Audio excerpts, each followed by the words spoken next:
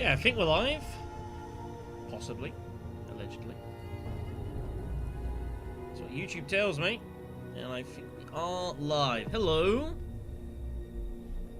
Good afternoon.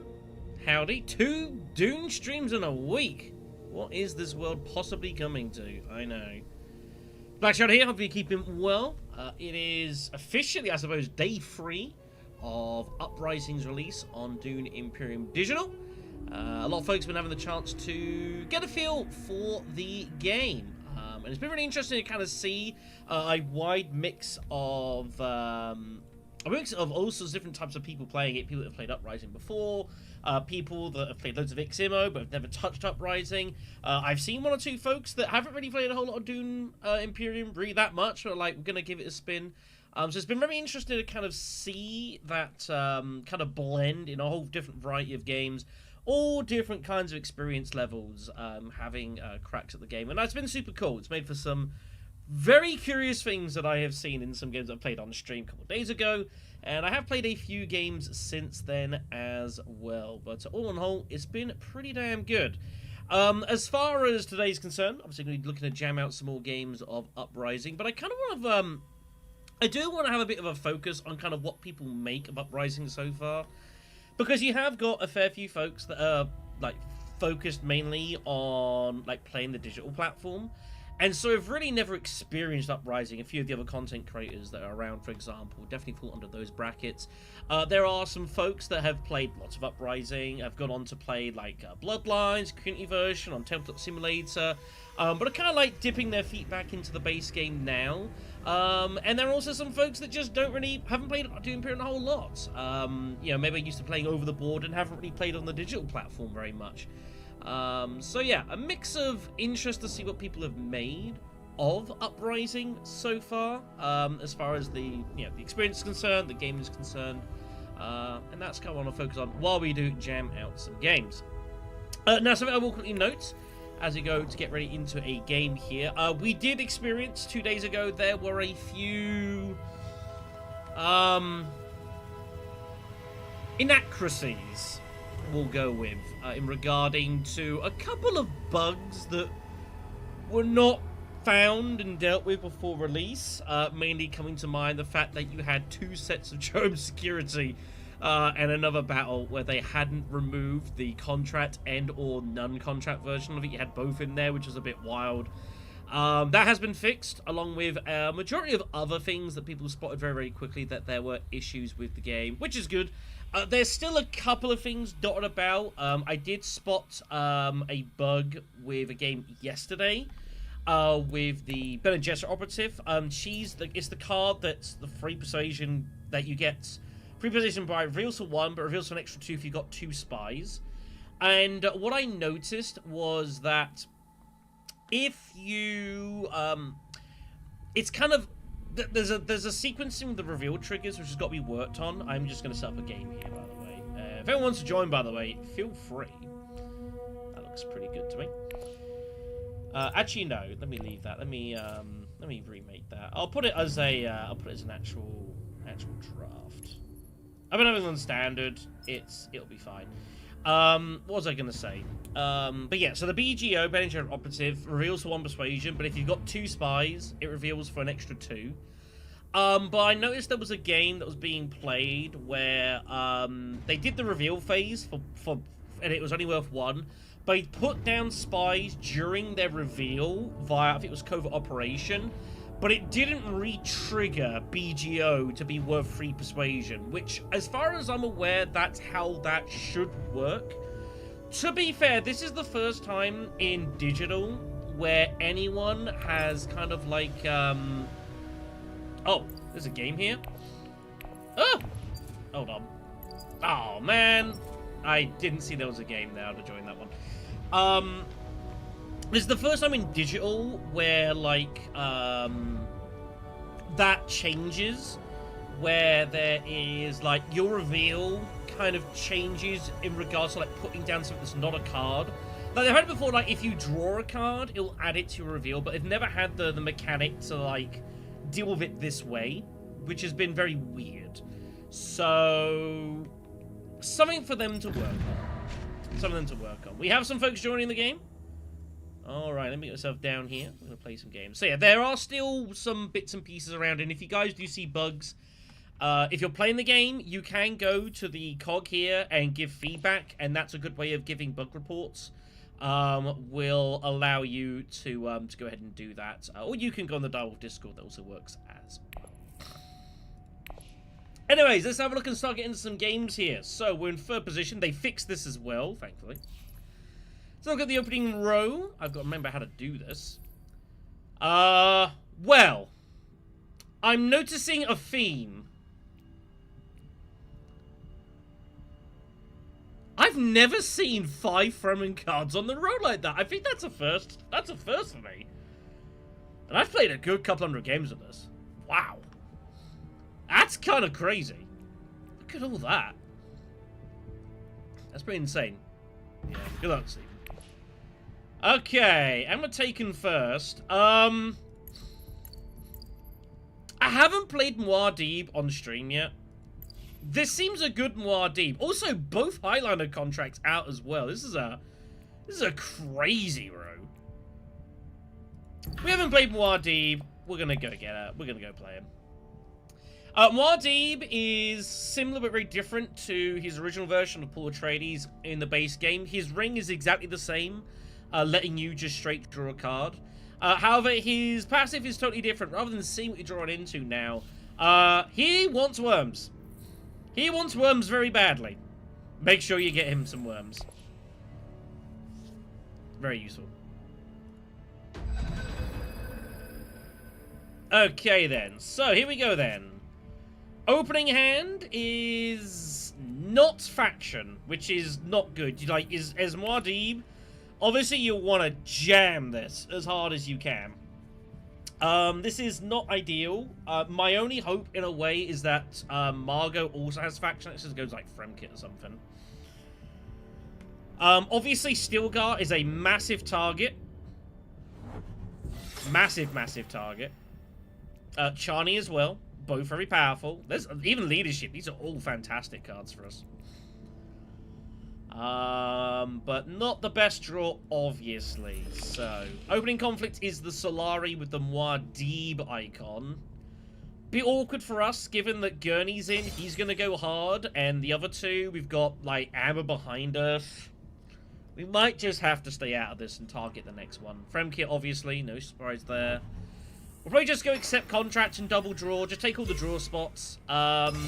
We can take, like, the troop liner contract. That can be useful later if we need a mass insertion of troops. Not much else to be doing here. Take the double draw. Try and pull for... That is 6. That is Stilgar. But we pulled our diplomacy while doing it, which is a little unfortunate.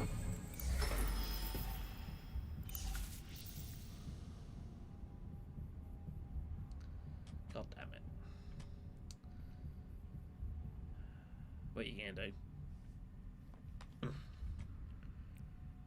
So we've got an interesting choice. We could just straight reveal for Stilgar. Or we can play and hope that we get to Chani. The problem is that they've both drawn.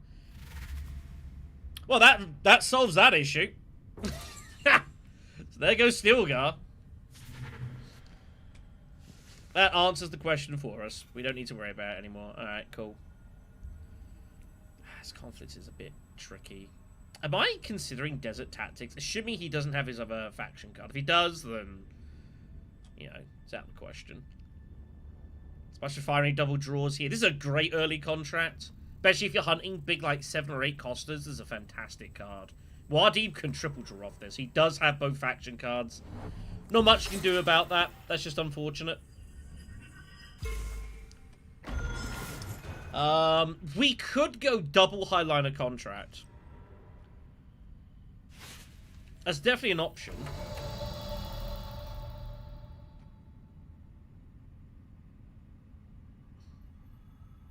Dutiful's probably okay. Clever Supplies would be alright. I don't hate that. We'll take the, I think we take the Spice Array contract. I don't think anyone's taking the Highliner Water right now. And we ain't going to be able to use it for a little bit. So we'll take the more immediately useful contract. That gives us some options. We can do some cool stuff with that. But yeah, not a great opening hand for us, sadly. But we'll make it work. We'll make it work. Paracompass is out there. Leadership's out there. I don't mind either. Charney. He goes leadership. Makes sense. Charney is still a fantastic card for us. Just for either conserving troops with the retreat functionality or to, you know, get extra intrigues when you do get the worms in. Paracompass is also a nice card as well. I'm not gonna lie.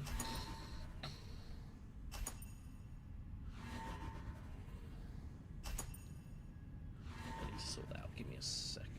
1 second. Apologies.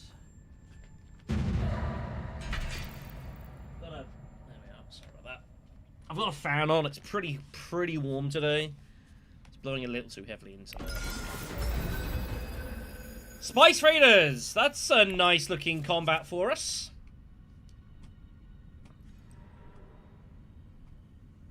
Gurney Halleck does not draw city access. He misses.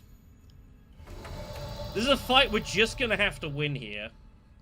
We need to win it as well so we can take the bump and get to Siege round 3. Withy went straight there. I assume that means he has no access to Siege. I can't be sure of that. This hand is also pretty difficult. Lot of faction. Yeah, like, well, I don't know what that was about. That was a curious choice. I think he must have Siege access and he just forgot it or something. I don't know. That was strange. We go Frem Kit, or we go in and fight for this. I think we're kind of forced to fight for this.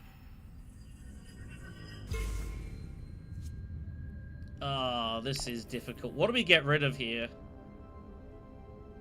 I think we get rid of the dagger and hope that we can use Dune Desert. Did he use his ring? He didn't use his ring. Difficult spot. I think we're basically forced into this. There's not really a whole lot we can do. We needed her or this. We needed like one of these two cards in our hand, and unfortunately we didn't draw it. We'll see how we go. We might not win the battle, but I can at least threaten and try. If he's got his ring, he's got his ring. He has already trashed his first dagger. Yeah, he's got his ring. Okay. He has his other dagger then in hand. We can't win the fight, which is pretty bad for us. Not much we can do about it. This is like the perfect start for Gurney. This is exactly everything you could ever want. So, let's go take... Oh, that's not a bad pull. That's actually very useful for us. Okay. Let's go take the other Highliner contract. So we are doubled up on that. That helps limit the damage. Because this is looking really bad for us. That makes us better. We can retreat a couple of the troops and save the strength. So we can still get second place.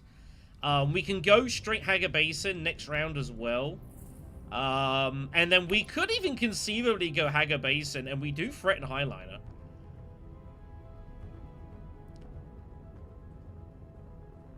We can see how we go.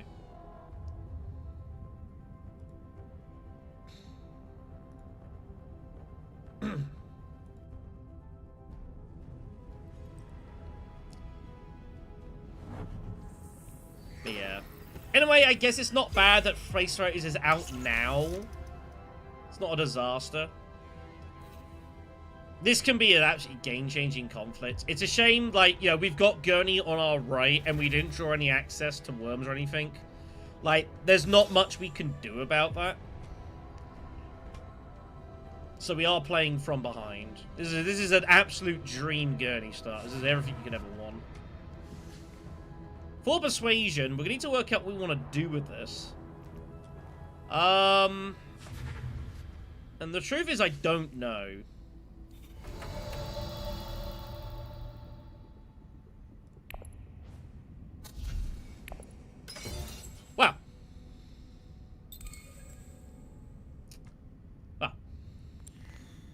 probably put the spy.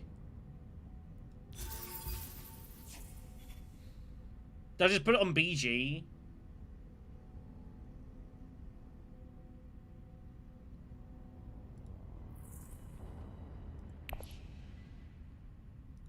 Let's put it on BG for now. I kind of want Unswerving Loyalty as well. Unswerving Loyalty is I think an actually fairly decent card for Muad'Dib, because you've always got a bit of card drawing ability, and this pairing with like Charney, really, really cool. You can get loads of strength on reveal. Or you could like put in 2 troops off of like a Frem kit, for example. Use Unswerving to deploy your third, and then use Charney to actually retreat the troops. So you're gaining strength, but saving troops. You do a lot of really cool stuff with her. BG Spy is also good as well, because that's a place that Margot obviously very heavily wants. Could put it up here, but we have no money. So we're not really getting to any particular time soon. So I think just taking the BG spot is never a bad move. It's always fine. So yeah, we'll take Hagar Basin next round. That's going to give us 5 spice, and then we can kind of assess the situation and see what we want to do. Gurney's now exhausted at least, which is good. Arakeen is the fight.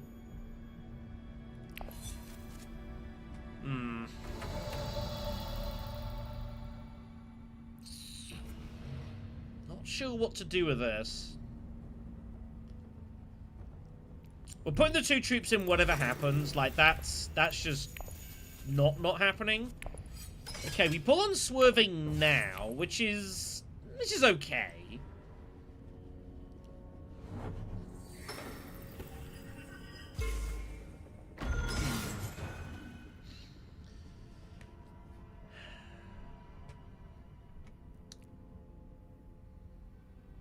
Could Highline. Could even go like Sardaukar or something. Could start getting involved in espionage. Double drawing. Finding Charney would be... Charney would be fantastic finding to reveal. Again, we'd be able to put in the 3rd troop and then retreat troops and keep the strength. That'd be super cool here. Against Stilgar, we're not really going to compete properly. She's going to go all in for this because it's Arakeen. This is the combat she wants. And obviously getting Guild Spy going would be nice, but we don't have enough persuasion for that right now. We could also just go Spice Refinery and double draw. That can't be a bad move. Not using Diplomacy's not great. You kind of need to use a faction access whenever you've got it.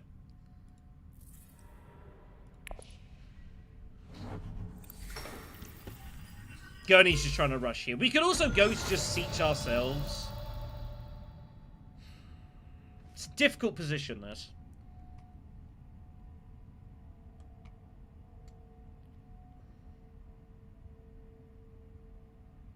Problem is we're not going to beat Amber the Swordmaster. Because she's going to get 3rd place here. But I can try and be 2nd. But then she can just infiltrate Refinery herself. But I've got 4 2 persuasion cards here. I think I'd be stupid not to. We can even take that junction and just reveal for it. You know what? I think this can't be a bad move. We do find Charney. Okay.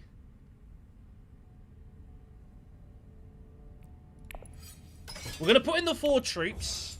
Because also the other thing you can do with Unswerving is you can deploy or retreat. So we can have 4 troops in the combat and retreat to 1 and have the strength for 3. We can do a lot of really cool stuff. Like this is a really, really fun combination of cards. Makes you really hard to fight in combat. Really tough. It's like Amber, but like on overdrive. Junction Headquarters is not the best card going. It's not easy to get the Alliance, but it's a pretty good reveal of your battle. Revealing for a Water and a troop is really powerful. That's like fantastic for Worm Fighters. So Junction is going to be a good card for us just to have. We could also just go Public Spectacle as well and use that along with Guild Spy. That's the other way of playing this.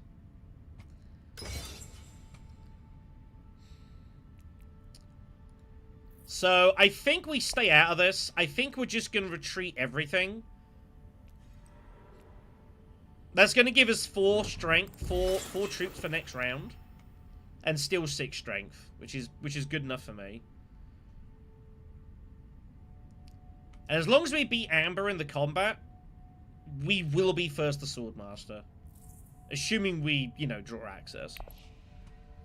That's the plan here. Because we get 1 recruit, and then 3 retreat. And we still stay at, what, 7 strength? That's really strong.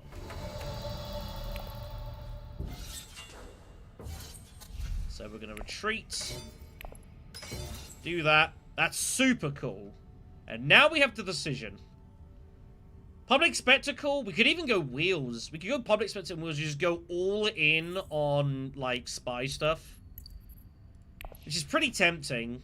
I mean, Gurney's on our right, so combat's going to be really difficult. We're never getting to worms and such. I generally don't like buying multiple cards. Tough call. But I feel like this is the way to go. That's what we're going to do. Gonna go spies. I'm going to try and isolate that for ourselves. We're still going to be drawing a lot of cards as well, but we've got to get the Swordmaster pretty quickly here. But yeah, look at that. 1 troop, 7 strength. That's very cool. Very cool. And now, you know, Margot's exhausted as well, so, you know, lots of cool stuff here. We're going to have, like, 5 garrisons shoot and we get 2nd place. Like, that's enormous in this game. Coordination. That's a scary card. 8 Persuasion. He will go Junction Headquarters, I imagine. He should do. The Junction Headquarters is not an easy card to actually use. Goes Rebel Supply. Interesting. Like, it looks good, but having the intrigue and 2 spice turns to the point is a little bit tricky to find sometimes. So, you know, it's... Gotta be a little bit careful about this card. It's like, okay. These 2 are tied. So they're actually not even going to get anything for the combat, which is pretty wild. Amber, unfortunately, already has the 8th coin, though, from her ring, which is a shame. We can always espionage and put the spy here, though. That's certainly a thing we can look to do. Trade Dispute is next. It's a big worm fight combat. It's pretty good for Amber, actually. That's a really good combat for her. This is our hand. It's not great. I think the answer is we're gonna have to go espionage, spy here, just to infiltrate. Like, we kind of got the Swordmaster when we do. Yeah, he will do, but we can always infiltrate. That's the thing with spies, like, and the fact we've got guaranteed espionage. No one else really has a way of producing a spy here. No one's really got particularly any spies. Maybe occasionally Gurney goes here, but I don't think it happens that likely. He wants to go here and then to shipping. That's what he wants to do. So we can definitely get our Swordmaster. We should be okay. And because we have multiple cards that reveal for spies, we can probably reveal and get a spy back here. Also, we just pulled our ring anyway, so that's pretty cool. So we can draw more cards. But yeah, obviously we want to do this, and then we're just going to go heavily on spies. That's kind of the plan here. Shield Wall is gone. Amber's just straight breaks it now, because she's going to, she's going here. Or should go there.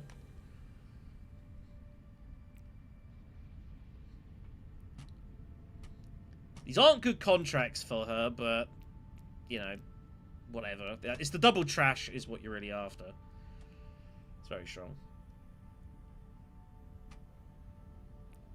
But yeah, anytime we pull Chani on our own, though, is not as great. That's the only thing, like, we'd only have one other Fremen card in the deck. So there are going to be times where it's going to be a little bit difficult to use it properly. All three of Margot's spies are on cities now, which is not really ideal. But hey. Gurney will ship. And then we should be able to get a fairly cheap third place. Only person this matches is Amber, because she already got the battle match, didn't she? She did.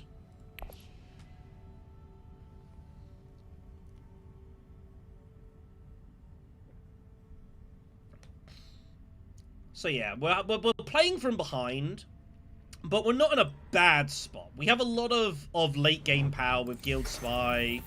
We've got the double Highliner contract as well. Like, we have a lot of power ready to go. We just kind of got to make it work. So we get this. We get it for the discount, which is nice. Ah, we pull the dagger. That's a bad card.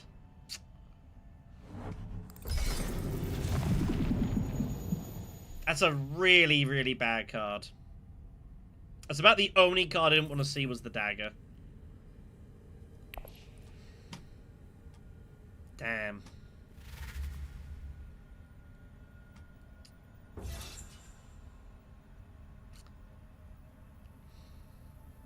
Now I don't know what to do.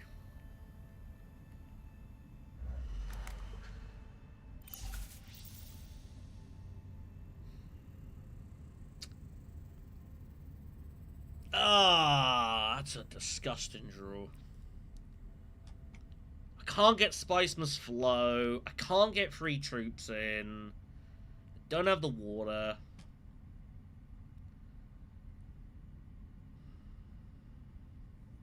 That's just a really bad draw. We could go accept contract. Try to pull Unswerving or any of these cards. Problem as well, this hand as well, next round is terrible because we have no spies out, so I think accept contract's the way to go. Like, getting third place here would be nice, but it's not really... The alternative is we go, like, Spice Refinery, which we could do.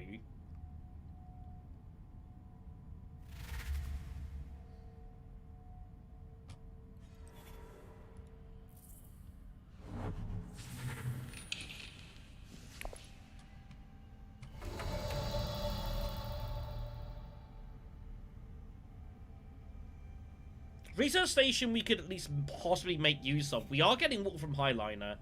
And Research Station's a good spot for us because we're not getting worms this game.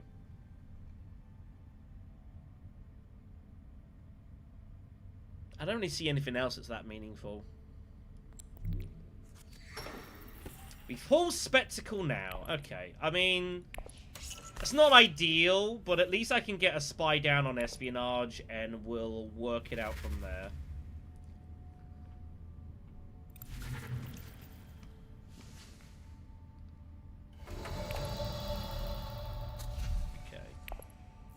Get that there again. Get that reinstated. Do I just take Junction for the reveal? I think the answer is yes. Alright.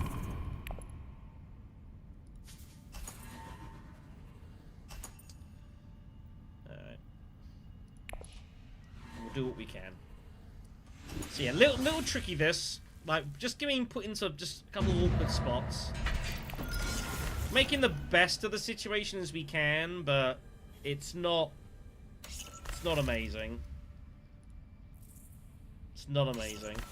We've got good cards. We just gotta make this work.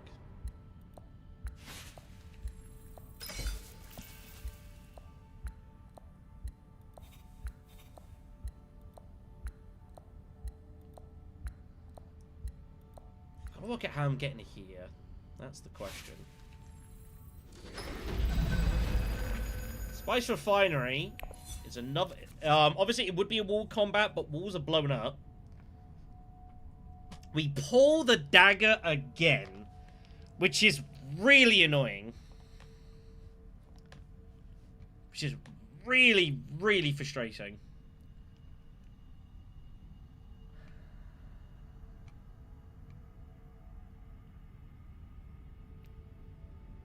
Is this High Council round? Refinery High Council. We can get troops in while we're at it.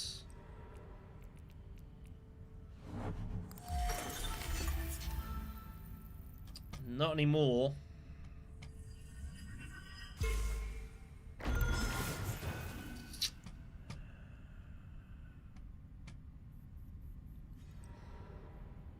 No, not anymore. Alright. We'll just have to just espionage double draw and we'll work it out.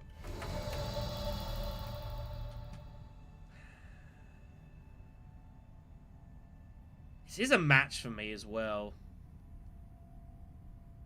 Maybe just go Arakeen. Arakeen can't be bad. Arakeen I think's okay. Yeah, let's go Arakeen. Let's get some troops in. Pull our Signet Ring, which is not bad. I'd rather reveal Wind Wheels than actually play it, because on playing it's not really doing a whole lot. And this is a fight that, again, we could do with winning. It's a match for us. The spice we need for Highliner. The spy we can put down on factions. And we can just start going all in on that side of things. But we have to, yeah, we are playing definitely from behind. We've got the components. I need to get some cards trash as well. I got rid of the one dagger. The problem is you need water to trash, basically. I can't imagine Gurney is going to lose up. The problem is Gurney does have his ring, and that's awkward. But I can't imagine Gurney losing his mind trying to beat me in this combat. It doesn't make sense.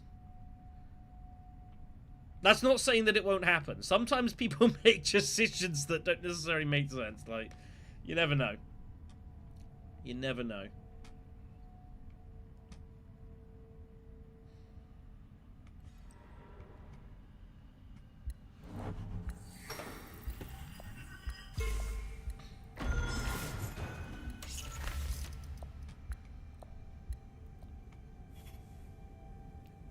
Much friendly water is not nothing. There's the troop. If we're going to get more troops in now, we have to go Basin. Which I can live with. Pour diplomacy now. I mean, I can put a spy with wheels on here and just public spectacle it. It's not terrible. Yeah, guess it is what it is. Guess it is what it is.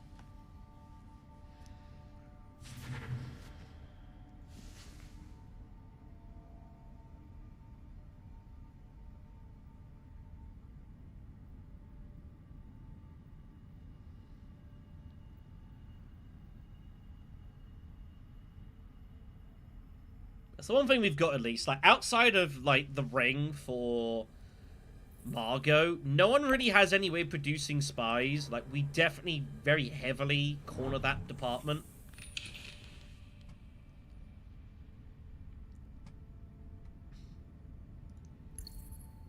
Oh, she bought Subversive, so she wants that alliance. She's going to target that. Let's see if Gurney really badly, really wants this. I can't see why you would. It's also hard for him to deploy. There's only one place he can go that he deploys from. And I don't know if that's a place he wants to be visiting right now.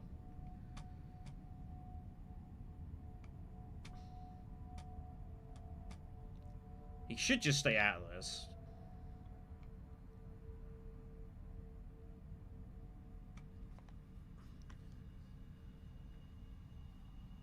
But again, sometimes people make curious decisions. Yeah. Yeah, that seems totally fine. He just wormed the next fight. Cool. So we've got a couple of choices. We could go Fremkit ourselves. We could just go secrets. I mean, secrets is fine. We need to get some intrigues in hand because we're not getting intrigues off of worms. We'll leave the spy there. I don't need to draw. Pick up special mission, which is not good for us, honestly. That's kind of a bit of a blank. That's doing very little for us, actually, that. That's a pretty poor intrigue.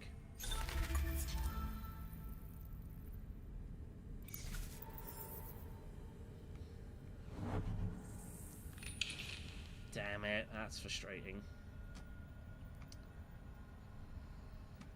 That's very annoying. I needed that for spectacle.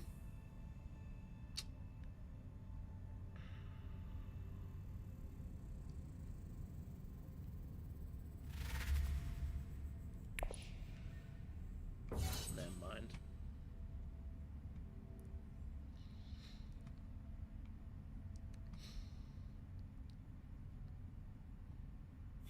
Might just be reliant on just finding diplomacy round 7. We will be first at round 7, so as long as we got the spice, we can get there. We'll put this on here. Game. Yeah, thank you. Give me a sure. That's fine.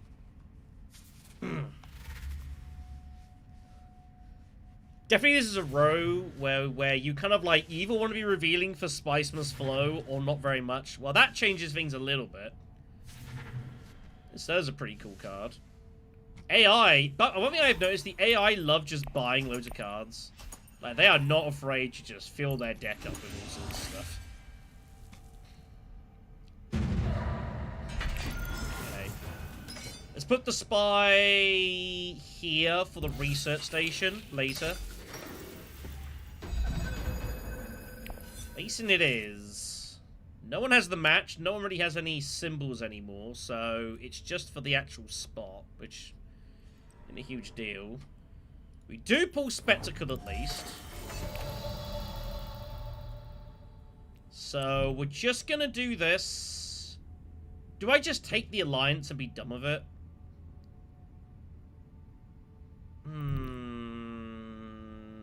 I'm meant to be playing around Guild Spy, though. It doesn't make a whole lot of sense. Let's not do that. We will recall for the double draw. We also need to recall, obviously, for the bump as well. Put the Spy back for now. We could conceivably take the bump here and try and find ways of making Privilege work. I don't entirely hate that. Yeah, I don't entirely hate that.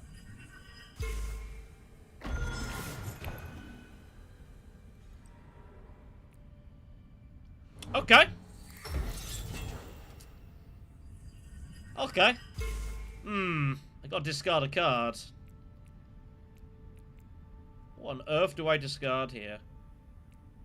I guess I just discard Dune, because I'm gonna play Charney for something.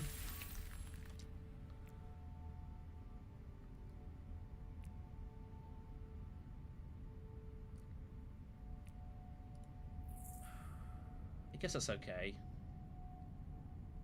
And I do want to draw because we need to have Diplomacy on our hand next round so we can just rip in the Highliner. So Doom can go. That's okay.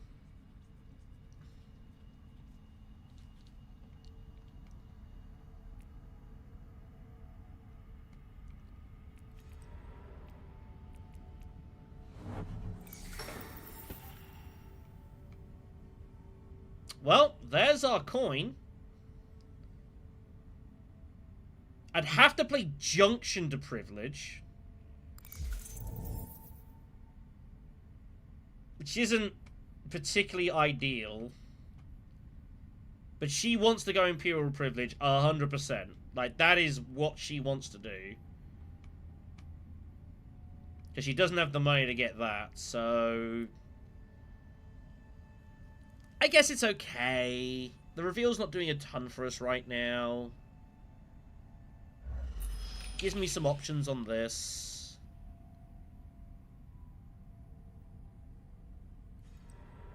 And I do want to get rid of this intrigue. It's doing so little for us.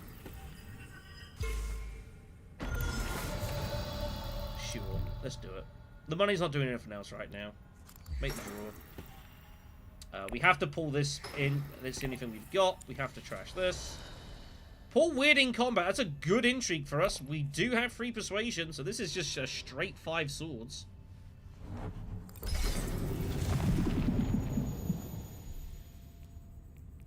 Pulling the dagger is not great. I can't lie.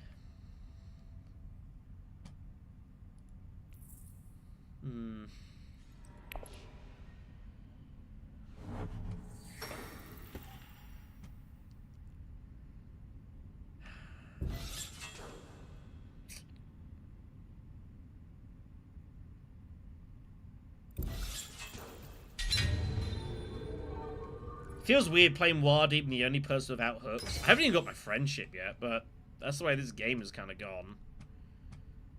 Basically playing without a passive.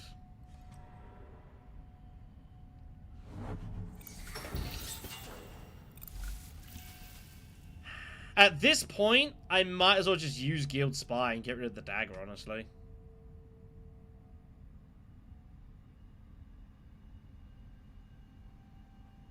Because I can use this, I can just go there straight and get free money. And I can send my ring or prepare the way here after we highline. And I need to get this spy cleared up anyways. But then I'm losing access to Research Station, which I do need. And Research Station also just gives us the free money we need. But I might not get there in time.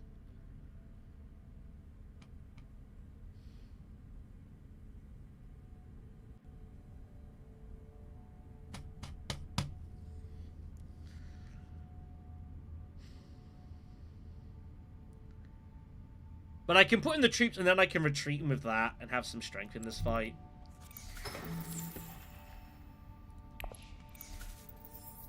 Get rid of the dagger. Oh, no way have I pulled the diplomacy now. Oh my god.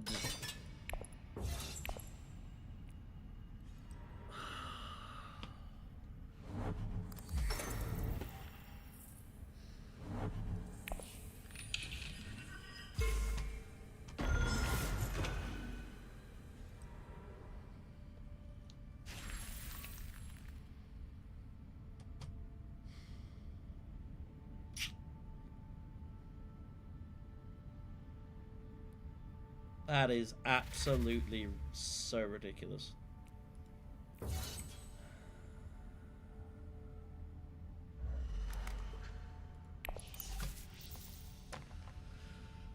Oh, man alive. Right, the only move we've got now is to go espionage and put the spy here.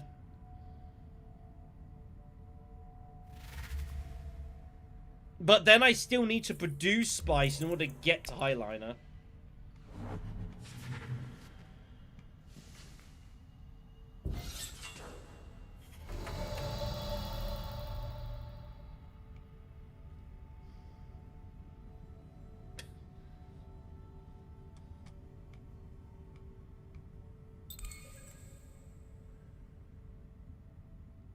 Where am I getting the spice here?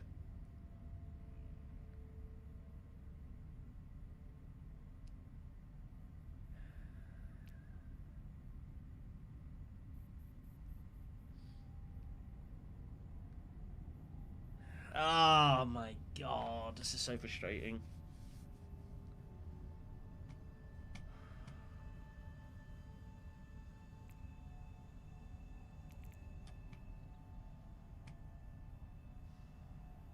It's gonna have to be that. I don't see another move. I'm just gonna have to produce a spice somehow. Gives me the alliance as well, which I do need.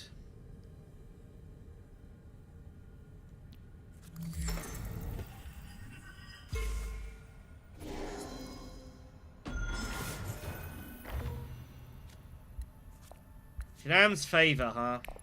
That is, It's a troop, basically.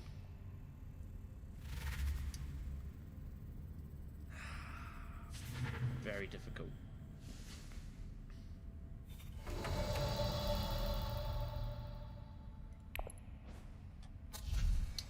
I can retreat the troops, but I don't actually get any strength in the combat because I'll have no swords. I might as well just leave it in just to deny him the water. That's fine. 6 persuasion. I'll take 1 prepare and we'll call that a day. But that was a terrible time to pull diplomacy. It's about as bad as it gets.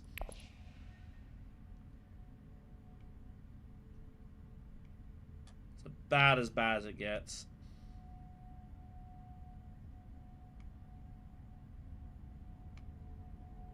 If he uses swords to win the fight, to like beat me, it's swords we don't have to worry about next round, because he's the dude with the garrison.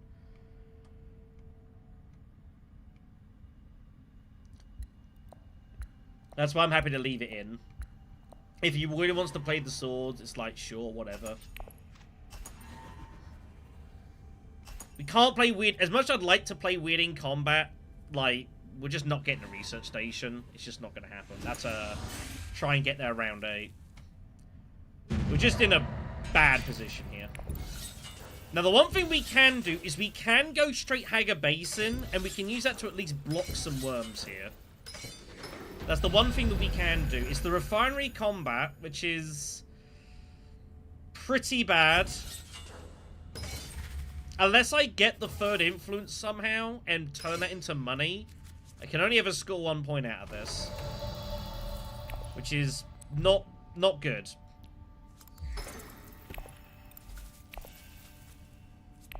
So let's do that to block the worm. We get the bonus troop out of the refinery, which is a bonus.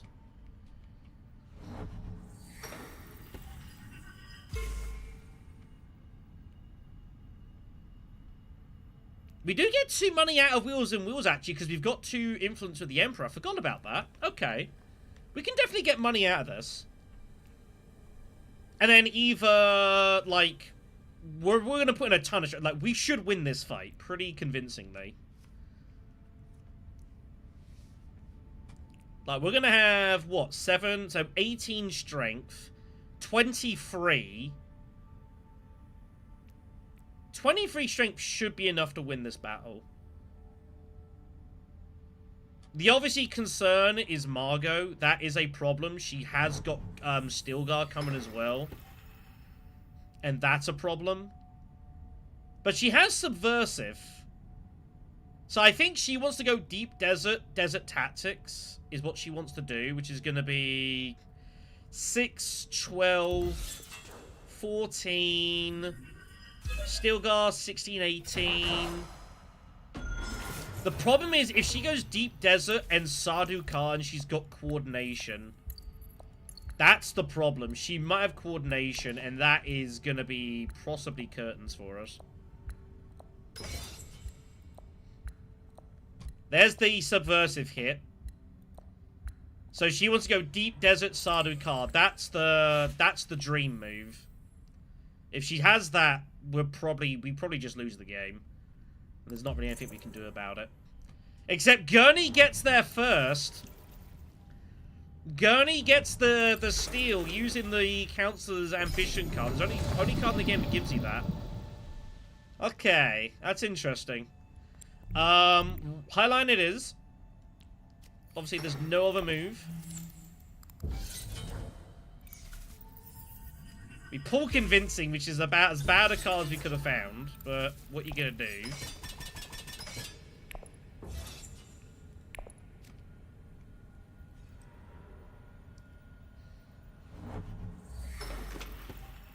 Well, there's Wedding Woman value from Matuli. I respect that.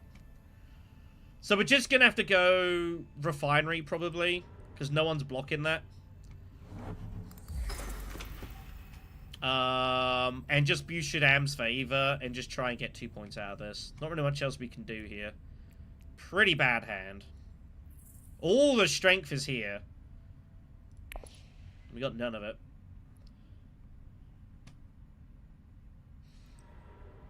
And we just have to hope we win the fight. He has no intrigues. I don't really see how we can lose this fight. It would take something pretty crazy for us not to win. We will sell, because that gives access to maybe some privilege in the future. Look at this double weirding woman! I respect that. Alright. But we should be good. With weirding woman, he might have leadership for swords, but we've got 5 swords in hand. Like, if he somehow got 10 swords here, I think you just shrug your shoulders. I don't know if he should have gone this heavy for this fight. I think that was a mistake. I think he should have known I was gonna... Once I've gone here and I'm just highlining all day, I think you're not meant to go this heavy. Unless he has some super secret trick that I don't know about.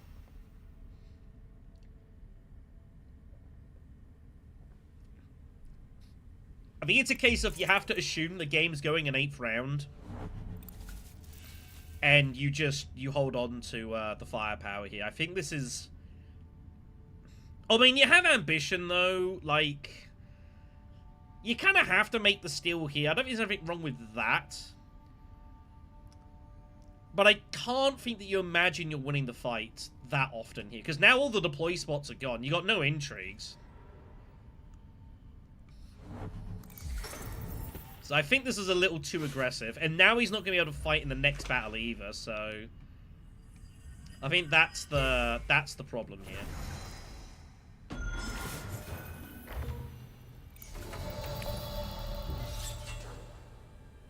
We're just going to buy the repairs just to get them out of the row, so no one else can buy them. We're never going to see them. The game almost certainly ends next round. 9 persuasion revealed despite the fact that Prepare Accomplice was revealing for nothing. Because she hasn't got High Council seat. That's pretty cool.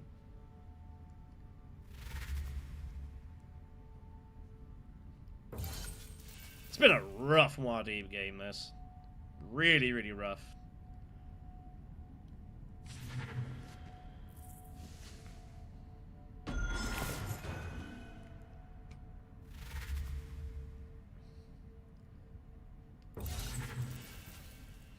And Stella comes, but it's a bit late.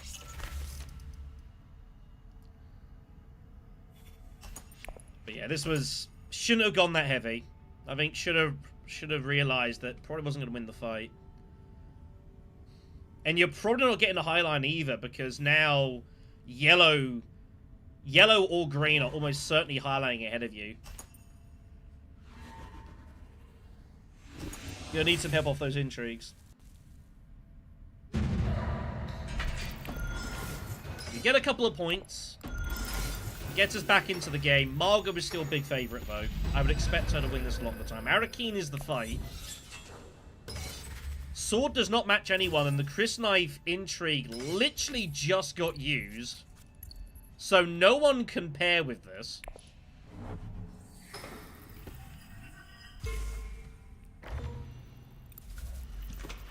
We find Spectacle. The consideration here is we use Spectacle just to get the alliance.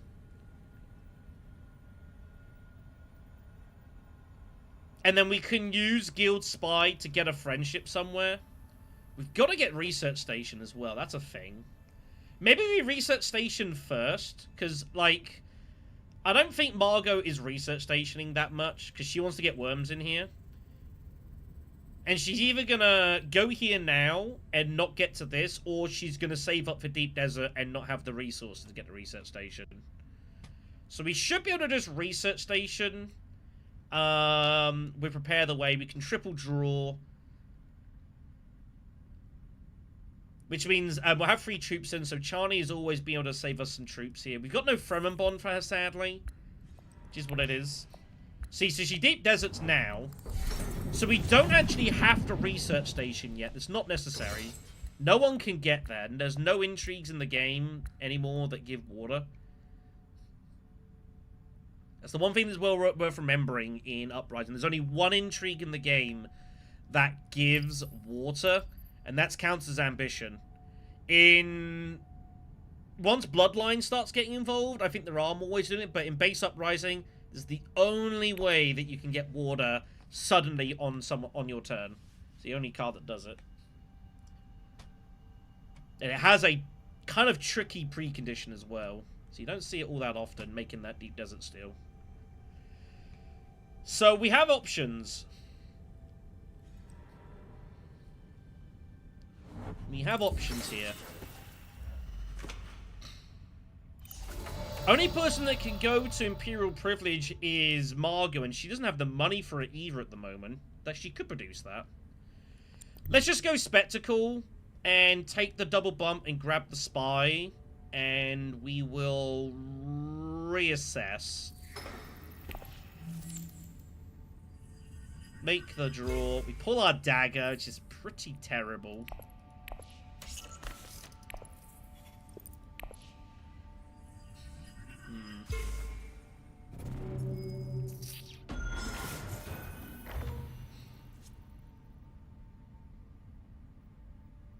I think we spy this, so we get access to this. I mean, Weird in Combat is a card I kind of... I'm not a big fan of going Privilege unless you have the intrigue to spin as well.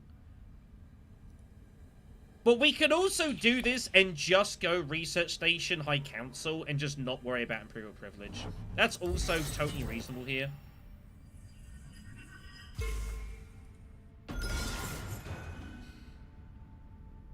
Or we could go Diplomacy to, like, I don't know, deliver supplies or something. I'm not entirely sure. We have to end the game now.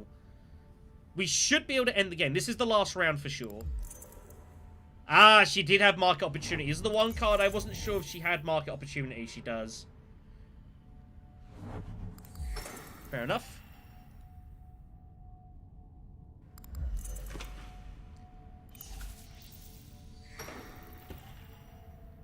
So we'll Research Station, and then we'll see how it goes. We could Research Station with Charney to produce the extra intrigue, actually. That actually is probably better, rather than getting the extra draw. Because her reveal's not really doing anything. This is going to be the last round. Like, basically guaranteed. So we'll do it with Charney so we can get the extra intrigue as we go. Prepare the way. Diplomacy? We find Diplomacy. Questionable Methods is found. That's +5 swords, because we're not going to get both friendships. So we have 10 swords in hand. Unfortunately, I can't use Diplomacy here, because I'm not going to be able to get the, I can't get the Spiceless Flow if I do. So that's a little unfortunate.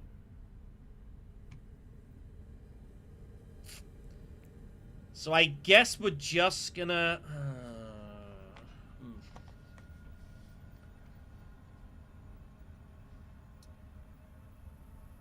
If I go Privilege, we draw Junction, and then I can play Diplomacy to deliver supplies.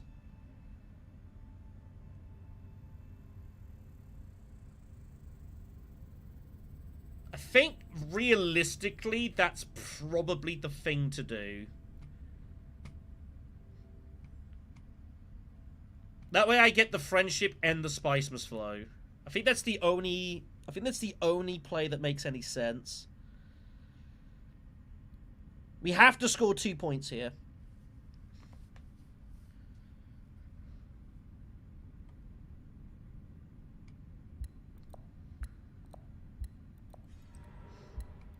Here's the Sardaukar. This is the move I mentioned earlier. As a Margot probably should win this, but also it's hard for her to score 3 points here. Because, like, this is the double spy lift combat, so you can't double this reward, and no one has spies out, so, and no one has the Cryst Knife. This game might go another round.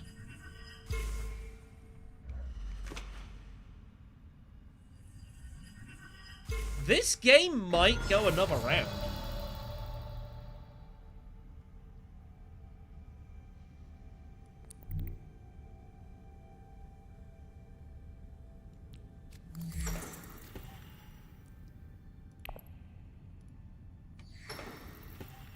Do I ditch questionable methods then?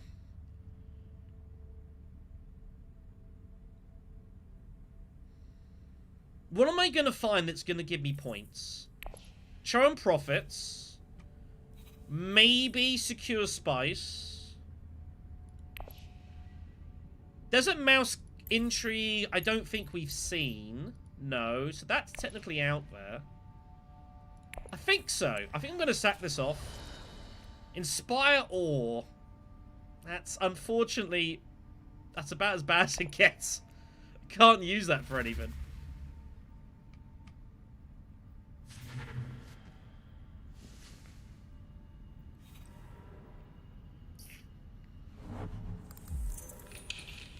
Oh, she's got... Ooh, okay. All sorts of cool stuff. Did she just... What? She has to lift a spine to do that? Was that a... I don't know.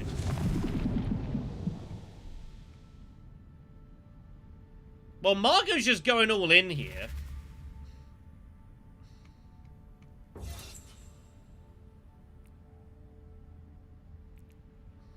I mean, it's fine. I didn't have any extra bumps to chuck away. It's okay. Let's go get this. Ah, that will end the game. I think it's fine. I think we just do this. Yeah, actually, it's a good point. The game's ending. I don't think the extra sword's gonna make a big difference. I think we have to just go to 10 points, close our eyes, and hope that we're, and hope that we win. I think we get second. I just don't see how people are scoring 3 points off this conflict. It just comes down to end games. She might have Secure Spice. That would be pretty bad.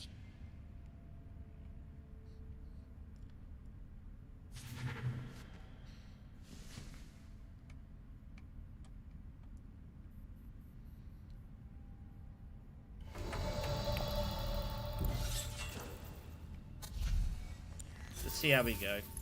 Hopefully we win.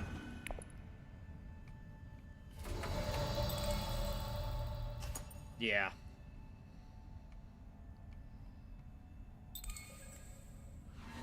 It just comes down to endgames here now. How many swords has he got?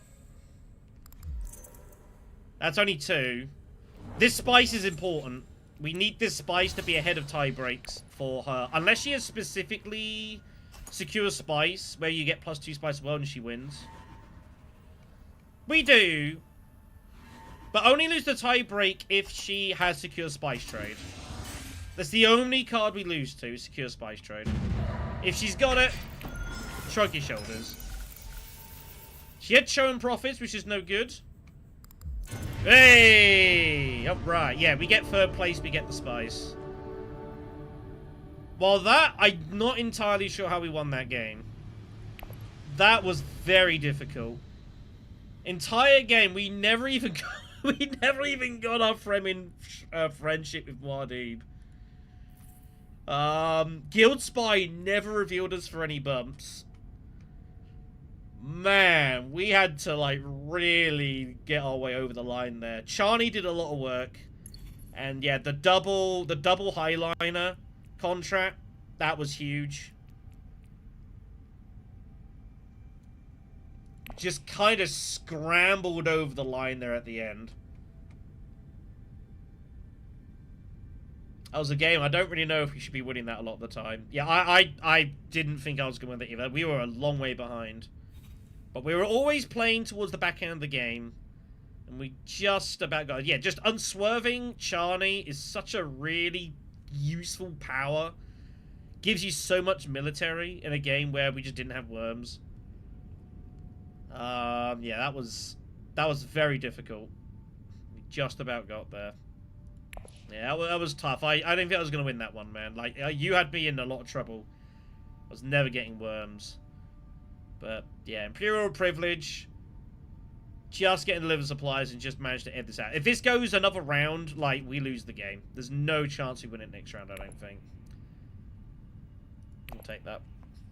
You played alright as well. Like, it was a tough game for everyone. No one was in a great spot. It was tough for everyone.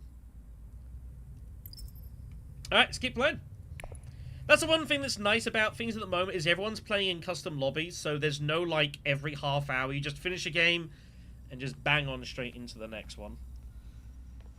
But yeah, my advice to you is do not play Muad'Dib and don't get your Fremen friendship and don't get worms. That is not a suggestion. That is not a way you should play Muad'Dib. But we managed to execute Plan B just about. But man, that was ugly. Alright, third position. Interesting choice of leaders. What do we got in the row? Oh, we have interesting things. Calculus of Power. Treacherous Maneuvers out there as well. 2 Treading Darknesses is a bit awkward. And the Spy Network. Okay.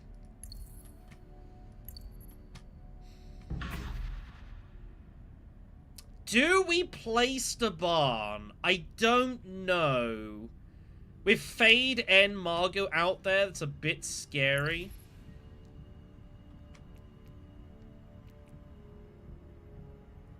Also, some of the areas are treacherous and we lose Calculus of Power.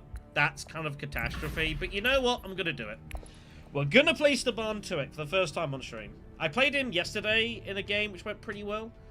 Staban is not easy to use. Very strong, but has a lot of drawbacks. Starting with, you have no diplomacy. You have a 9-card deck. So you've got to be looking at what are you going to do in regards to getting your faction access and your friendships. Because you ain't winning the game without it. But his ring is super cool. Put a spy wherever you want. If you put the spy onto a land red space, you can transfer spice into money. Very powerful early. If you put it onto maker spaces, then whenever someone goes to, like, worms, you get a spice. And towards the back end of the game, if you're lucky, you can send your spy to faction spots and pay a couple of Solari for a ring, for an intrigue, which is also not that bad. Let's see how we go. Opening hand is pretty good. Remember, of course, you have a 9-card hand instead of 10, so you are slightly more likely to see this. It means you're also guaranteed, whatever you buy in the first round, you always have a chance of pulling it second round, and that is important. Working out to do with your Seek Allies card, though, is not the easiest thing to identify. Like, Fremkit you can obviously do, but you're not really getting to here. I like going to deliver supplies. Shipping's a good spot for Staban to go. Getting that second water is always useful if you need to go like a research station urgently. You know, I think the water's pretty decent. You can also save it for espionage later on, but, well, we've got it now. We should probably use it. You could also, in theory, also go for an early desert tactics. Use that to, like, trash a dagger. That's also not a bad option.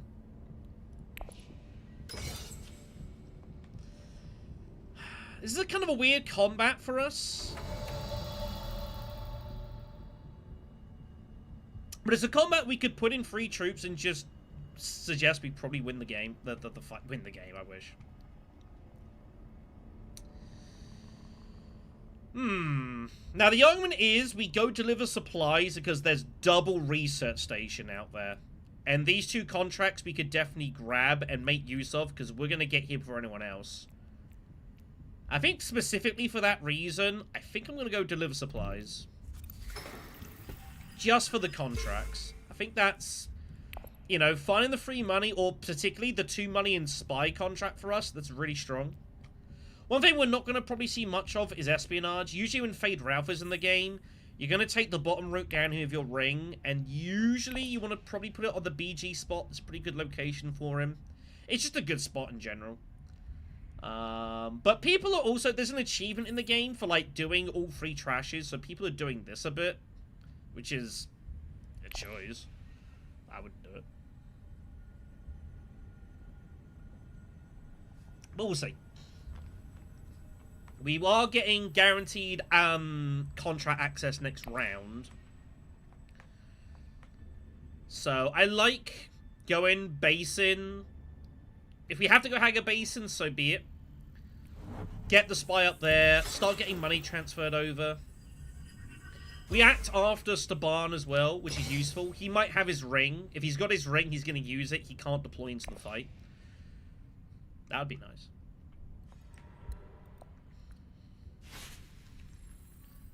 Yeah, I appreciate Monada. Yeah, that was tough. Okay, so Shaddam goes contract instead. He'll probably take this, I would imagine.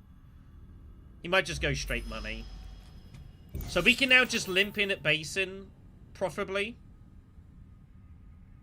And make the transfer here. Also, just going Haga Basin is okay. Nothing wrong with that. Yeah, Uprising Immortality, some people have said is alright. I've honestly never played Uprising Immortality. I think Uprising X just has no place in this game for me. I just, like, if you want to use, like, Rise of X, just play base game. Uprising is not designed for it remotely. I don't care what anyone says. I think it's just not the right experience. It's just a mess. But Uprising Immortality, I've heard some people say is alright. Okay, early spice refinery. Okay. Interesting. Not interested in putting in any more troops, which is also interesting, and I'm okay with that. Now I'm kind of tempted to go here, honestly. I've got my other recon access in my hand now, though, so I guess I just do it like this. Sure. Make the transfer. Get the money. Oh, we will put the 2 troops in. We've got to get this money here. It's pretty important for us.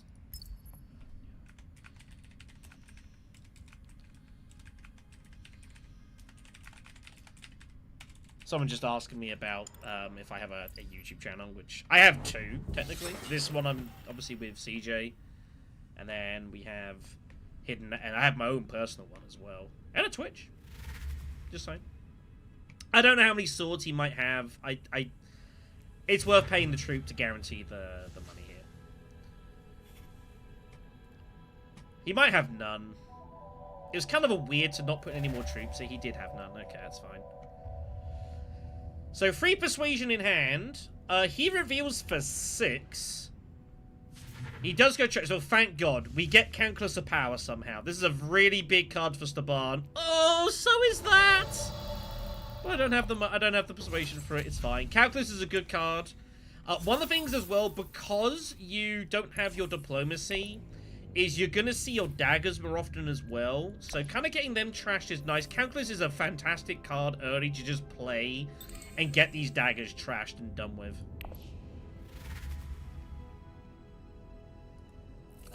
So that's a decent thing to be looking to do. Wait a second! Staban? Oh, Staban took his own contracts. He didn't take the research station ones. He's just taking his Sardaukar ones. Okay. My bad. Ah, they're saying, oh, that's nice. You watched all my top 5 series. You should do that, by the way. Sorry about that. Yeah, I think the top 5 series we got is pretty good. We find reconnaissance. So, we don't have the spice, unfortunately, is the problem. Imperial Basin is the conflict. So, we have choices. We could definitely go accept contract to take the research station and just rip it in. The water would be good. We could use that to, like... We're not going to get the deep desert.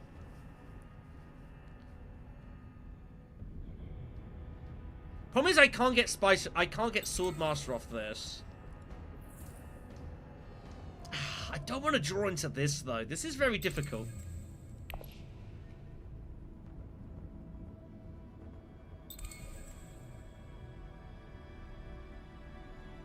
Tough spot. Or we take, yeah, we could just take the spy and get Calculus going. And just put that there. I guess we're probably going to get city access next round.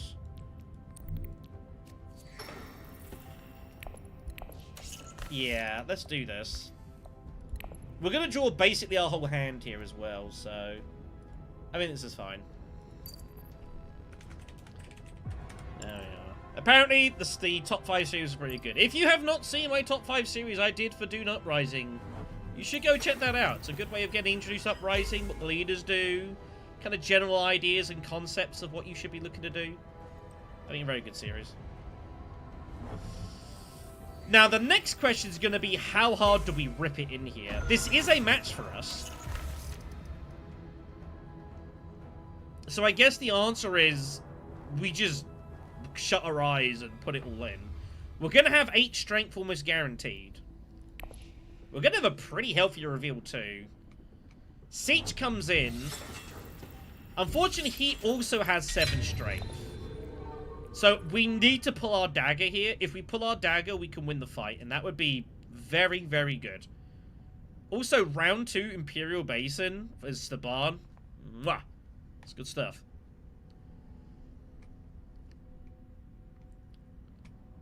You've not used your ring yet. Yeah, he's using his ring next round. Okay. So we need to get the spy here before Feyd plays his ring. So I think, yeah, this contract, I think this is the right call. Dagger! Dagger! Damn it! Ah, can't win the fight.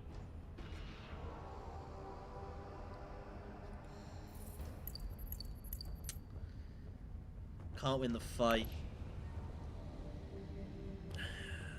Damn.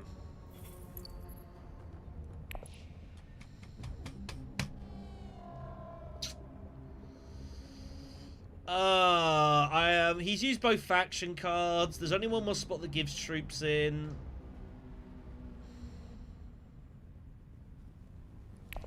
Ah, damn it.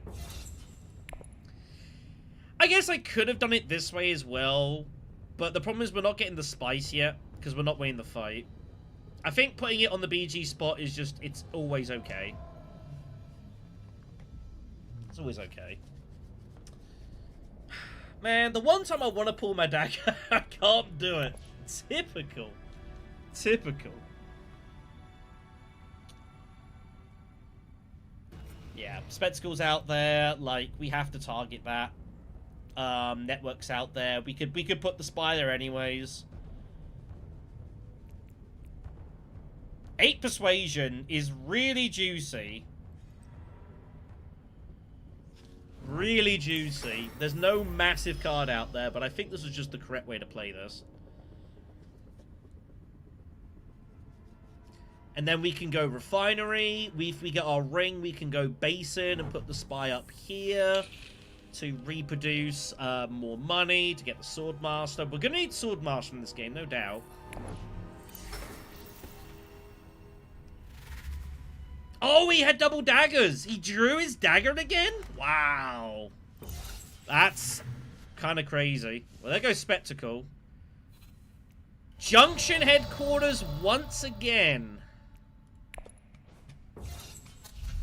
Junction headquarters once again. Spy network, we just got to take this. I think I put the... I'm basically guessing. I think we put the spy here, assuming I'm going refinery.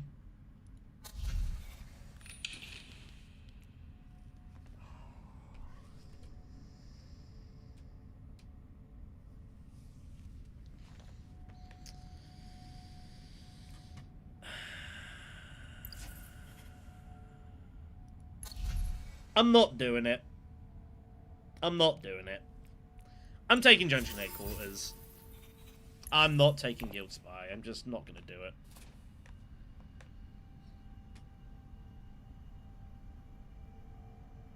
I'm just going to pretend I didn't see it. Unfortunately, Feyd-Rautha is 100% taking this card. And is 100% doing this, but I'm not going to do it. I just don't have it in me to do this. I just don't have it in me to do this. If Feyd-Rautha just stomps the table and runs everything over, then fine. Unfortunately, Guild Spy is going to occasionally put people in these situations where like, I don't want to take it and just do that. It's so not interesting. Spectacle 2 comes out. Oh my god, I'm not going to get either of these.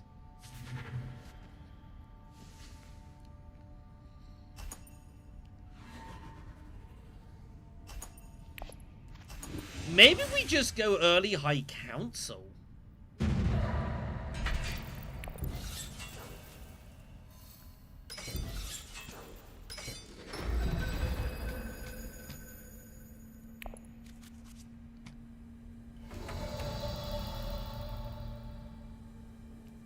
What is this hand?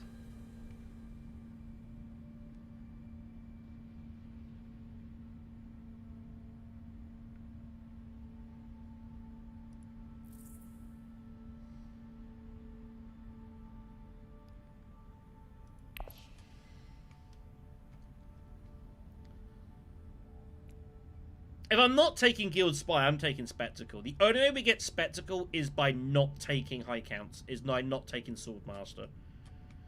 If we're not taking Swordmaster, we should probably just take High Council.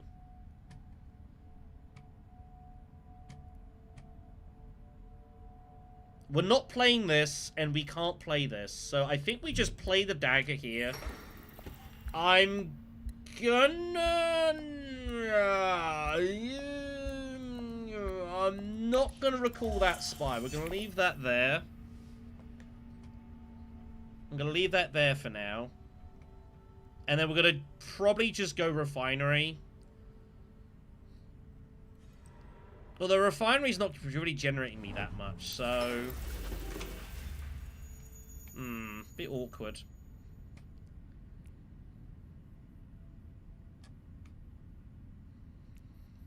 I could always just go to... No, I can't go... I could go research station again. We could also just hit... We don't have to recall the spy to play calculus. You just need to have a spy access. So maybe secrets, we just do that and stay out of this. This is going to be a bloodbath, this.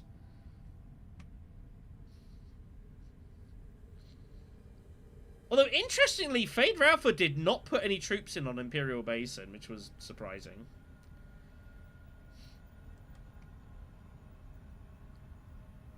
I think he's just going espionage. Has he got diplomacy? Did he... What was his last hand? I need to see what his last hand was. He's got Guild Spy.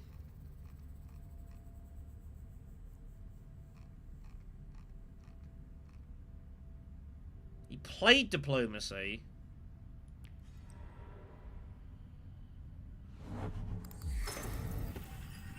Diplomacy's blocked, so we can't do that.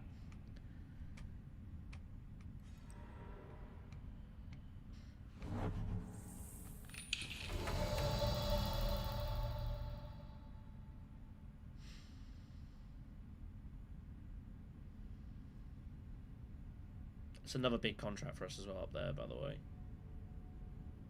Not that we can get it. Let's just... It's a match for us. Problem is Gurney's just going Hagar Basin. If he's got his ring, like, we're never winning this fight. I say that. We have got 2 swords. Oh, here's a move. We use Junction Headquarters to Research Station. And we have 1, 2 swords. And then we use Calculus to trash for 5. Is that the play? For a match and a contract? I'm going to do it. We lead the spy.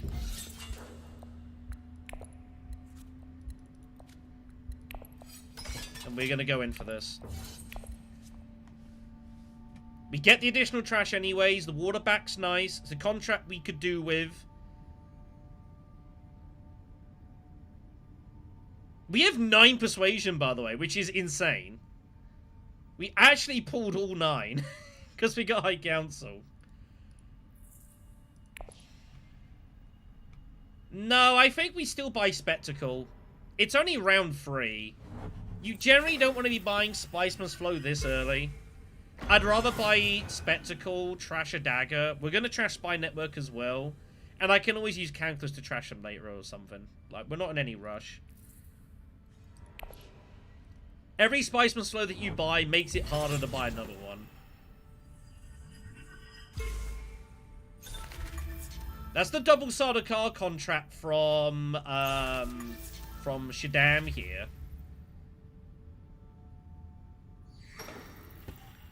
The problem is this is also a match, so now we have ourselves a real problem. But Shaddam might just be going Arakeen here. And I've only got 5 swords. There's nothing stopping him from Arakeening now. And just winning the fight. We now have problems. We're going to need to lift an intrigue and hope to God we pull some swords. Let's lift this. Shit.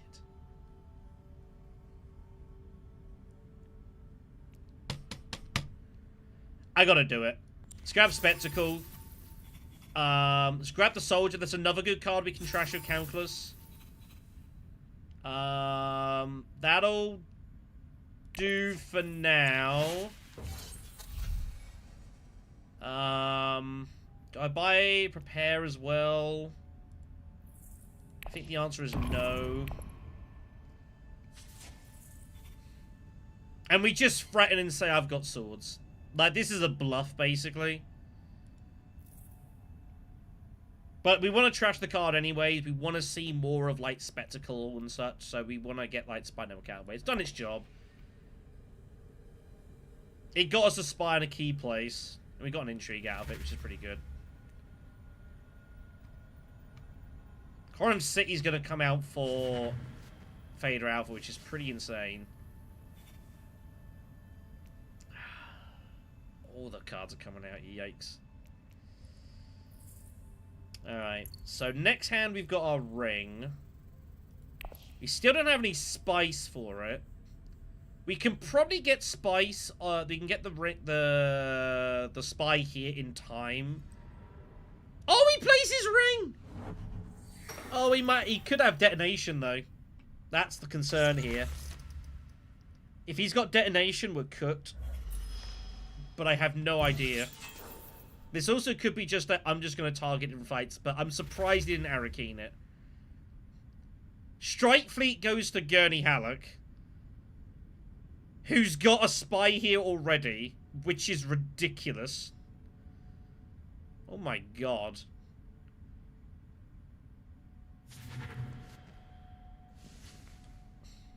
You just put it on Arakeen and call it a day.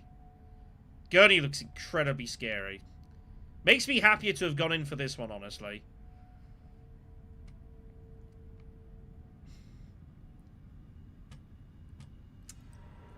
I think we're lucky that he played his ring. I think we're lucky he played his ring, because he surely had access to Arakeen here, right? He definitely did. But he gets Stilgar. And he just, hopefully he doesn't, detonation is the one card we don't want to see that lets you deploy up to 4 troops. That would be very bad. But look at all this combat strength that's coming out here now. Okay, we win the fight. Thank God for that. Thank God for that.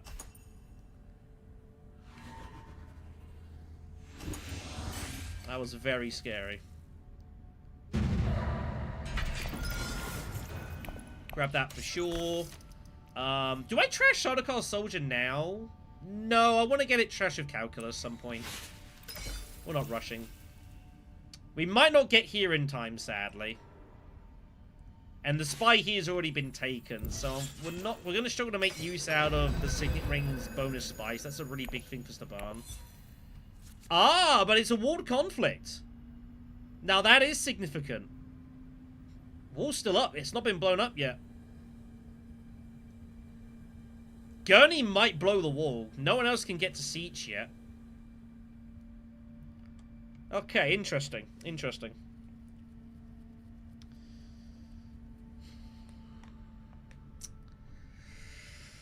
Still no way for us to get to Swordmaster, though.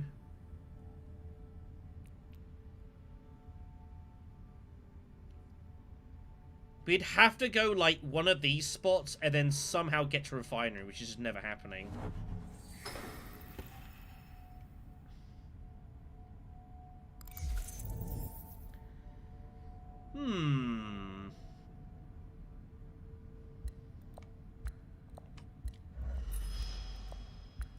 There's other trades out there, by the way. That's a huge card. I don't think we get there in time, sadly.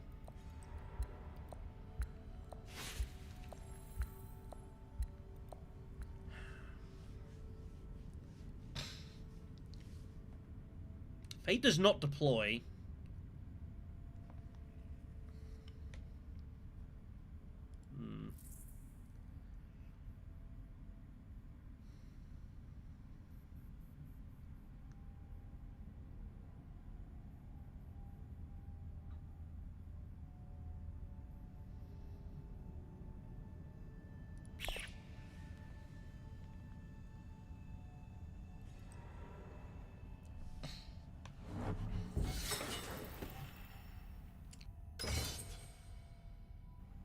Well, I'll be honest and say I don't quite know what to do.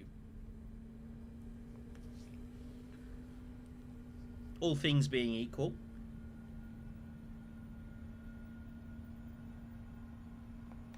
My wonder is Feyd just going High Council for Guild Spy? That's my assumption.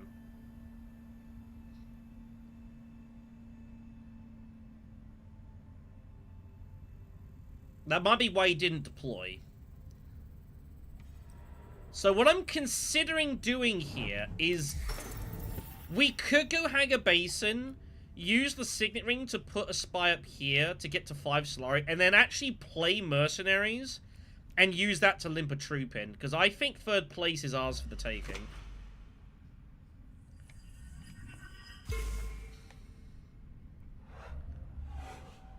I think it's ours for the taking here.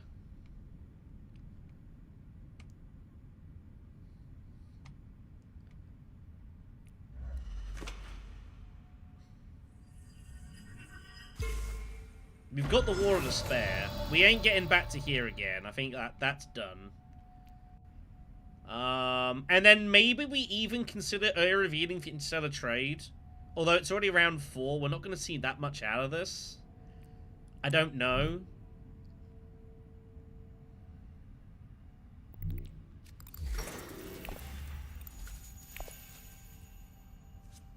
Make the transfer. Play Mercenaries. Shadow Alliance looks good, but I don't actually think we're getting much value out of that, sadly. I got Shadow Alliance and Opportunism, which both need a lot of faction power.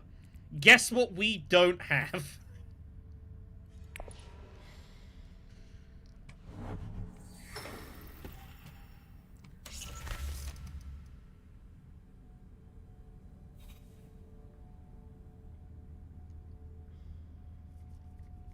Immediate money comes off. That's no good to us, sadly. We're never getting there.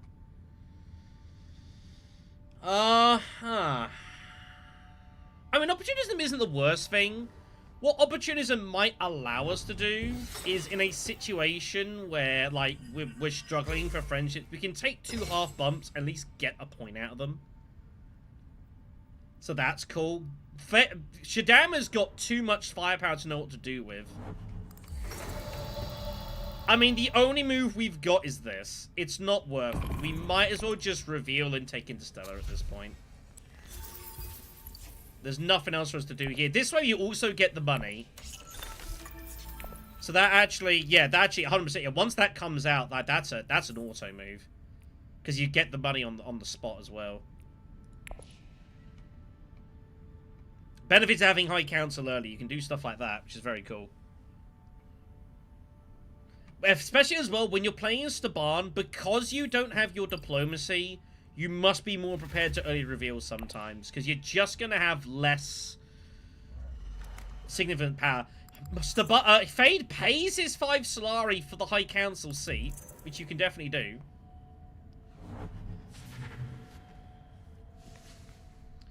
I don't know how we're ever getting anything out of Shadow Alliance this game. Opportunism, we might be able to do something cool, though. I guess Shadow Alliance allows us to, like, aggressively attack an alliance like BG with Public Spectacle and just not worry about it. I guess that's true. And the plan next round is I want to get troops in. We'll reveal Sardaukar Soldier and Calculus of Power to get all that, and then we'll use Calculus Reveal to trash Sardaukar, which gives us an intrigue at the same time. Sardaukar Soldier, I really like. I think it's a really fun card.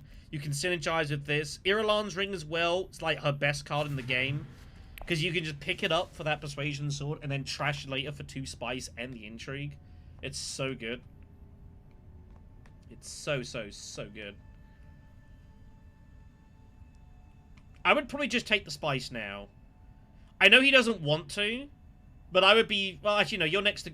No, actually, no, you can leave. You don't have to go there. Feyd can't act before your next round, so it doesn't matter.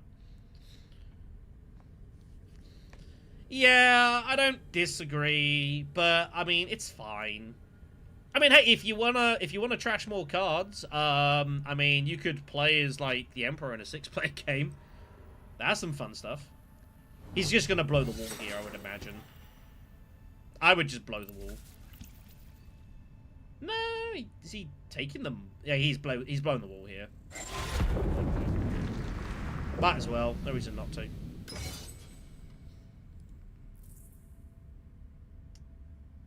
So this is just revealing for resources, which are useful. Okay. But yeah, our fighting is done. We're just like, anytime we can think we can limp for some resources, we'll do so. This is like a power limp, basically.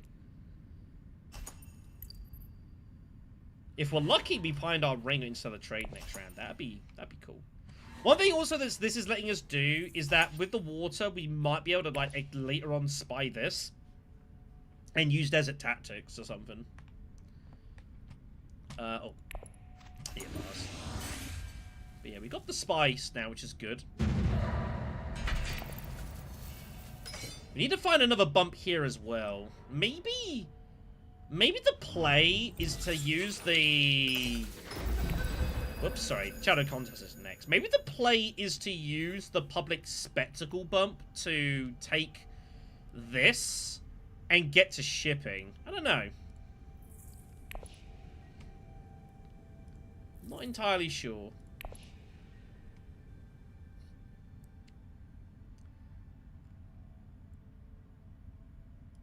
We could really do with having Swordmaster, I'm not gonna lie.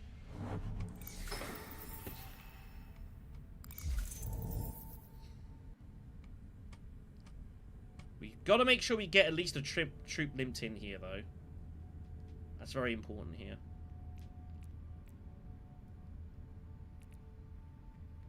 And from now on as well, like, I'm happy to start buying Spiceman's Flows. Like, that's... I've seen this happen before. This is round... There we go. That was interesting. I don't think we're ever... I mean, the problem is with Junction Headquarters is that I like it's there and you can produce points, but actually getting the point out of this is very difficult. Because you've got to get the Alliance, then you've got to have the Intrigue and 2 Spies, which is not always easy. It might be a way to make a point out of Shadow Alliance, arguably. Also, it is conceivable, but the problem is that Feyd-Rautha is going to be a problem with Guild Spy in doing this. Ooh, has he got double money intrigues? For, he's got money for the Swordmaster. Looks like he's going to race it. We'll see what happens. I assume he's just going Swordmaster then, right? Oh, yeah, but he will be. Oh, he already has his Swordmaster. What am I talking about? I'm an idiot. We'll see what we pull outside of in our next hand, and we'll let that kind of dictate what we're going to do. Yeah, we have to pull that. We'll put it back. What do we pull? Dune Desert.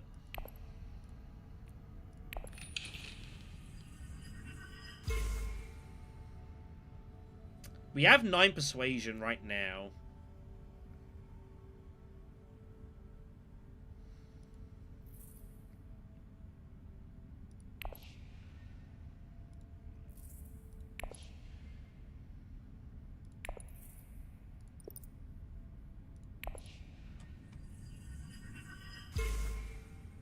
Make the button, and we'll think about it.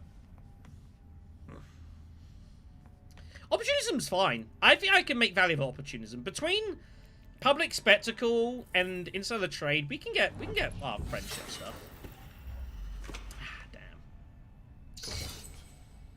Damn. This is tricky. I was thinking of maybe going Arakeen.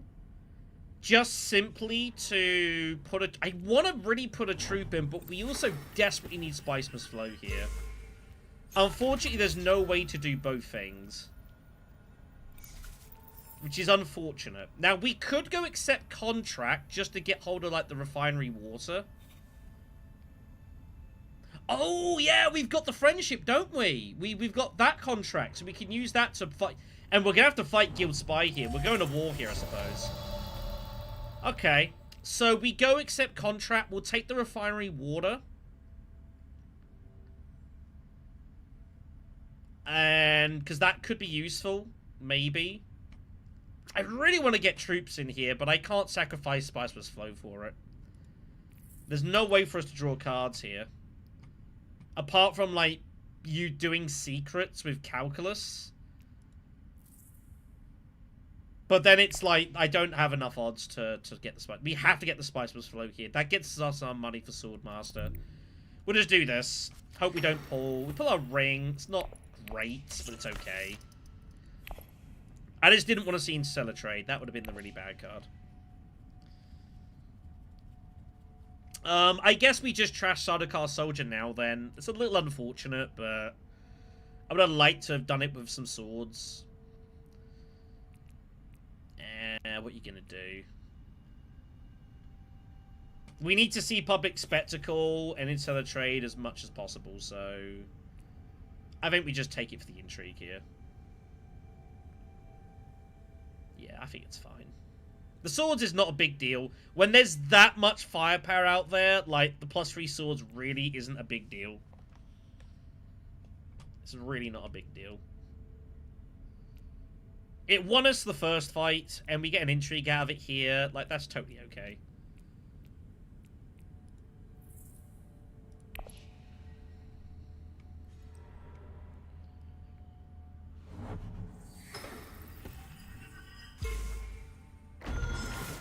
He is not pulling his spy. He's keeping it there. That tells you a story. But this is going to be a war between me and Feyd-Rautha, this spacing alliance. It's going to be a war.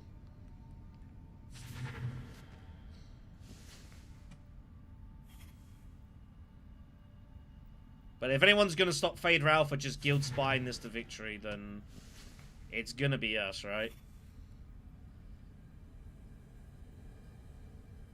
And worst come to worst, we have Shadow Alliance, we have Opportunism. So we can always produce extra out of it. Here comes Deep Desert, of course. No surprise here.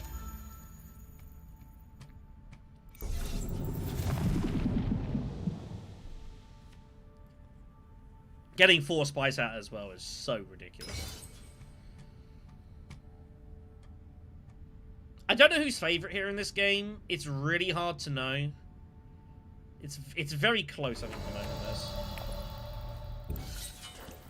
That would also be good, being able to do that. That would be pretty swell. Yeah, let's trash this for the intrigue.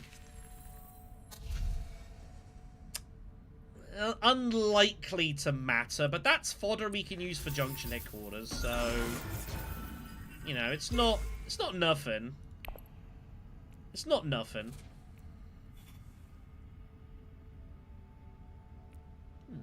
That's worth noting.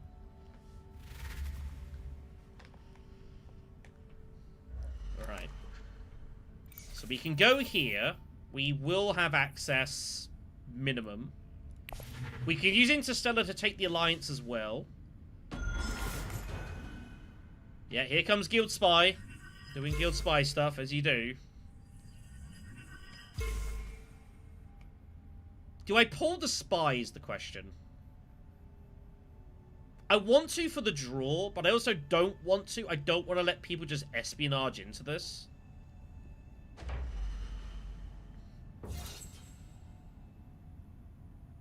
Feyd-Rautha pulls the Spy and says, do you have swords? He is telling Gurney Halleck, you're going to have swords in hand here, otherwise you ain't winning this fight. That is a gutsy pull. With Guild Spy as well. I don't know if that's the right decision. Because he's got nothing else. Oh my god. That was kind of crazy.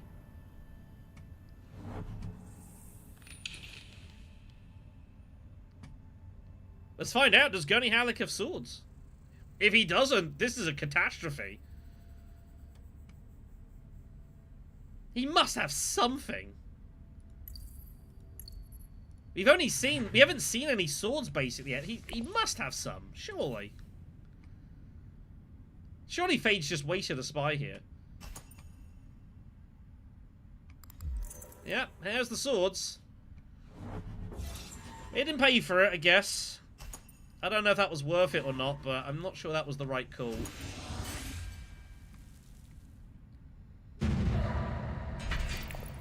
Not sure that was the right call.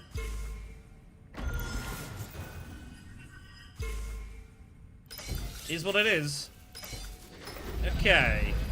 Protect the Seaches is next. That's a combat I'm not exactly happy to see. We find our dagger. We find the dagger. That kind of sucks.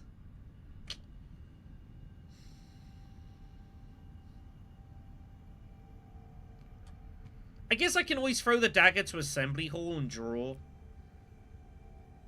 It's not amazing.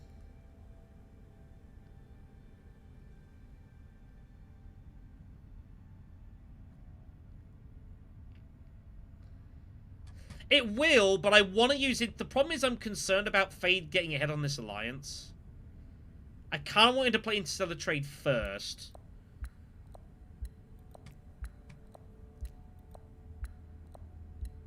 But I guess, arguably, it doesn't matter. I've got all this stuff. If he somehow just jams it.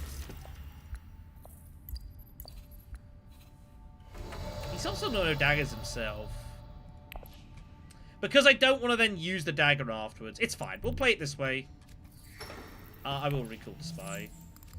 I want to be producing Spice for Flows. That's fine. Okay, that's I can live with that. I pulled convincing. It's like, I would have preferred to have seen a card that wasn't a dagger. It's a bit awkward here, but it's fine. So, I feel like the move is... I'm not entirely sure, actually. We could go Arakim with Interstellar, get the Alliance. I want to get these troops in. I guess we might as well make use out of this. I don't know. Shipping is, like, nice, but we are at the point we actually are looking to play Junction Headquarters. So I don't want to use the Spice. And we've got to make sure we get the Spice must flow. This is counting for 3 persuasion currently.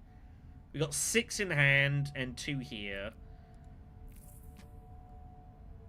Problem is we've only got 1 other 2 persuasion card, and that's Calculus. So odds are, whatever we pull, a lot of the time we're just going to have to reveal. I guess we have access to Assembly Hall, so any green access we're fine.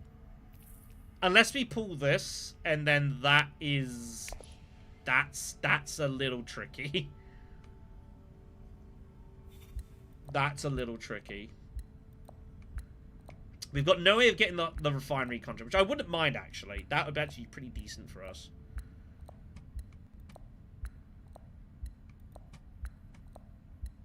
I have a feeling Shaddam has left, by the way. Like, I noticed he went offline earlier.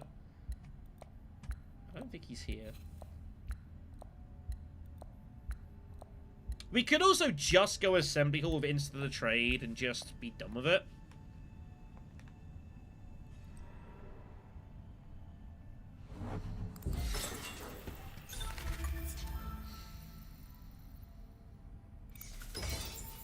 Let's see what Gurney does. Gurney's move here will kind of dictate a lot of what we do.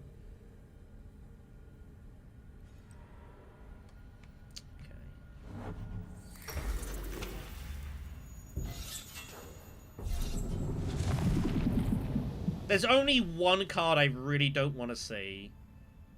Everything else is fine. This, I just reveal, this would be a problem. All other cards are okay. If not, good. So I think we're okay with going Arakeen and drawing. We'll just Garrison. It's fine. I think that's okay. See what we draw. Poor Calculus. Okay.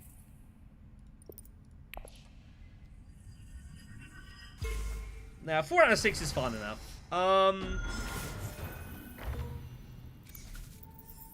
There's no point deploying here. This is fodder for Junction. So we'll just stay out of this. And then we'll just go Calculus to Assembly Hall. We actually don't have to pull the Spy now.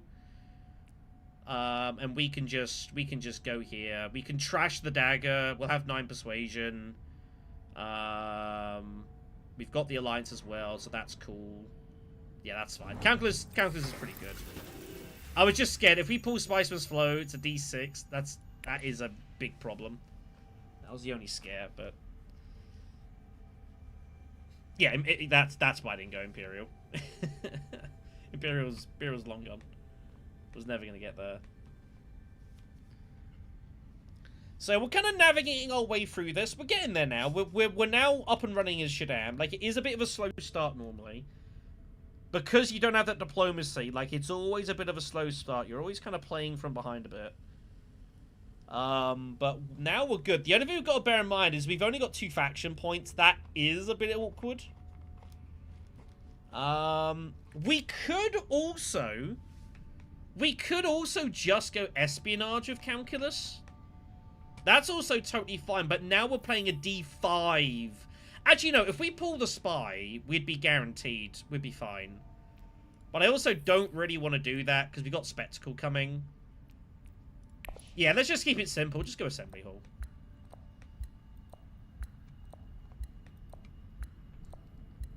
It's fine. We'll just go Assembly Hall. I mean, the Intrigue will be fine, because the Intrigue will be first to act next round. And by that point, we can play Junction Headquarters. Yeah, and I was just thinking about it. I was just, you know, considering the options. Like, I could go here and draw just to help get more faction bumps, but it's not helping enough. It's fine. I'm just thinking aloud here. Like, sometimes I'll say things that maybe don't make a whole lot of inherent sense, but I'll at least offer, you know... Sometimes you just bat them about, and sometimes you're like, oh, actually, this does some really cool stuff. No harm in, you know, thinking about. I could, or I could draw Public Spectacle now and then not see it next round. I mean, this is fine. That's a little uncomfortable.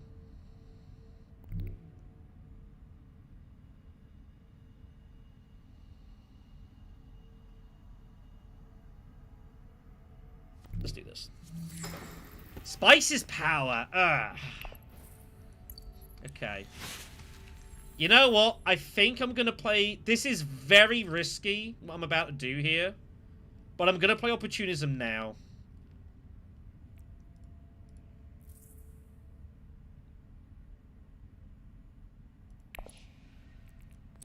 I'm going to do it now.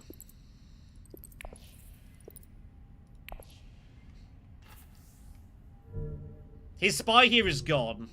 So... And I can produce more money out of this. This is risky. But I'm going to do this. I just did not want Secret Steel there. I got to be careful of that. But it's fine. We'll make this work. We'll make it work. Every 2 bumps on a faction's a point now. We can re-get the alliance with Public Spectacle, so we produce plenty of money. So I don't have to go worry about shipping. We'll make it work. It's risky. Yeah, did have faction. I think AI, if I have 4 intrigues, I think they go secrets there. I mean, that was getting stolen.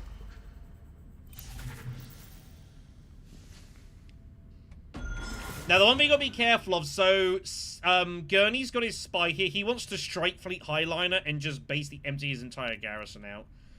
That's what he wants to do here. That's the plan.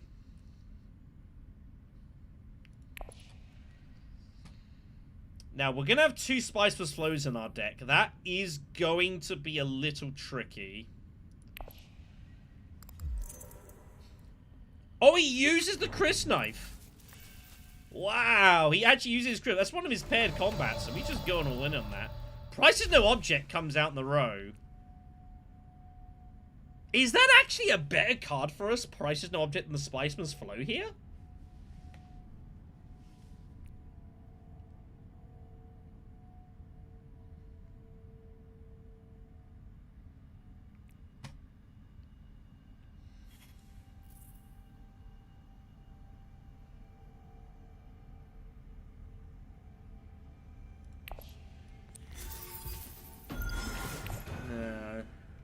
I think it was worth considering.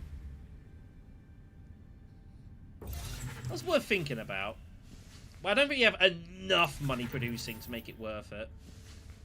But it would have helped supplant our friendships. I mean, you could go either way on that. It is round 6. This is so... I've got round 6. I have 1 friendship. I have 6 points. It's so wild. Here comes the Emperor Spy. That's not ideal. Alright. This is still uncomfortable, this, by the way. But he has no intrigue, so that helps a lot. And again, if worse come to worse, we do have Shadow Alliance. So we get the point, along with the 4 persuasion here, we get the point one way or the other. So I think we just Public Spectacle to 5 to this level, and we just never touch it again. Spice Refinery is the combat. There's only 1 mouse out there. That's not a bad conflict, except there is a bit of money out there. We have to espionage this. I think that's mandatory. Yeah, I think that's mandatory. Oh, we pull the other Spiceman's Flow card. Oh my god. What is this hand? It's hideous.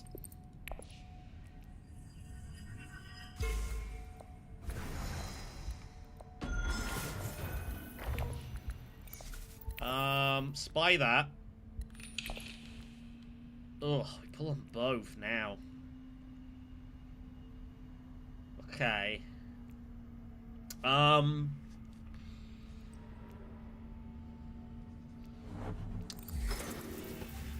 would really like this. We get the water as well, which is a bonus. I think accept contract and Spice Refinery, and we get the point out of this is good. If we can get 3 troops in somehow, I could produce spice out of them as well. Yeah, I think it was fine, but the intention is next round to go Calculus of Power back to here. We have no direct faction access. The only faction access we've got is through Calculus and Interstellar Feeling of Friendship. So next round, I want to play Calculus to here to get that, and then we can always do whatever.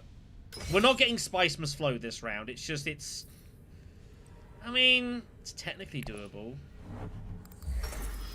But I can put a spy on Signet Ring on to do something.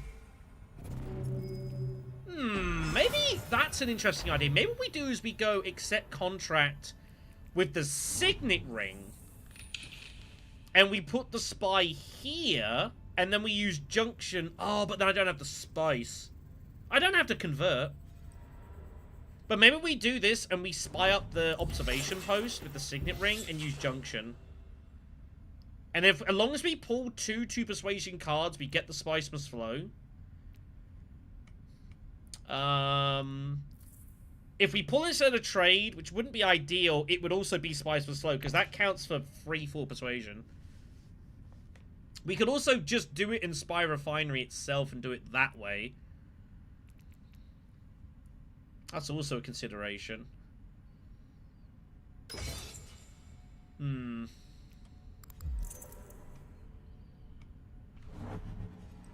But I feel like we play this first.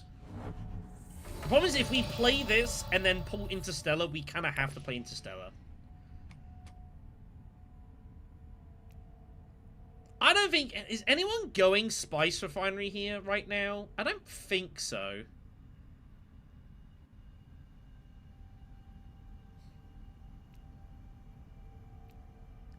One, 2 free cards. I think we go for this. This is the only way to end the game now, is to do it like this, and hope we pull Interstellar on a D5.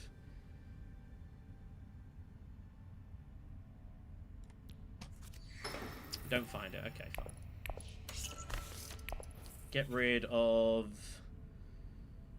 Spice's power? I can't use it.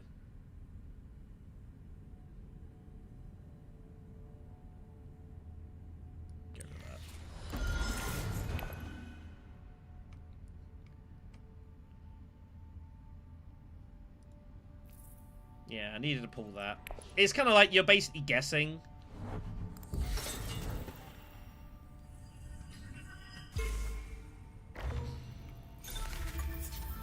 Gets the water, which is nice.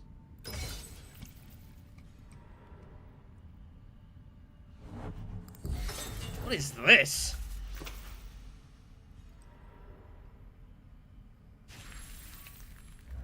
Yeah, we're gonna need some help next round. That's why I want to protect this.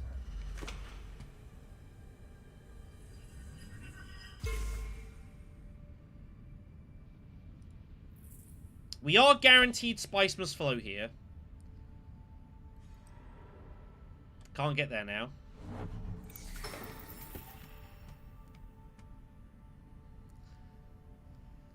We can't privilege. We have no persuasion.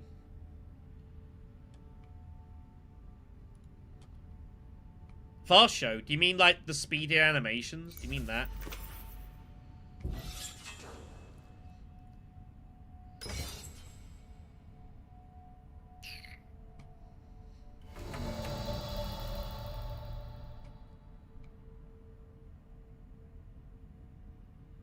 We go High Council. We go High Council. It gives us the 2 spice and intrigue. If we repull Junction Headquarters, we can play it again. And we also can reveal for extra spice that gives us access to shipping if we need the bump urgently. I think we go High Council. What else are we doing with the money here?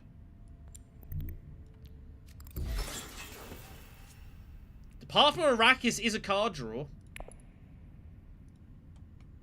Put that up there. Oh, no, Fred, I don't know that one. I don't watch a whole lot of TV, I'm afraid.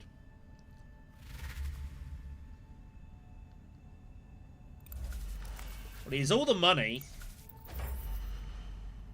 This is worth 4 points to him if he can score it. But he has no intrigues. Look at this freaking garrison from AI Shaddam here. It's utterly ridiculous.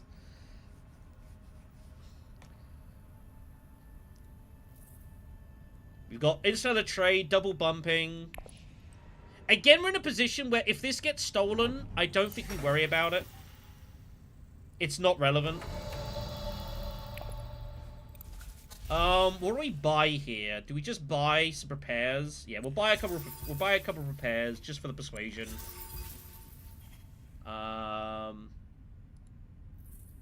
You know what? I've got 2 Spiceman's flows. Give me all of them. Just give me the lot. Just rinse them. Get in my deck, please, and help counteract these double spiceless flows. It's fine. So we'll go espionage. The spy here will go to refinery, so we can then hit refinery and draw a load off that. And we've got this as well. So here, here, and here are the 3 planned positions to go.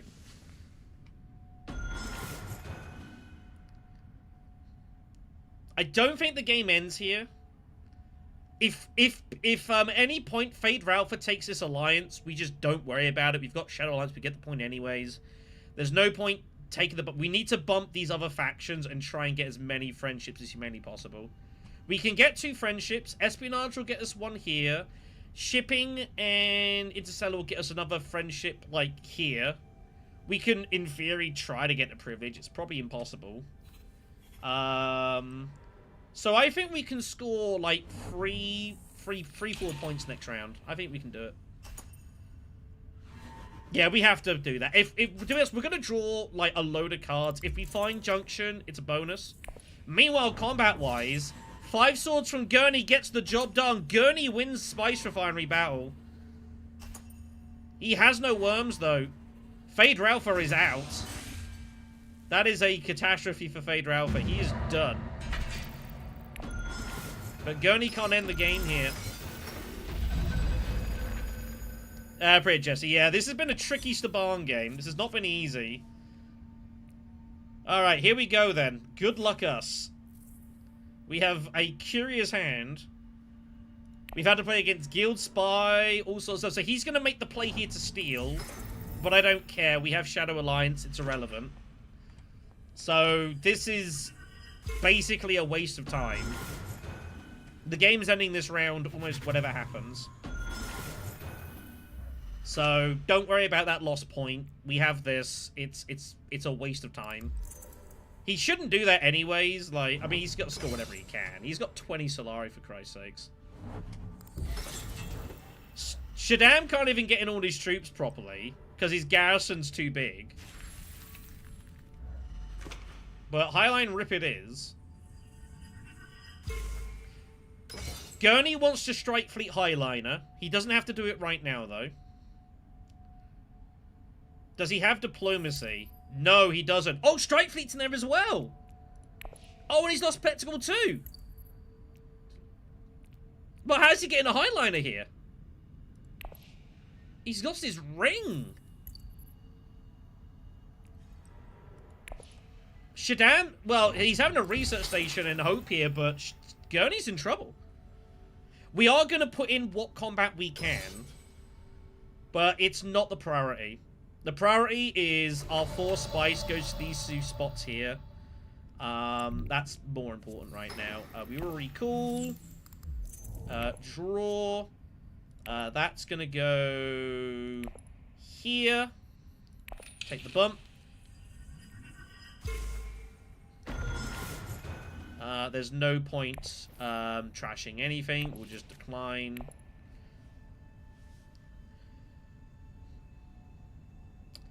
We could go for the fight, but it's like it's not worth it. I don't think it's meaningfully worth it. Not when this is just a straight point, guaranteed.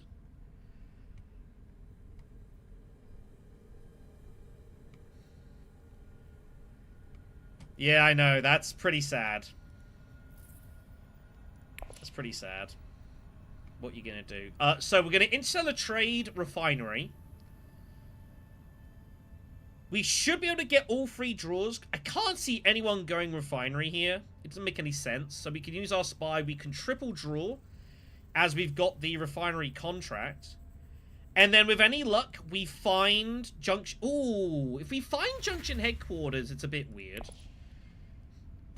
Feyd-Rautha just reveals for the Spice must flow. There's not really anything else he can do here. His game is done.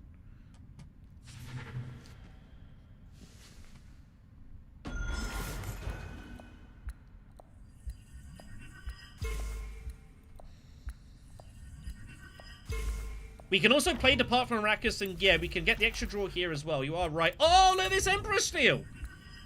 Oh, he used, he used Space's Guild Favor to double reveal bump on this faction. That is so crazy. What? That is brutal. That is brutal. Okay. We'll always play Insular Trade, so we won't do this yet. Part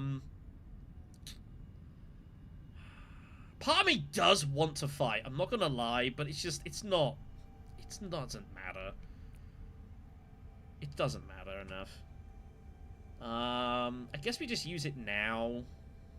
See what we draw. I mean, it doesn't really matter what order we do this in.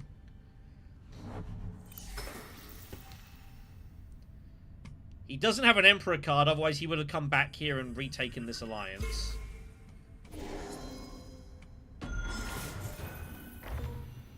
This is going to come down to endgames here, basically. But Chris Knife and the Desert Mouse are both out. There's only one other intrigue that pairs here, and he ain't winning this fight here, so he's in some trouble. We will not spend 2 spies to recruit. Public Spectacle is found.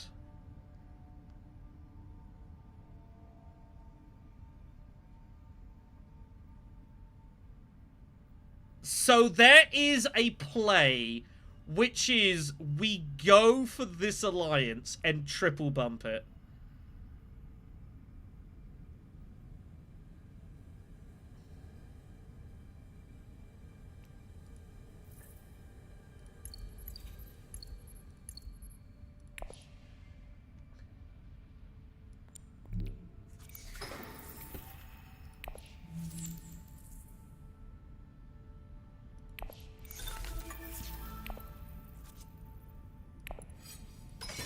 There's the prepares.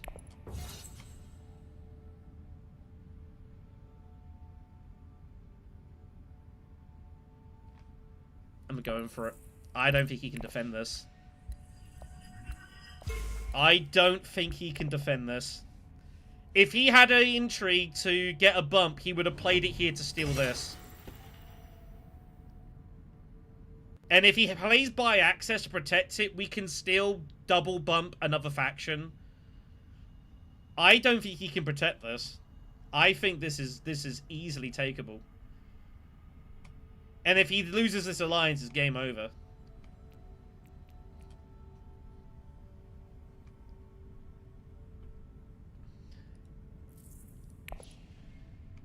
Wild game, this.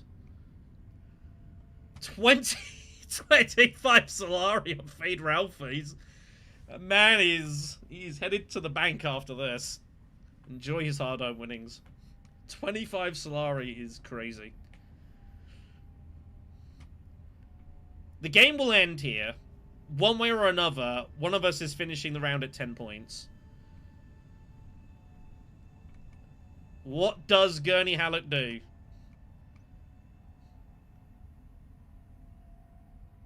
Really, it should be the other way around. I do agree. I feel like they should code it the way around. Because you might want to see the card before we make that decision. That's a good shout out of him. No! He had his own public spectacle. He drew public spectacle. Damn it. Alright, we can't steal the alliance. That's unfortunate. Oh! What? Oh my god! He takes the friendship? Oh, that's so greedy. Oh, has he got change allegiances? I have no choice. If he wins the fight, he wins the game. I just gotta. If he's got change allegiances, it's unlucky. We just say it's bad luck. Oh! Never mind! But if he had changed allegiances, he would have played it here, right? It doesn't matter. We've got that. That cements it. Huge. Okay. We'll take it. This game has been... this has been a wild finish. Oh, he pulled his freaking spectacle back. That's so brutal. Oh, that hurts. That really hurts.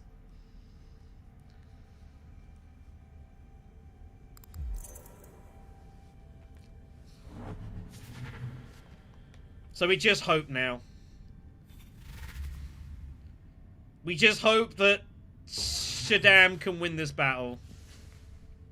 Otherwise, it's going to be too much for us to catch here, because we're going to be beat on spice. We hope and pray. Shaddam playing defense for us. Yes! 2 swords! Come on! No! Oh, that hurts. Public spectacle wins it for Shaddam, for Staban, or Gurney, whatever his name is. That's brutal. Oh, that's really tough. What are you gonna do? What are you gonna do?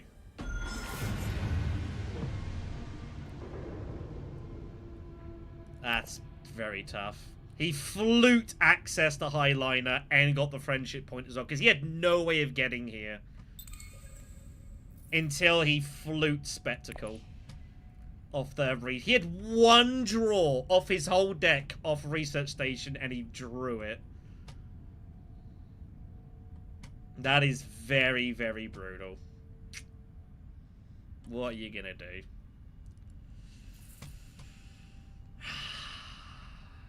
That's tough.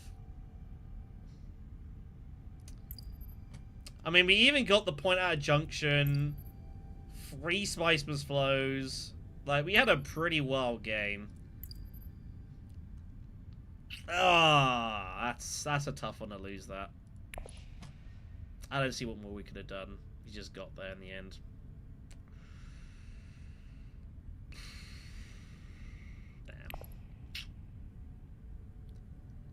Damn. But yeah, he won round 7 and round 8 combats. If you win round 7 and round 8 combats, like, you just win the game, so... Someone had to stop him, and both times he had the swords as well, so... You know. A shame. I don't think we could have done much more that game. I think we played pretty good. Yeah. Tough one. Sure, we'll play this one. What the hell?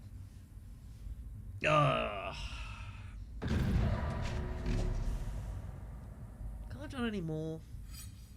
Not really. Just got lucky at the end. Alright then, what we got next game? We just go in Corinth City. Steersman's out there. Spectacle again.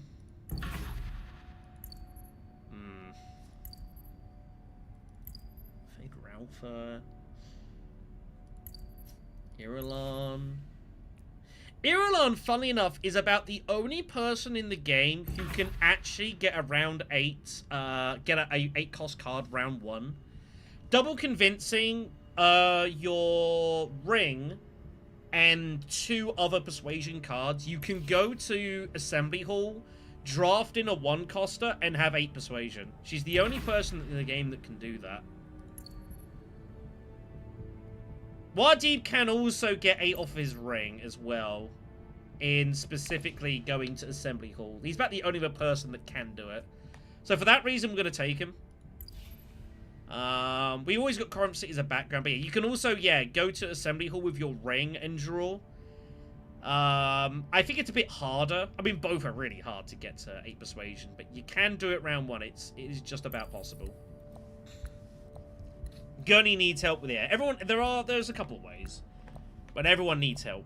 Everyone has to draw a card or pull it and have a very specific type of hand. So, oh, we're ready to play Muad'Dib with no worms again.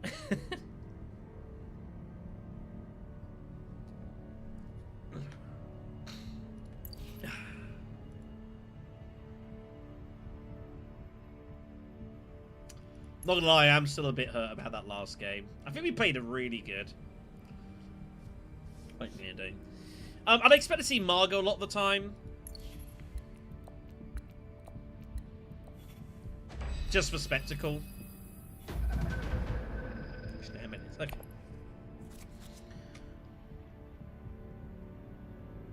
Well, let me tell you what we are not going to be doing round one. That is not a hand to get steersman with. What a... Oh, okay.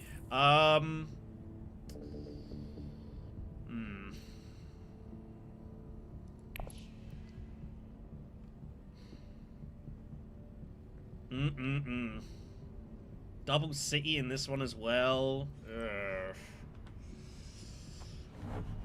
Immediate Hagar Basin from Shaddam is something you do not see every day.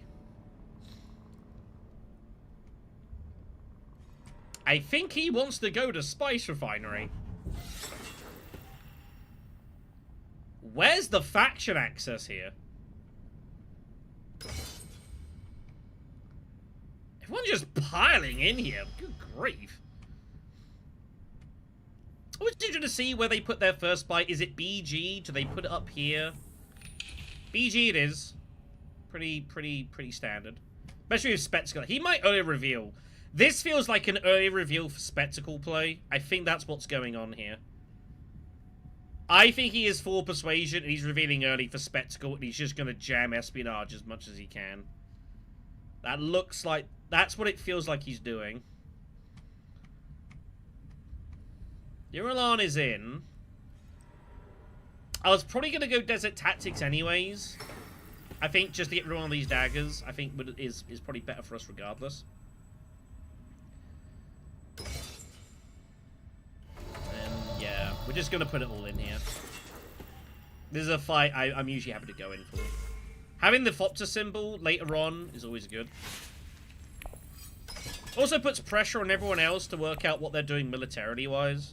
I'm not letting Feyd-Rautha reveal early for Spectacle and still win this battle. That's not acceptable. As noted, is going for the double refinery Swordmaster play is what Shaddam is very clearly looking to do here, which is fine. Which is very fine.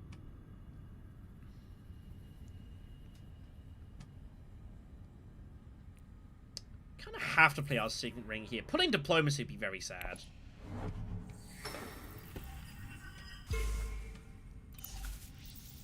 If it happens, it happens.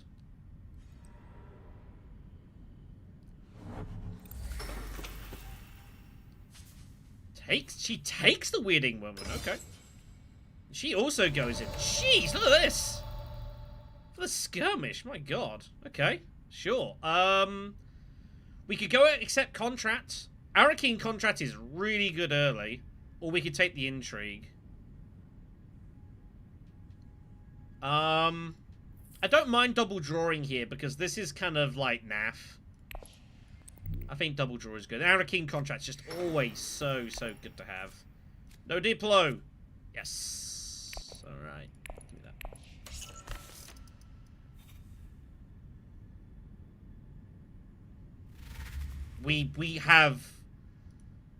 We have more than two. Why is it saying what? Is that bugging because of? That's a.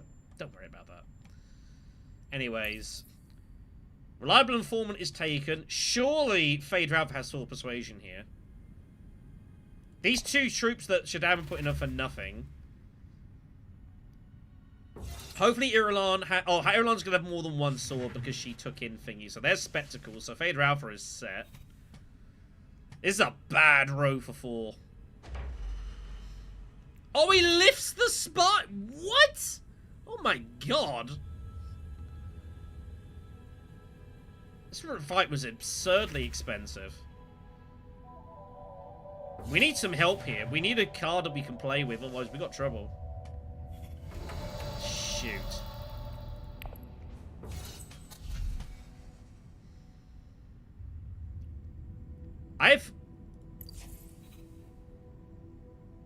What? Excuse me?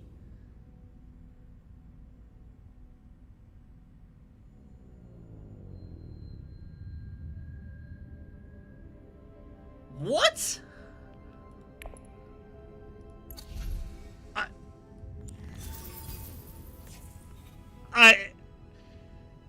I got nothing. Okay. If the powers that be say that I have 5 persuasion there at reveal, then I can only assume that I have 5 and simply cannot count. And nor can anyone in chat.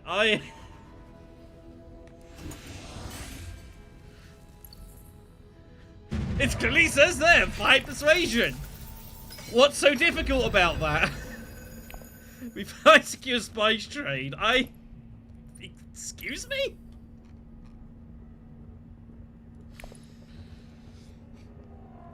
I can, yeah, we like doubling his Gurney, right? We just borrowed his ability for a round. That seems fine. What the hell?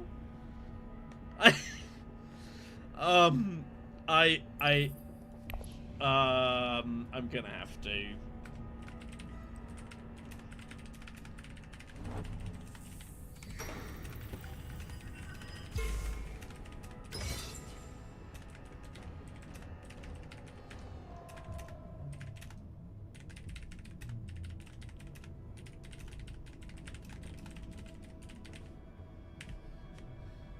Just gonna bump that.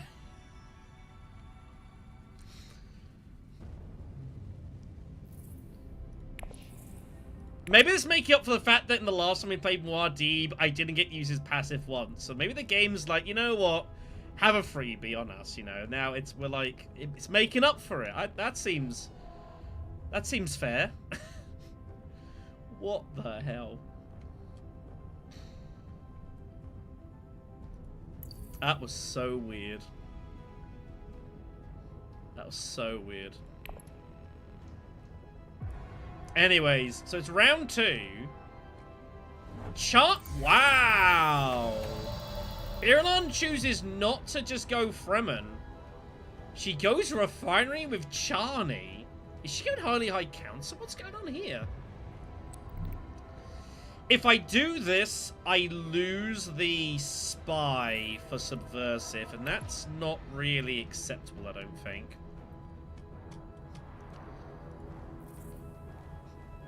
I've got no way of getting to steersman. I kind of like going assembly hall and then just playing diplomacy somewhere and targeting Corinth. I kind of like that. Let's go get ourselves an intrigue. That's nice. That's always good to have in your back pocket at the beginning of the game. Right. That's pretty cool. I can use that to get the siege immediately round 3. Sweet.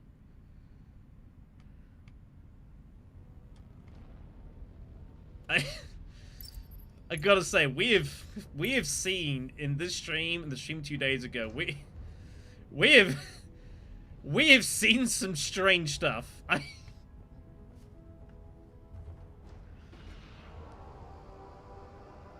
I had nothing, kids. I have absolutely nothing. Did it think I had weirding whoop? No, I only had 1 dagger. It can't even... Mysterious. Absolutely mysterious to me. I wish it made sense. It does not.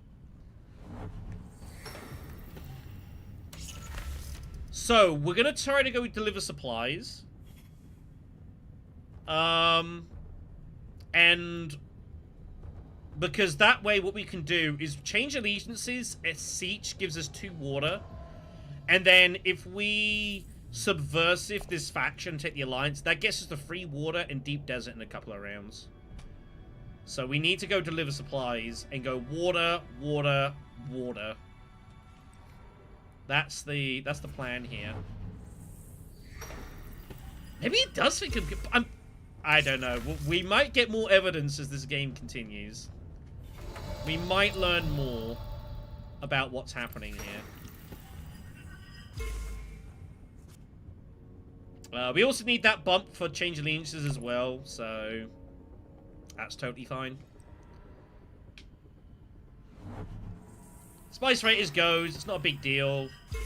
Like, when this comes early, it's not enormous. It's when this turns up, like, round 5, round 6, that this combat can be a problem. Like, there is no other conflict in any Dune game where the value of when it comes out varies so significantly, depending on if it's at the beginning or the end.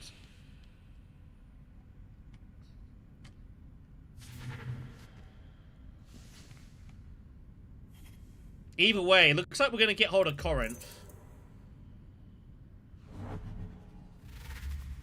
Well, he drew to Persuasion. He wanted Spy Network, and he's got it. Interesting. Well, that's a decision that they decided to take. That's unlucky for Irulan, but Irulan can still get Spy Master, so it's not all doom and gloom. Corinth City is going to be ours. That is so good, getting Corinth this early. One thing I can never decide with Corinth is the agent action better or the reveal? Revealing for 5 Solari is insane. No doubt about that. Oh my god, Strike Fleet comes off instead now. Wow. I guess I have to take Strike Fleet, right? I can't really turn that down.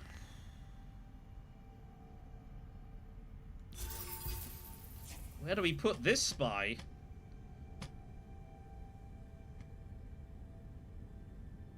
I guess we just put it on this.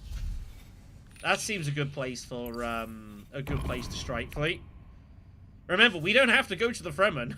We got change allegiances, so I can go straight Siege and I can go straight in here if I want to. We'll see what happens. We'll see if it's a wall combat or not, but that's... yeah. That is, a lot of gross stuff has happened here. Okay. Shaddam just takes the BG friendship. That's not unreasonable. Choham security is a wild conflict for us. That is very, very big. That is one of the best worm conflicts in the game. There are times where, like, second place can be as valuable as first.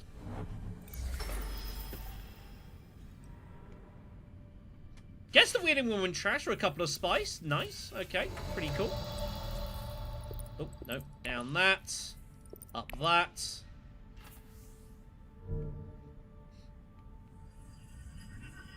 We don't have to play Subversive right now. We can hold on to that.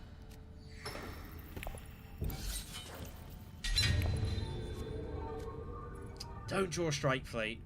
Okay. Put it in. And we'll reassess. Strike Fleet is an insane card. You don't have to play it. Just revealing it for 3 swords is also pretty damn good. The other thing with Strike Fleet is it does not ever... you get the spy when you buy it, but it doesn't produce any spies otherwise. So you need to find ways to get the spies in.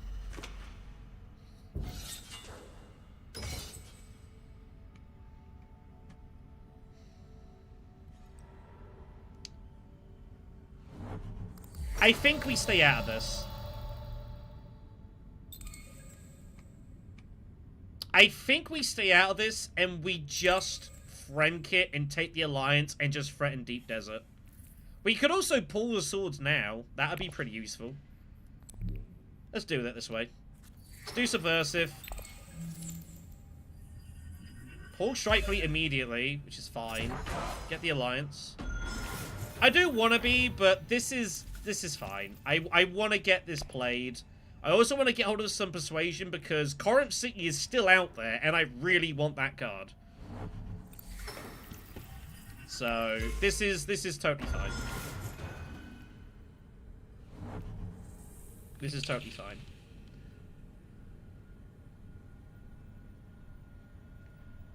If he's got Rebel Supplier, like, I just gotta say, okay, you got Rebel Supplier, buddy. Not much I can do about that. Shrug your shoulders and say, fine.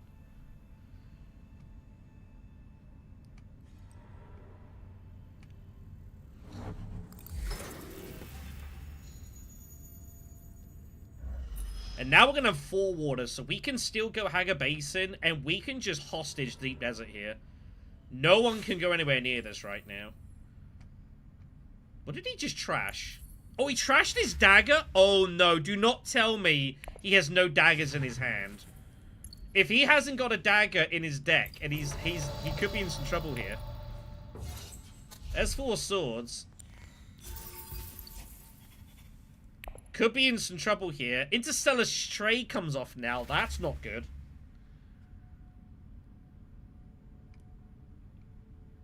Well, we'll see. If Feyd-Rautha has not got his dagger, he's going to have to lift his spy here. I think he really trashed it. Oh, he had both. Damn. That's... I thought we were going to catch him out there. So be it. Shame. Shame. Alright. Okay.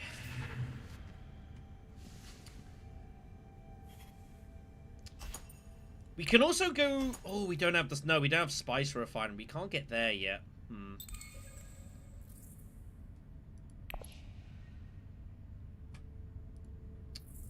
We'll have to see what we've got.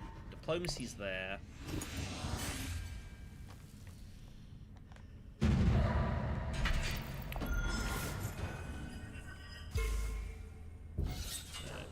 That's not what I thought he'd take.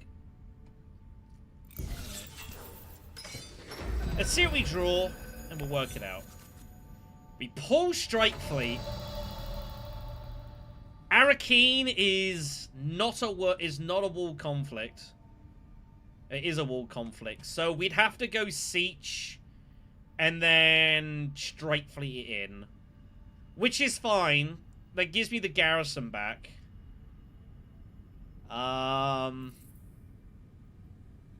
We'd also draw a couple of cards. We might pull Corinth. Is there any move that doesn't involve this?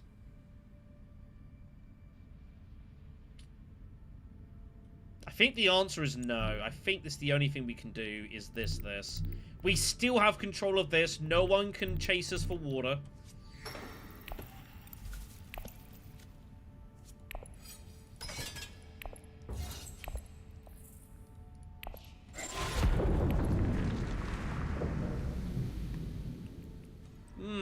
We actually find Dune Desert, so now we don't have to use Strike Fleet.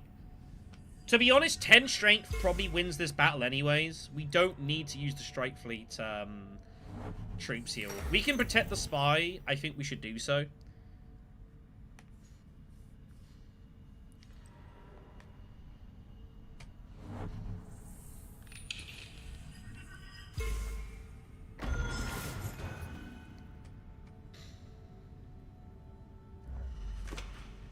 Unfortunately, I don't think we're going to get the Swordmaster quickly enough. Like, we're at the back of the queue now is the problem.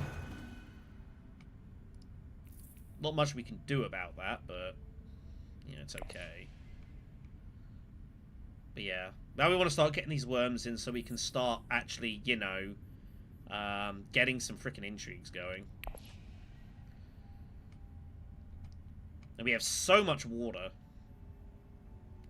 Like, so much water. Worm's gone. Like, we can just liberally sandworm now.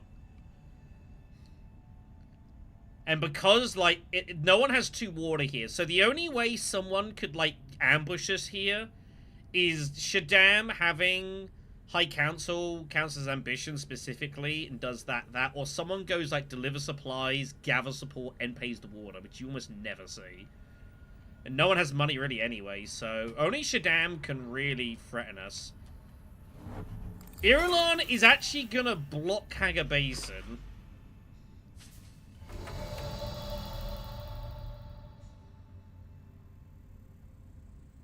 So do we Strike Fleet Haga Basin, or do I just put in the... or do I just Deep Desert now? That's the question. I can Strike Fleet and just keep the garrison. And have just, like, 6 troops in here for the next several rounds. Giving up the spy kind of hurts, but then Deep Desert's safe. So I think we just do this now, then. So be it. We'll put in the extra troop as well. Just to... I don't care that much about winning it. Like, this is all I'm willing to bid for it. If we get second place is also totally fine. But that's enough where I think we're okay. 6 Persuasion, by the way, is also enough for Stilgar. So our deck, we have Strike Fleet, we got Corinth City, and we might be about to get Stilgar as well, which is an utterly cracked hand. We also have, remember, the Arakeen contract, so we can put our spy back here or here if we want to re-strike Fleet, or even here if I wanted. So don't think just because this is gone we're never getting it back. Like, any Arakeen spot, we get this back again. Probably Arakeen, put the spy there. We can Arakeen here to get Swordmaster. Like, we got a lot of options. And having Strike Fleet and Stilgar is like... That is utterly crazy.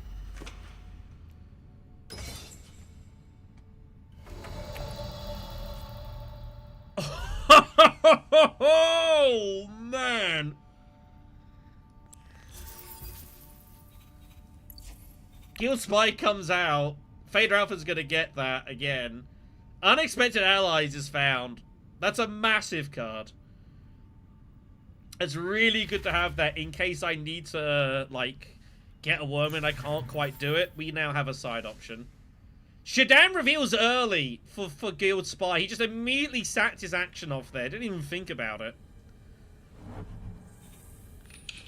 Interesting. Okay. That's a useful card. We've got water to play around with as well. We need to produce some more. We're gonna need to just deliver supplies at some point. The dude had 5 swords. Oh my god. That's a crazy reveal. Spy network, rebel supplier, coordination, and that. Jeez. Yeah, that's a serious reveal. Fair enough.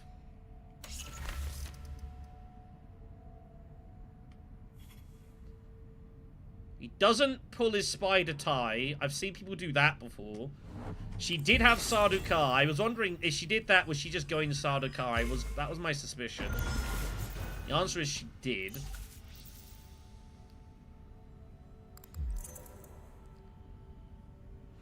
Well, okay. I don't think this is worth it, honestly, but sure. Like, I don't care. Again, winning the fight was not a big deal.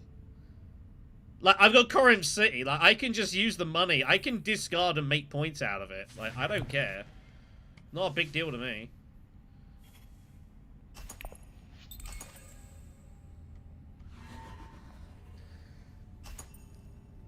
I think she should be 100% looking to do that on a different fight. I don't think there's enough value here.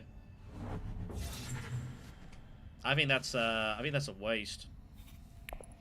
She's used 2 more swords just to get hold of Countless, which is, you know, okay. She does have some Emperor cards. But I don't think that's that useful. It looks flashy, but I don't care. I'm full of cash. And I have so much firepower. Like, I've got Stilgar, I have Strike Fleet. Like, I'm not worried by that. We probably reveal Corinth. I mean, if I go for Swordmaster, I can't use Corinth yet. I'm gonna be a coin short.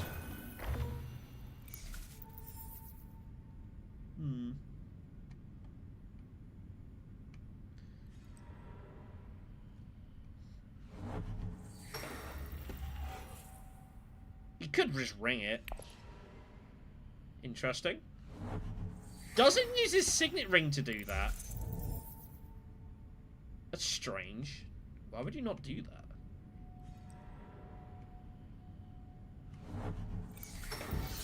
don't quite understand that. Whatever.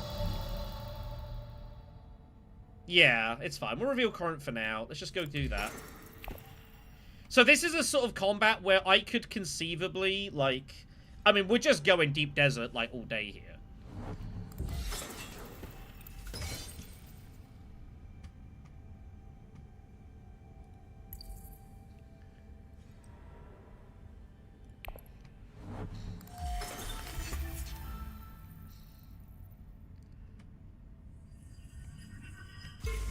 I'm going to need to take a 5th bump here. This alliance is not safe, by the way. I think I might just hit Fremen with Stilgar. Just to give some protection.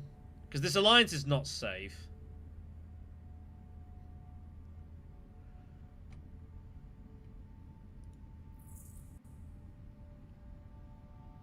That hand's pretty good. So I think we Fremk it now with Stilgar. Oh, she is going to Fremk it herself. Okay, fine. That puts us in a bit more of an awkward position. But saying that, as long as we worm the fight, like, if we worm and go desert tactics, we get the water back anyways, right? So actually, I don't think there's a big... I think we're actually totally fine.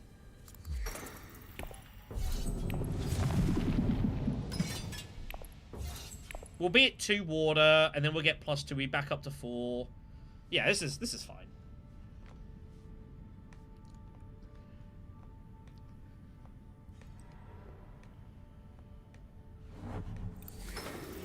And this is why, like, if Irulan had saved on the detonation, and she puts it in now, and the sword, she has, like, 16 strength. And this is a battle that actually does match her.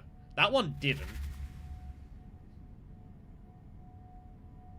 That's why I didn't think that was... I think that was just not the right timing on that. Feyd-Rautha takes the Spices Flow, not Steersman, which is a choice.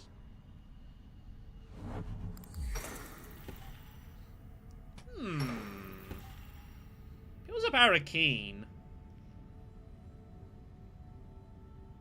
It's kind of tempting to actually take that.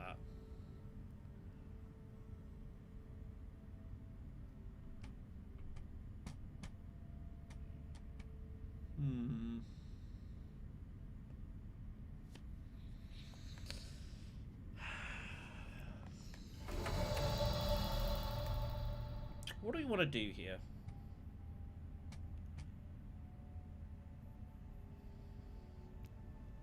I don't really want to draw is the problem. This is a pretty good hand. I think I can always Arakeen with Signet Ring anyways and probably be fine. I don't think that's in any huge danger. I'm still going to need to diplomacy this at some point anyways, so... Nah, let's do this. I think let's do this to turn this down. Gets the Dagger Thrash too. This can't be a bad move. We'll put in that. I think that's acceptable. Yeah, that'll do the job.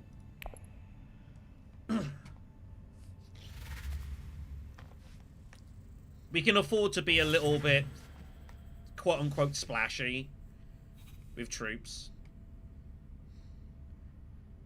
Shaddam has got Guild Spy and Public Spectacle.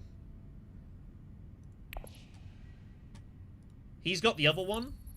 I can't remember if he's got the other one. There's some wild factions about that. That's another reason I want to take this bump here.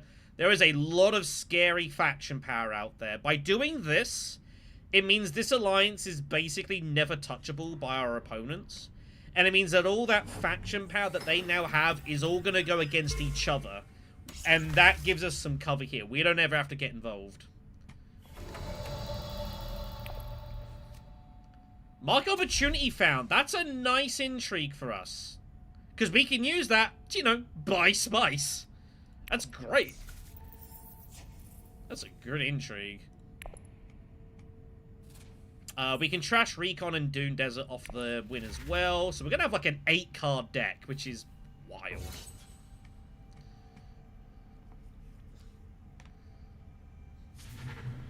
This is just a guaranteed free money because we've got the resources here.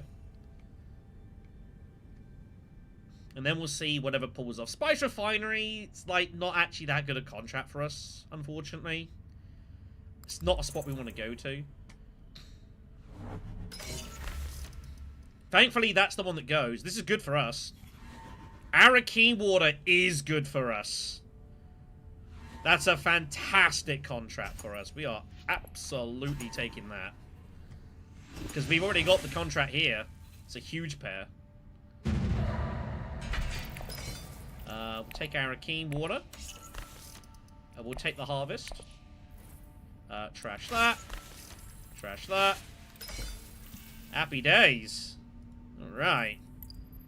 This is good stuff. We've trashed 6 cards so far this game. Our deck is, like, crazy. I don't think we're really ever buying any Spiceless Flows off this, but Coram City can literally just be played with, like, Market Opportunity. Or whatever. Like, we have a lot of options here. Spice Refinery is the next conflict. That is a match. No city access. Ugh. No city access. That's a little annoying.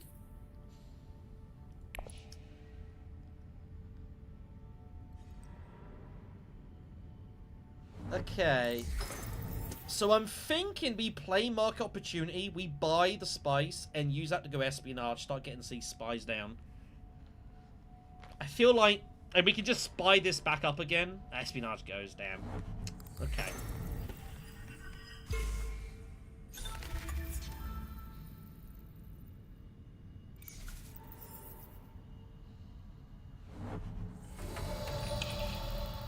I don't know what to do.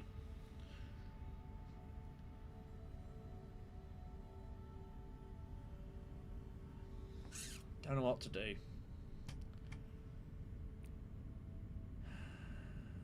Shit, I've only got 2 playable cards.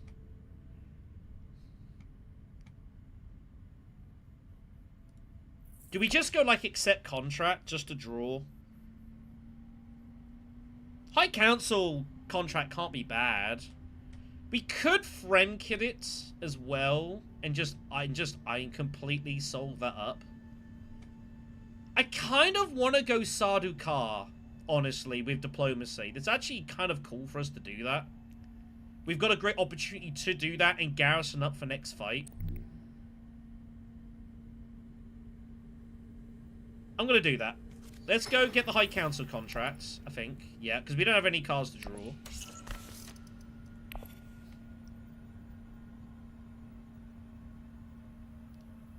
I'd like going Sardaukar when you're doing battling one time, just to get that bump. And those 4 garrison troops, like, it's really handy.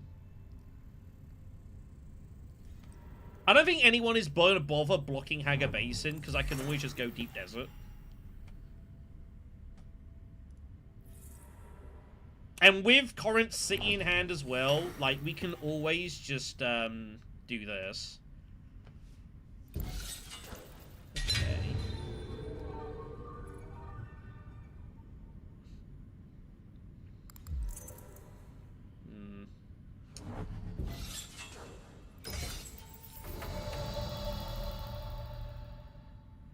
So the question now is, what do we do? We can obviously go Haga Basin now.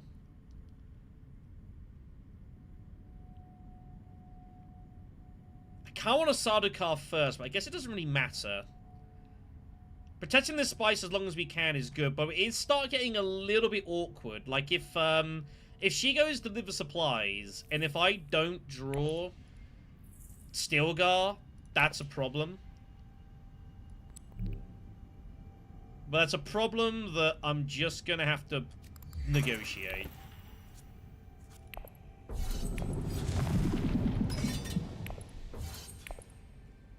She doesn't know that I don't have Stilgar.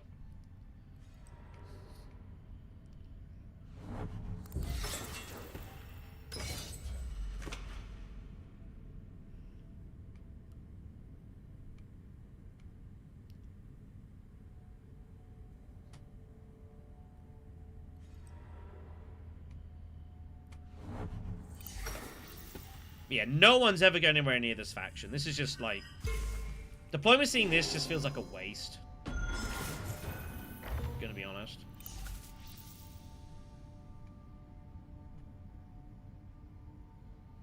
Don't do it. Don't do it. I'll be suspicious that you're watching if you do it. Don't do it.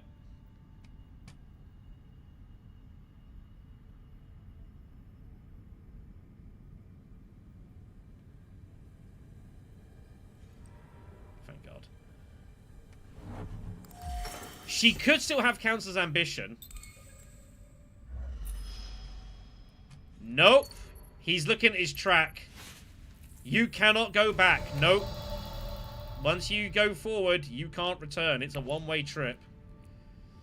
Do we use Corinth? No, I've got to do this. I was about to say, no, we do it this way. Garrison up. Good for next round. Special mission is found. That's not terrible. That gets me to Arakeen, I guess. I should have played that immediately. Get that Arakeen Spire. That was not the most accurate move ever.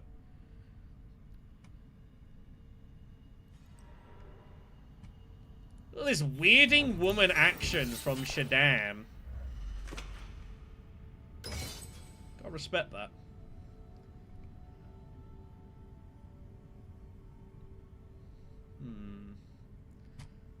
So he's going to have, like, 4 or 5 swords, I think. I don't think this fight's winnable, basically. But that's fine. I'm not that worried about winning this. It's not a big deal.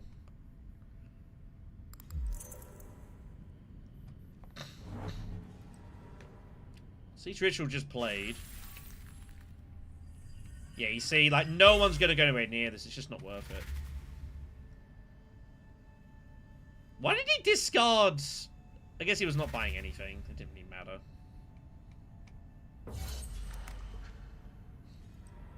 So she gets the intrigue. That's what you want to do with that. More Emperor cards, of course. Shishakli comes out. It's not a bad card for us, actually. I might grab that.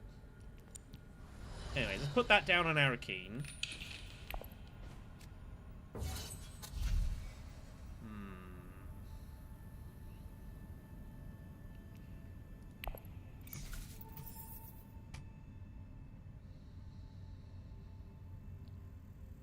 Is Rebel Supply actually better? Because I would Rebel Supply Arakeen.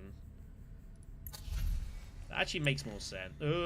Yeah, I don't need the bump. And the trash, I got nothing left to trash. Rebel Supplier is actually the better card. Desert Survival? It's so... my deck is... This is my deck. And Stilgar. It's so weird. I think that's fine.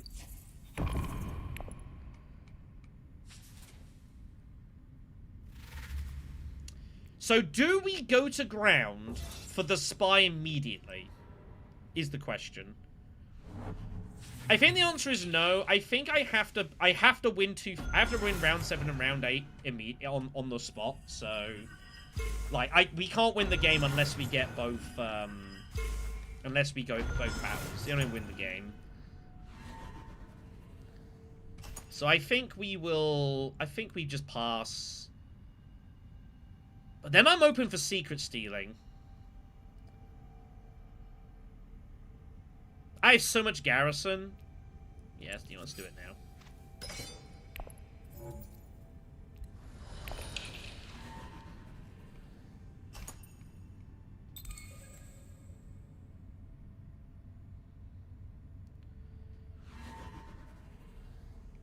That's fine. We also have been pretty unlucky to have, like, not really had... We've barely been able to score. Like, we've got a lot of cool stuff going on. But we just haven't found any... In fact, we have not found a sword intrigue yet, have we? Which is also pretty unlucky. But not much you can do about that. But it is now kind of hard for our opponents to, like, score points. Feyd-Rautha and Shaddam, like, they've done all this. Propaganda comes out. That's a pretty good conflict for us. It's pretty damn good.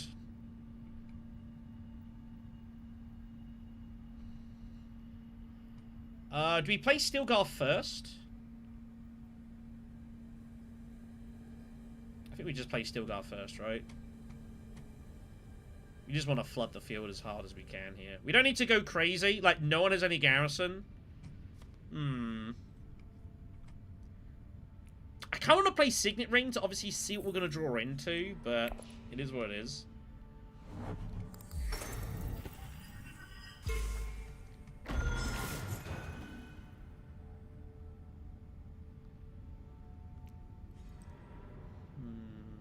Do we go High Council first?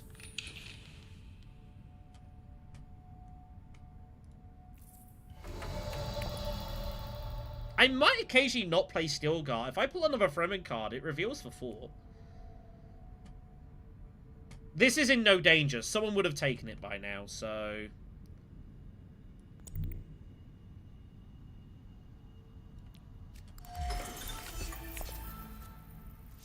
We find Corinth.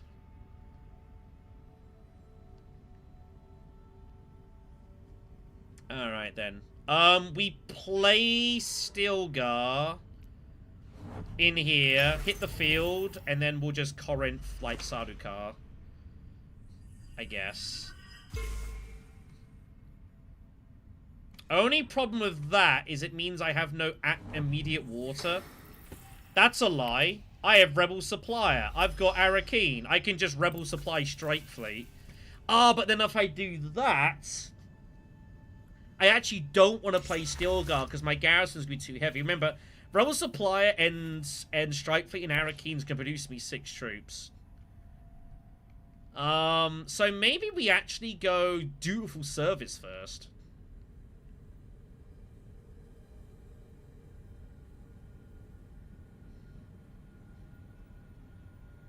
I'd also get in the way of their fight. Problem is, I might also just be winning green the game by going Dutiful. This is really awkward.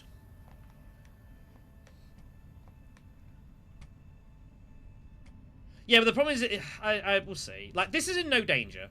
Like, there is no threat to this at all. And I've got to get these friendships. It might just be I've got too much to do, and with Guild Spy and Spectacle and shit, like, just can't really catch up in time. If Dutiful goes, then I just play Corinth somewhere else, I guess.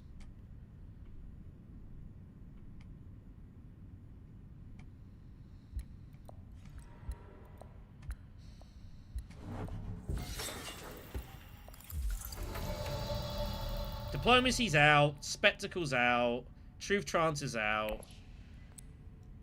She's now threatening Deep Desert, so we have to go in. Yeah, alright, fine.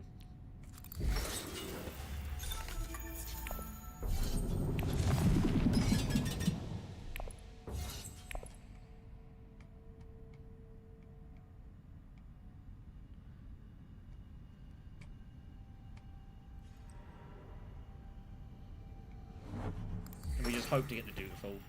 He's digging. He's looking to get there. He's trying to find a way there.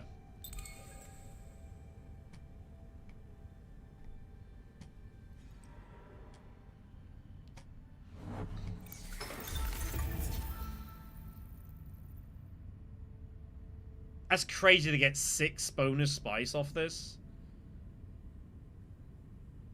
First hit in round 7 of Propaganda is pretty wild. It's been a weird game. We might not win this game, but like it's been interesting. It's been a very interesting game. We just need the game to go one more round.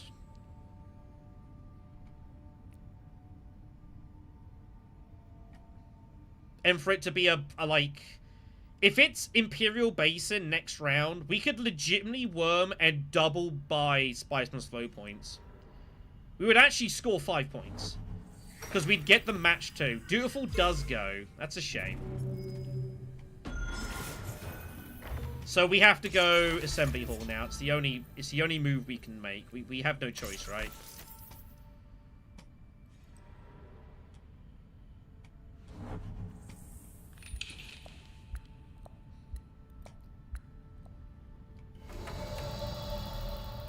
By Sardaukar, like, all my garrison gets stuck. And I might Corinth City next round anyways. Leverage is not good.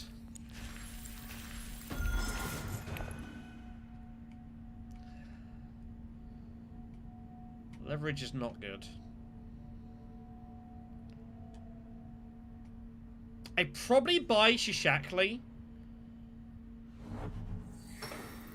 just to have the Fremen card.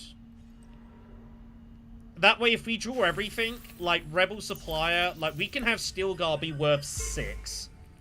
And with Stilgar and High Council, we could probably still buy Spice Must Flow.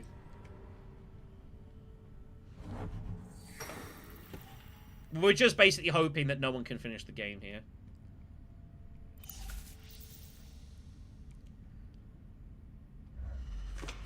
That's uncomfortable. But, like, you know, I can't be scared of it. We'll double bump Bene Gesserit. We'll double bump spacing. I have to leave this open so I can send Corinth there.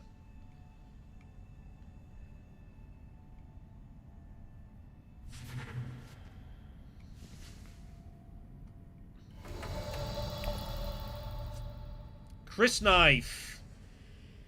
That is a match.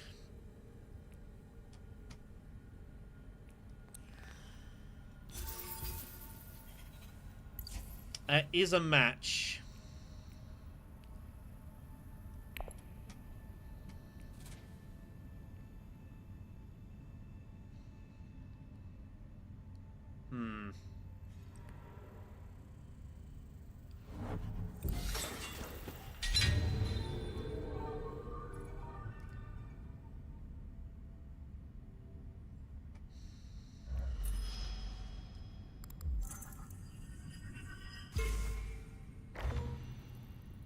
If she's fluked the bump off the intrigue, like Imperium politics, you just shrug your shoulders.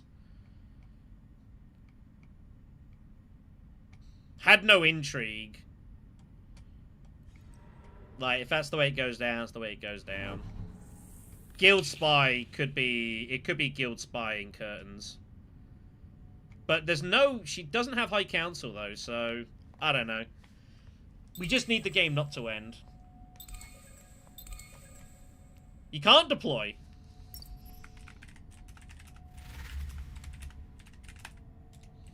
Yeah, you use your ring. You can't deploy. Yeah, Guild Spy's been played as well. Yeah, that's a good point. So, I think the game continues. So, doesn't even get the... yeah, could use any card, but accidentally use Guild Spy. Oops! Or use their ring. Got greedy for the bump. So we win this uncontested, which is pretty insane.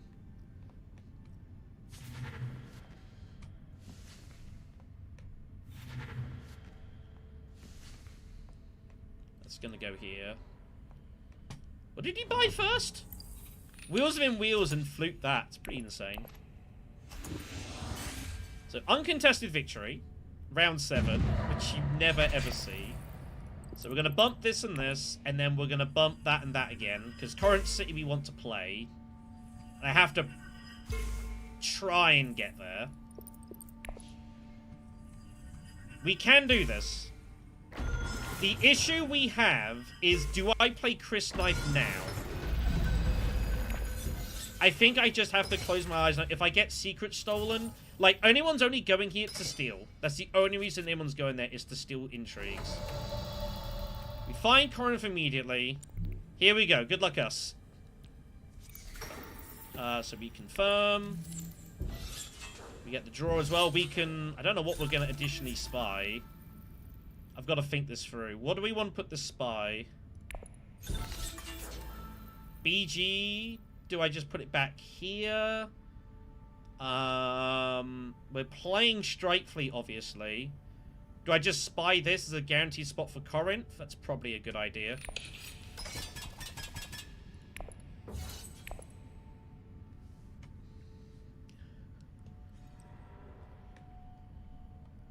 There's the steal there. So we just strike feet, rip it in.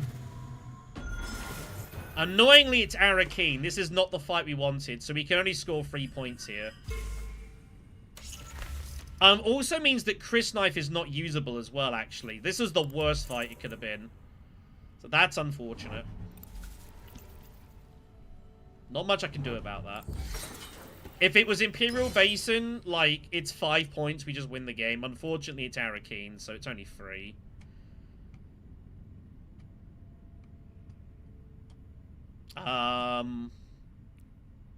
Unless we don't pull the spy. But if I don't pull the spy, I'm not getting Spice Must Flow, so... Yeah, we have no choice. We just have to rip it and shrug.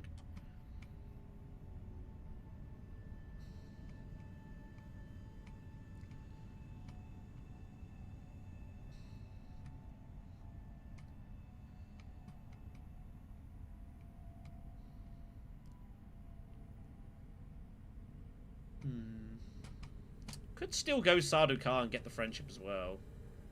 Like, I just had to put it here because we didn't have access to the spy location.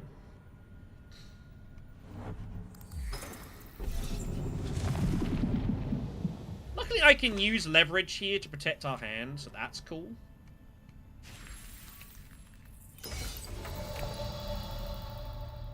So let's strike fleet this.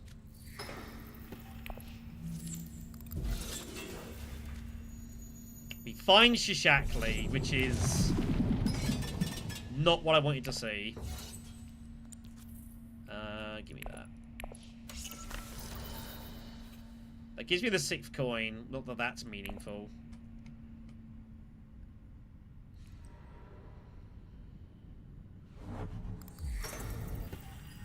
Damn it. Where was Stilgar? Ah, what you gonna do?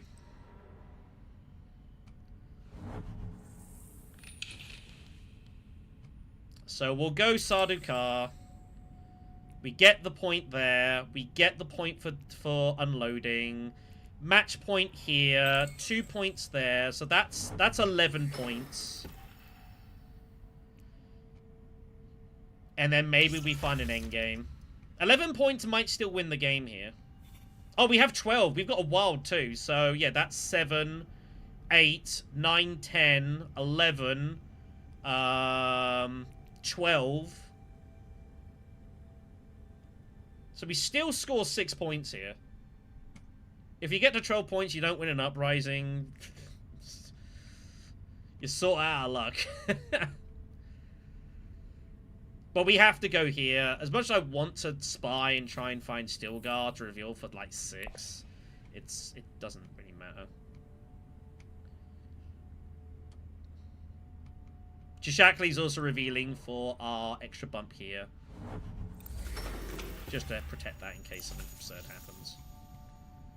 But we have to find swords. There have been no swords seen in this game.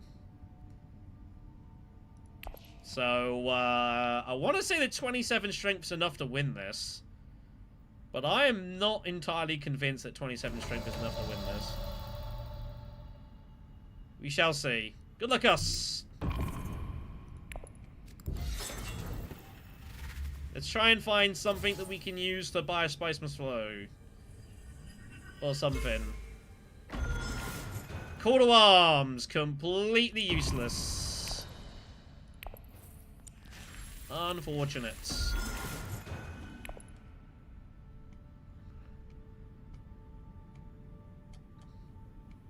Total nothing burger. If we get sorted out here, it's gonna be absurd. It could happen. 4 intrigues. Spice's power, questionable methods. You know, winning way. Like, there are ways this combat could be lost. There could be some absurd... It'd be pretty ridiculous. But I have seen a lot of ridiculous things in this game. I have seen some crazy, crazy shit. Shame to get secure spice rate at the start and have no spiceless flows, whatever, but... we got 2 points out of Corinth. I can't complain. No way to get... Yeah, special mission would have been a point. Put a spy down. Intelligence report. Might have found a Stilgar. That would have been a point. There was definitely several intrigues out there. That is a point. Showing profits would have been a point. There was swords, guarantees the battle point. Like, we had quite a few intrigues that we could score out of, and we unfortunately missed every single one of them.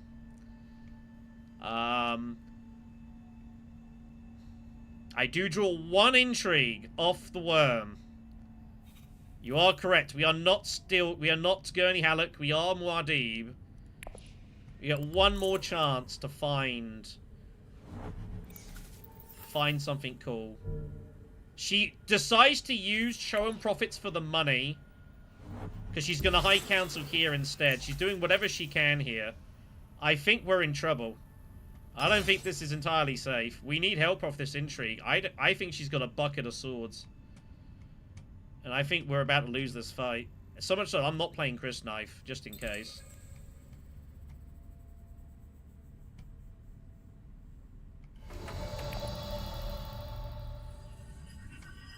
Need some help here. Questionable methods is 5 swords. Okay, that protects that. I have to believe we're going to win the battle. I have to believe we're going to win the battle. Especially with questionable methods, like, I just have to believe we win this. So we just... Here we go. No one's got secure spice trade at least, so that's good. So he doesn't have a bonus point there in that. He doesn't either. So even though we're not scoring out of this, at least we know that our opponents also aren't scoring out of it. So it's not the worst card to have in our hand.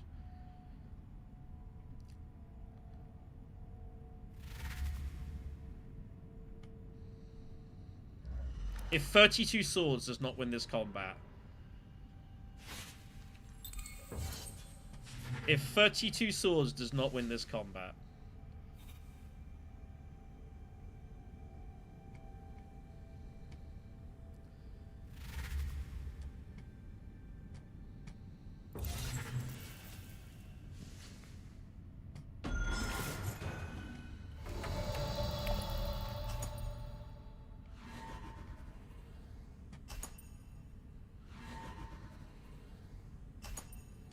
Spice's power.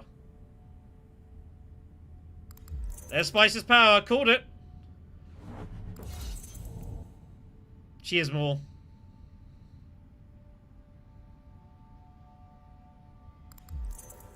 Devour is 4. We can beat that. 4 is beatable.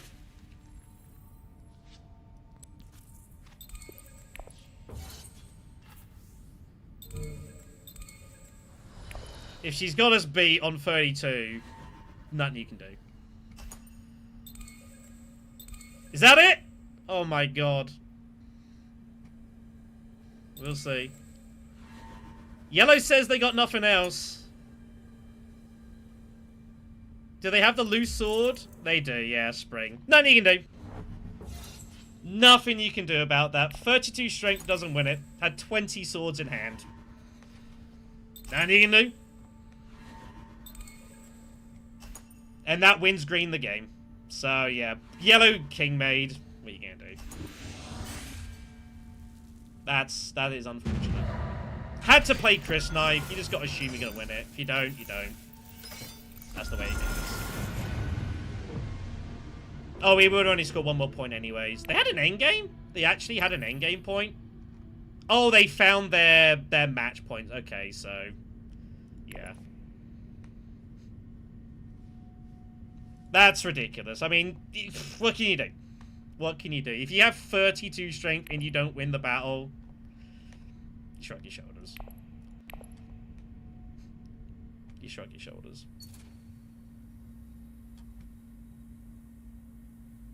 Yeah, pretty absurd. Pretty absurd.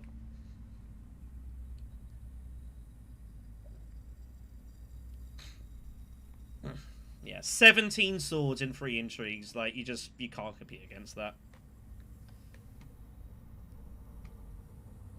Pretty ridiculous. I had a game of Bloodline where I had a guild spy of all spies on a faction spaces, but my bumps got the Emperor Influence spy. No. So the way that Guild Spy works is, so once you trigger Guild Spy's ability to get the bumps, it's done. You can't have the 4th spy you put down then count for Guild Spy. You've already exhausted Guild Spy's ability, so no, that does not work. Also, what game of Bloodlines were you playing where you had Guild Spy? It can't have been the community version. Yeah, it can't have been that. But yeah, no. Once Guild Spy, or in any game of Uprising, yeah, if the Guild Spy bump gives you the Emperor 4th spot and the Spy, you can't then move the Spy to get the bump elsewhere. That is definitely not how that one works. So, that is because you've already activated Guild Spy. You don't, like, once you take that Spy from the Emperor, the Guild Spy's activation period basically is ended, and that's all done and dusted. So. Right, I'm going to get myself a quick drink. I will be 30 seconds. We will play some more Uprising. I just need a moment because that was pretty disgusting. I'll be a sec.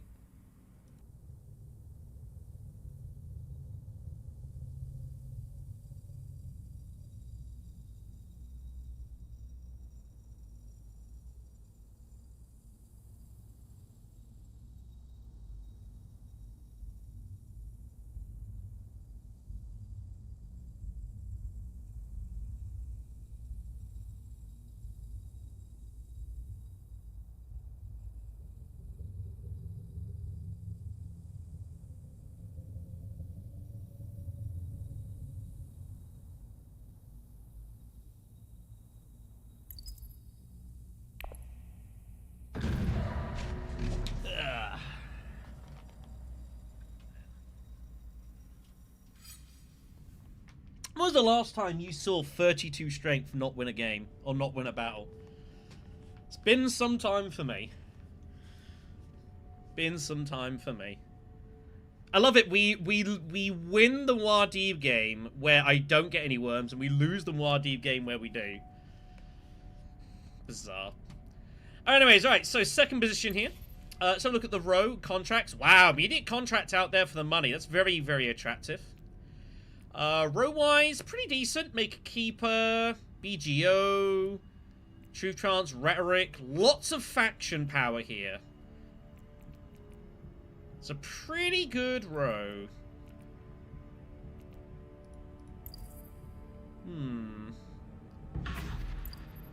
Irulan is very tempting. Just to go dutiful, take the money. And then we could pick up some spice, like, round 2. Oh, second action, then round 2, go, like, Refinery, High Council. Also, we haven't played Irulan today, and I do enjoy playing Irulan, so we will do. We'll be surrounded by meta all around us, but it's fine. Yeah, the game's just... It's like I say, it's like when you play Ixima, if you score 12 victory points, you don't win the game, you just shrug your shoulders. Okay, we find double faction now. Interesting. Okay.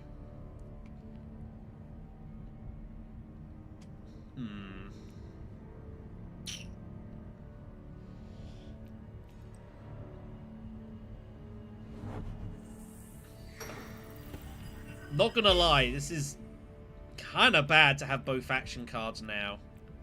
Because I really want either BGO or Rhetoric. Those are like the 2 target cards, and I cannot get either if I do this, so... I need to think about this.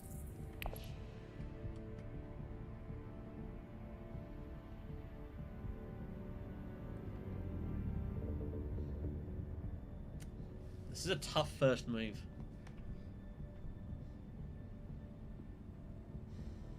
They could keep us fine, but I'm not going towards those faction spots is the problem. Unless I go secrets. Which I guess is acceptable.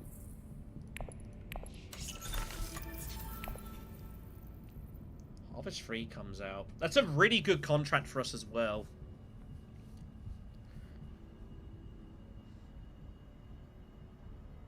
because the great thing with being in second spot is that you can typically take these contracts and a lot of time get immediate value out of them, because not often people go Haga Basin immediately round 1 unless like they want to put in combat and they're out of spots or something specific.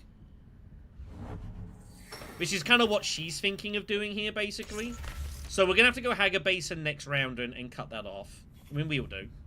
Harvest 4 comes off next. It's pretty crazy. So we got a couple options. We could even dagger and play for True Trance. True Trance isn't bad. Like, having a second diplomacy is never bad. But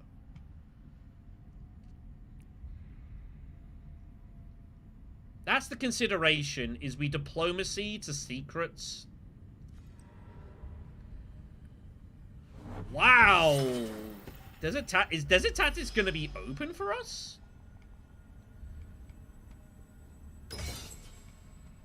Interesting. If he doesn't have double faction access, then we kind of have to go there, because it gets rid of the dagger. Yeah, oh, if I can't... This game with Bloodlines, I mean, you'd have to click up here for Sardaukar. Like, the Sardaukar skills would probably be up here. You'd have, obviously, Sardaukar symbols dotted about. You'd have Sardaukar here. You'd have text here. Like, you'd have just menu, Sardaukar spots.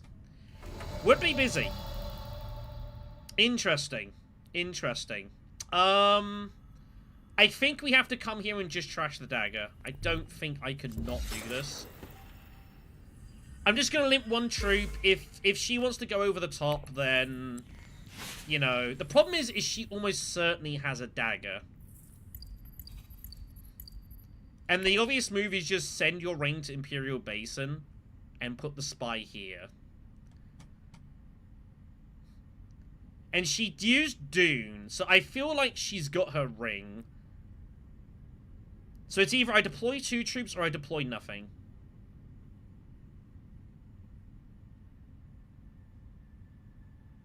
I'm going to deploy nothing. I think she's got her ring. A lot of the time she's just going to go here and just limp in. And limp over us.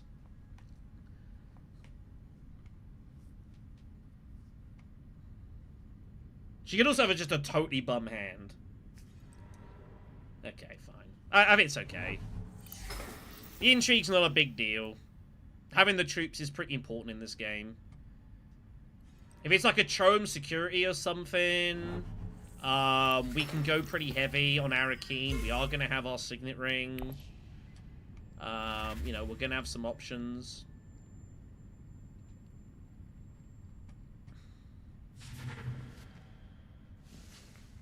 And the early intrigue obviously is nice.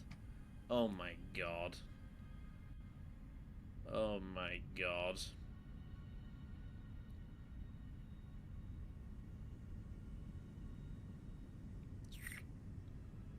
Well, this is going to be interesting. Also by going here... Oh, Maker Keeper went! Oh, what? He had 6 and took Maker Keeper?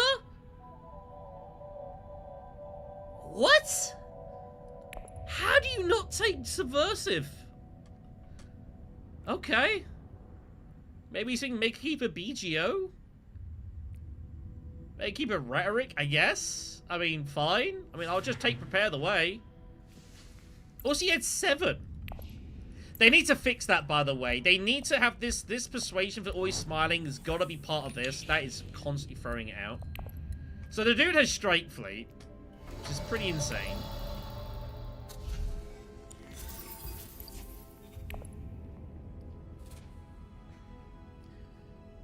Getting prepares is great because obviously we're trashing the daggers, and we can use this to trash the other dagger as well.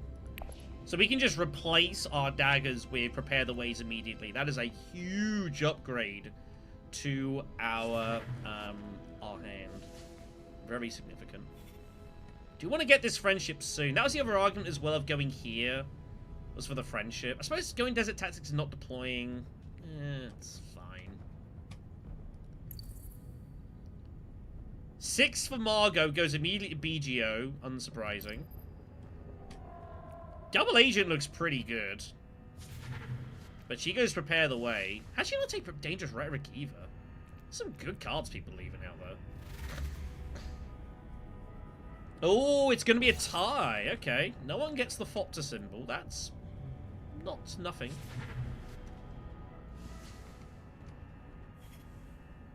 It's not nothing. Okay.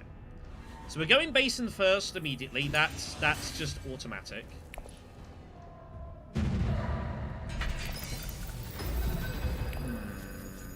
Harvester comes out. I could buy that to grab Subversive.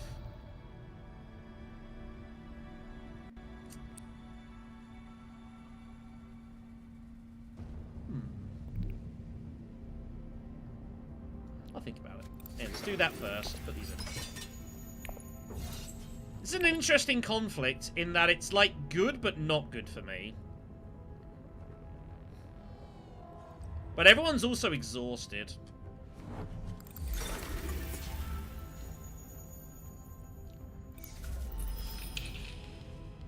So she's gonna go... Does she have her Recon? Did she play Recon last round? What did she do last round?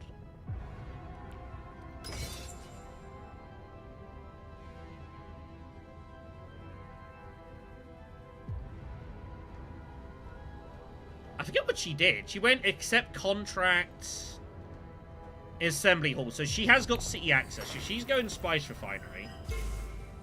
Okay.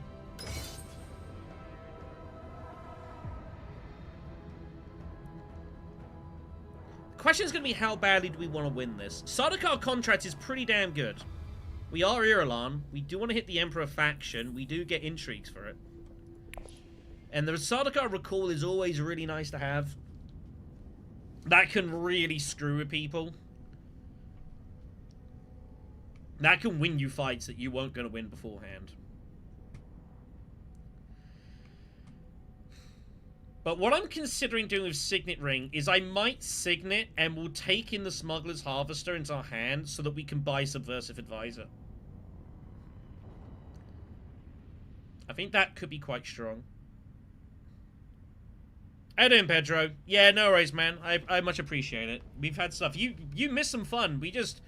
the last game, we lost the round 8 combat it was. We had 30 plus strength and we still lost it and lost the game. Because someone had 17 swords in hand off 3 intrigues. It was eventful. It was eventful. Okay, that Sardaukar contract goes. So now, we need to see what this is. Which is Station 3 is not a great contract for us.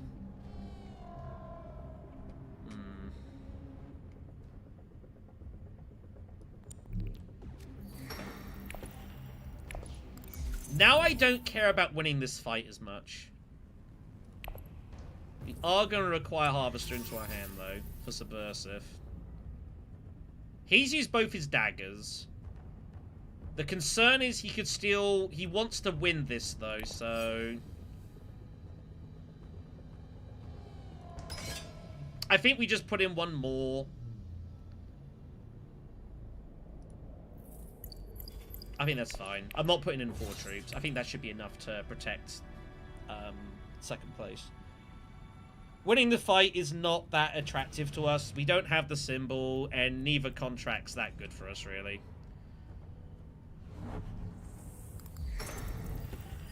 Looks like she's going to get a spy here first, which is fine. Winning the fight's okay. I've no objections to it, but I'm not going to, like, throw in everything for it. It's not that relevant. I think the question to work out is what do we want to do with Subversive Advisor? And where do we want to... She puts it there? Okay. But yeah, where do we want to put Subversive is the interesting question. We could definitely put it here to trigger. We could put it here to double bump to open up shipping options. I don't know with what spice we're going to do shipping with. I suppose with, like, trashing Harvester with our ring. That's the other thing as well. We can buy it to get Subversive and then trash it with our ring to produce 2 spice out of it. Which is kind of the idea here. We can also just go here to, like, get to Fremen access, but we're going to struggle to get to Seech anytime soon. That's the other issue here. I guess if I put it here, we can gain a sec, because we're going to get a water out the conflict that gives us a second water, and that allows us to, like, do the research station contract for some cash. I guess I don't hate that. I mean, that seems reasonably logical. Oh my god. Oh boy. Oh boy. And guess who just bought all that spy stuff like BGO? BGO Guild Spy. Oh my holy god.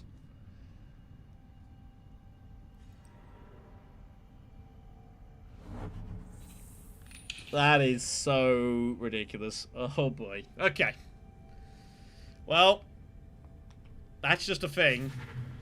She's going all in on spies now. That's all she's gonna do. Next round, I would expect to see her go Refinery High Council. That's my expectation. It makes using this spy awkward now, because this is keeping her away from the faction, but the moment I use it, she's just going to sweep in. Because she's next to Act as well. So that's going to be difficult. I'm not sure I'm going to stall that out.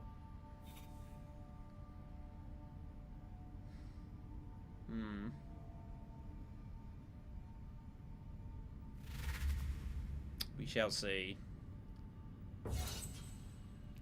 Everyone's only limped here, but I suspect someone's got swords here. A little free sword contingency plan. Worth a lot of value here. Little tactical option, couple of swords. You know, Muad'Dib can make good use out of that. There could be some intrigue here.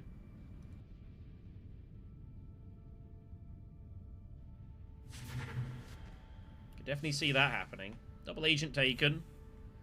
STF comes off. STF's a good card, by the way. I like STF. That's Irulan. Like, she's got 3 amazing cards. Well, 2. Imperial Soldier, STF. And Unswerving Loyalty can also be pretty good for her as well, to get in, like, some bonus troops. No one has anything that was need to be used, I guess.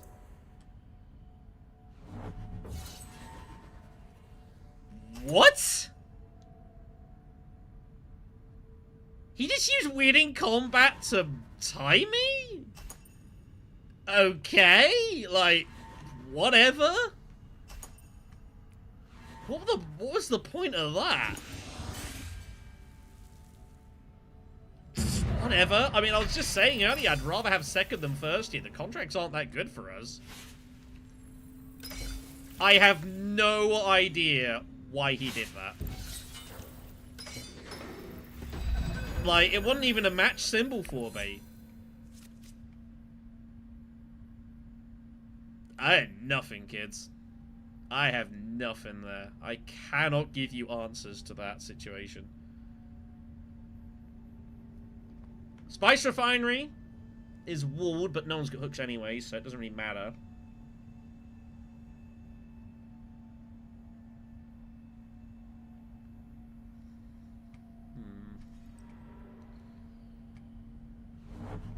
She's just trying to draw her cards here. She's obviously going to go in heavy.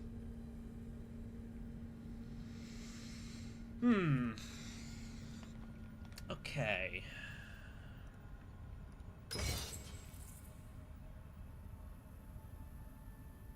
That's our next hand one. That's pretty bad.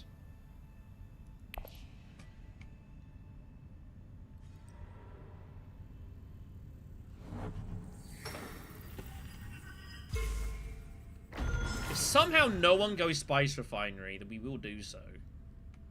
I'd assume Gurney's going there.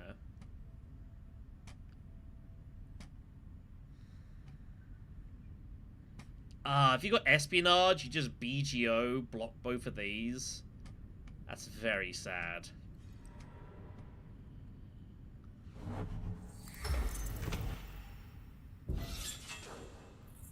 Okay. Okay. Fair. Fair. Why do I think he's not putting this on the bin, Jeshret? Thank God he is. Okay, let's go get our Swordmaster. And we'll not deploy yet, I don't think. I kind of want to deploy. What's he doing? He's just going here all the time. I can't deploy. I can't deploy yet. I might change our minds. We'll see. How doing, Dave Godfrey? Howdy, welcome. You missed some eventful stuff last time. We had a round 8 combat. We had over 30 strength, and we lost. It was pretty ridiculous. Irulan decided to have 17, 18 swords in her hand. It was pretty absurd. She didn't even win the game. She like basically king made.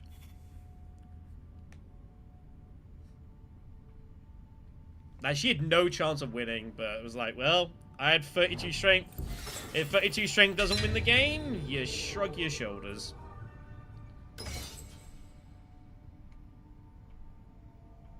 So, what I'm thinking we do is... obviously, we're getting our Swordmaster.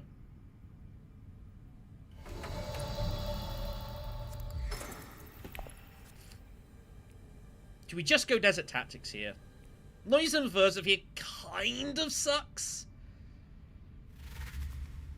But also, if Gurney's not going to limp in, like, that 2 spice is just too juicy. Yeah, I mean, like, it is pretty... I will say, and, like, people have said in the comments as well earlier, like, compare what... this is what I would say to all of you guys. Like, I'm sure a lot of you have played on Tabletop Simulator. You've seen, like, previous videos we've done in the past of doing, like, competitions. You've probably seen other people playing Uprising and someone on format in Tabletop Simulator. Compare TTS's layout to this. And you tell me which one you can tell what's going on better. That's all I'm going to say. That's not to knock the mod. The mod is really good. But I've said since day one that the way they've laid it out is really not conducive to anyone watching on a screen to work out what the hell is going on. They did a decent job with XMO. It was still a little tricky at times, but it was reasonable enough. Like, the playboards are just so small compared to the main board, you just can't see what's happening. And I've always made that argument, so... and I told them that. They never changed it, so... that's why I like playing on digital. Like, you guys can be here, you can watch, you can see what's going on, it's clear. I'm not having to repeat what people were making move-wise. It's just there in front of you. You can see everything going on. It's super easy. Super duper easy. Let's see if Gurney's got some crazy detonation lob-in that he's been hiding. Because if he doesn't, we're absolutely going Desert Tactics. We trash Reconnaissance. He's 7 Persuasion. And with 3 Persuasion, we can still buy Calculus or Rhetoric. I really do like Rhetoric as a card.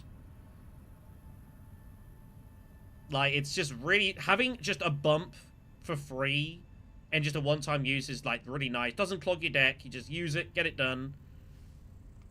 Very, very good card. Signet Rings coming with Smuggler's Harvester next round. We can trash that for Spice. We're going to have Spice here as well. This is kind of why I wanted to have the 2 Persuasion now so I can start shipping, but it's not a huge deal. Shackley taken. That's reasonable. Shackley's pretty good. No surprise dump of dudes.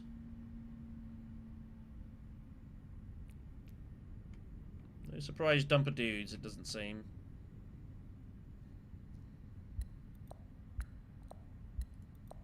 He's still got 3 Persuasion. He's eyeing up, like, Calculus. Or that. He should take whichever one. We take whatever he doesn't take, which is Calculus. That's fine. Overthrow comes off. There's a card. Oh! No, no, no, no, no, no, no, no, no, no. Don't do that. Whoops. That was a misclick. Don't do that for the love of God. Let's get rid of Recon. Limp that in. Get Calculus, which is a straight upgrade. stuff. Like Racet was there. That was a consideration, but I don't think it's that necessary. So overall, our deck's looking pretty good. Both daggers and recon gone. Prepare the way. Calculus, Subversives will be used later. Harvester's going to be trash for spies. We haven't got anything hugely great, unfortunately. There's some big cards out there that we do not have. But we're ticking along, you know, okay. What we've got to do is we've got to find a way to Sardaukar and then leverage our action economy to, like, win a matching fight. That's what we need to do here.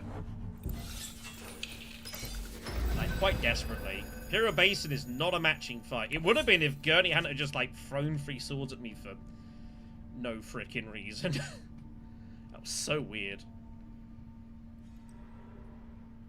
So I think accept contract is the plan. Still no... Yeah, see, yeah, Muad'Dib's like, oh, let's go put worms in. The amount of people who still forget that there's no worms. It's funny. Unfortunately, we got problems here. Accept contract is gone. I really want to go siege, but I can't really. Because if I do, I have no actions, because we're not getting to here and here. We could go Arakeen to draw, which we probably have to do. We need to just find something that we can do in action with here. And I'm not that worried about Siege Tabba right now. It's not urgent.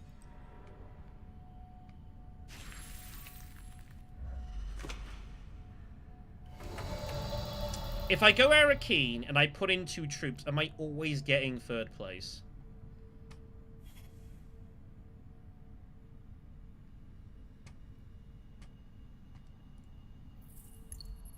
I think the answer is yes. Calculus.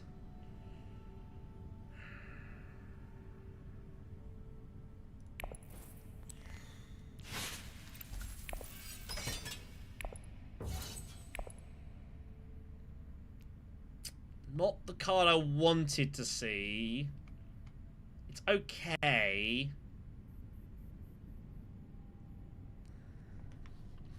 So the interesting thing with Calculus, like, we can use it just to go deliver supplies. Or we could use it to highline and protect the spy. Like, when you use a card for the spy access, you don't have to recall the spy if you're not infiltrating. So I could leave that there, and that still leaves me subversive.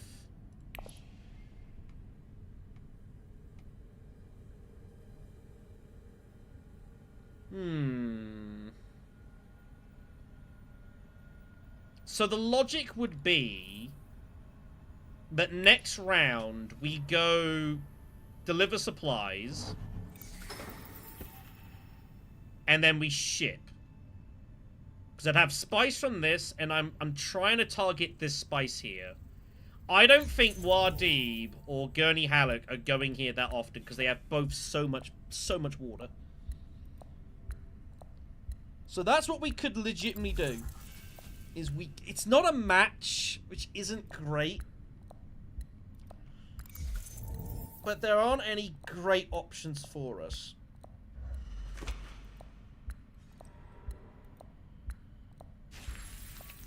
Because Gurney's just chucking his ring in, maybe at, like, research station.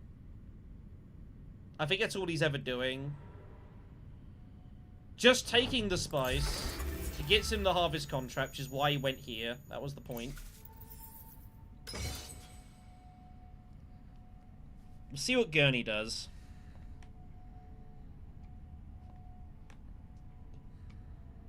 Maybe we just go Imperial Basin and Siege.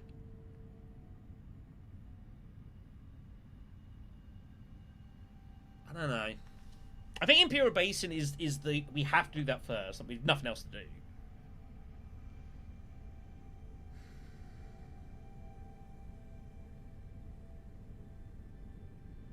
Be kind of funny to, like, cost him this battle. After he cost me it.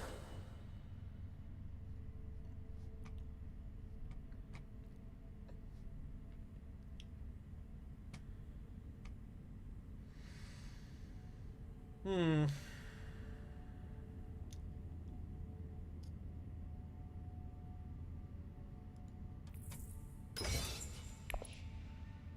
He's trying to save troops on this.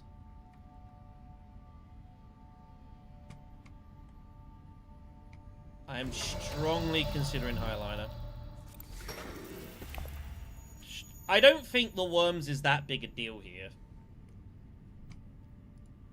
We also aren't probably not drawing any worm access anyways next round, so...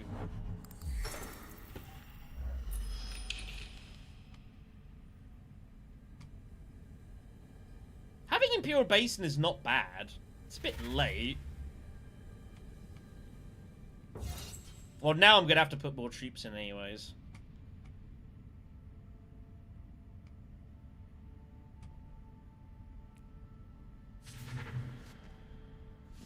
Jurassic goes.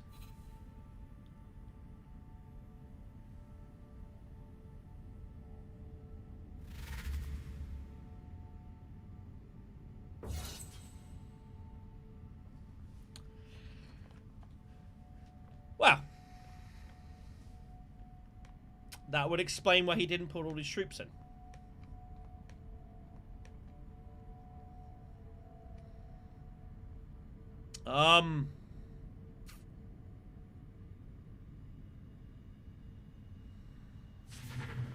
The problem is he just has to have any swords, and it's a complete waste.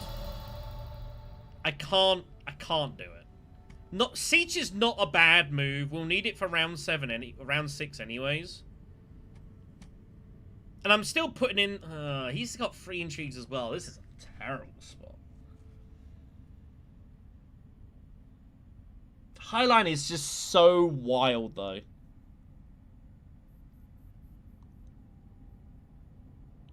And if I don't win the fight, I don't have enough spice to go deliver supplies shipping. And I kind of need this to start getting towards Imperial privilege. I don't think I can do it. I don't think I can do it. If he did not... That's just too many swords. If he doesn't have that many swords, I'd do it. But when you pull 5 swords with Strike Fleet, I just gotta say, alright, fine. So be it. You know, and just say, alright. That's a lot of swords. I just gotta respect that. If it was like 2, I'd do it. Any sword intrigue. And he's shown he's happy to tie me. He threw 3 swords at me for no reason earlier. Like, he's willing to throw swords at me, so just to tie combats. So I can't justify it. Not when Siege is just there, and it gives me hooks. It's just foolish otherwise. Let's get another repair the way to replace our other dagger that we trashed. We've trashed a lot of cards. We have a 9-card deck. That's literally all we've got is this. That's kind of absurd. BGO doing BGO things. Not enough for Overthrow, but it does have enough for Treacherous, and Treacherous looks pretty enticing.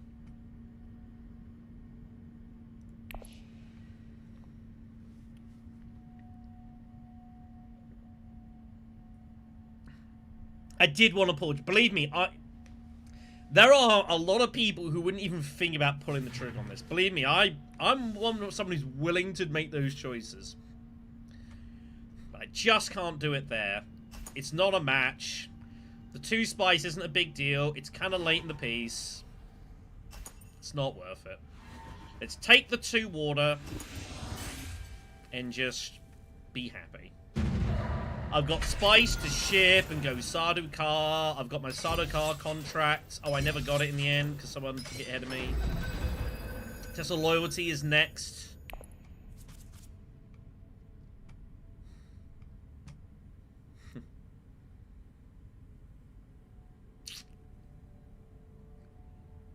Test of Loyalty is next.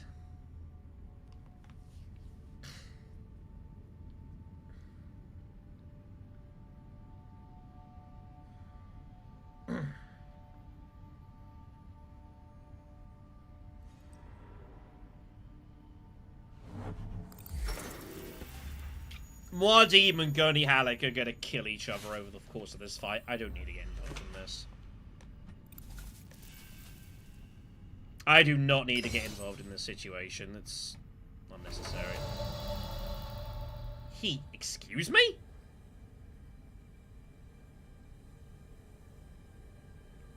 Has he not wormed that? What the hell? Whatever. Doesn't matter. Call that. Get that done.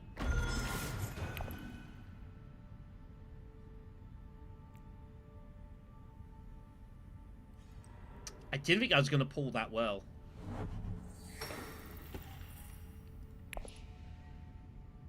We might change our plans here.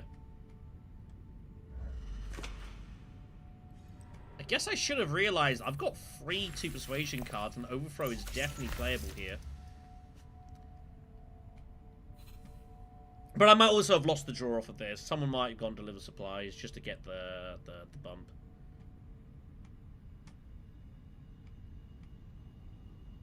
It's also hard for people to go espionage when you've only got 2 agent actions. It doesn't feel great. Muad'Dib might... Oh, his diplomacy's in there, so he can't really do it unless he has access, which I don't think he does.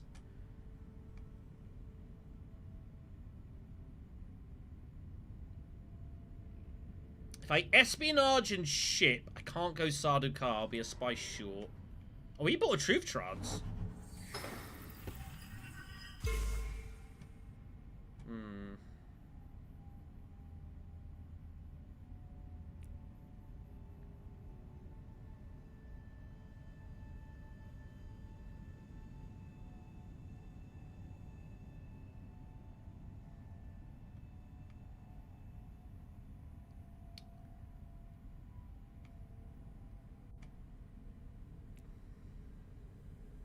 Let's see what Gurney does.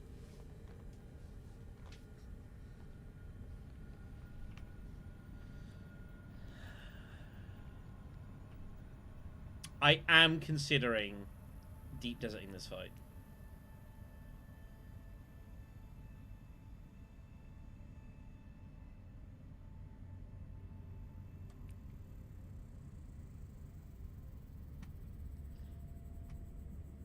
I don't know if 8 strength's enough to win this. I am considering deep deserting this fight.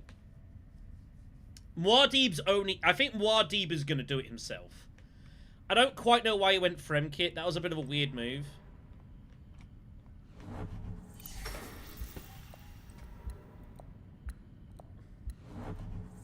And this is a good... It's a good combat for us, just in pure resources.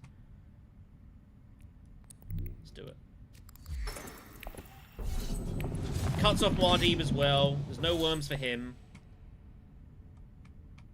He might have just gone Soulmaster anyways, I don't know.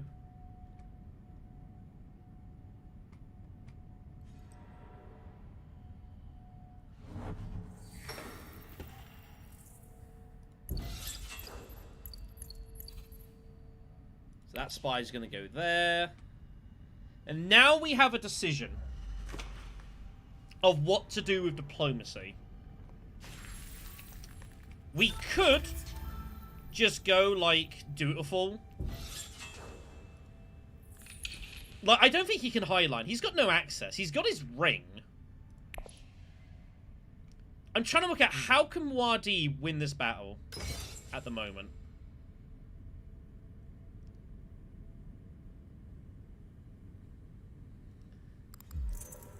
Ah, there goes overthrow. Okay, well, I don't need to worry about that now. It's not a big deal. I'm glad I didn't espionage. Alright, in that case then, I think we Sardaukar to garrison, have troops. We get 2 intrigues. We might need them.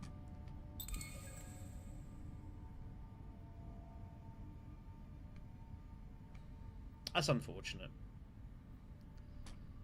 Not much I can do about that, though. Oh, that's tough. That is really tough. I mean, he doesn't even have 9. He hasn't got enough swords. That's very unlucky for Gurney Halleck.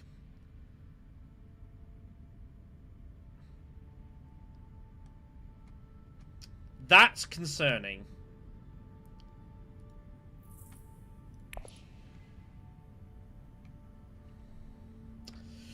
So now I have to consider highlining. And doing it now. Which I think I'm going to be forced into here. It's not great. It's not great.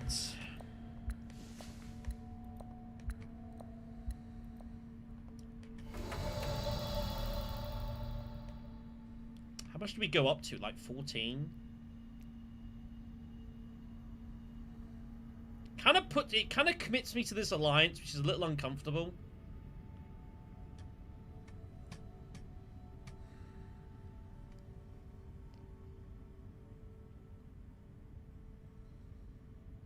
I have to respect this.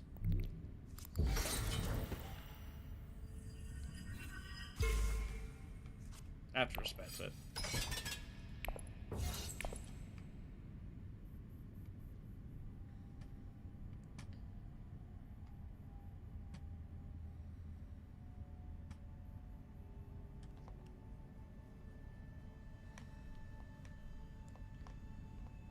You could even argue putting in even more than that, potentially. I think 14 is not unreasonable. He's got 2 intrigues. Like, she has 2, but she's also got nothing else to deploy. Unless she has, like, Sardaukar nonsense.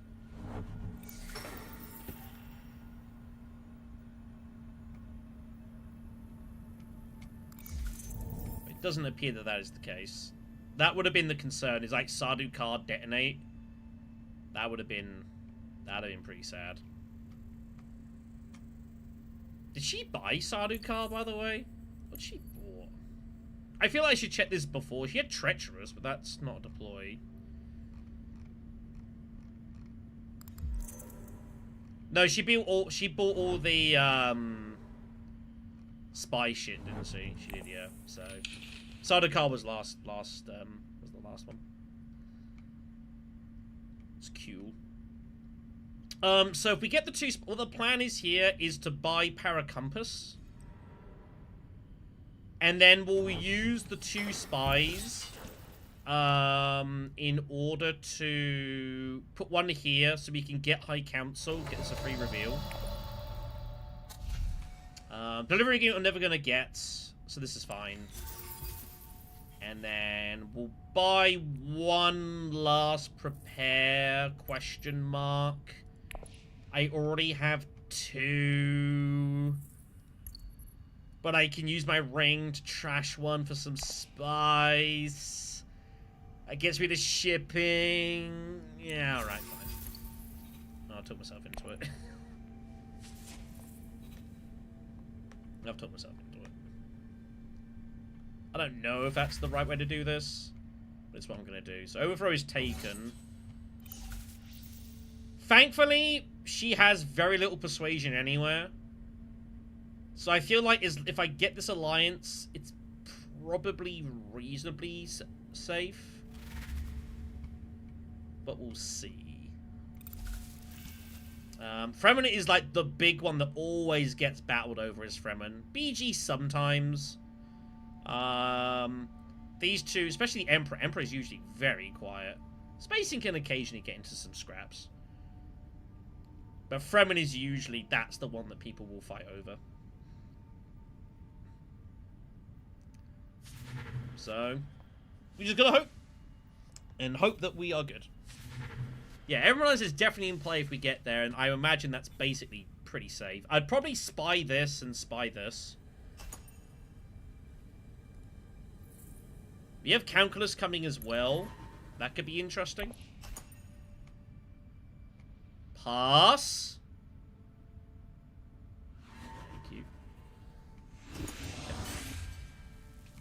We have privilege access as well now, which is great. We have no intrigues to use privilege access, but we have it.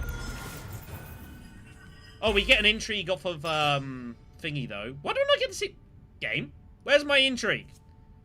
Ooh, very nice.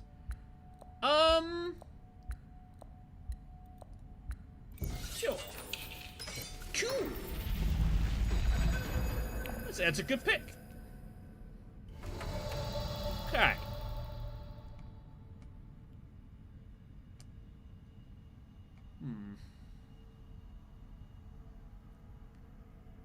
What are we doing with this hand? Protect the Seeches is the combat. Do I just hag a basin and just put worms in and try to get... I'm never going to win the fight. What do I do here?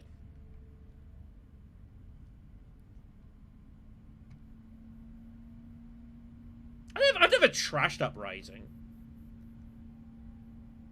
I got an interesting idea. I'm going to go accept contract. I'm going to take the troops liner contract. We've got the spy here. We can always threaten that. I'm going to put this over here.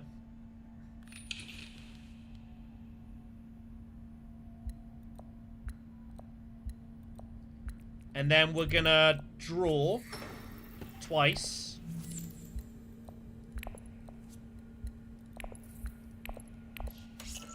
And I am going to trash one of these, I think. No, I'm not. I'm going to acquire this. I did get the Spice Must Flow. I did not draw Paracompass. If I drew Paracompass, I would have trashed a prepare, but we didn't. My concern was that was going to happen, so I wasn't convinced I was going to get the draw. I needed to see what I was going to draw first. Okay.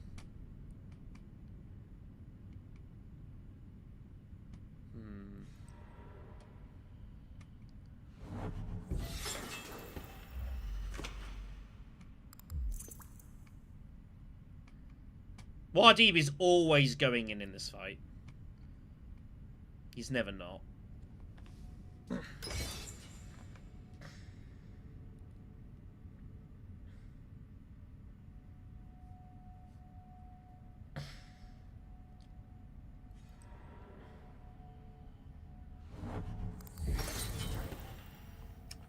Well, okay. I didn't quite expect to see that.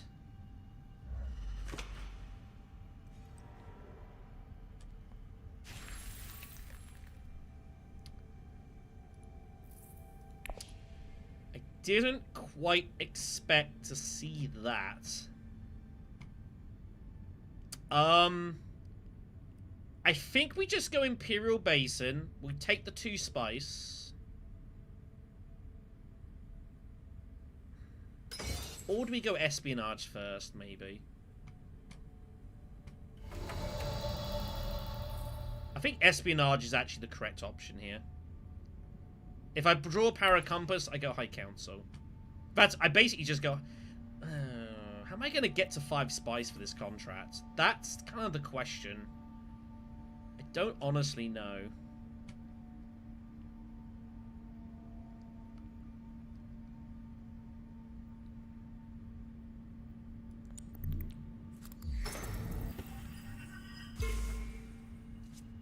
Draw Paracompass, okay.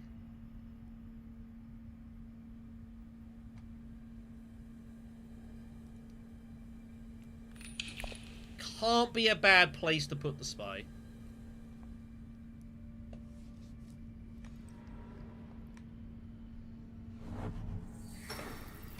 I kinda hate not deploying here, I'm not gonna lie. It kinda sucks, but...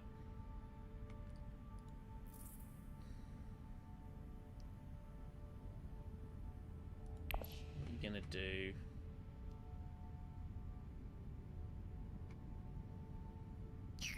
What are you gonna do?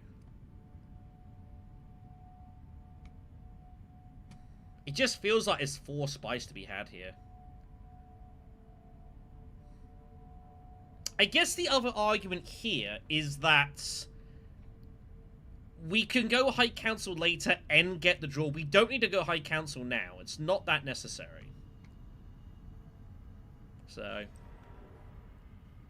Oh, I did it. I'm glad. I'm always happy to hear that folks have watched the top 5 series and found it useful. Like, I put a lot of effort into those videos and kind of like trying to think of the bits and pieces to go through. Definitely some of those, there were times I wanted to like go through even more than I did. Most certainly. But definitely I'm glad. Even like someone in one of these games I played said the top 5 series is really useful, and I'm always really happy to hear that. So very glad, man. Very glad. I need to get this done.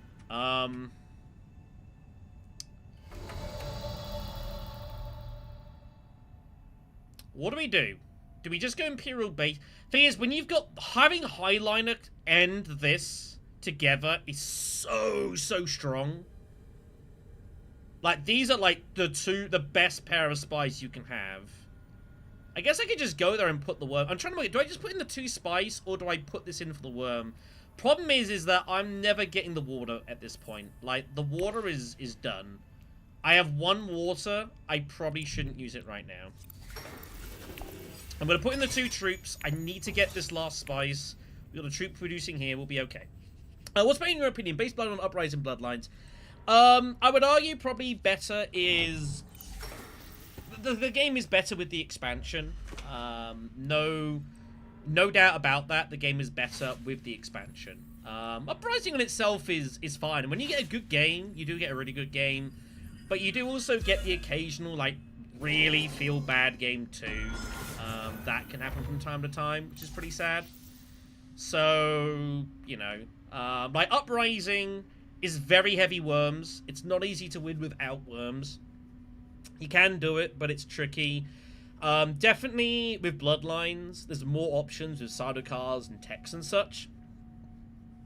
And just the Imperium row. And the community version does a good job of kind of increasing that beyond there.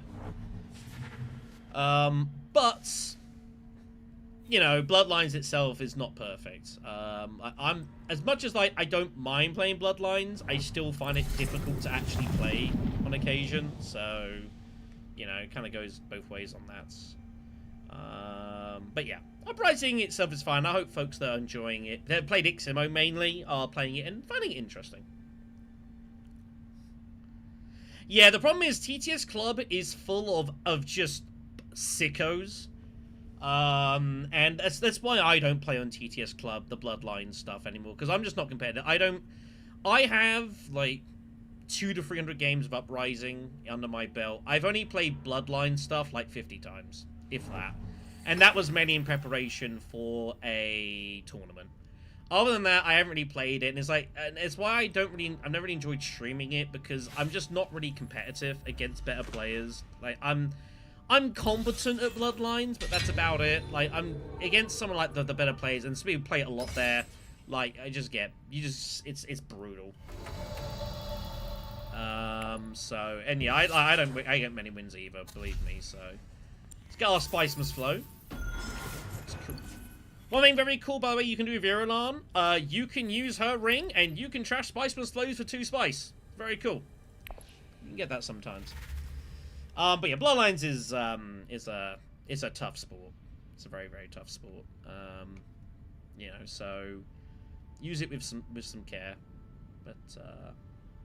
But overall, it makes the game better having the Sardaukars and the techs and such. It gives just more open options. Compare it to like with Rise of X. Like you kind of have to ship.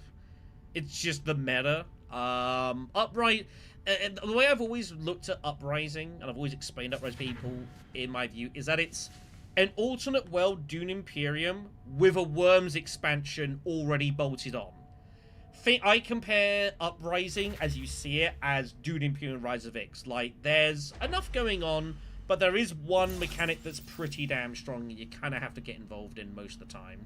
I think that's my opinion of Uprising. Like, you kind of have to worm in some form or another. And Worms can be even stronger. Like, this game doesn't have Arrakis Revolt, which is a promo card that lets you deploy them from cities. That doesn't even exist in this game. That makes Worms even stronger. It's Like, at least you've got one... You got Desert Power, which you can reveal worms. I think this game with Immortality... I've heard some people say it's alright. Like, it's not for me. I think Rise of Ix just has no place in this game, and I don't think it should have anything to do with this. But I've heard some people say that with Uprising, with Immortality, it's fine. Okay, Gurney wins. Surprisingly, Gurney wins. I didn't expect that.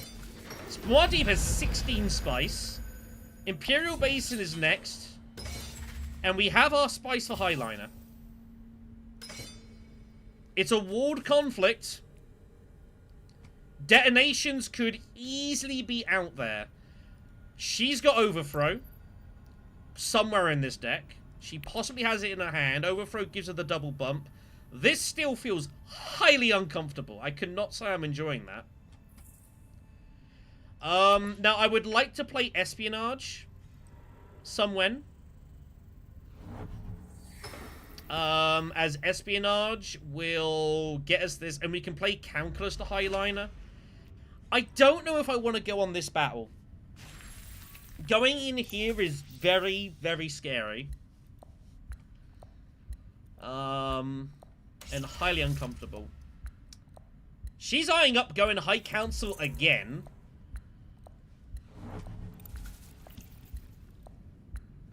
Okay.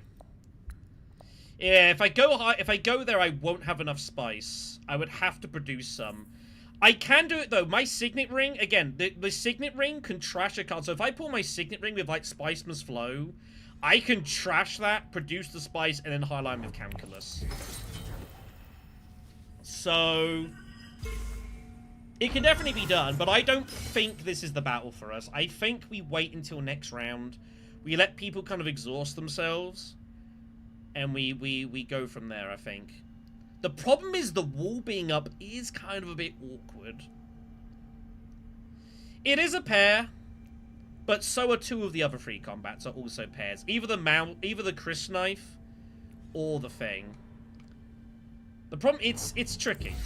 But I feel like some people are going to go heavy here. We'll have to see. We have privilege access. We can wait. I think I'm happy to just hold fire for now, and we'll wait. Who bought... Undercover Assets? Muad'Dib has it. Muad'Dib's got hidden Undercover Asset. He's going Imperial Privilege.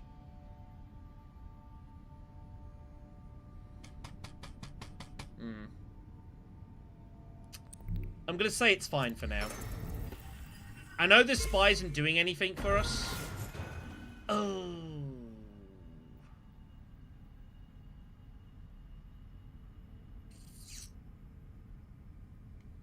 Tough draw.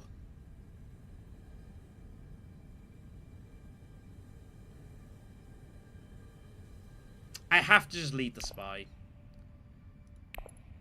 Having that there is too strong in case someone does blow the wall with detonate.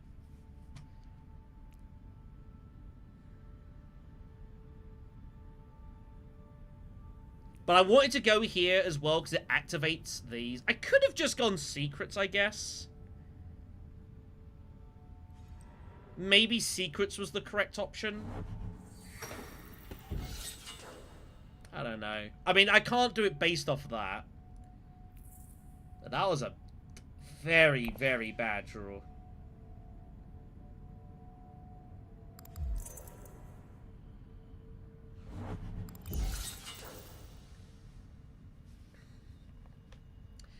Now, the problem that our opponents have is they haven't got a lot of victory points. They might all talk themselves into saying they have to win this battle. Yeah, I mean... Secrets maybe was the better option. There goes the Chris Knife card, by the way. That's interesting to note. Yeah, it is what it is.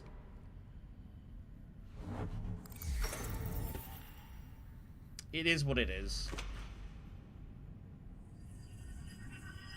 Really? He is by access. Here's my access. It's almost like I've played this game before. Nothing I can do about that. That's okay. That's fine. We're not panicking yet. Well, he's absolutely not getting here. We're just going to privilege and just draw 3 cards and try to pull our ring so we can trash the Spice Must Flow card. We also can stall out our opponents a bit as we're already last in order. But I'm not letting him go to Imperial Privilege after that. That is not acceptable.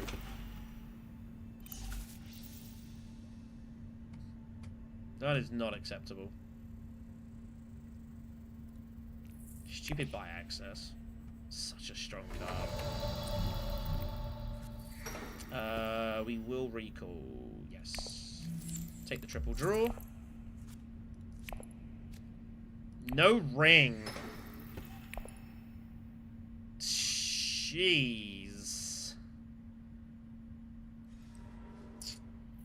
No ring, man.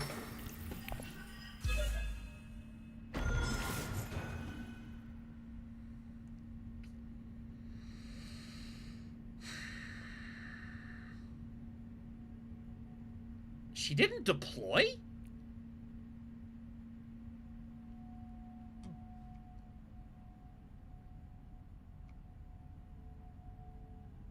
Yeah, but you can definitely trash these with Irulan. It's something you can definitely do. I think the play is Spice Refinery now. Spice Refinery High Council. I think we just kind of have to do that. We're gonna need this.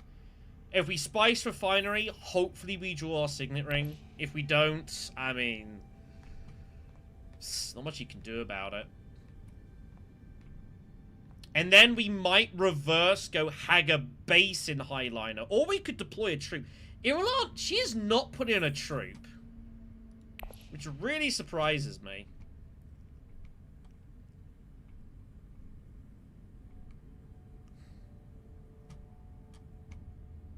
I think he might have Shadow Alliance. I think that's why he did it.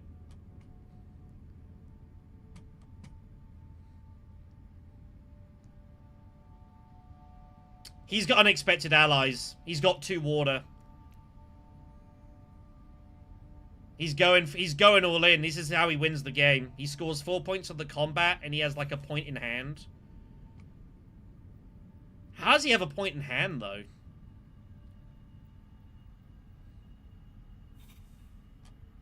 But I think he's got unexpected allies, and he's going to go for all 4 points. I think that's what's happening here. He's fluked into it. Because with unexpected allies, you can also blow the wall. Alright.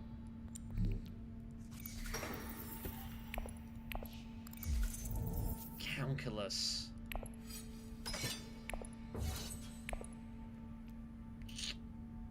Just missed it. Bottom of the deck.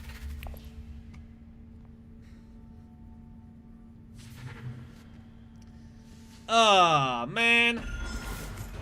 I drew like nearly a dozen cards. It was bottom of the deck.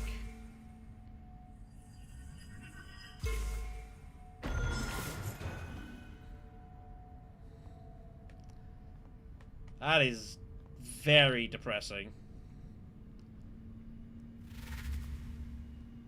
We're going to get free Spice out of the battle, so that sorts out Highliner access. We don't have to worry about that anymore.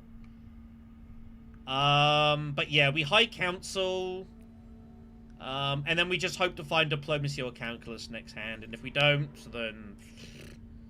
What are you going to do, eh?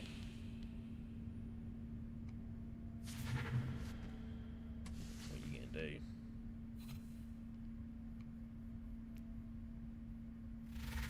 That's not a bad card to come out for us. Although Gurney's got 11, so it doesn't matter. We're not seeing it. Didn't have unexpected allies. He was set up for it. Interesting. Okay, so we're gonna have 9, 10 persuasion, 12. Can still buy like BGO, I guess.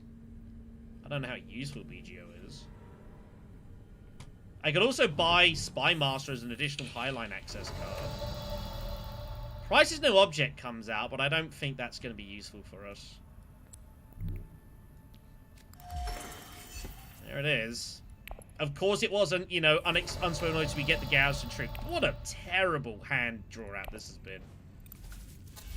Absolutely abysmal. We'll take Spy Master for extra access. And at this point, what the hell? That to balance out the Spice Must Flow. Yes, I have 4 prepared ways in my hand, in my deck. Don't judge me.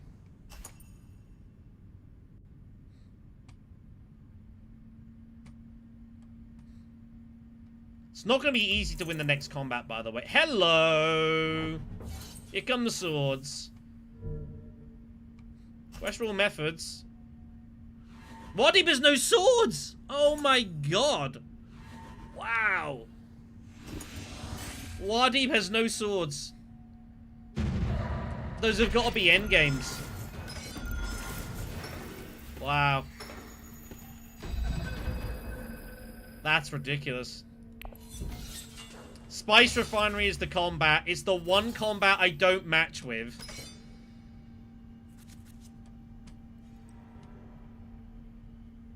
Understandably, Muad'Dib is left. I don't blame him.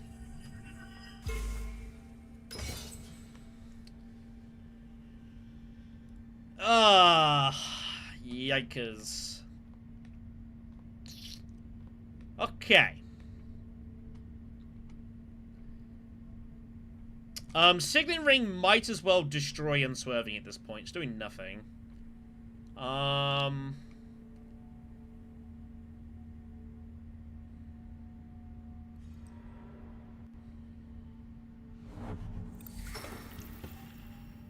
What on earth is our best move that we can make at this point?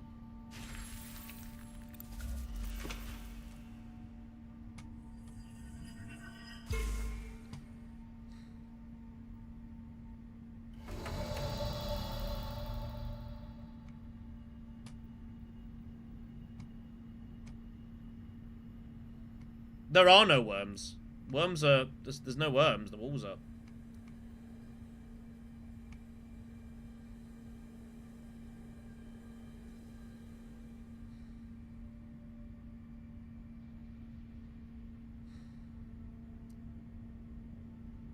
Shipping, High Council, Highline.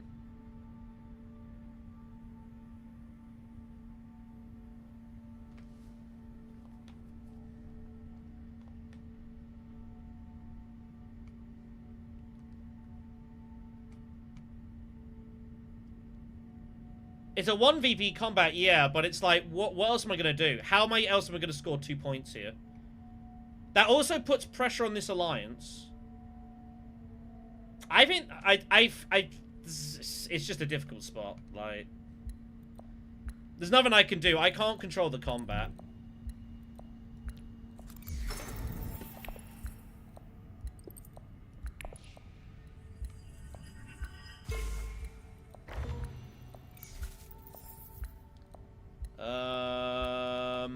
We're not trashing from hand, I guess.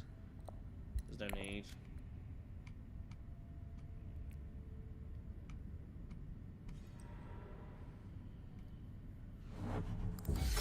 Problem is, if I blow the wall, it's just opening up worms for everyone else. Like, I considered, like, Highline, Siege, that, but then I think we just lose the fight. Because then we're just opening up worms for everyone else. I don't think I can do that. I think the ultimate truth is that we've just been kind of...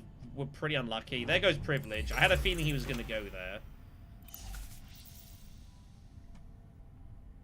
I think we can just call it that we've been pretty unlucky here. I think that's probably just the truth of the matter. Highline is freed up. I have to go High Council first. Because I have to garrison. So I can then just rip in 9 dudes. Change allegiances? Change of the Inches would be interesting.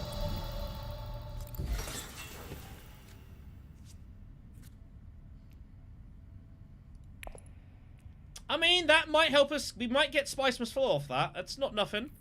We've got a few 2 persuasion cards. We've got, what?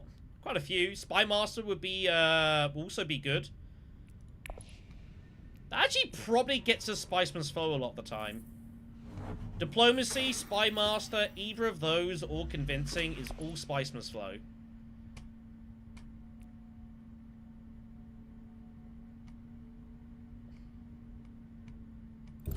So, half our deck, we get a point now.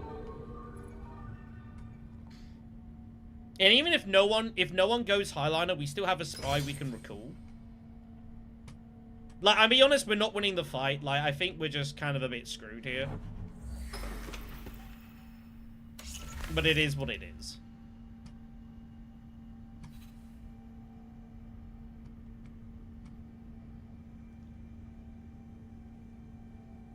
Or do we go for the ultra ballsy?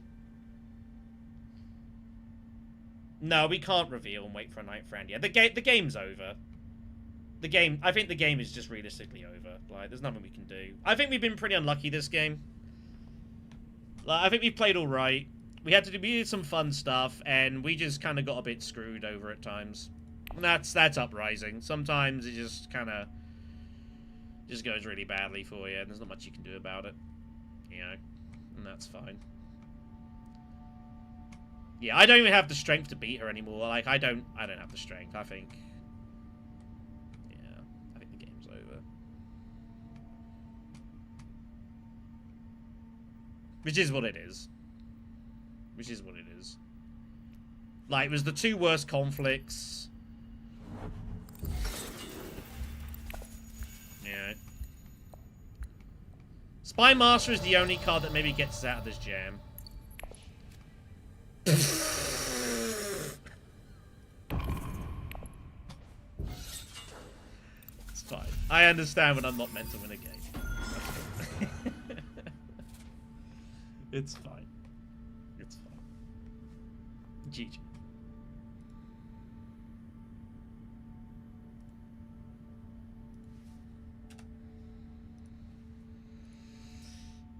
Oh dear. Alright. Let's go find another game, everyone. I accept this one was lost. It's cool. GG.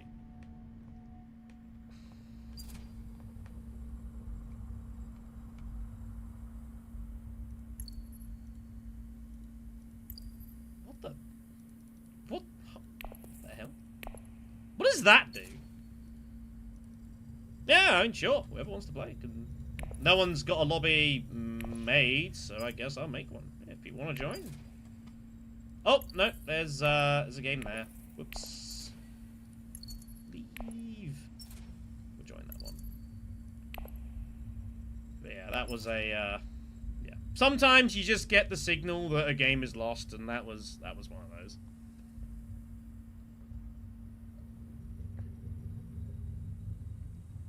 Welcome to Dune Imperium. But sometimes, just don't go your way.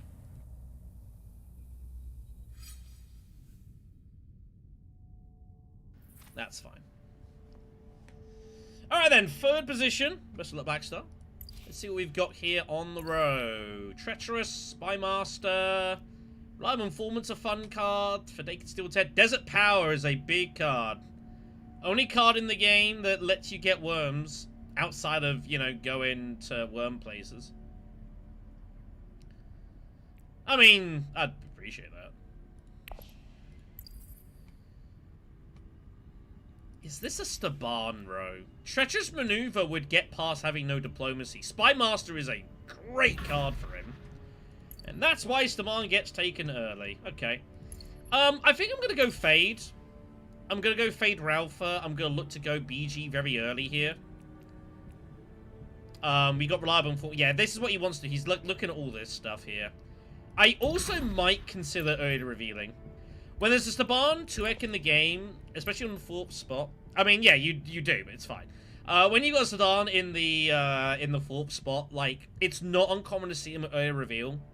The question is, do they want to early reveal, like instant reveal? Generally speaking, the answer to that is no. But sometimes they do. But now you know, anyone can threaten, and that's what you got to do when there is a Staban in the game. You've kind of got to look and identify and figure out what's going on. This is a totally reasonable Staban row. But yeah, like, someone could easily reveal ahead and cause some problems.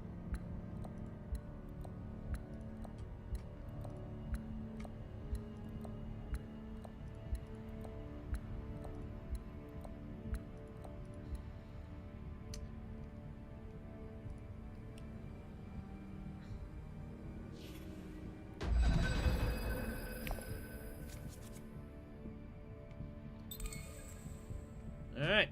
Opening hand is annoyingly good, I think is the word I'm going to use. I kind of wanted a bit of a bad hand so I could early reveal, but kind of...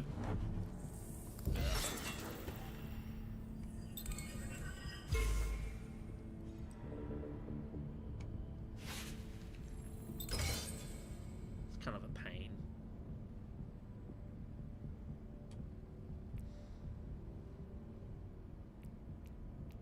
It's really tempting, but unfortunately, like, I'm never gonna get that off.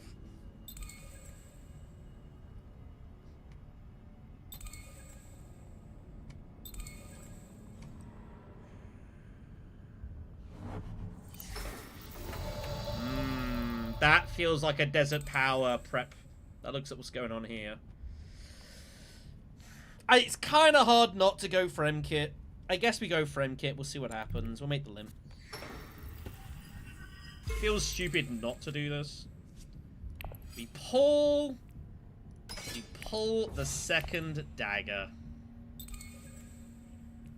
There's a lot of chat with some of the people. I know you guys can't see it. I've got, like, your chat in the way.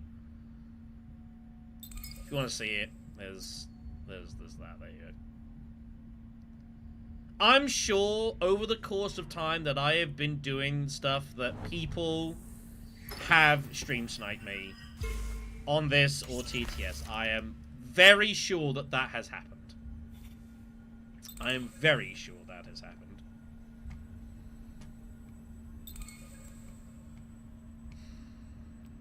Double daggers on this fight's kind of annoying.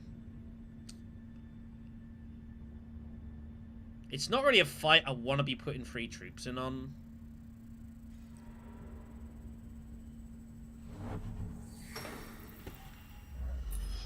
I'm gonna have to, though. I mean, having the Thopter symbol is not bad. It's not bad to have the Thopter symbol. Like, that can come in real clutch later. It's a bit expensive, is the problem.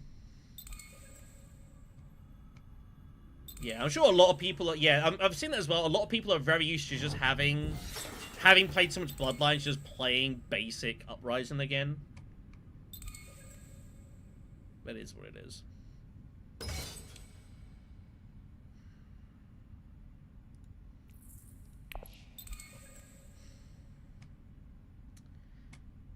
So am I going, like, Basin and then Haga Basin next round and just harvesting all the spice up? And just monopolize it?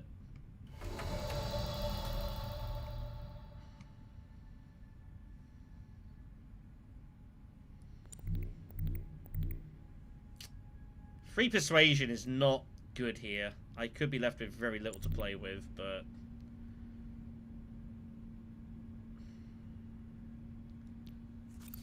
what are you gonna do? I am going to spy the council here. Just to make his spy access a little bit less desirable. If he wants the spy, he's got to put it here. It's not really where he wants it. I'm happy to give up BG here. I'm happy to give up BG here.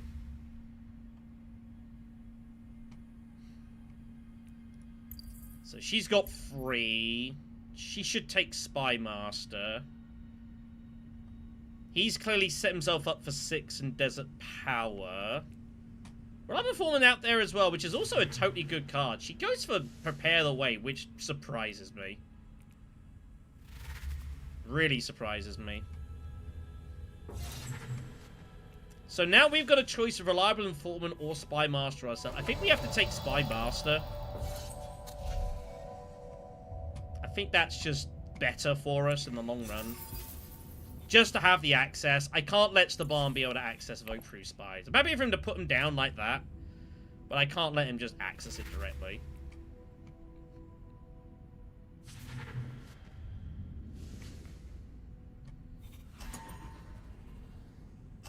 He's going to be fairly set to go shipping in a few rounds, which isn't great. Anyways, we'll take the Fopter symbol.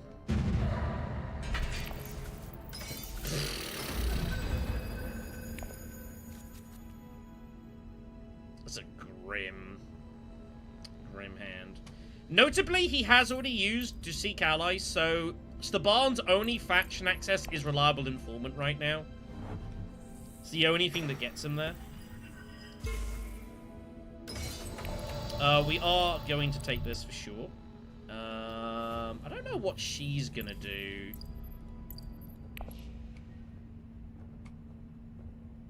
What's Irulan doing here? She can't get here. She's got Arrakeen Water. I'm just trying to work out whether to play Shaddam's favor now or not. It's the only question. I think the answer for that is no. We'll hold on to that for now. Basically turn that into a Two Swords intrigue somewhere.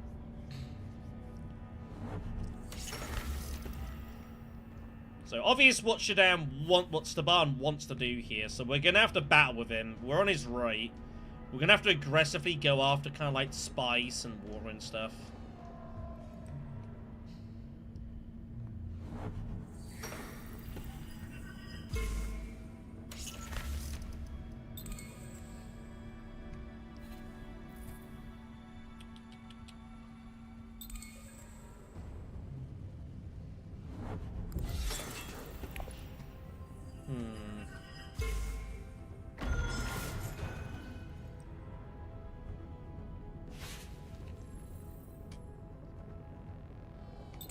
He's got recon, right? Yeah, I think we just got to go after this one. I can't let him carve it. I can't let him get this cheaply. I've got to just, like, really heavily get in his way. I got to slow him down. I don't know that he's got Reliable Informant, but the only chance I'm going to be able to get this water is going to be now anyways. Unless I have anything particular I want to do. Like, I could go Espionage now, but I don't really need the 6th Persuasion, and I don't really want to be drawing here. So let's just take the water.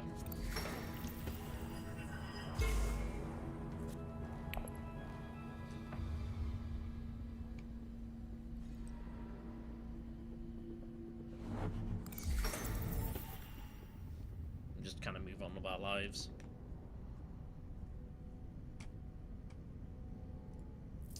Ring's gonna trash next, so the Ring can just trash a dagger and be done with it. Imperial Spy Master, I don't know what I'm doing with this. The question is, do we go Refinery, early High Council? And the answer is I haven't a clue.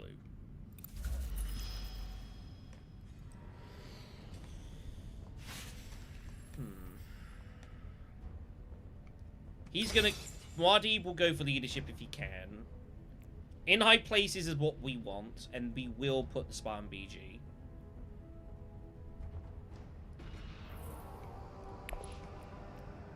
Treacherous Maneuver could be interesting. We could obviously trash Spy Master. Spy Master is a card I want to use anyway. So we'll take high places, put the BG Spy there, and then we'll kind of see how things look.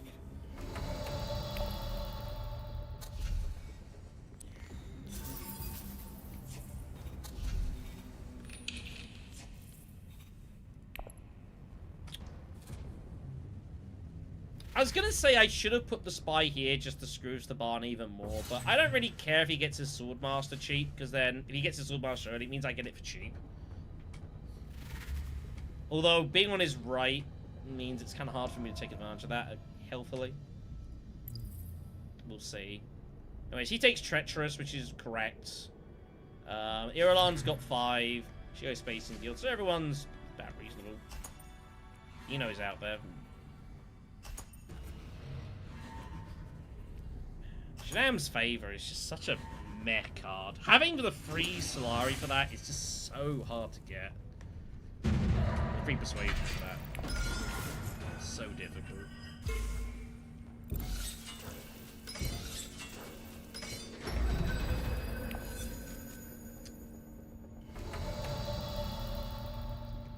Arakeen, huh?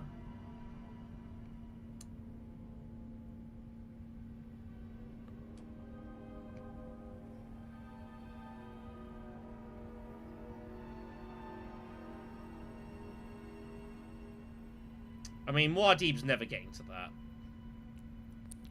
Let's do this.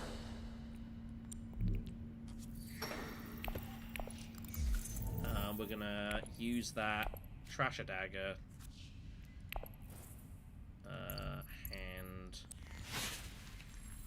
put that in. I don't think Muad'Dib can really get involved here. This free Solari should be reasonably safe, unless he decides he's going to Siege and just, like, lose his mind. Which, you know, he might.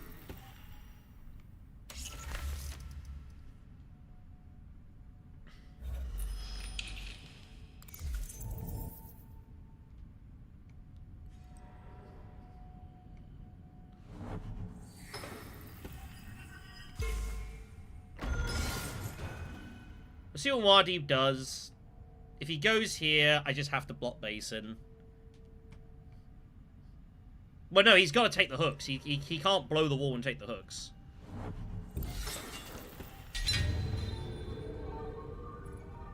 Let's go here. He's gonna get here. Like, Stabana's got all the money. Like, he is very heavily loaded here. So let's do that. He should just play Reliable. I expect he'll play Reliable here, get the 3rd water, so we can then cash in the 2 harvest contracts next round. My assumption is that's what he'll do.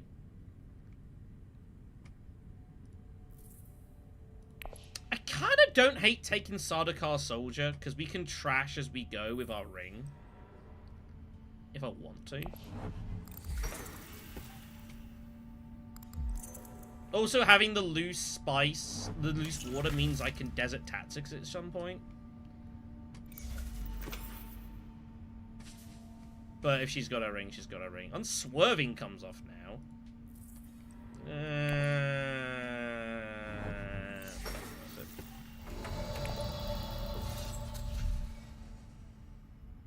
Do I lift the BG Spy to pressure on this? You know what? We do.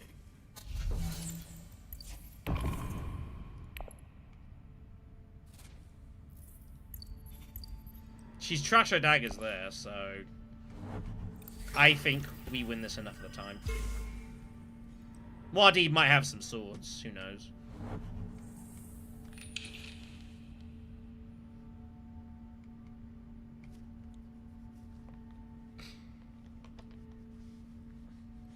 He'll put this on BG, the obvious place to put it. And then... yeah, just the one sword. So she's going here to try and find an intrigue to win this battle. That's what this is a dig.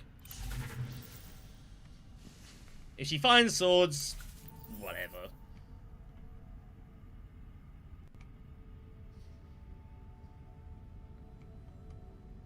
It also just protects in case he has some, like, swords that he's going to wildly use here as well. So it's, like, protects against that. 6 is just going to be better than 4. So 5 Persuasion. He cannot put Worms in because, again, it's still a walled fight. So he still can't do it. It gives him 7. Muad'Dib looking very scary here. He's got all the Fremen. Yeah. Pretty scary. And then he's about to make 6 money here, so he's going Desert High Council. And then Staban Tuek is looking very, very strong. Oh, he's found Wheels within Wheels as well. Oh my god. Yeah, Staban Tuek is now favourite to win this game.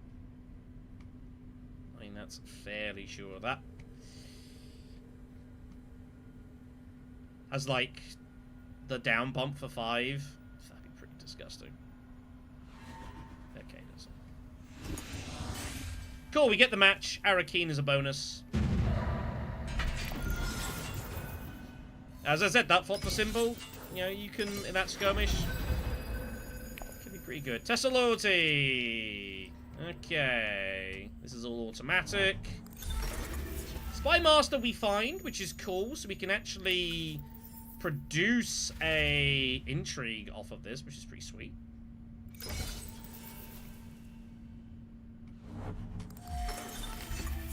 She's going High Council because she can just go Imperial Privilege. She's in no rush. She also got both High Council contracts, so, you know,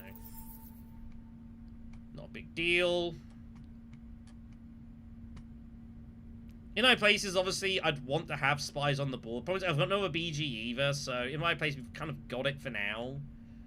It's still kind of awkward. I can't say I like our spot though. We're in trouble this game. We're in a lot of trouble. Let's pull this. Take the draw. Take the intrigue. Distraction is not bad, actually. That can get us back into the BG.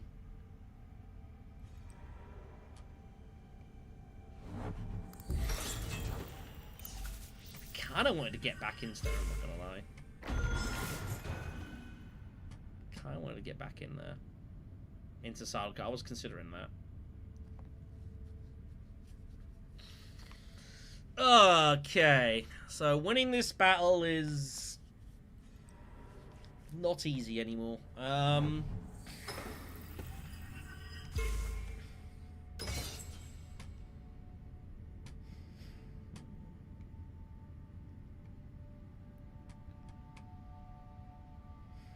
What do we do here?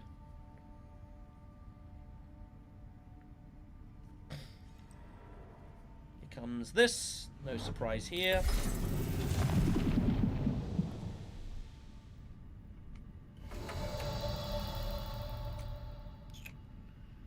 What are we doing within high places?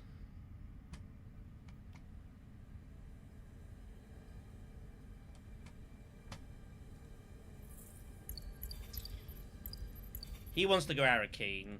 I think we need... If we're going to go Arakeen, we've got to do it now.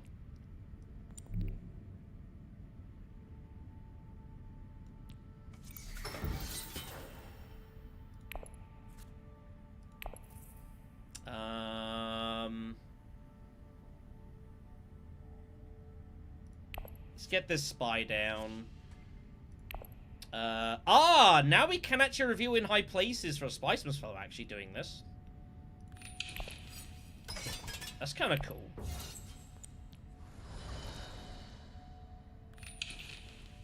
I don't know if that's what we should do.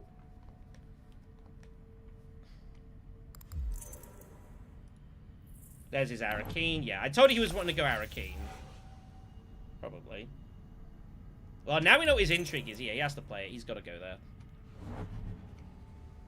So that's the consideration, is we play it, we leave in high places now to reveal, and we lift both spies for the Spiceman's Flow. I kind of like that.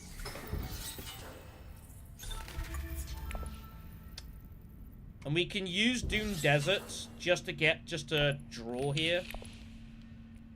Like, try to pick up the refinery water or something.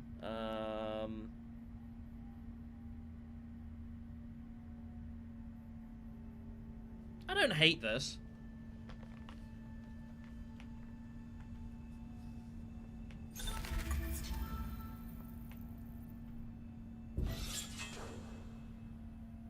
I don't hate this.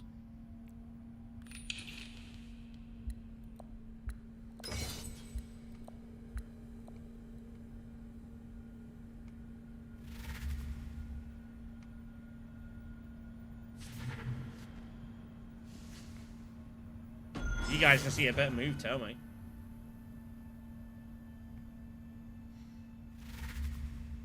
The alternative is we take, like, Corinth. But the question is, can Staban get Corinth City? The problem is he might be able to get it, and if I don't... I mean, I guess I'm going to reveal first enemies, right? It's a difficult call.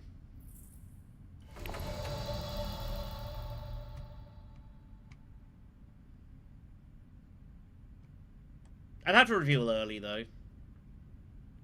Let's just do this for now. Ugh. Why? He's got to be the Diplo.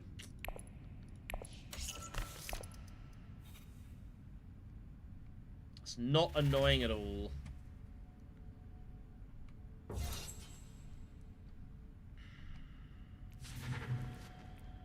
It's not annoying at all.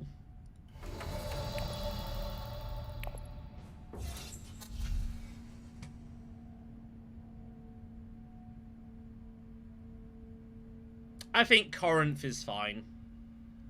It's round 5, though. Like, what am I doing with the money?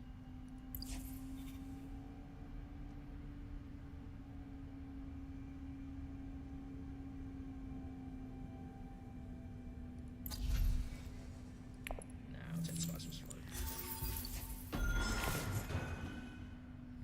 Point's a point. There are swords coming here.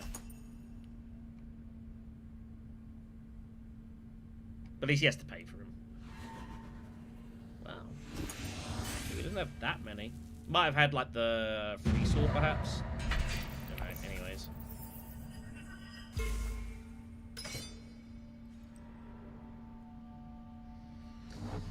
Right, somehow we have to win this game. And I'm going to be honest and say I have no idea how we're going to win this. Yes, I haven't got a clue how we're going to win this game.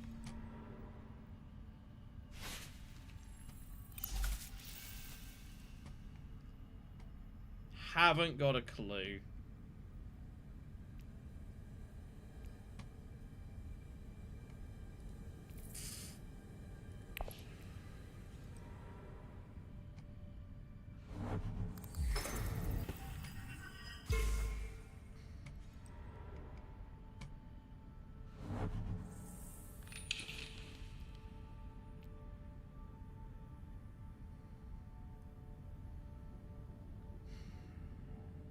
I just go like Siege Hagger Basin here.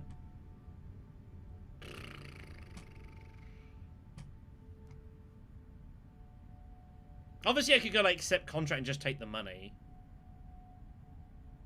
But I don't know what that's doing for us.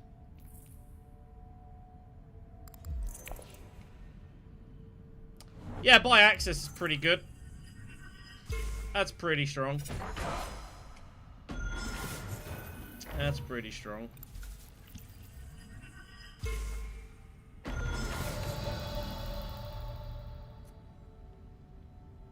Could just go Siege Hagger Basin.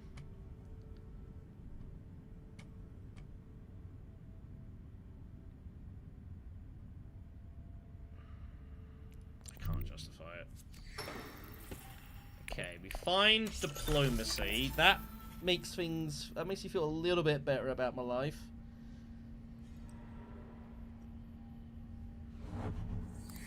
Immediate Highliner rip. It's not unreasonable.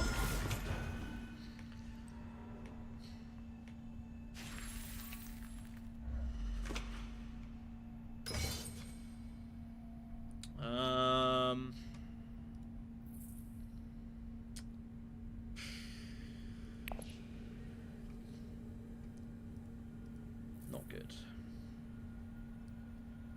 Got no way to get spies down for Spy Master. Do I just go Sardaukar and Garrison and try and find some options here? Maybe. High Places is just not really doing a lot, it's just an access card.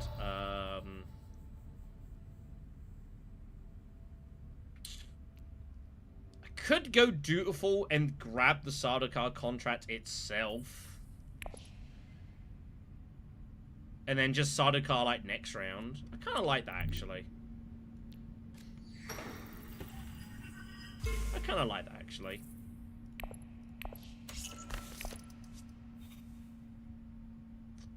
Ah, the other refinery contract comes out.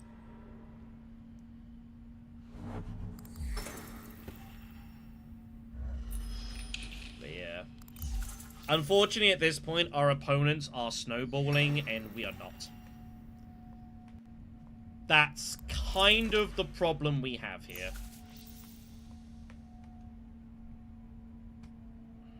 Maybe I just Sardaukar now. Like, this hand is doing not much. She actually did Sardaukar. I didn't actually think she was going to do that.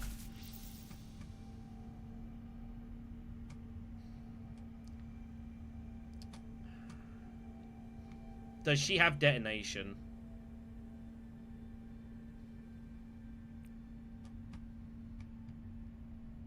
Everything feels bad here. Everything feels terrible. I could go deliver supplies. Just for the water. I don't think it's enough worth, like, limping it Frem kit. And she's got detonation. Like, no good. It's just not a good position, this at all. Let me just stay out of this. If she's got detonation, she kind of has to stop him getting second place.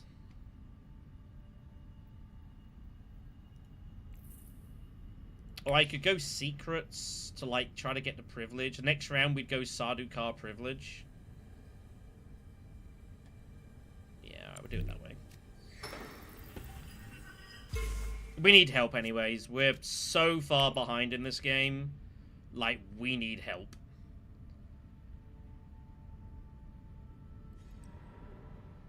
We need loads and loads and loads of help this game. We are in, like, absolute jail.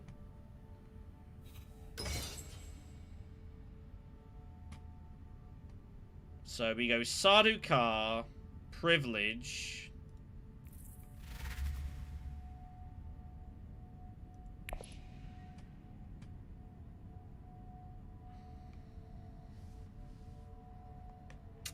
Yeah, this is just really bad.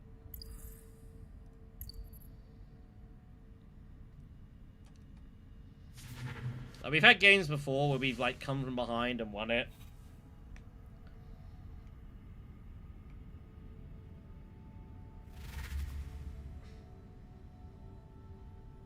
Not gonna lie, everyone, I'm not seeing it. I am not seeing this at all. I think we are in a very bad spot.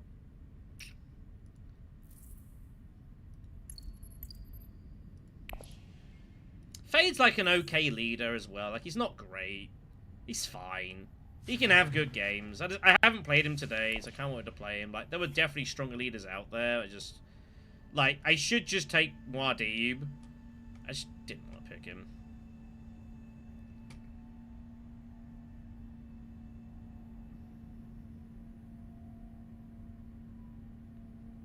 But yeah, this looks pretty bad. Staban's got all his faction stuff going on.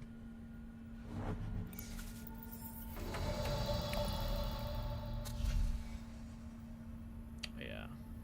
So this looks really bad.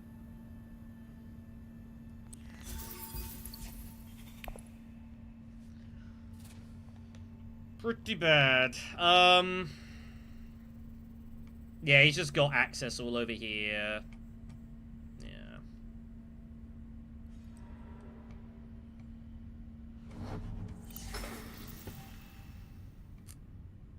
Sometimes you get these games, like, he's got politics as well, oh my god. Sometimes you get these games in Uprising where just nothing happens for you. It happens in Bloodlines occasionally as well, but it happens more in Uprising. Like, Uprising is a snowballs type of game where you want to get to the strong early start. And if you do like this, you're just rolling and no one can really stop you. And that's kind of what's happening here. And if you don't, like, it's really hard to catch up. And that's kind of what's going on here. So, you know. Yeah. I think this game is, I think it's over. Yeah, this game's over. Cool. I'll do what I can, kids, but I do well not to come last here, honestly. We are nowhere near.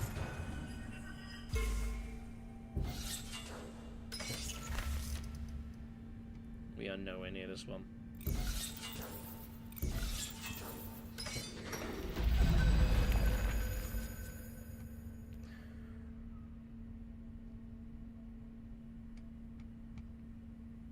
I can't even envision how we get out of this jam either. Like, I can't even...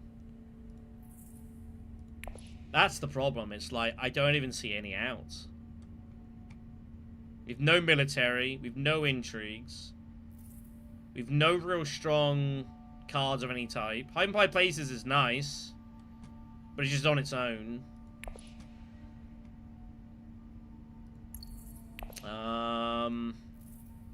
Fade's Ring ain't good enough to catch us back up. And these two are just propping up each other, basically.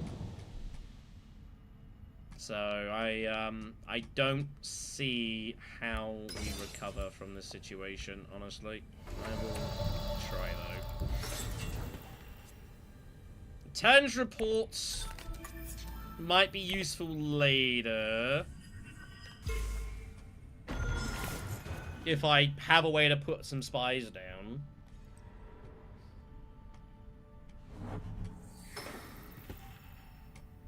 Yeah.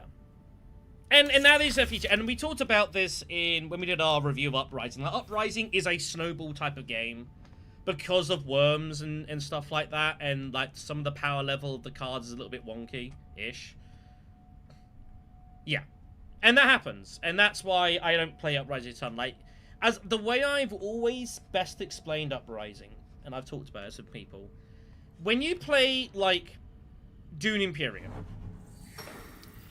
if you have a not great start, for whatever reason, like, you can usually feel like there's something you can have a go at where you can try and catch up. But in Uprising, the way in base Dune Imperium, you're kind of exploring ways to get to a good start. In Uprising, you're just trying to avoid the pitfalls.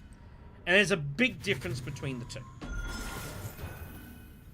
Yeah, the card mechanics are cool, the spy mechanics is really good.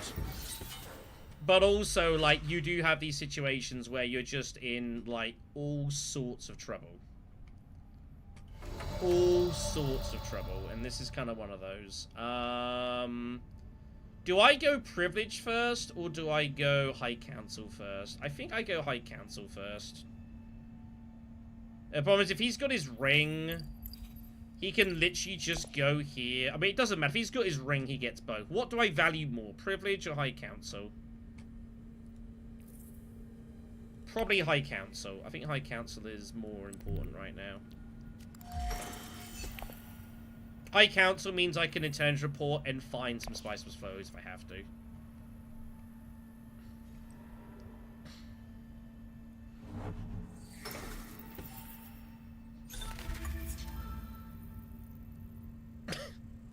I've never played Clank. I've never played Clank at all. I know it's obviously Paul's other kind of big game. Yeah, we got the Compass. We now have 3 cards. We could just straight draw and get Spice Must Flow. Yeah, I've never played Clank. I really should look at it in one point. I have talked before, like, Direwolf Digital is working on Arcs, a digital version for that. My understanding is that's been delayed to the back end of the year. It was meant to come out hopefully about now. I've not played Arcs either. I wouldn't mind giving it a try. I don't know if Arcs is my type of game or not. I'm not really sure. I wouldn't mind trying it, you know? Wouldn't mind trying it.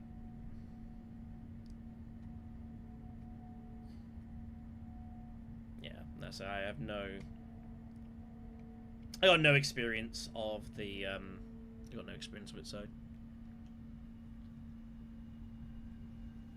I think the only problem with Ark, because it can be quite a mean game. You know, a game where like it kind of is, you're a little bit kind of like just trying to knock down people's sandcastles and such. You know, you can't get too strong because everyone will just go for you. Arcs can be kind of that kind of game, though it's ARCS. And it is very kind of like there's a lot of stuff going on as well. So it can be kind of wonky, maybe. I don't know, I've not played it before. It's someone's just like, I wouldn't mind giving it a try. And just kind of see what happens. Anyways, we're probably going to play Intelligence Report next round. Because we are kind of... Well, we got to get Spiceless Flow here. There's no way we win without it, so... we are guaranteed Spiceless Flow... Almost, question mark. There are ways we don't get it, actually.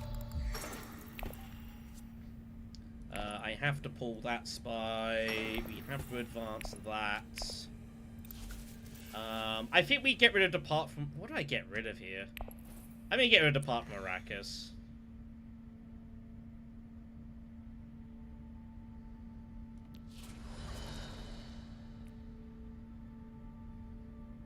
Okay.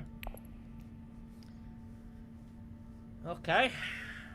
In high places, we find... It's not the card I wanted to see.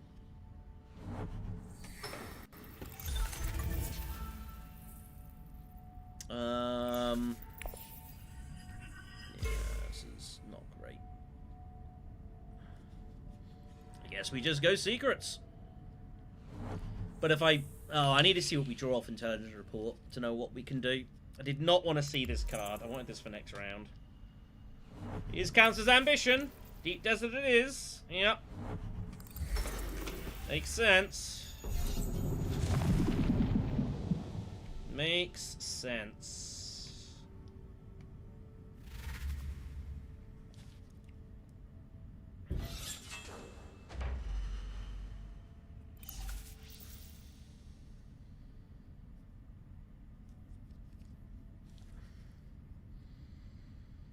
Yeah, I'll just have to play it now and kind of hope we find something. If I find Paracompass, I can play this. Otherwise, not a whole lot else I can do.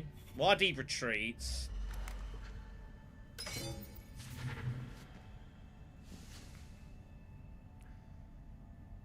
But yeah, this looks very, very bad. And you have to have some games that go pretty badly. And this is definitely one of them.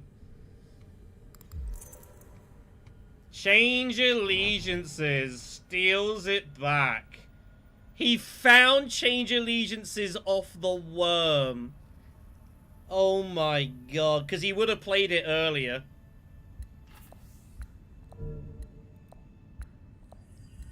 What?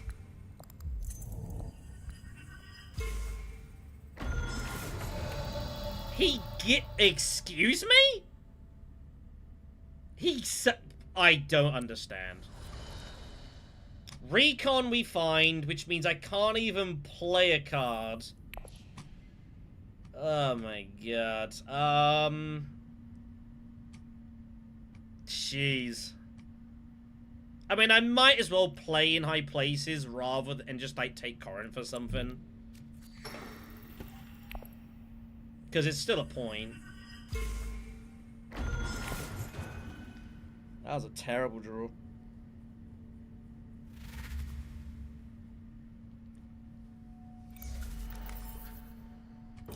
Phoenix stockpiling. Maybe I can find a way to get the spice together.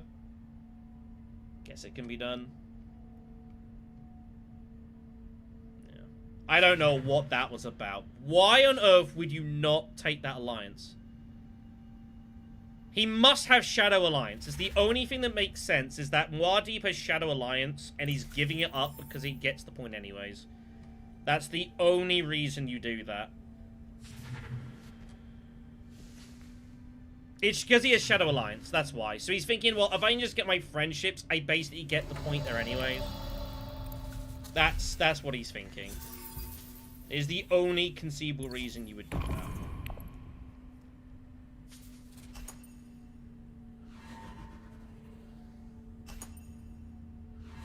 In any event, I don't think it really matters. Like, Staban Tuek is about to win the game. He's got 1, 2, 3 points. He gets Spice for slow. The game's over, so I don't think it really matters. The game looks over. As I say, we're just trying not to be last. But Staban should win this next round fairly comfortably. He's got Garrison as well. Propaganda doesn't really matter to him much. What do I want to do here? I mean, yeah, it's not even been close. Like, but that's the way it goes sometimes.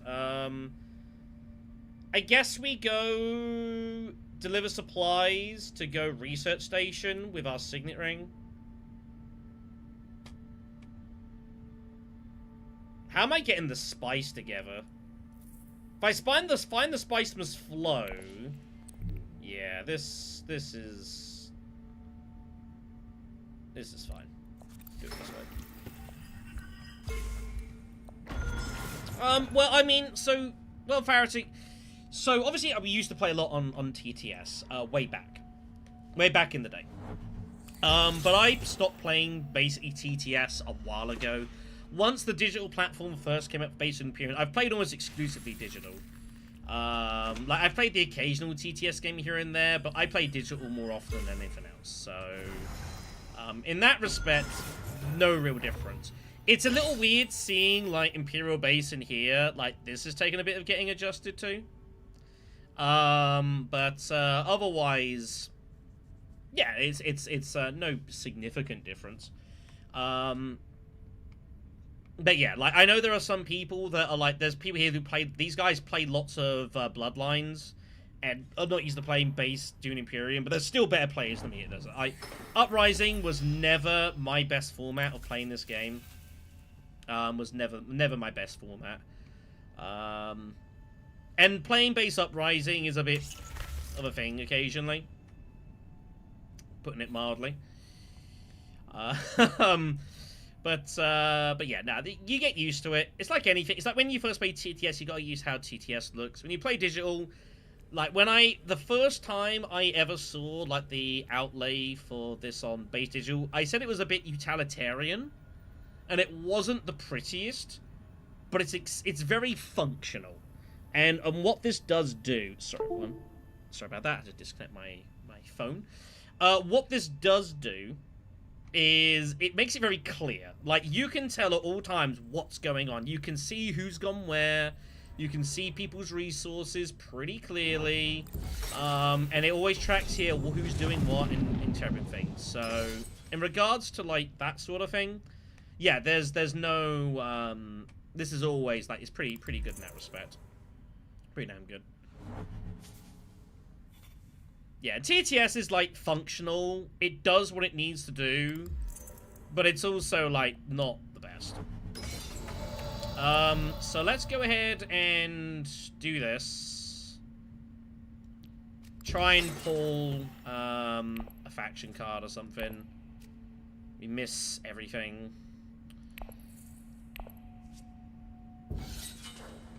Miss everything. What a abysmal draw. At this point, I'm just gonna put it here.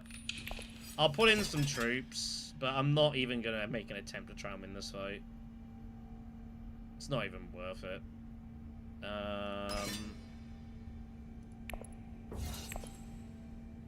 It's not even worth it. The game is lost, so it doesn't. We're just chatting here. Like, the game's over. Yeah, they've done a good version of the app. I think it's taken some time. Like, when digital first came out, it wasn't an amazing release, and especially when Rise of X came out, the first expansion for the base game, like, that was not a great release. And that's just being honest. Like, when Rise of X came out, it was pretty darn buggy. It was not good. And there's just no way to look at that. Like, there was a lot of issues. A lot of things didn't really work. Yuna was glitching for ages so that she got double money for any time she got money for whatever reason. So she was kind of busted for a while. That was a coding issue. There was a way that they basically I spoke with one of the guys from Direwolf at one of the invitational events for Mr. Beast. And he explained to me that basically when they coded the original game, there's like an order of the way the coding works. And then so when they put Yuna in, it unintentionally showed there was a flaw in the coding of how it works out. Basically, if you've revealed or not, there was a way that they programmed it before even thinking about Yuna. And then when Yuna came in, it showed that actually there was a weird feedback loop that sometimes happens. So it was just one of those things. It happens. Anyways, we're going to reveal. The game's over. Get the Spice Plus Flow and call it a day. Yeah, and that happens. Like, that's coding. Like, you don't think of that because they were just trying to get the original game out, so it doesn't really matter. But yeah, that's just one of those things, basically. Just one of those things. For the record, if somehow this game does go another round, like, we are going to score a few points, but I don't see how this game goes any more particular rounds. Like, it should just be over here. But we'll see.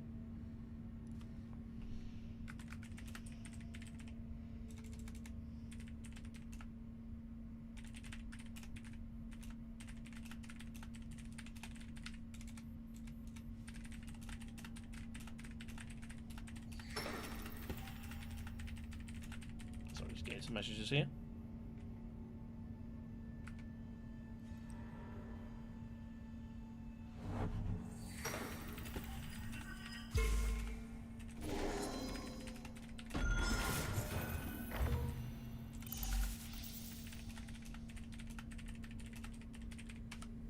Apologies, everyone. I know the camera's shaking a little bit. So it's just when I type and such.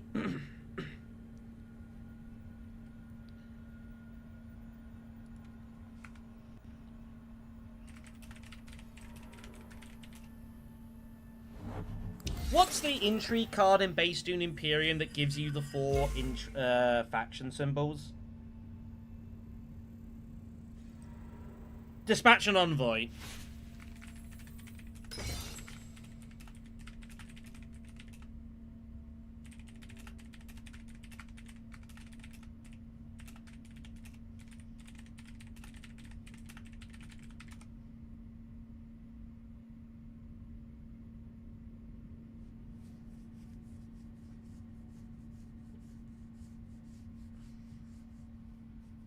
There we are, sorry. Someone was arguing about server receivers and no, it replaces the icons. No, it definitely doesn't.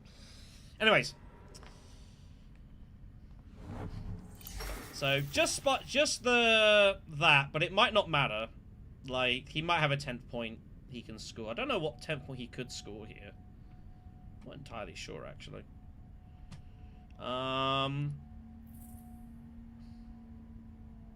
Where do I want to put this spy if it's going to matter? Arakeen, I guess? I could put it up here. I'm gonna have the dagger.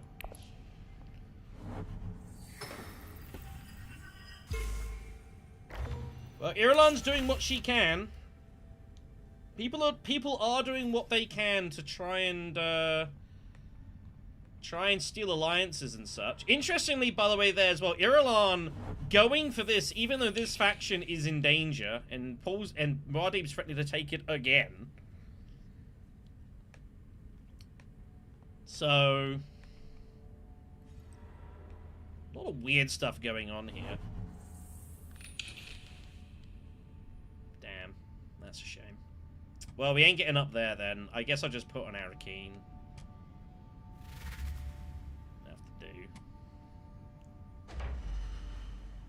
He's got Treacherous Maneuver, so he can get to Fremkit. Alright. Well, maybe there is another round in this game.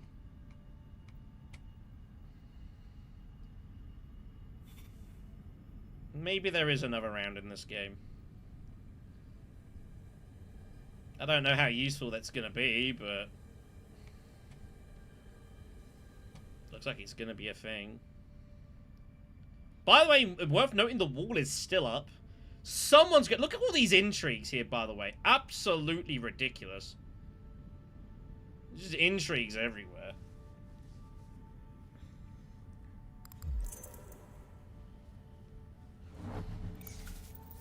Again, he has 100%.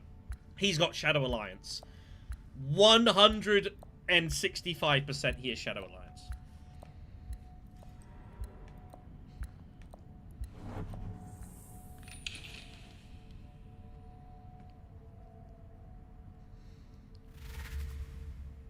And I need to decide when I bought them what to do so. So, generally speaking, like if you say you've got to hooks and no one else is really able to get to siege properly, then blowing up the wall is really strong.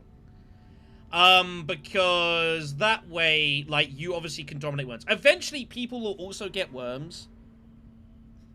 But at your point, you don't really care. Especially if the battles have got, like, a lot of water in them, so you can go between Hagar Base and Deep Desert. The one thing you want to do is to blow up the wall and then get no access to worms. So as long as you've got a way of getting there by spies, loads of water, no one else can get to the worms themselves, stuff like that, then definitely that can be done. Definitely that can be done. Let's take these out. Arakine's also gone. Like, all the spy spots are going. That's really freaking annoying. Just put it up there.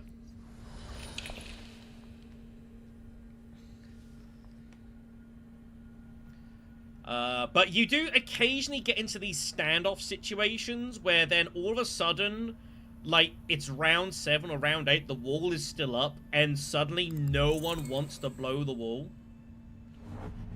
Here comes spring. Here they all come. Here comes all the swords, and that's GG, because more swords are coming. Yeah, just couldn't be stopped. Couldn't be stopped. That's snowballing. That's how it goes sometimes. Mercifully, this is over. Poor Atreides Muad'Dib having no swords, by the way. Anyway, whatever. Game's well over. But yeah, generally that's what I would suggest is, yeah, like, if you can get to worms first, then blowing it before other people are there is fine. Otherwise, you can get in some weird standoff situations. There's the Shadow Alliance, obviously, talking about. Well, it don't really matter. Cool. Right, let's go find another game.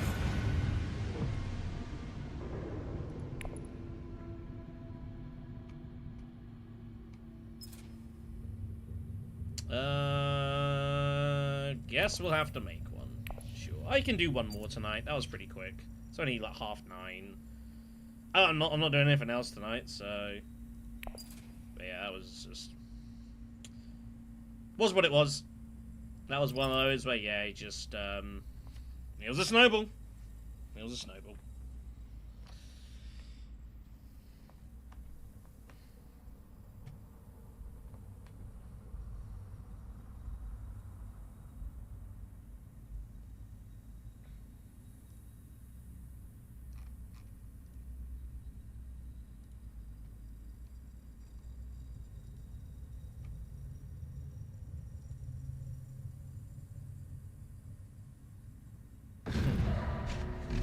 Sorry, just seeing something. Someone sent a message.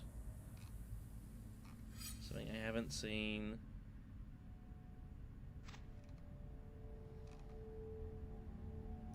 Sorry, everyone. Getting some messages. Alright, okay. Let's have a look then. What we got next? Spacing heavy.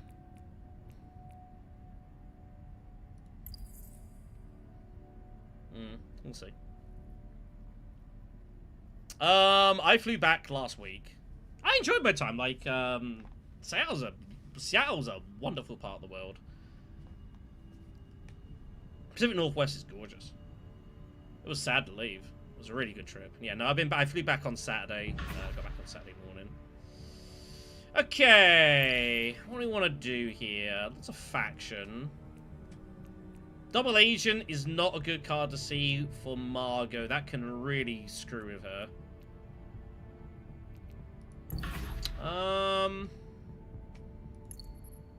It's a bad road for Irulan. I think I have to play Margot and just kind of see what happens. I don't really want to play Staban. Like, it's okay for Staban, but it's not that great. We'll take Margot. That's one thing, at least with the, as I've said before, that it not being ranked. Like, you can just go next game and just get them in, rather than having this like awkward. Oh, my game lasted an hour and 4 minutes. Now I've got to sit around for 20 minutes for the next ranked game. That definitely happens sometimes. So yeah, we'll take Margot.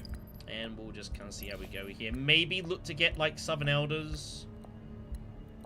Play around with that. Southern Elders is such a weird card. I've talked about this before. Southern Elders is a card that looks really cool, but has lots of awkward preconditions. Like, having the Fremen bond is not easy. And having the 2 troops for having another BG is great, but it's really hard to, like, get those troops into a combat unless you're hitting like a Fremen spotlight or something, which doesn't always happen. So, yeah, some notable folks here. Jockey. Or Yoke, I should say. That's how it's pronounced. Yoke. We got Lady J in the game here. I don't know if you've seen Lady J before. She is a 2-sided leader. Starts off the game, basically. She can put some memories here with her ring, with Spice Agony, and then you go here at some point, you flip to the other side. You draw for this. She's not easy to use, but she can be pretty cool. Like, when she's flipped, like, you can spend a water to double the effect of one of these, which is very cool. Which is very cool. Opening hand for us is pretty good. It is not a matching conflict. Muad'Dib and Gurney are all in this.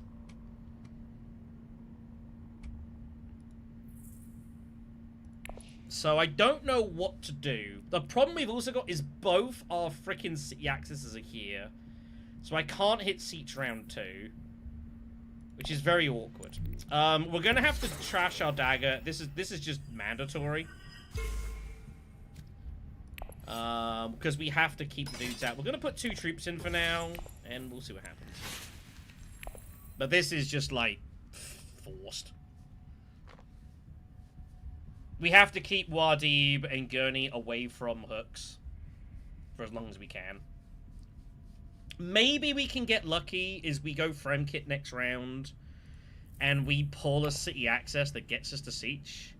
If I buy, like, Prepare the Way or something, like, I've got a coin flip finding city access or Frem Kit. Actually, better than that, actually. I've got no dagger, so it'd be 3 out of 5 we find siege access. That'd be pretty big.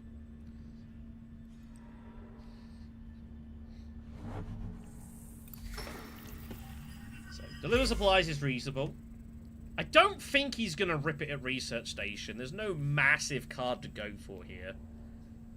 If there was like a big 7 coster, like Interstellar, I could definitely see that happening. Taking Dutiful, probably the draw. Goes for the Harvest 4, that's ambitious. Maybe he's thinking of taking Smuggler's Harvest to the hell with it. I have no idea. Unsure.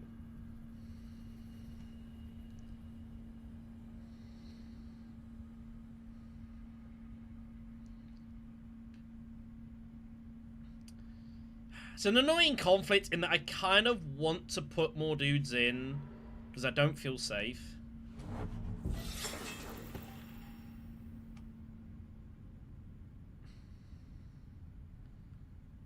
It's kind of unpleasant, this. Do I just go refinery now? I guess. This is... So we got a difficult choice to make now. Where we go Imperial Basin or Spice Refinery. The Spice is nice. The Spice is nice. I guess arguably the Spice is better because I can then infiltrate Refinery later on. Like round 3. If I go Refinery now, I'm just kind of giving Spice away to our opponents. It's kind of grim. I just don't know which one's the better spot here. We are going to get money out the fight, so there's no concerns there. I think we just do that. We will not deploy. And we'll just move on with our lives. Seems okay. And then, yeah, next round, Frem kits. See what we draw. He goes espionage. Someone was going accept contract for espionage. I just didn't know who was going to do it. And then, yeah, we'll take a prepare the way, and we'll go from there.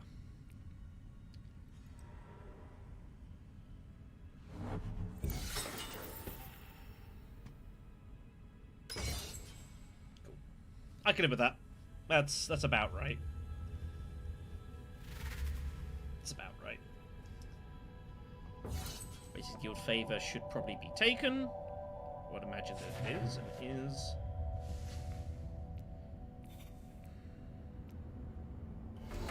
Do we just take reliable informant for faction access? The spies are always good as well. What's the odds I get this played round free if I don't draw it? I'm gonna be last act. It's gonna be tricky, but I guess we'll do so. It means I've only got 2 out of 5 now on city access for Siege, but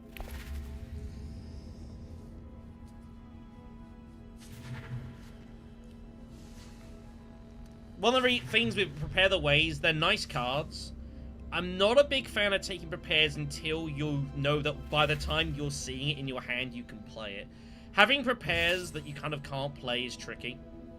Oh, we have trashed a dagger, admittedly, so it wouldn't have been terrible. But yeah, it's like, just kind of awkward. Kind of awkward. So we're going to be first act next round. We will have 1 dagger. Muad'Dib had no daggers, did he? Need to investigate what he has. Muad'Dib had... Okay, so everyone's revealed 1 dagger. Okay. Shadow Contest is the fight. What's the odds that Jessica is going to put in 2 troops here on a city or something? I think it's not enough.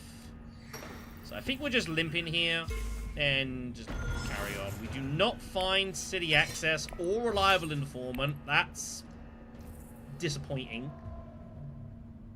This was basically the only card I didn't want to see. Anything else I would have taken. This is the only card I was like, I'd rather not see that, please. Welp! Welp!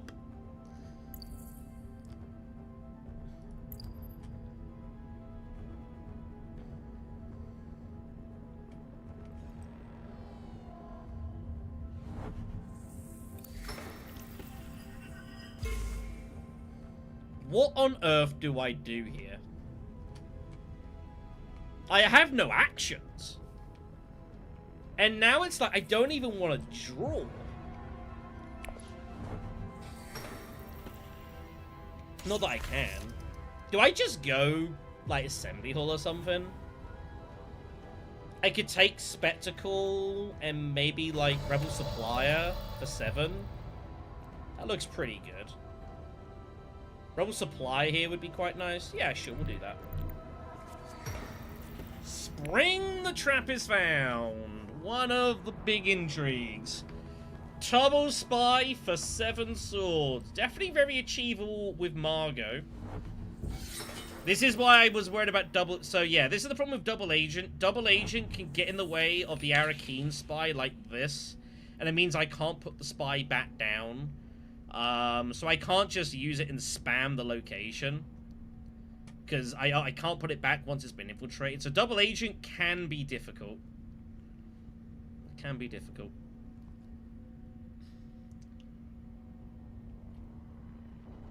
Also, I've just realized by putting in my dagger, I could now be limped over. Yeah, whatever. This is more worth it. We don't get the loose spice and the true back, like, who really cares?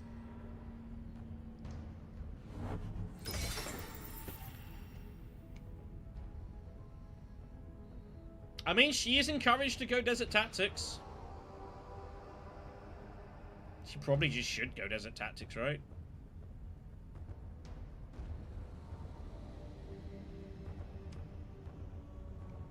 Green didn't have access? Oh, he must have drew back into his... Did he drew into his diplomacy last round?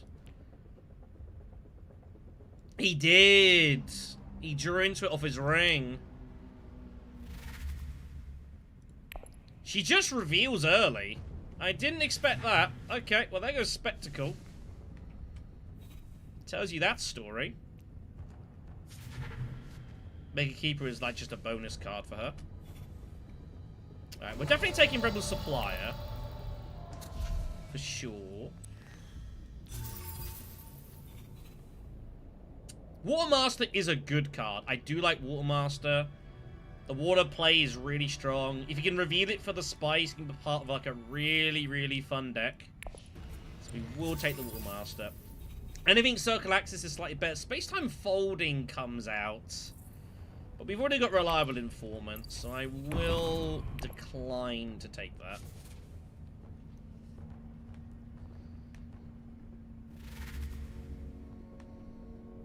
He's got 7 Persuasion as well. That's your row for 7. It's not great. High Places. And a couple for Gurney. Ain't gonna do a whole lot. Okay.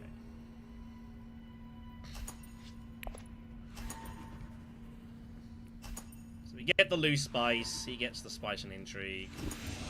Muad'Dib, I'm surprised he just rammed it on Research Station on this combat specifically. I don't know. A bit surprised by that. I don't know why he went so aggressive for this. I think he like went to deliver supplies. He was just intending he's just gonna rip it on whatever research state, whatever second combat is. But then it was like not a very good one. It's kind of weird. Anyways, Reliable Informant, Diplo, and Signet Ring all together. It is a walled combat. There's loads of water out there.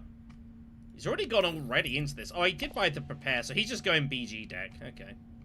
That's a decision.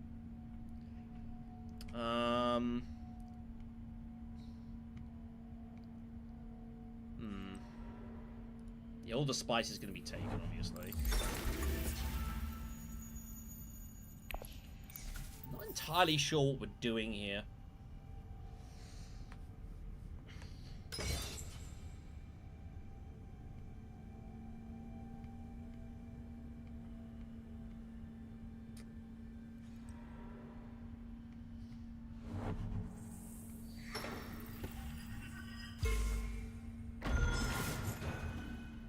A weird spot. I promise I kind of want to go Spice Refinery now, so that when he goes Swordmaster, I can just get it immediately, because otherwise, like, she has Spice, and then she refines and just beats me to it.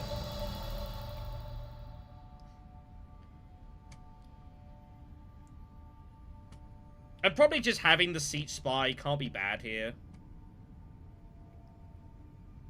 I've got to work out what the plan is, though. Am I putting in both troops here for the spice?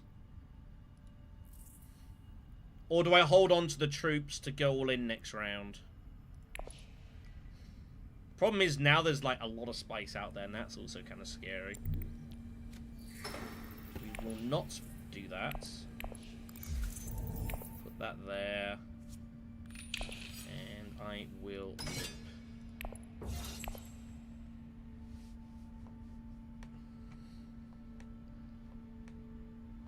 kind of see what happens. Kind of a semi-bluff this. Just charging a price, basically. We could have daggers. Maybe. I mean, it's hard for us to have a lot of daggers. Just kind of setting the price, see what people do.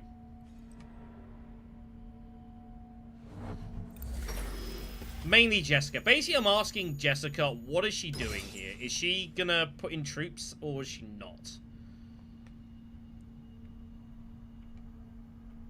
No spy spot for her, so she can't use her ring. You do really want to be using your ring with Jessica. Like, Spice Agony is really strong. A spice for an intrigue and a future card draw here is quite powerful.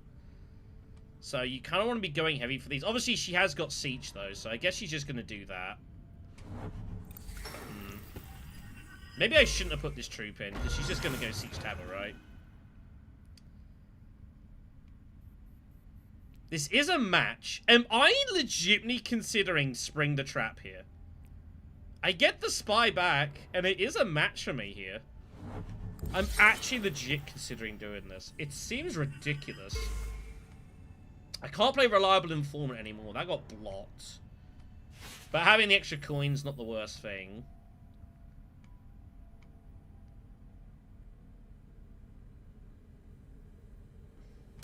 He did not do that. I'm going to have to espionage and infiltrate. And hope I don't draw my dagger. There's a few cards I don't want to draw here. But I won't get my Swordmaster otherwise, so I'm just going to do it. Hope I don't draw one of those cards. Not great. I'm about to do this, aren't I? This is kind of psychotic. That's a bad draw, because now I can't buy the 5s that are out there. Damn it.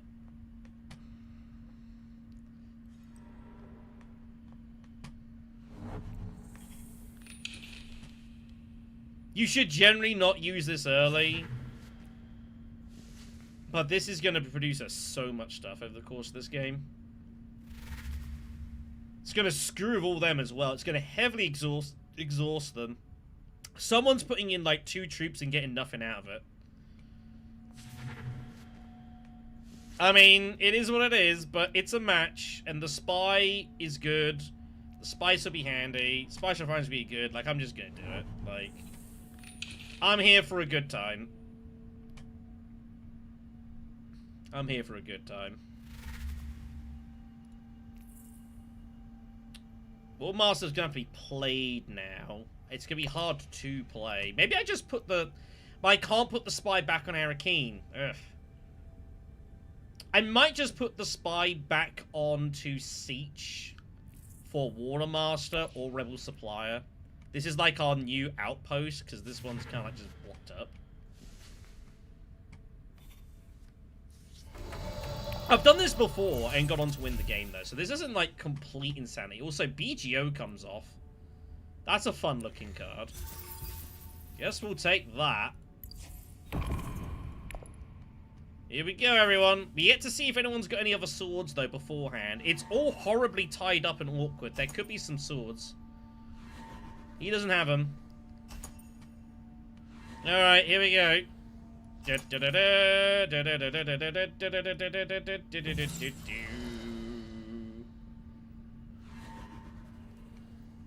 It also means that they now both get nothing. Unless he has swords. If he doesn't have swords, they both put in 2 troops and get zilch. So he retreats instead. He retreats for the spy. I can live with that.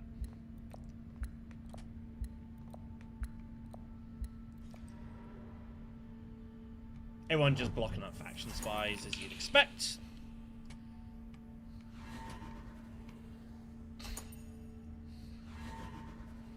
Yeah, we'll put it on... Put it on there, that's fine. Bit unfortunate he had that, actually. I would prefer them both to get nothing. That's a little unlucky. That's kind of dented the power of us doing that, but... we'll use it.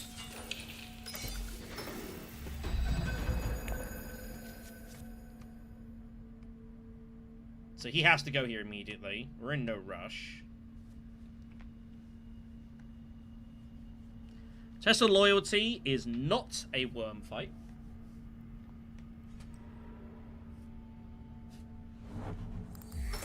Do I pull the spy? Almost certainly I do, yeah.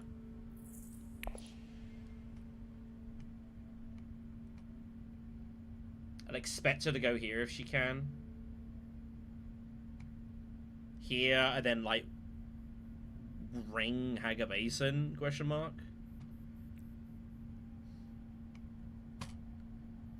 It is a match from Muad'Dib.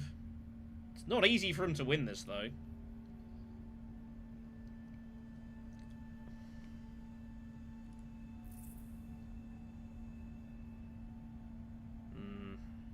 Rebel Supplier and BGO together is kind of a bit weird. I'm not really ever really revealing BGO much. It's kind of being more used as a utility to feed Rebel Supplier. I don't know if that's good or not. But it's the world that we occupy. She abandons that. Let's recall. Find our ring. That's a great result. Ring is very good. That's a good pick. Okay.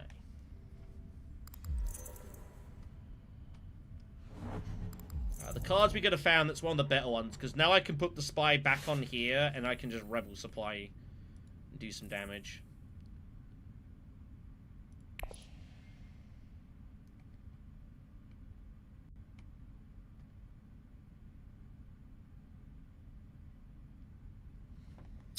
Okay. Ugh, just get myself comfy. Sorry, I've been basically sat here for like 6 hours. It's a long time. I know my flight to and from Seattle was like 9 hours each, but at least there I was getting up and off my seat every now and again. Kind of had to.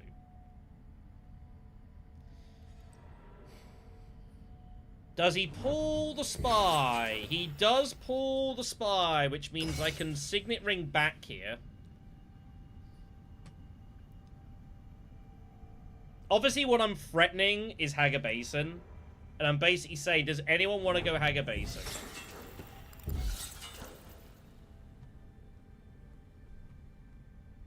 Is anyone want to go Haga Basin and stop me from putting a worm in? That's the question I'm asking.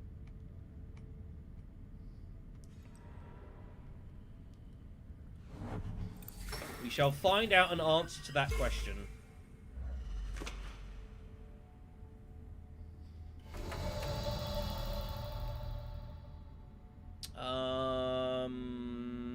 Free persuasion's fine here.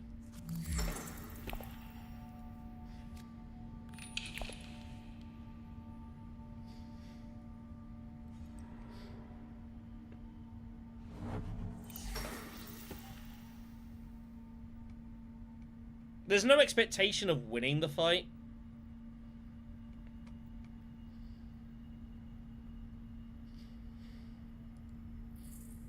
I have no council access. It's all in here. That's kind of a problem.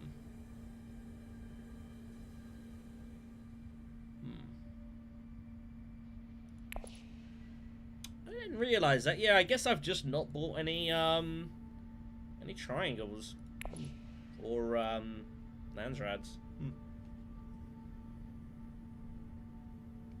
Let's see what Gurney wants to do. It seems unlikely that Muad'Dib has swords. He might have a couple though. Fremkid it is. He does not have BG access though in play, so it's just the two. So I'm gonna have to just lob the worms in, and it goes down as it goes down. I'm not entirely sure how often we actually win the fight, but I feel like I might as well try. If we get second place, we get our troops back at least. 11 money, High Council. Like, that's basically our money done. Between that and having Spice Refinery, we never need to get money ever again.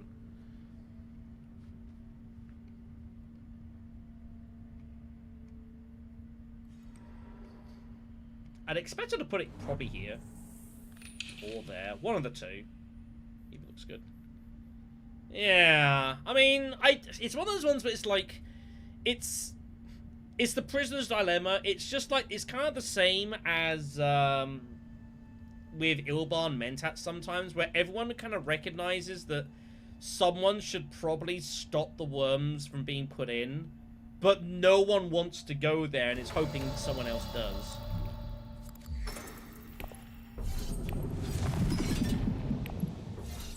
Pretty classic. Anyways, we'll see if Muad'Dib's got swords. He might do. He's going to need a few of them. Round 4 Spice with Slow is pretty good going. But it might be, if he's got 3 swords, he might just play to time, especially now that those two are actually tied as well. If he's got 3 swords, he'll probably just play to timing, which is fine. Yeah, let's get Prepare the Way. Ooh, Wheels within Wheels is interesting, but not all that useful. Let's get Prepare the Way. We need some BG. Let's see if Muad'Dib has swords. If he's got contingency, I wouldn't blame him from using it.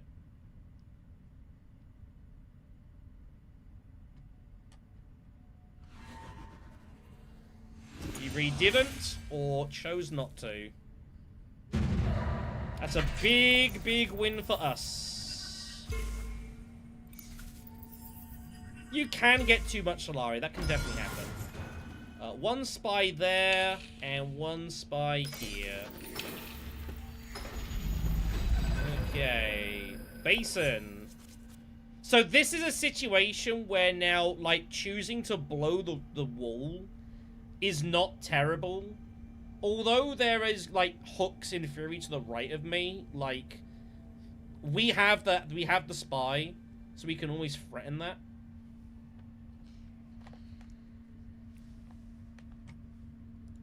Unfortunately, we've got no actual way of, like, getting to Hagar Basin now, but this would be a situation where blowing the wall is not terrible.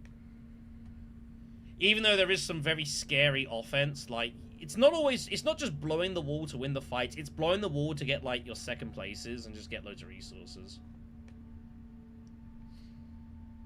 It's kind of one of them. Nope, not a single memory has been placed, nor has she flinched. Which is very... She's currently playing with no... She's not played with a ring ability or a passive.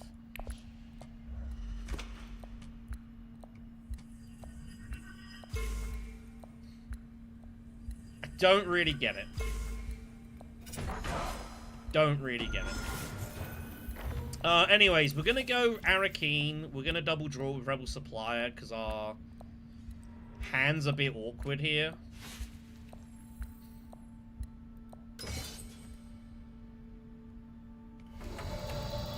I kind of want to use Diplomacy, but Rebel Supplier is not Reliable Inform's really not doing anything right now, and Diplomacy's like,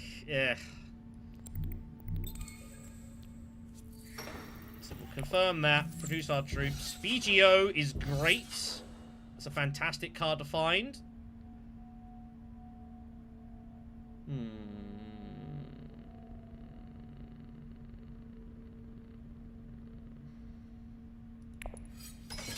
Just limp for now. No rush.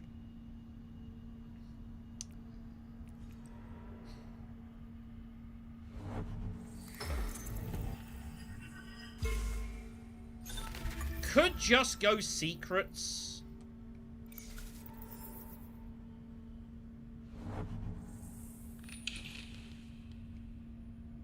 We have 2 spies, so 3, 5.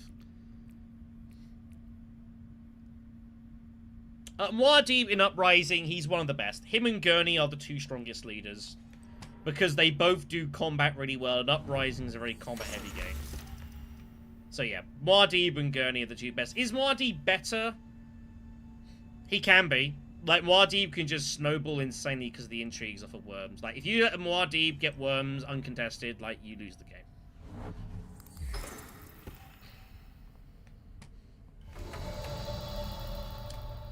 Yeah, let's just go secrets, and I can always go Imperial Privilege as well, actually. Do you have access to that? No one else can go there right now. Intelligence report. That is a double draw. I'm kind of down with that. If I can pull more than Watermaster, we get the 2 spies. It was going to be like a not very good card. We could scrap it. I'm not a big fan of going Imperial Privilege unless you know, you're gonna win the combat. Or you've got a an intrigue you want to spin. That's, I think, where a lot of the value is. Obviously, the action and card draw is nice, but it's spinning bad intrigues. That's the power.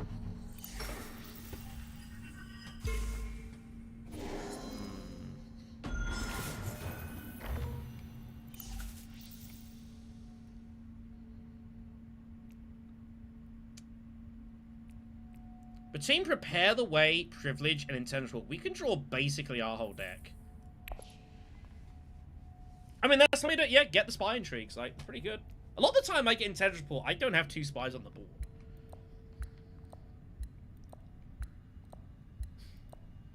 And that's after having played Spring the Trap.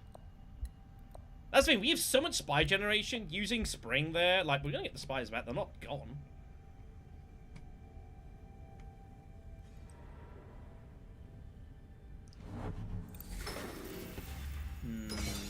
That's a lot of spice.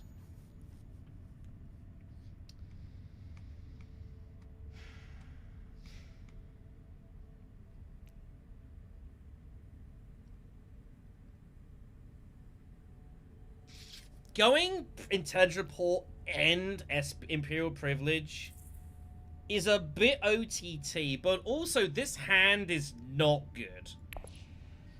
We want to see BGO as much as humanly possible, so I think I'm okay with playing it and drawing 4 cards so I can kind of draw into this stuff again. Rebel Supplier, you know, and things like that. Like, this is not, that's not a good hand. Well, High Council is the other consideration as well.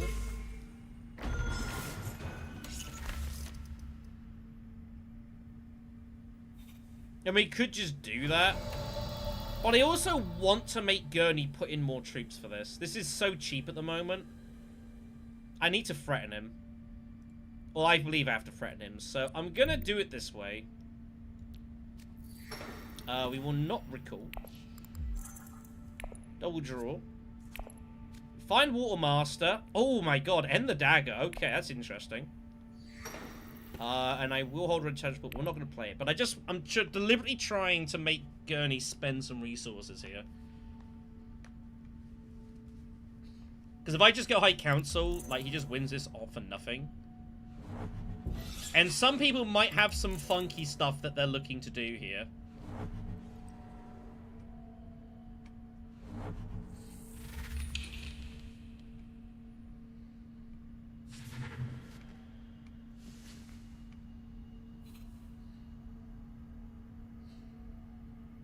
Also, I wouldn't mind winning this fight.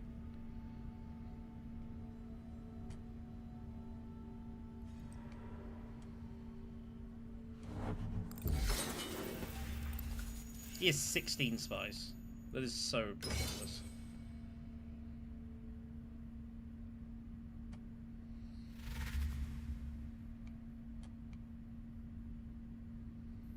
So we have to play this because we don't have enough persuasion here. I was kind of hoping someone will go Spice Refinery to give me my 5th coin. But if we don't play Reliable Informant, like, they will give us our 5th coin. Then we kind of should put this down here, and then we can spy up, like, BG. It's probably okay. We'll see. The dude's going to have 18 spice.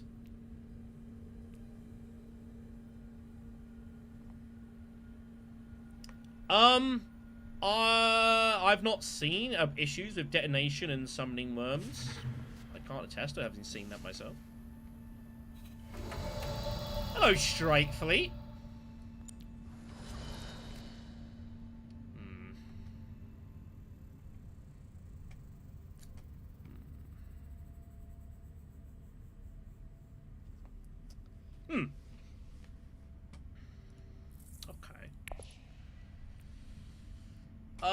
So, we go deliver supplies and put the spy on, like, BG. Or I go to, like, Spice Refinery or Seech and blow up the wall. And I don't know what to do. I kind of want to reveal Inviolable Informant because it will give us the High Council coin that we kind of need without using an action.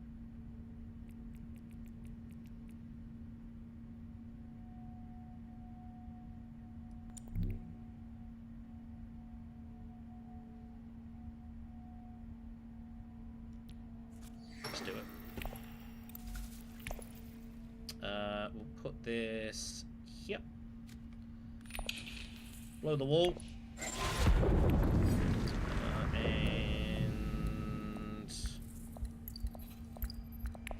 I don't care enough about that. Let's just take the 2 water. That's fine. We'll just have a ton of water. We'll stay out of this. I'm unsure if he has daggers or not. He did have 1, so we would have tied. But the man has 18 spice. He's going to be doing a lot of shipping and a lot of highlining. He's going to have to. Winning this fight's not that important. Let's save our resources. We're going to get spice off this anyways, like... It's fine.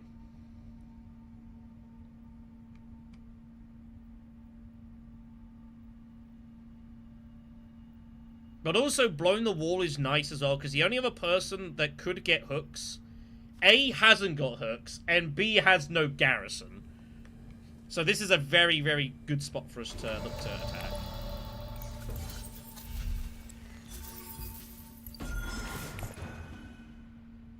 Yeah, shame them. The dude's about to have 18 spice. What do you mean? I'll have 18 spice. That's some serious spice. It's like the dude in the early game had like 25 Solari. You do get this in Uprising, base Uprising. Sometimes you get people with these just mass stacks of resources. Oh, that's a difficult hand. That's a difficult hand. Oh, God. This is trouble. I think we have to pull the spy. Because I have to draw here.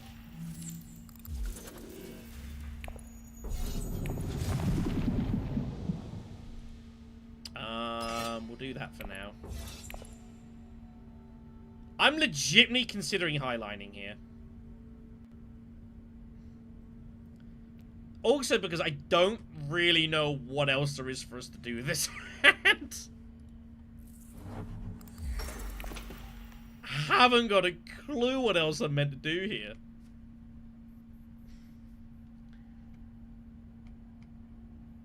I kind of have to get Spiceman's Flow, so I guess I don't know. Okay, he highlines immediately. I was unsure if he was going to rip liner right away. It's a good combat for him to do so I guess it makes sense. We'll go down Rakeen. How many cards do I not get Spice's Flow off? 3? Ugh. If I pull that, I've got Assembly Hall. If I pull that, I've got Seech. If I pull this, let's just... Feels bad. Way, she made a memory! Alright, she did it! Finally, alright. Let's go Arakeen and... see how we go. Diplomacy. Okay. I'm not that concerned about second spot here. It's not that big a deal. If Jessica wants to go in heavy, like, that's a prerogative. I don't really give a shit.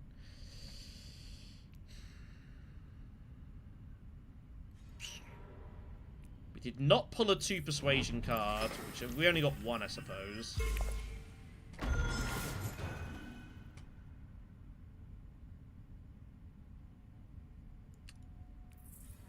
do here? Do I just reveal?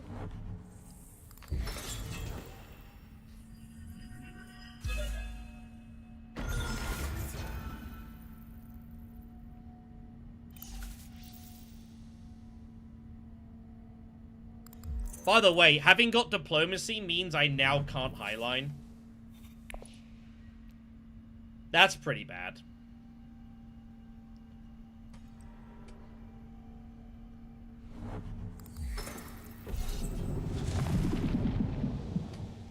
What the hell do we do here?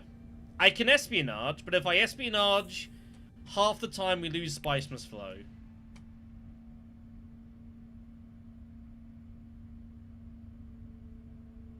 I just have to reveal, right? And just take the point. Yeah. What are you gonna do?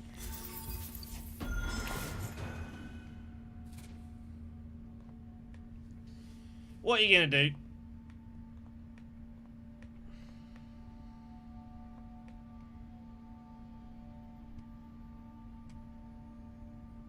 To be fair, like, because he's got so much spice, like, he's just, it's really hard to beat Gurney, because he's just gonna jam highline constantly. So, we have to, like, make points outside of combat. And the way to do that is A, spice are slow, and B, come second and get intrigues. So we can privilege them if we need to. Because we've got some money. Unfortunately, really hard to make spice must flow out of this. Really difficult. Really tough.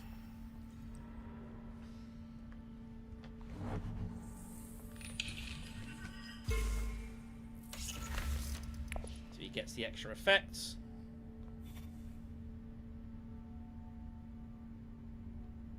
Him getting strike fleet as well is kind of ridiculous. Like, Gurney might just win every combat for the rest of the game now. He might not be stoppable. Between all the spice and strike fleet, I don't see how anyone's going to beat him again. Beat him now. Dad's no swords. And no one else has any intrigue, so... like, he probably is just going to win every fight. Kind of our best bet is the game goes 8 rounds. That's probably the best we can hope for here.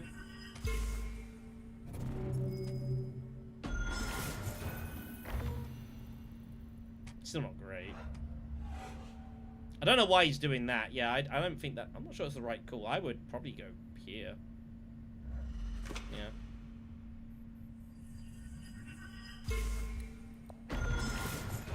Doesn't make any sense to take that bump now.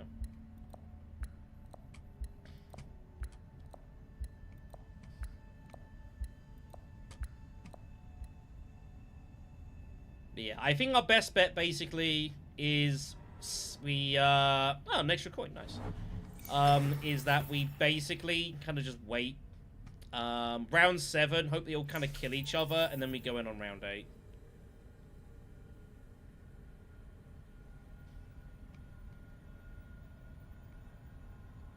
That's kind of the best thing that we can do here. Unfortunately, again, like, because I drew Diplo, I can't highline round 7.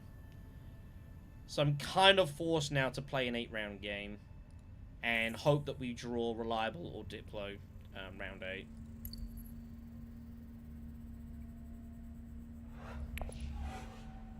I can't say that that's great.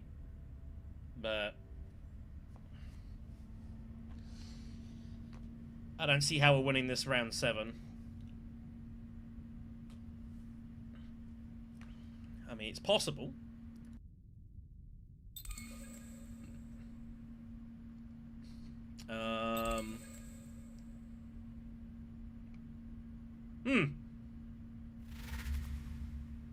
That's interesting.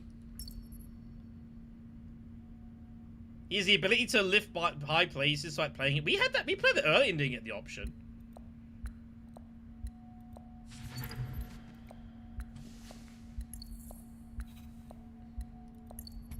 Anyways.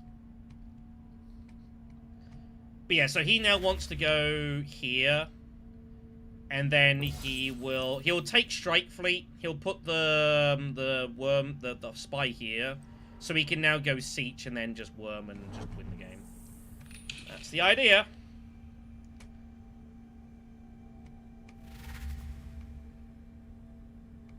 Getting Strike Fleet, and having Manipulate there, that is like game changing. But Strike Fleet is a game changing card. Like, Strike Fleet can just single-handedly win people games. It is that strong. It's that good.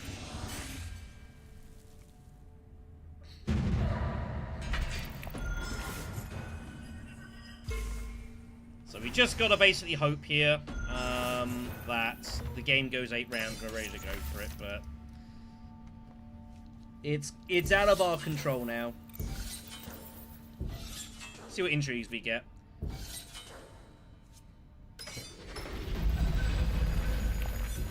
Well, that means we can go High Council and Privilege.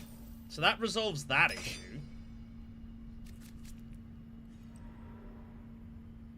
Not that that matters anyways.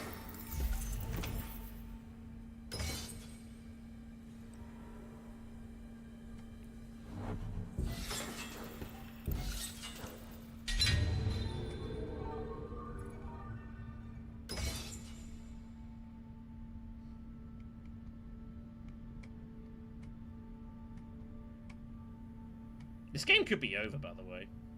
No joke.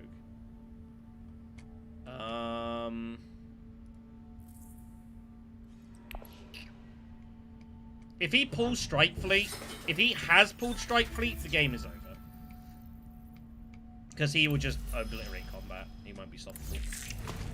I think we have to go High Council. We cannot let anyone go there. We have to block him from getting to High Council. So that's our first move. We're not pulling the spy. No chance. Nope.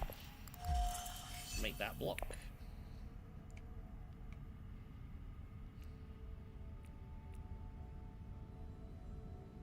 I don't know how useful detonation is. Like, we're just gonna get... If we're getting dudes in, we're getting dudes in, right? I can probably spin this. The 3 swords might be vaguely useful. It's a round 8 privilege hit as well, technically.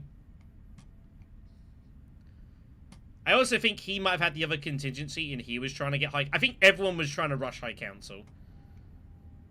And no one can get there.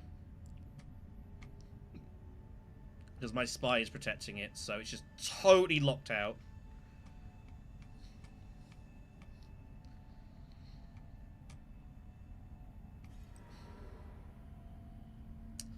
Gurney might legit run out of troop pieces. That is very possible. That, like, he got the bonus troop in from the basin. I'm like, that doesn't matter.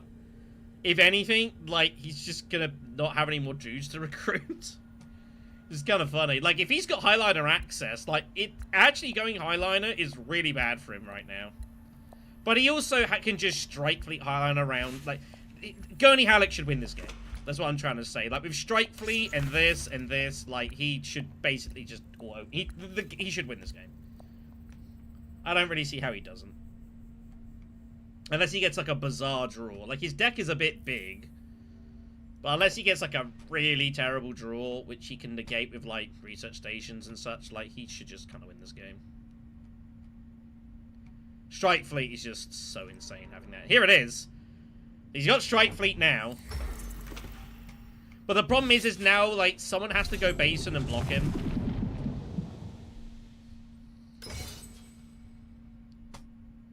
Is the only... in hope that he doesn't have Spiceman's Flow. Does he bought a Spiceman's Flow point? He does not. Does he have any cards that reveal for Spiceman's Flow?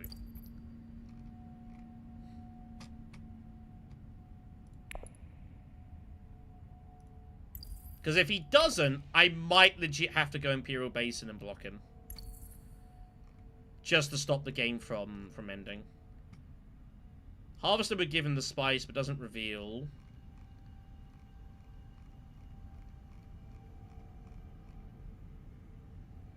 He has no intrigues.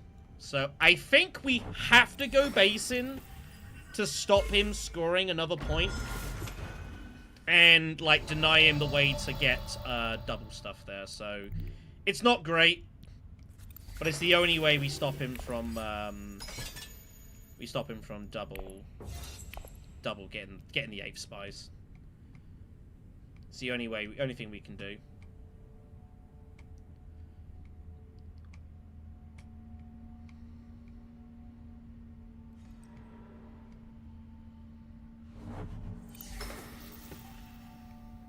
He will. But at least he's used Strike Fleet, and all his forces are in here. So, unless he has Spice Must Flow, which is really hard because, you know, he doesn't have High Council. And he has, I don't think, anywhere to get the 8th spice. He has no intrigues. I don't think he can win it here. He'd have to go shipping. He could ship for this.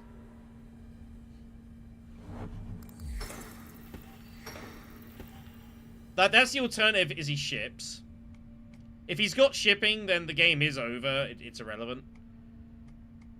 But I made the only move that I can to block. I guess if he has access to this, he could ship anyways.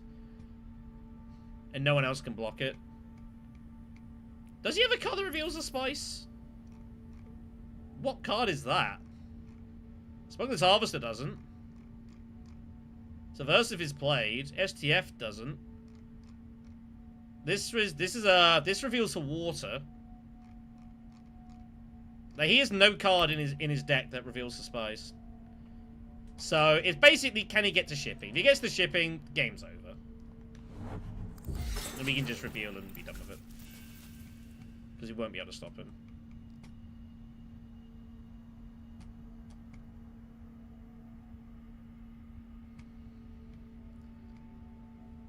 He's playing like he can end the game. Or he might have been playing for his out. But yeah, if he can get to either of these, then it's like, it doesn't matter. We'll get rid of Detonation anyways. In case it vaguely matters. Special Mission is kind of cool.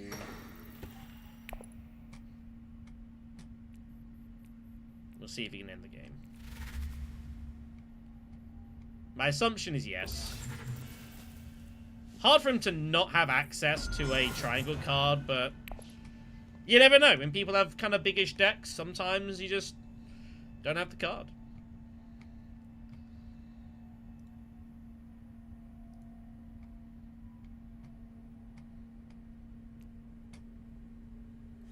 Yeah. Cool. That's the game. No need to do anything. Game's over. We can't stop him. No one can do anything, so... 10:30. Have I got one more game in me? There's like 60 of you guys here. Sure, I'll do one more. What the hell? I am going to take a quick moment just to take a quick break, so I'll be right back.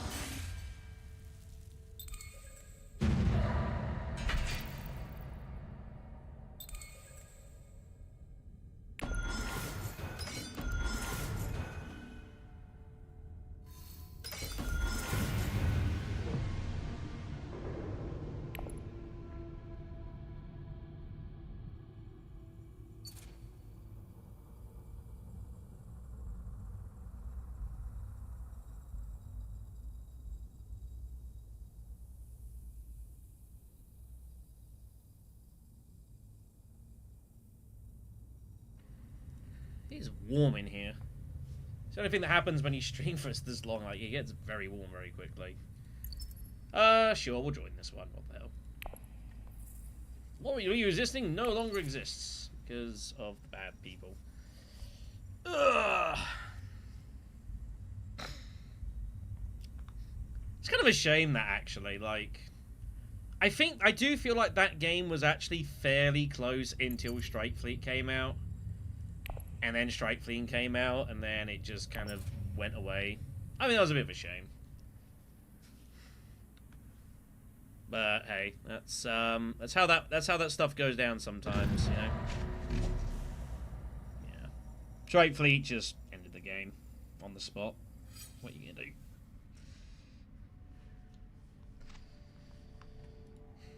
do? Okay, first position here. This is a pretty ridiculous row. Good grief. Strike Fleet on the opening row is always interesting because people are going to be tempted to reveal early. Because, you know, like what we just saw. Margot taken instantly makes obvious sense. God.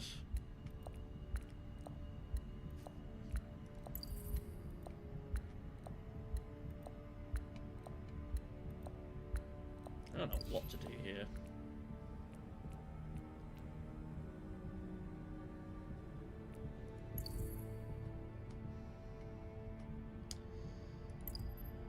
I haven't played Shaddam. This is such a bad Shaddam row, though. This is, like, so bad.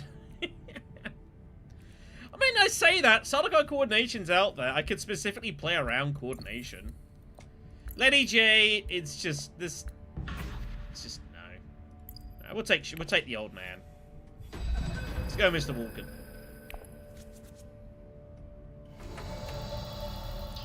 Opening hand is that.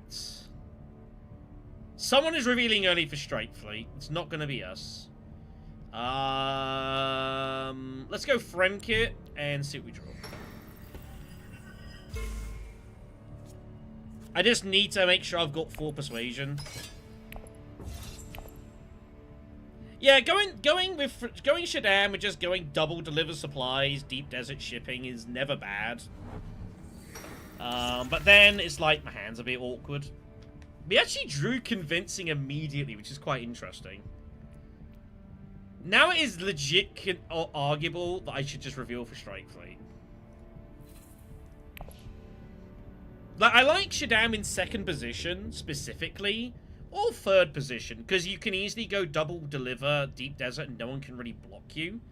The problem in 1st position is that you can get the 1st deliver, but then getting the 2nd one is kind of awkward, and asking people to cause problems, especially when stuff like this comes out. Like, people are just going to get in your way, so...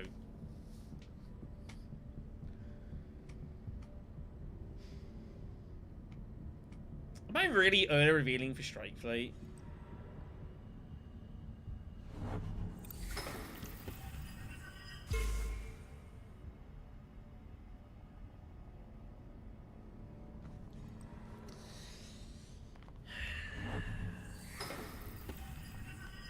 Am I really early revealing for Strike Fleet?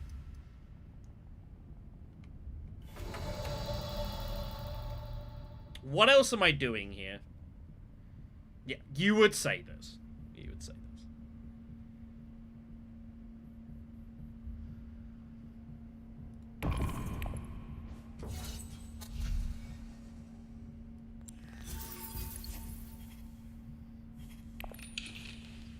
Having pulled the 2 persuasion card, like, I can't think of a better move than just picking it up.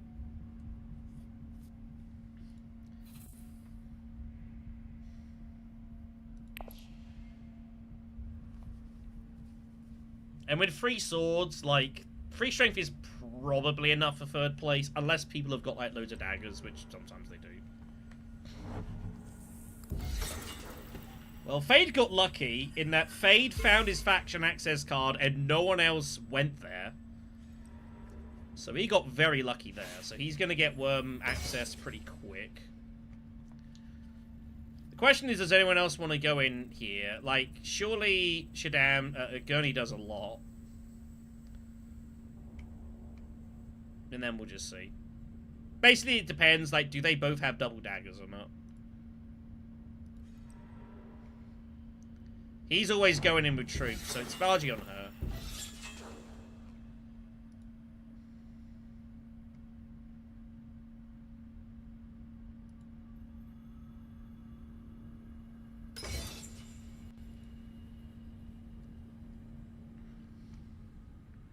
At least I've won, what? One game today? Maybe two? Like, Uprising is not an easy game to win. Like, there's a lot of stuff that happens in Uprising. A lot of stuff that can happen outside your control. He doesn't even bother putting anything in. Wow. Wow. Okay. Okay. Very good. Very good. Well, that kind of forces her hand. But she doesn't want to go out. She didn't really want to go Spice Refinery, but she's kind of got no choice. I don't think that was really what she wanted to do. I think she kind of had, like, the dagger for, like, Assembly Hall and was wanting to go there. Does no one want to do anything this game? Come on, guys. What are we doing here? What are we doing? Well, she could have won the fight if she wanted, but chose not to. I don't know what was about that. You should still get in. Like, it's still decent. Intrigues win games, man. It was a little too conservative. You should, like, you're Gurney. You're the dude who can go in on fights. You really should. Bit surprised. Anyways, STF's come off. Wheels and Wheels is out there. Baron having himself a good time. Can they legally show that? I think that's debatable. Just takes coordination. It's totally fine.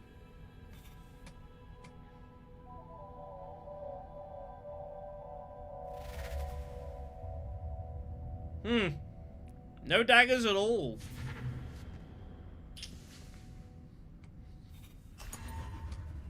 Well, somehow, with one troop, we got second place. I have no idea how we achieved this. I have no idea how we achieved this. Protect the Seaches! That's why Gurney was waiting. We drew both daggers. Oh, I redrew the dagger? Oh, man.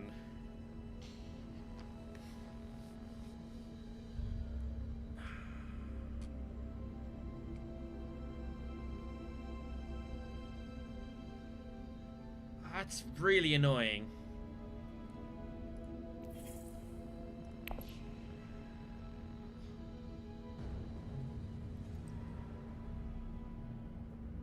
Excuse me? Did he reveal... What? Oh, he had double faction! He can't get back there. He cannot get back there. Interesting.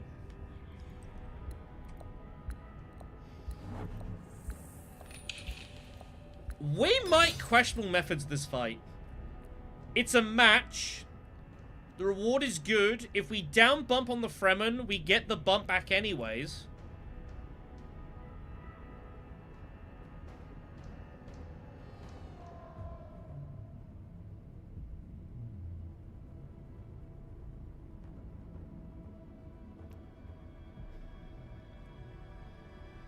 I might go in here and use this. Because basically the bump, we get it back, so... And sometimes having that third bump can be a little awkward because it kind of commits you into things sometimes. Kind of a weird spot. Gurney's got faction access. He needs to decide what he wants to do. Did he just go deliver supplies deep desert as he was?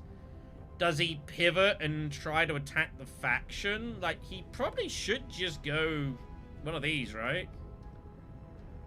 It's slightly scary because I could have Strike Fleet. It's unlikely to have it, but like the time you go in and I have Strike Fleet is a disaster.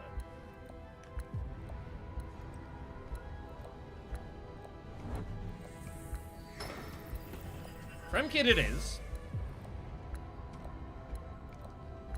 Now the only thing is, the problem is that by doing this, we have to put in all the troops we think we need now, because with the Signet Ring I can't deploy when I go Siege.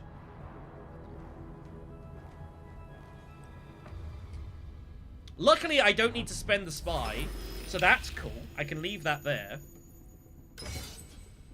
This is going to be messy. So I have to put everything in now and know that 12 strength will win the fight. Because I have to assume that Gurney will put in more. Feyd-Rautha might put in more. Gurney can go here. Feyd can go there.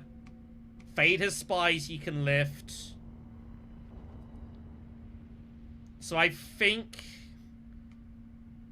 we just put it all in.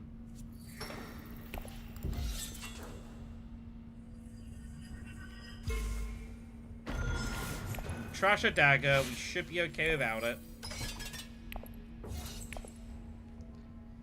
It's been a weird opening round.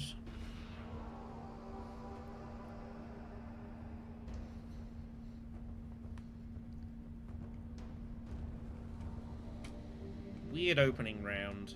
But I think, well, especially when you're Emperor Shaddam, like, you do have to pick and choose your battles a bit. This is a decent one to go for. It just, like, you've got to commit the matches because you're Ring. The Ring does hamper your ability to fight sometimes, so you've got to choose wisely. We will just take the initial ability of the Ring and Troop. We'll have a couple of troops in garrison for later. Feyd thinks better of it and stays out the fight. Gurney Halleck now is kind of pretty heavily encouraged to go Basin. Or maybe Refinery. I don't know if he has his ring. He had his ring last round, so it's kind of hard for him to have it here.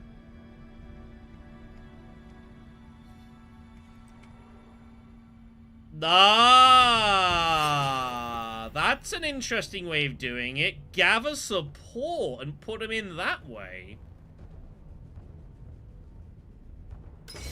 That's an interesting way of deploying troops. Okay.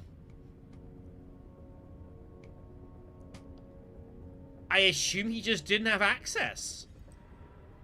Or he's deliberately trying to save his... I don't know. I didn't really expect that. Now,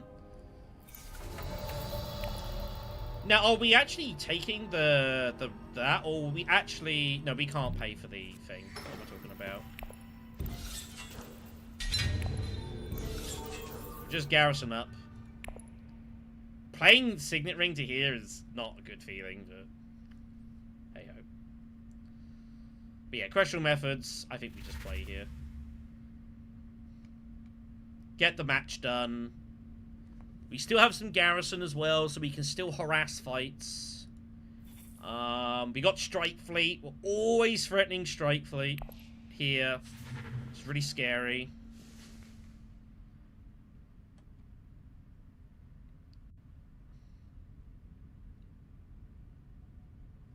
Make life very difficult for people. So first if taken, that's the double bumper. I'd expect it to go here a lot of the time. Seems pretty natural.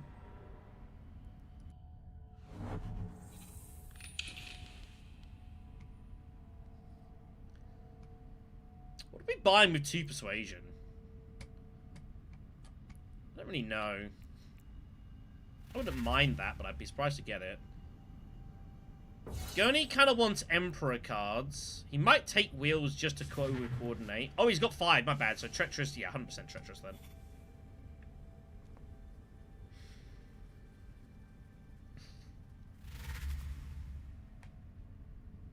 Oh man, they're paired as well. So it's another situation where, like, they're currently getting nothing.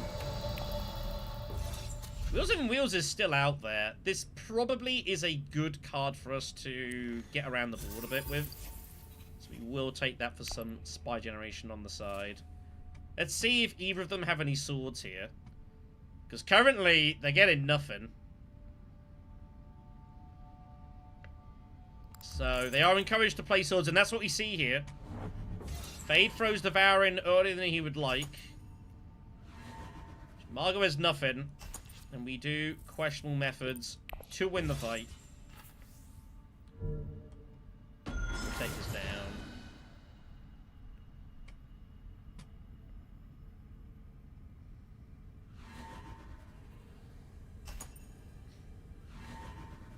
You could argue the spice is also fine, and it probably is also fine, but gets us our friendship back when neutral. Yeah. I mean, it's okay. It's expensive for Gurney. Arakeen is next. I'm gonna have to strike fleet this now, because this is a really juicy combat, especially with all the money in there as well.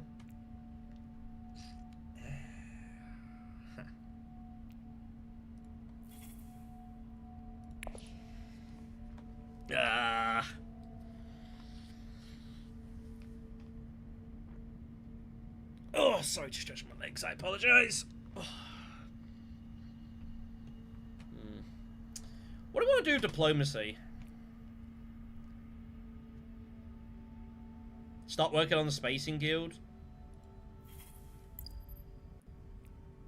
Spacing Guild would be nice. Alternative is we go dutiful for like the contracts. Acquire is always pretty good, and certainly as Shaddam, like if you don't get a Spiceless Flow, you can't really win the game.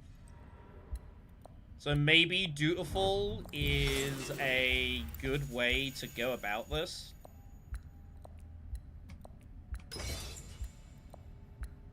Alternatively, yeah, like just having the double faction access. Like with Shaddam, you want spice so that you can go and like ship with your ring and just double bump off it basically and get shipping to pay for the ring bump. That's kind of what you want to be doing in Shaddam. And this is just stacking up here.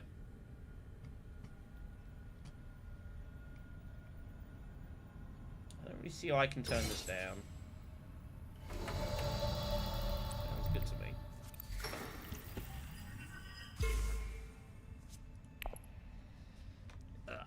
Thanks as well to everyone that's still swinging by and on the stream here. Like, especially in yesterday as well. Like, it's really cool that there's a lot of you guys that still enjoying watching as well. And certainly having Uprising. It's pretty weird for some of you, because I'm sure some of you are very used to, like, seeing with Bloodlines, Cunity, this version, that attachment. And definitely just play-wise, like, just seeing straight Uprising is a little... It does feel a little bit weird. But then I never played a ton of Bloodlines. Like, there are people out there that have played hundreds, if not, you know, like 500-600 games of Bloodlines in some form or another at this point. That is not me. You know, I've played maybe 50 games, which is still a reasonable amount. But you know, Uprising is definitely, I'm not as strong at Uprising than I am at Iximo. Iximo is like my best format for sure. Uprising, I do struggle with a bit, and certainly Bloodlines, I don't think I'm that great at, honestly.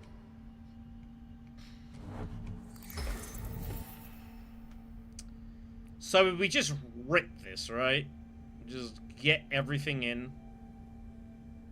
We do get the troops back.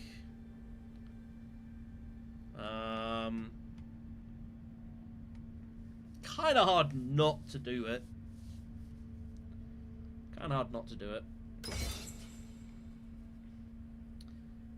He did not want to put more in there. He was kind of scared, understandably. Margot, unfortunately, he's no longer with us. Do I trash? No, I've got to protect that. It means we are going to double draw, which isn't necessarily ideal. I mean, we're kind of getting towards Swordmaster. We're getting there. Yeah, just get it in. That's fine. We pull wheels within wheels now, which is actually pretty decent. Means we can get the spy down around early.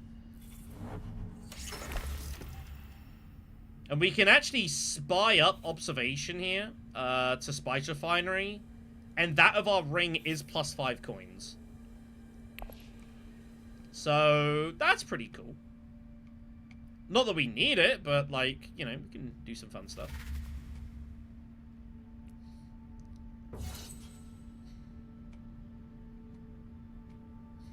But the problem is, again, like, with the spy being there is kind of, like, hampering us. But we can probably get Swordmaster next round. I don't think we're in too big a concern here. So much so that maybe we actually don't put the spy there. We just put it here, maybe? Or we use this to feed Strike Fleet more. That's the only problem with Strike Fleet. Strike Fleet, you need spies to use it with. So maybe we just put it back here and just Strike Fleet Fremen again. That's probably just a reasonable way to play this. Wow. Wow. That looks pretty good. Looks pretty good. Sure, I'll take a branching one. Cute. Covert Operation is a, that's a fun card. He actually gets the 9 Persuasion, but he takes Overthrow instead. I mean, Overthrow is still crazy. This alliance is no longer safe. This alliance needs at least 2 bumps. I might have to max it.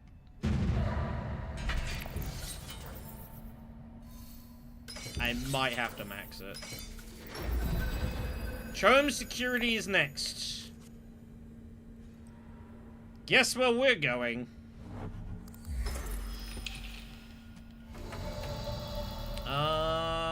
Is there any... What else do I want to do before I do this?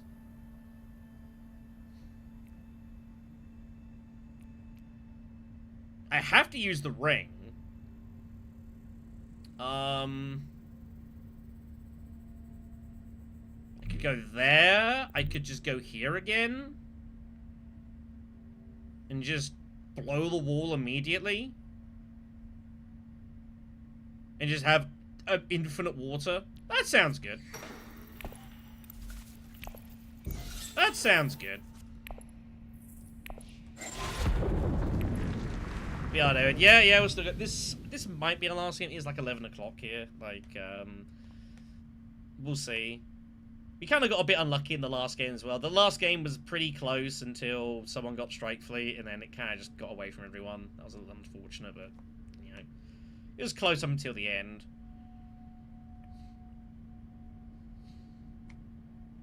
So this is one of those situations where, like, if we get first place, great.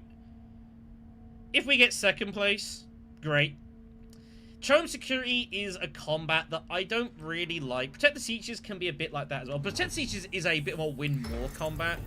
But this is always a weird one, because, like, if you're a Worm player, like, it's not, like, you don't really care generally if you get second place. Second place, is, especially early, is sometimes even better. The combat, I've not had any issues with this. There was a bug in day 1 where both versions of Chome Security existed, and we certainly saw that. Yeah, I wouldn't say we were winning till we lost. I'd say the game was very close between everyone until I lost. Until we lost. And Strike Fleet came out, got manipulated, and just ran roughshod at the end, which is what Strike Fleet does. This is why we revealed early for round 1. It's very, very, very, very, very powerful. Very powerful. But yeah, so, like, I can just go in on Deep Desert, and it's like, if I win, cool. If I don't, it's not a disaster. And I would say there are occasionally times where coming second is perhaps even better. Those do exist too. As ridiculous as that is.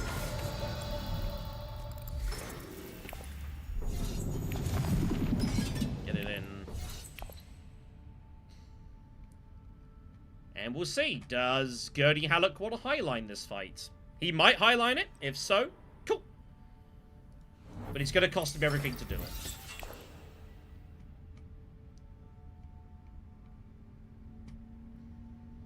And again, if he highlines, I'm going to have free water and 6 garrison troops and 11 coins. Like, you know, that's hardly a bad position to be in. So yeah, that's the problem with Chome security.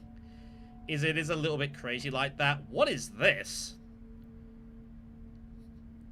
What is that deployment? What is going on here and here? That's kind of uncomfortable. Okay, Sardaukar, he does it that way instead. This I expected. That or that. This is not comfortable. I think this man has some swords.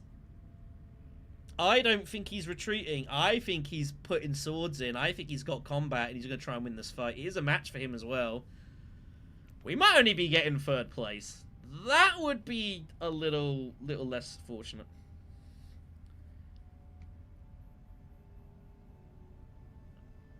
Well, he has to now. He's got no choice. I assume he didn't have highline access. He was just trying to work out, like with this, it's like, can I actually win this fight? It's not very clear. What do I take here? I'll just go double agent. Double agent lets me get more strike fleet stuff going off, so sure. Yeah, lots of spy generation. Very good. 10 and 3. So he's gonna lift the... If he lifts the spy, it's a tie. Which I assume he's going to do. I think he has more swords. And then it's up to Gurney's intrigues as well. Like, this is just a bit of a mess. There's the spice must flow, so he gets the buff there. He's revealed for 9 persuasion, rounds 3 and 4, by the way. That is... And he doesn't even have high council. That is absurd. What's his contracts? Oh, BGO, that's why. He's got freaking BGO.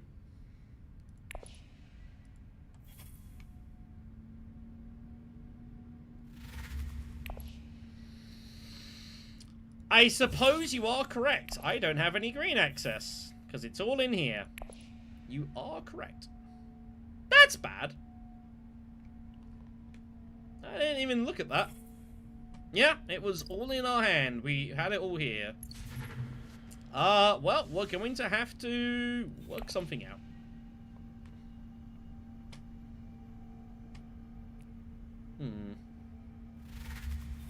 What am I going to do next round? I have no idea. Strike fleets, just diplo something, I guess. Yeah. How many spies have I got out? 1. It's here. Yeah, as no, there were swords coming. We were never winning this fight. We're never winning this fight. It just comes down, does Gurney have swords to beat me? Okay, so 2nd place. I can live with that. That's fine with me.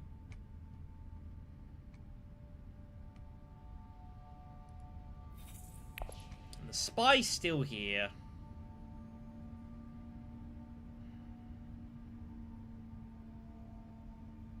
Do I even have access to... I might have to just, like, espionage and just, like, strike fleet off of one of these. And go to ground. Well, he did have the spy retreat intrigue, funny enough. But he also had swords. That's kind of unfortunate. Not really anything we can do about that. That's just bad luck. But hey. So I think it's probably espionage and rip a strike fleet in off like Haga Basin on whatever the fight is. I don't see anything else that he can meaningfully do here.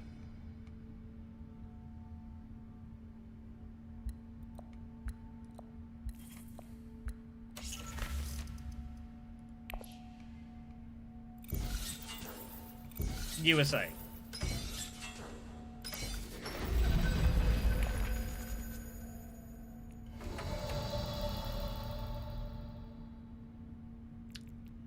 I haven't drawn Strike Fleet. I hope I draw Strike Fleet.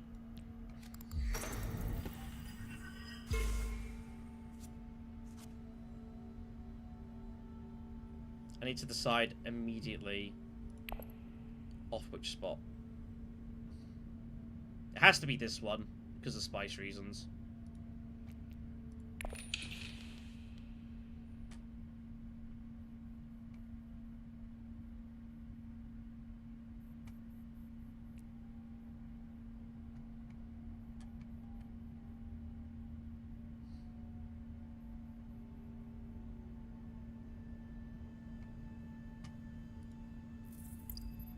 He has 2 coordinations, by the way. He has both of them. That's insane.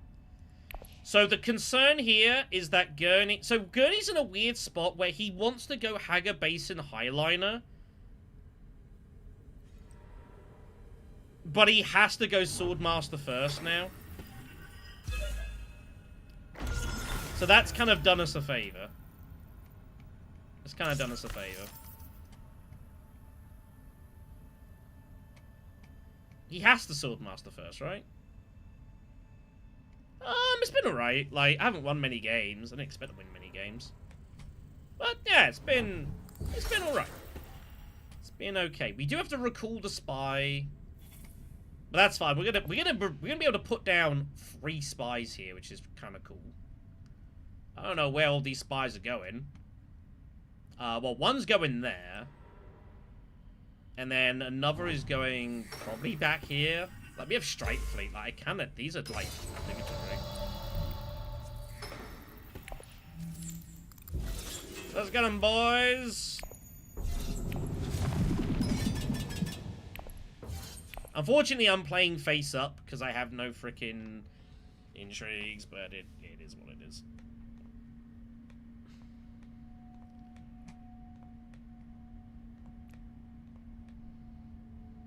But yeah, so one spy goes here, and then we just go back to Haga Base. We kind of have to protect this. We have no inherent water generation, so... Yeah, definitely. That's good to hear. Like I say, I imagine... This is the thing. So Uprising has, like, this weird amalgamation. You've got people that have played lots of digital, but have never played Uprising, never came out of it. You got people who've played loads of Uprising, who never played on digital before. You've got a whole variety of different kind of people experience levels. People that played a ton of Bloodlines, but are now playing Uprising a bit, even though it's kind of weird. So yeah, it's a weird mix of things going in, which is cool, and I appreciate that. It's super interesting. And then you got someone like me who basically hadn't played Uprising for like a year. In any real meaningful thing. Yeah, Bloodlines is a good expansion. It does a lot of things right. I'm just not very good at Bloodlines. I'm not the best at Uprising, honestly. I'm okay. Like, I have... The one thing I've got for Uprising is I have played a lot of games of it in the past. So, you know, like, I've certainly been a bit rusty. Like, especially yesterday or 2 days ago when I was streaming. I was definitely pretty rusty, but, you know... And, like, people who play, like, tons of Bloodlines are going to be better at this because they just know the patterns of play a lot better. But we've won the odd game here and there, which I can live with. Yeah, it's fine.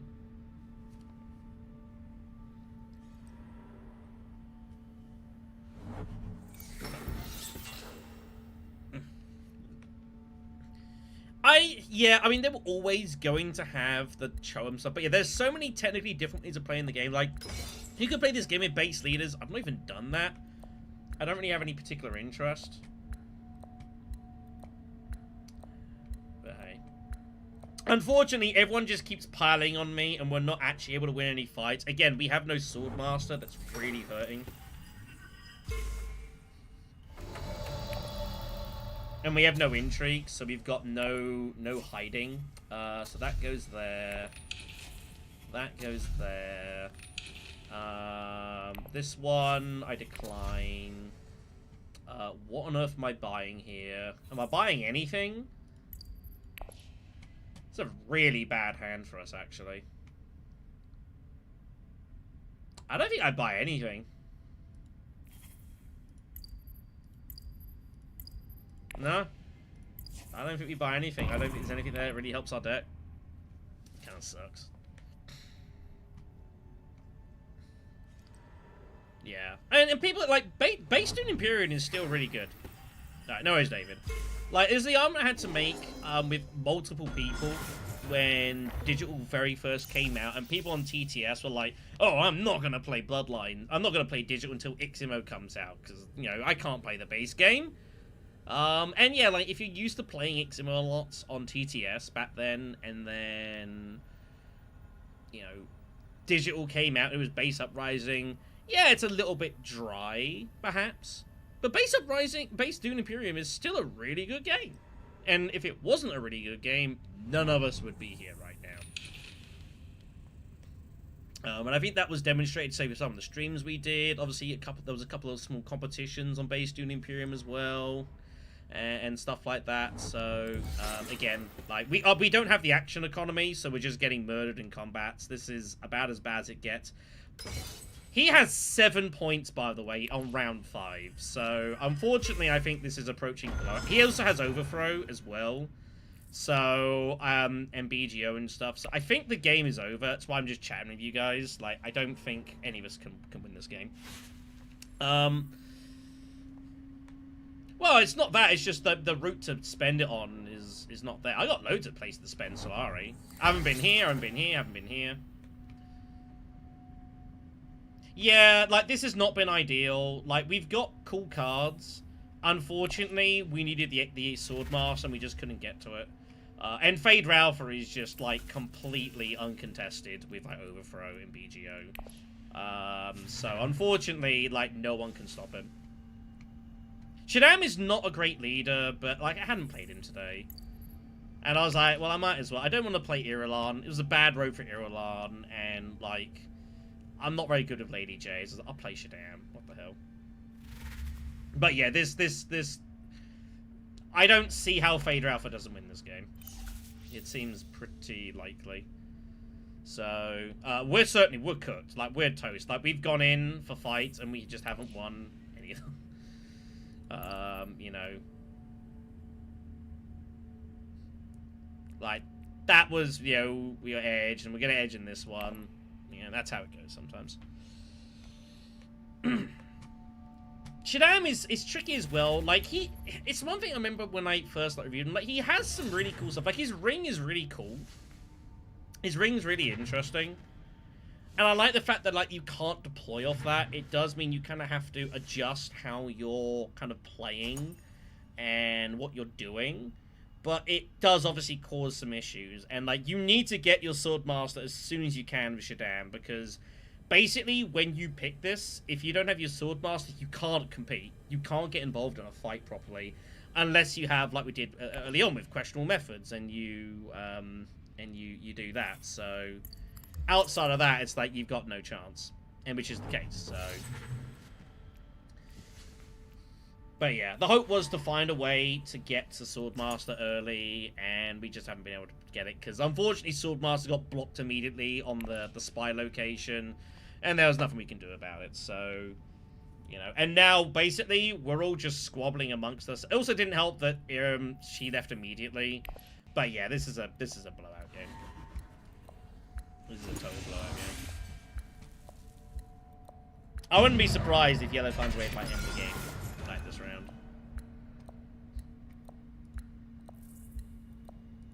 Like, that's his deck. And a convincing and something else. Like, there's very little there. So, yeah.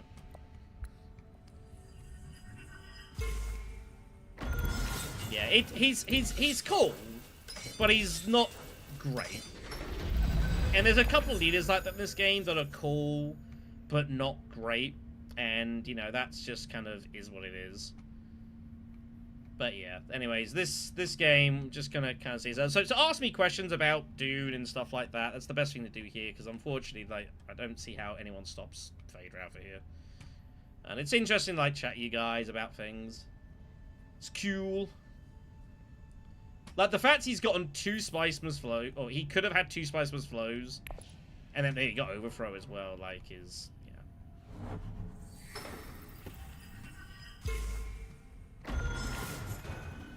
But I think this game is done. If he puts in, like, 2 troops, that'd be a suggestion that, like, he can just end the game here. He can probably just go Arakeen anyway, so, yeah. Is what it is. Wheels and Wheels was a good idea. It didn't really work out in the end. Branching, I probably shouldn't have taken. That's kind of not really done anything for us. I should have left that out. Meh.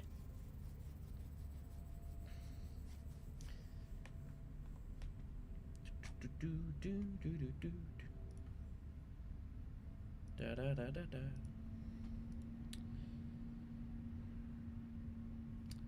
Favorite version of Dune Imperium, Iximo. Iximo is definitely, like, that's my favorite version of the game. It's the version I play best at as well. I like that there are different things you can do. There's a lot of leaders you can pick from. There's some really cool cards in the row as well. Just take out, like, Talaxu Master, and I think it's great. Is Uprising a well-balanced game? So what is the main difference between Dune and Uprising? It's mainly worms. Obviously, the board is, like, reconfigured as well to do, you know, various bits and pieces. Just do this, it's fine. Pull the dagger? Jeez. But, I mean, both games have got some OP stuff, you know. Lady Jessica in Base Dune Imperium is busted. You know, there's loads of, like, crazy, insane stuff you can do. In both versions of the games, really. I think the my problem with Uprising is that if someone gets ahead heavy like this, it's like, how does anyone stop him? Uprising does have better synergy. There is nice tribalization, especially in the Fremen side. It's got a lot of cool stuff. The Emperor's got some good stuff as well. Like, all the factions, Uprising does encourage you to kind of go by the tags a bit more and tribalizing your card picking, which is very nice. And obviously spy mechanics and such. But yeah, both games have got, like, broken stuff. Like, Kwisatz Haderach is broken, like, Steersman is broken, Overthrow is broken, Lady J's broken, Liet Kynes is brutal. Like, and both games have got really powerful stuff that's cheap. In the Shadows, Web of Power. This has got its own one. Certainly in Bloodlines as well, Holy War can be, like, just ridiculous.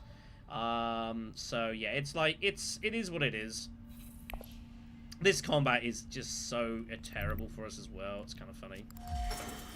Just do that.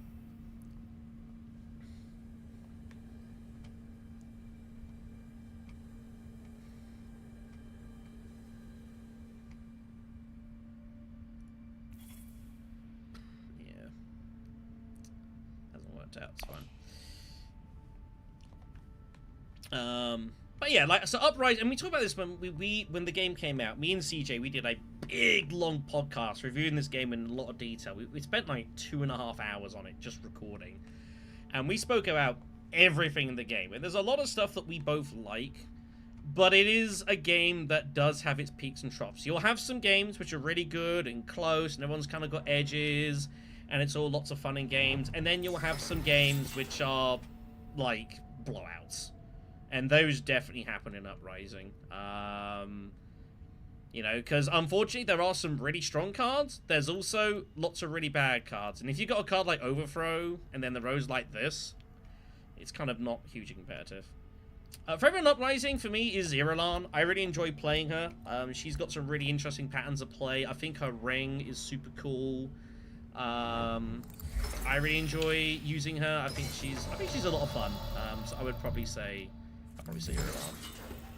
But Gurney's probably, like, my best leader, if I was being honest.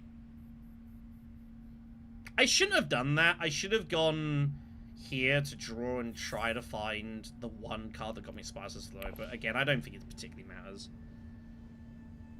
Like, no one can score off this conflict. It's... Yeah, basically. And to be fair, it's the same with Dune Imperium. Like, Dune Imperium was a game that, like, was fundamentally very good, but there was clearly some things that was lacking, and Rise of Ix was, like, a fantastic expansion and added a lot of good stuff to it. No, Steersman on one short. Damn. So that can definitely be really, really strong. Unfortunately, and same for this, like, Uprising's got some really cool stuff, but also has some, you know, but it needed an expansion to kind of, like, expand itself out a little bit here, so... I respect Green just buying random cards and just digging out, like, he knows the game is over. I respect that.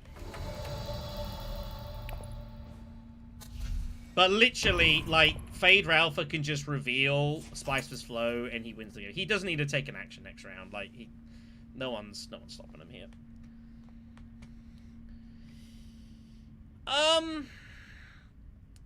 Yeah, so this was... You got a point, Tombs. So this was a problem that I've had for a while. Not so much now, because now I just don't care about it. But when... so going back a few years to the TTS Club, and we had, like, the rank system on TTS Club, and that was XMO for a while. And then moved over to Uprising. Like, one thing I really struggled at is, like, basically playing Uprising and, like, going between the two. Like, it's why, like, I would stream, like, XMO mainly, because especially once digital came out, like, I couldn't really stream digital playing do Imperium and then do streams of Uprising. I just can't do it. The two are too different in a lot of different ways, and you have to kind of really pick and choose, basically. So, yeah, this game's been wild, but, like, just no points have come out in any of the combats. Like, there was that I sacked off, no points there. You know, that was taken by the Numworm player, no points there. And that went to the guy who's in lead, so... There's just not been any points in combat, unfortunately. Nothing's come out that's really matched. Like, it's all just been awkward. So... Like, I'm on the brink of just revealing and just calling it a day. Like, the game is lost, so... The game is over here. Because... I mean, I can't even get to shipping right now. But it doesn't terribly matter. If I'm being honest. It doesn't terribly matter.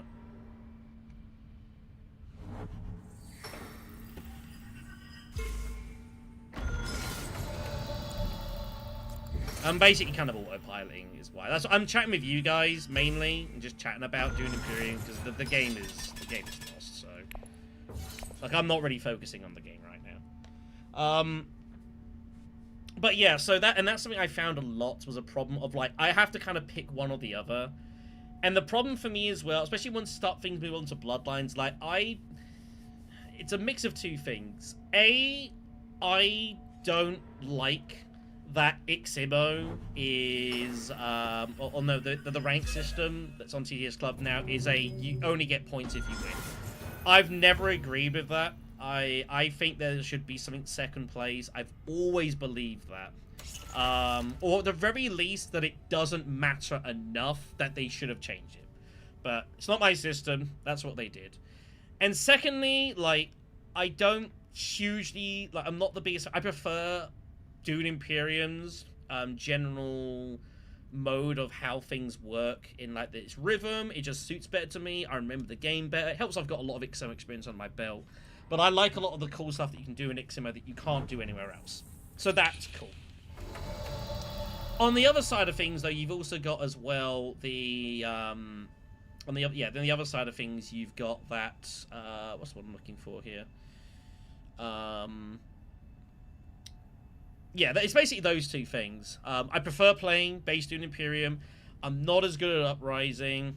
Once the ranked moved over to that for the Uprising stuff, I kind of wasn't hugely interested in it. And then also on top of that, like, it was just kind of a mix of things, really. So, you know, and that's fine. Like, you know, that's all well and good. So I had the choice, and also, as well as I've explained before, like, whenever I would do content for Uprising, especially once Bloodlines get as well, trying to do anything reasonable for that on a TTS, on a video, and have people have any idea what was going on, was really difficult. Like, no one could really see or work it all out, like, because it's not laid out in a way that's visually very good. And that's just the nature of it, so, you know, that is what it is. So I'm just doing things, it doesn't really matter. So, yeah, it's kind of a mix of bits and pieces, but it is what it is.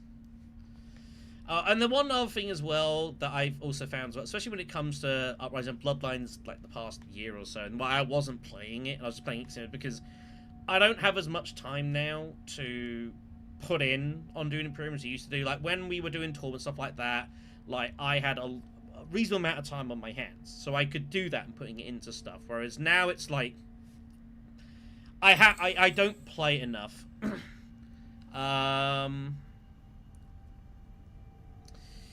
And so I have to pick what we're doing, basically. So I don't know why yellow's like, this game's over, man. Just whatever, doesn't matter. But what was I saying? Yeah, so I wasn't able to play a whole ton again in Bloodlines and stuff like that. And like, as people have said in this chat, like, playing on TTS Club is really hard because there's a lot of people that play a lot of Bloodlines there, and like, I'm just not competitive with them at all. Like, remotely, I'm not competitive with them. So, you know, and that's just kind of is what it is. That just kind of is what it is. So, you know.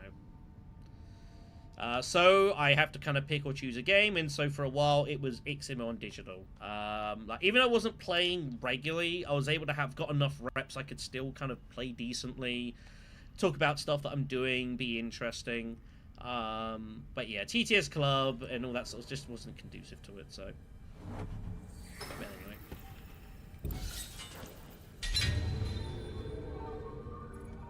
So we should finish on, what, like 8 points? Which is what it is. That's one of the things as well with Dune Imperium as well. That you have, it is a thing with Uprising. No, because I'm going to lose a point on the combat. So I'll just do this one. 8 or 9, something like that.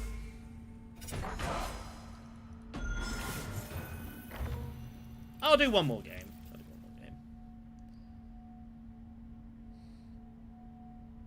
Yeah, I get to, I think, like 9.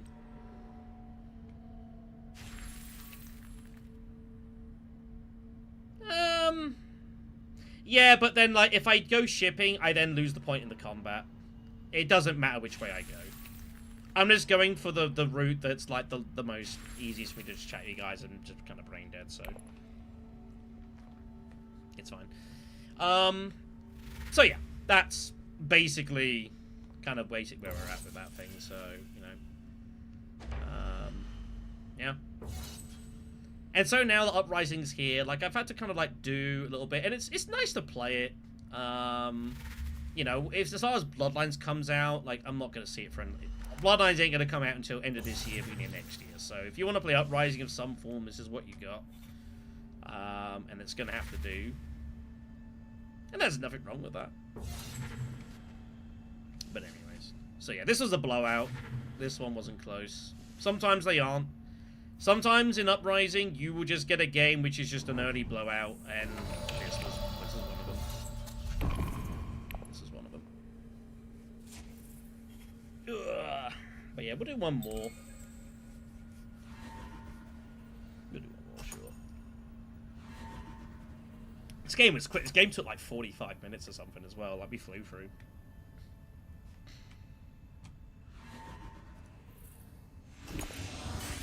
I could have maybe had a better choice or two, but like,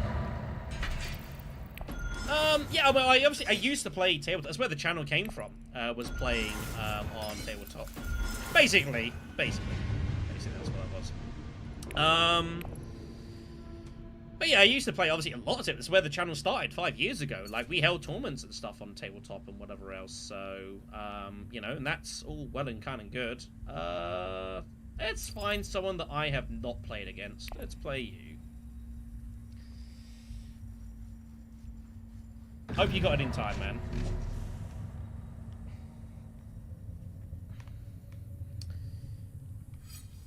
These games do fill up pretty quick.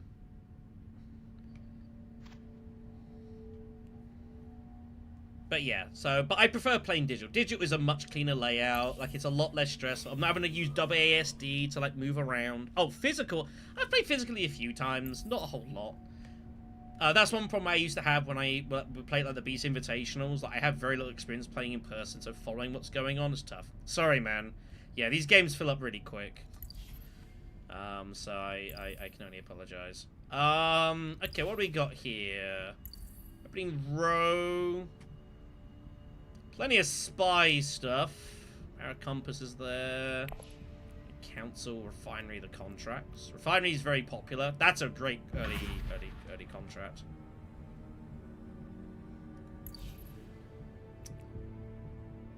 I haven't played Gurney yet today. I should probably play Gurney. We'll play Gurney. Yeah, well, I mean, I don't play a lot physically here. Like, I got to play it a few times. I was in Seattle, and obviously events, but no, the vast, like, 99.5% of the games I've played lifetime have been digital in some, either on TTS or the digital format now. I have no idea how many games of Dune Imperium in one form or another have I played lifetime.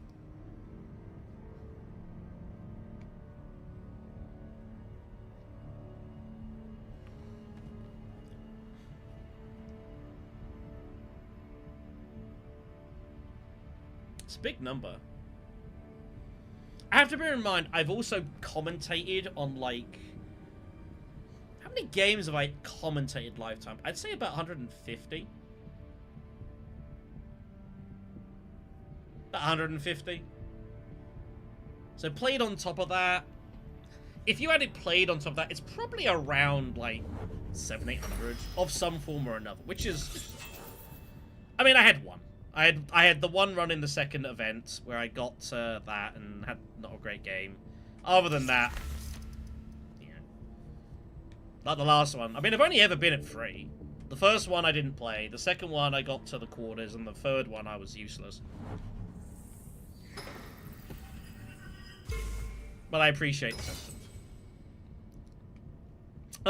Early situation here with ringing this, kind of forced into tactics. Not really a lot else to do. We might not get the ring in is a problem. This is a bit awkward. We kind of need to get the... I don't want to commit crazy heavy into this, but the two here are not crazy heavy fighters. So I think we just put it in. Because it's possible I might not get the dagger. Might not get the ring in here. I might have to put this somewhere else. We might not be able to deploy it.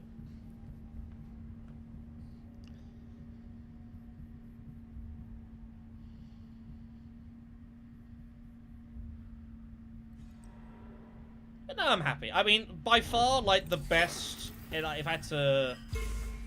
Like, my crowning achievement of Dune Imperium will always be the 24-hour stream that I did play XIMO.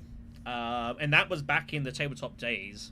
I played Dune Imperium XIMO, mainly ranked for 24 hours straight, which became 25. It's all on the channel, you can look it up. I played 20 matches, of which I won 10 of them, came second in 7, and never came last. And that was 25 hours straight of Dune Imperium. And that was against, like, some of the best players in the world. Like, it was I will never, ever... I'll never be able to replicate that. I don't think anyone will ever really replicate that. And I would probably challenge anyone to, like, try and do better than that. Like, it's the single-handed, like, greatest thing I've ever done. And it's crazy that I was able to do that. We're going to go here just so I can buy something, take the intrigue. That's not good intrigue, but sure. Yeah, it was outrageous. The funniest part as well is that because I was gearing up to like for a tournament, so I was like, for every person that joins tournament, I put in like a fiver. It cost me a fair chunk of money. But I always remember, so at the very start of the stream, Paul Denon was around, American, and he joined with the... Is she actually ripping this in here? Okay, fair. And so yeah, so he was there at the stream at the very start, and he mentioned like he was there watching, doing bits and pieces, you know, like having some food, doing his laundry, whatever else. Went to bed, went to work, came back. I'm still there like a day later. It was pretty insane. But yeah, like it was crazy. I won 2 games off tiebreaker in like the first 4 games. Yeah, like I had the crazy run, and yeah, that was some insane stuff that we went and did, which was really cool. And yeah, like that'll be the greatest achievement in Dune Imperium I'll ever have. And I don't know that can ever be replicated. I'm not convinced it can be replicated. So I remember as well, like I had to make a point of what do we take here, by the way? I might take early covert just for some spy access. I like that. Let's do that. And yeah, definitely like there was a lot of crazy stuff that streams, and I had to like prepare for it. Like I made sure I had a lot of food and water. I made sure like I got proper rest.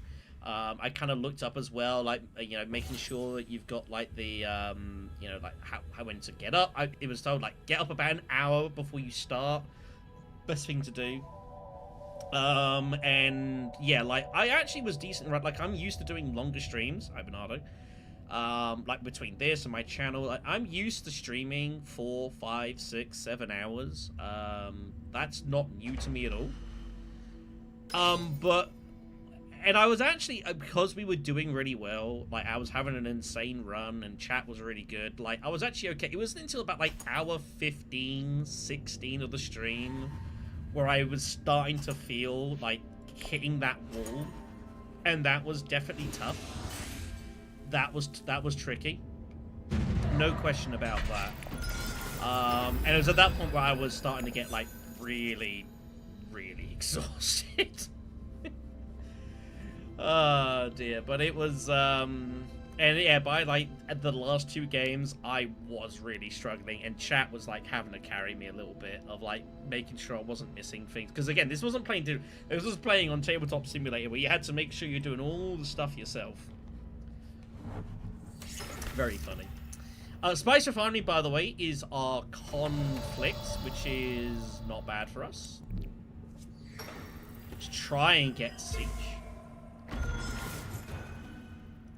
I mean, I'm going in somewhere, so it doesn't matter. I don't need to deploy right now. So yeah. But yeah, it's all on the channel. You can watch all 25 hours. It's split between 3 different live streams. And yeah, it's the craziest run I've ever do. 7 hours late. Well, at least you're here now, Clem. It's good to have you. Sorry, what was the question? It shows you the 2 contracts before knowing if Shaddam is in the game. Yes, if the Emperor does get chosen, you just pull it out and you just replace it. That is correct. I think they release a 3rd Doom game. Yeah, so I've speculated about this tomb. I've spoken about this in a couple of updates as well. I think that there is enough road. And this is also, yeah, that stream was when I was playing a lot of Iximo, so I was like in my mode here. What the hell do I do here, by the way? Has he got his ring? He hasn't played his ring. I think we can just go in on... Oh, I can't win the fight now. What a scumbag. Yes, I can. I can just go Sesh and overpower him. He should be good.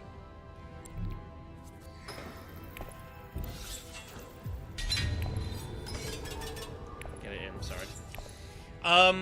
So I've talked about what I think there is Doom-wise. Like, Doom-wise has been up for like 5 years, which is really good. I don't know necessarily what is in Paul Dennon's plans for Dune Imperium or Direwolf Digital as a whole. I simply don't know. But I think there is enough mileage to do one more thing. I don't know necessarily what that thing's gonna be.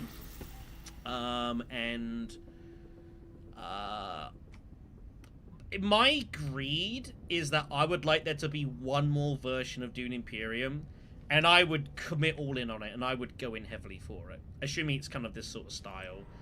Because, like, Dune, like, Bloodlines, Community, and all the rank stuff, like, that's kind of beyond me. And I'm not good enough for that game to be competitive at a proper level, so I kind of not really getting involved on that. And I think there should be something with the third film. My expectation is that if there is something, it'll be some kind of expansion for Uprising as it is, which would be a shame for me, but that's my what I would expect to, but we'll see. I'll get to your questions in a second. What am I buying here? I have spies. I should get spy stuff. Give me Spy Master.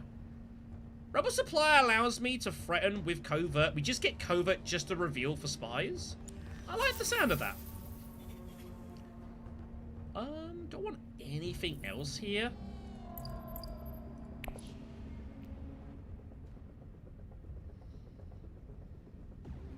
Sure. Do some trashing for me. Do I play other board games as well? CJ, on the part of the channel, has a massive collection of stuff, which is really impressive. Truth be told, like, my knowledge of board games before I got involved with this channel was basically zero. Like, I didn't really play board games until COVID happened. I have played tons of Nemesis, like hundreds of games of Nemesis. I absolutely adore it. And then I got into playing this as well. But I have now had chances to start playing other games as well. One game that I've gotten quite interested into is War of the Ring. We talked about it in the recent Spy Satellites we did, but we got into playing War of the Ring. I played it for the first time with CJ. He's got like a full painted set, super cool. And it's a game that I'm really interested in doing. I've been trying to play more of it. And it's something I might actually start doing some content on. Because I do think it's a really interesting game. I'm sure there are folks on the channel that have seen the game. Yes, one dagger. Thank God for that.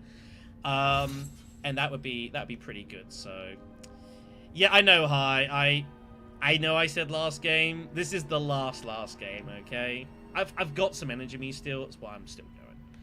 And you guys are helping. Like, you guys are chatting. Like, if you guys are chatting, it helps a lot. And I'm not doing anything else tonight, honestly, so it's fine. But yeah, so I've been playing a lot of that. There's a couple of games as well, interesting. Ra, I really enjoy Ra. I've got a collector's edition of that, which is super, super cool. Only really people I play board games with a lot at the moment is like some of my family. So we're playing a lot of like sort of more simple stuff with them, like Bargain Quest they really like. I've got like Watergate. What other stuff have we got hold of as well? They really like Ra as well. There's a couple of games that dot in there. Some more sort of simpler stuff. Odin's a lot of fun. So yeah, War of the Ring, the Lord of the Rings game. Battle for North Africa. I'm not sure that's the correct decision. Where's the spy going, by the way? I'm sorry. I have not been paying any attention to what I'm doing. It should go here, right? I think it should go there. I'm chatting so much, I'm not even paying attention to stuff here. I apologize.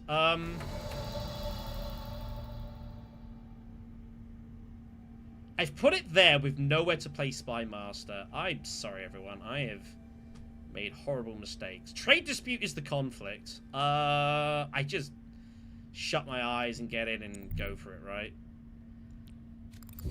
Let's just get some dudes in while it's there. No one took the spice there, which is ridiculous. I don't expect to get first, but we'll see. Anyway, sorry everyone, I'm just chatting away. To everyone in Wild I've not played yet. There's a lot of games that I haven't played, truth be told.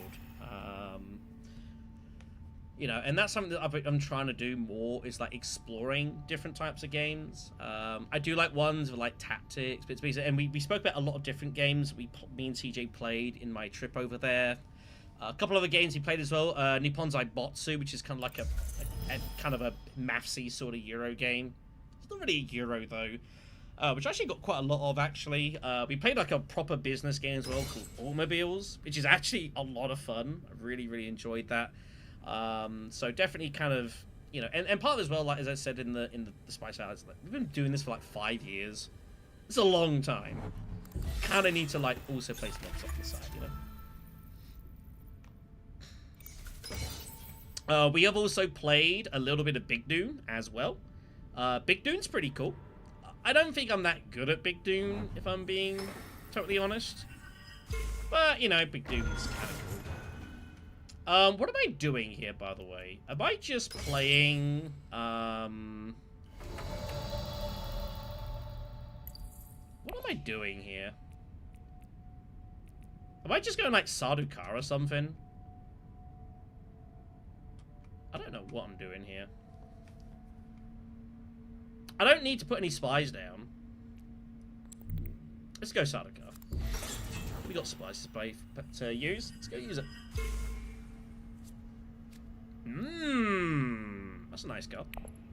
We're trying to get second place here, realistically here. We're never winning the fight, so I want to save the troops, the swords. Trashing twice. I mean, I don't have to trash twice. I will trash Dagger. I might also sack off Covert Operation now and say that it's done its spy deployment. We've got, like, the hit of it. I might sack off Covert Operation. It's not the best hand to be trashing into. It's why I bought Desert Survival, but I couldn't have known this was coming out. But yeah, I think we trash Dagger for sure.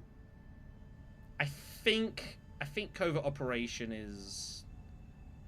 I think Covert Operation is good to go here. We're only going to get, like, one more reveal out of it. Yeah, I think it's fine.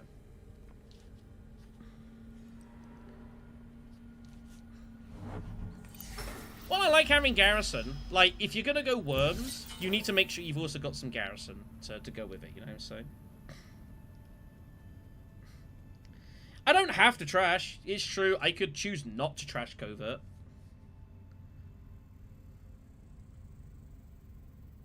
I don't know. I really don't know if I want to trash this. Covert is a cool card. It's the only way in the game that you can make people discard. Let's put this here. And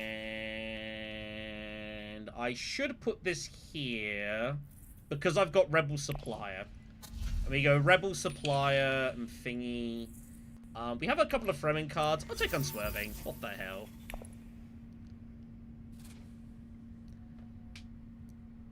Oh, Mahayan. Jeez. The amount of times I get her freaking name confused with Jessica. It's just, like, habitual. So bad at that. So bad at that. So, yeah, the plan is, Arik will go with Refinery with Rebel Supplier, Swordmaster, something. Sardaukar Soldier would have been absolutely perfect, but sadly didn't exist. But I might also trash Covert Operation because I want to go down Fremen Synergy. That's a route I want to take, and it's a card that's not... It's not revealing for any persuasion, and it's not revealing for... It's not helping my any Fremen Bond stuff that I want to do. Especially with stuff like this.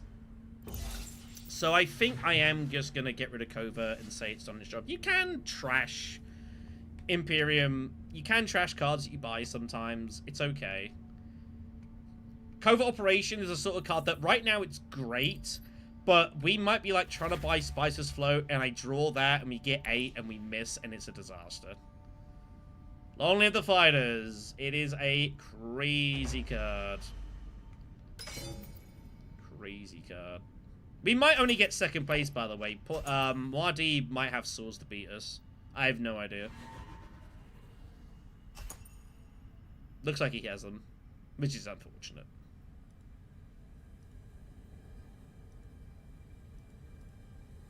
He might have 3 swords and be decided to tie me. That would be a little sad. But I could see it. Interesting. Someone tied us earlier, like in a fight that made no sense.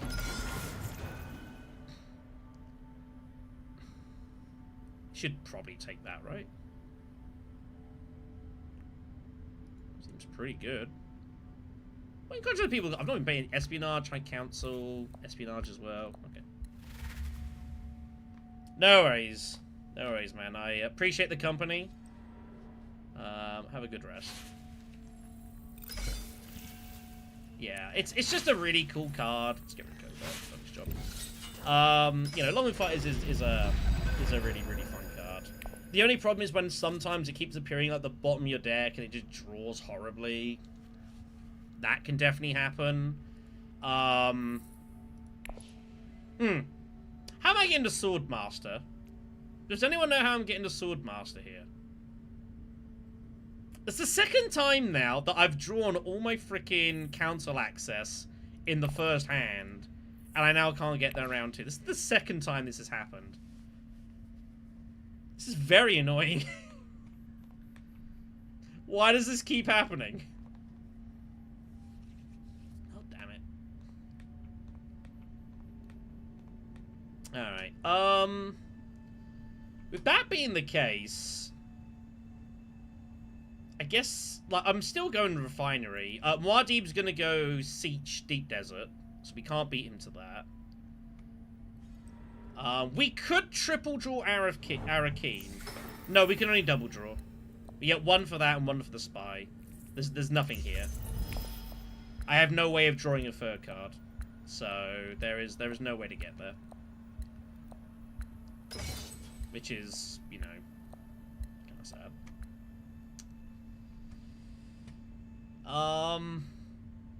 So we do need to identify what I'm gonna do here.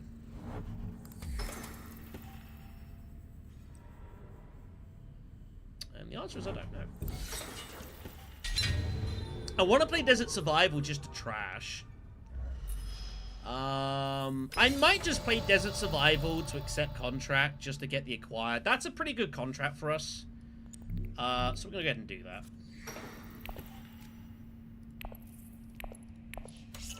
And we just hang tight for now. Get rid of those. Ooh. Ooh. But if I don't, I could get Long Live the Fighters when I go cooling.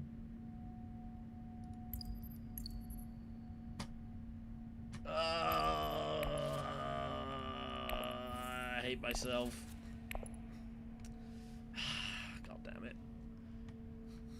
I think I get it enough. I don't know that I get it enough, but I think... I don't know that Muad'Dib can get hold of it right now, so...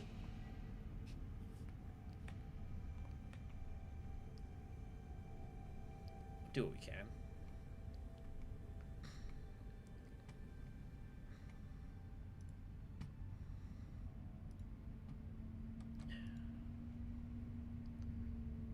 Yeah. That's how it goes. I mean, I technically had 3 cards that have access, if you don't count Covert, but yeah, sometimes you just... I mean, that's actually not true. I had my dagger as well last hand, so I had 3 cards that all gave me access to it. I just drew them all in the first hand, so... you know, what you gonna do?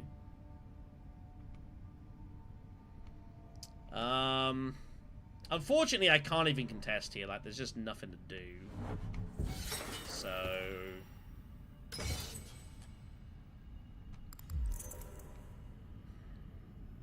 how many troops do I even put in here, man?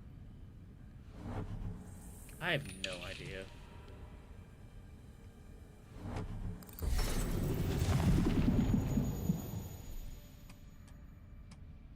He's going to have 7 intrigues, by the way. 1 off the worm, 2 off that, 1 off that. That is completely ridiculous. Oh, I could have trashed it because I'm going to have freaking... Oh, always smiling. And I can just +1, so I could have trashed Dune Desert Planet. I didn't even think about that. And that being the case, now I go Spice Refinery instead. I don't need to go Arakeen. Okay, this kind of worked itself out. Do it this way. Now I've done this, we'll just do it this way. That's fine. We'll do that and tell ourselves that it matters. We'll do that and tell ourselves that it matters.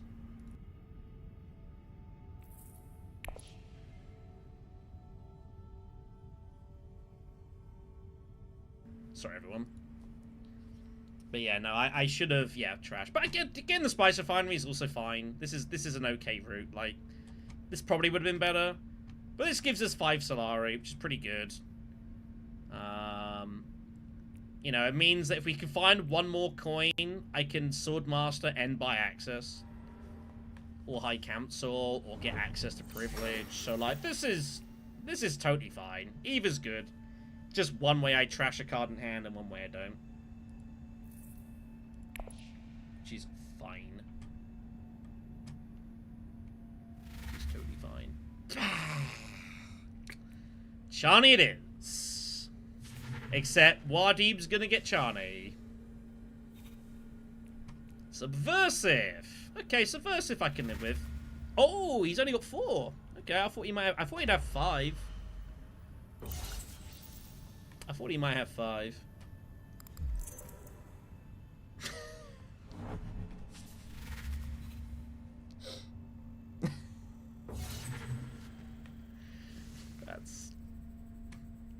That's a thing that just happened. That is a thing that just happened. That's kind of heinous. Right, let's go get Shani. We're going all in on Fremen Bond, so that was the plan. Yeah, see now he's like having to play all this now because he's gonna get all these intrigues. So he's having to play everything now.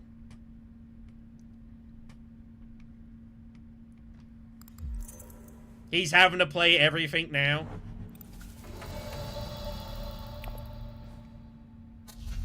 Let's get Charlie.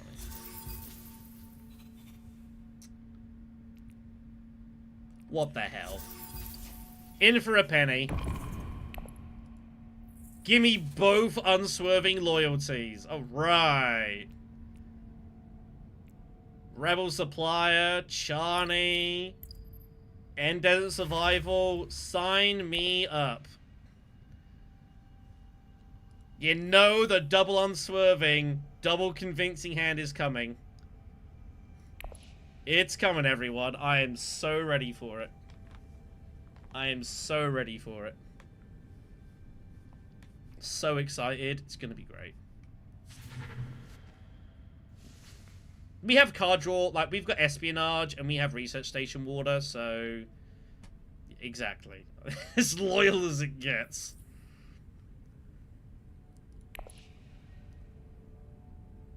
It happens, yeah. 1 is fine. 2, you're always asking for trouble. We have 4 cards that don't go anywhere.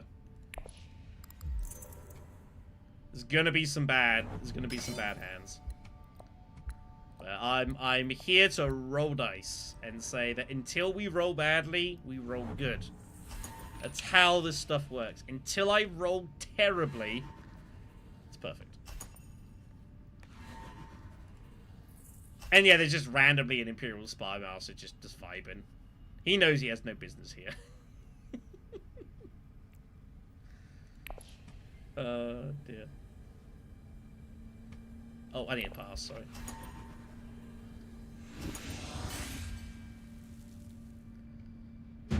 This deck is so bad. Like, I can't even begin to emphasize how bad this deck is right now. It is waiting to fall apart. It is waiting to fall apart. Market opportunity! Well, we have found more use for our money, everyone. Market opportunity is basically pays for buy access. That's pretty cool. Oh yeah! Look at all of that council access that I do not have. I've only got 2 cards that actually get me to the council. That's not good.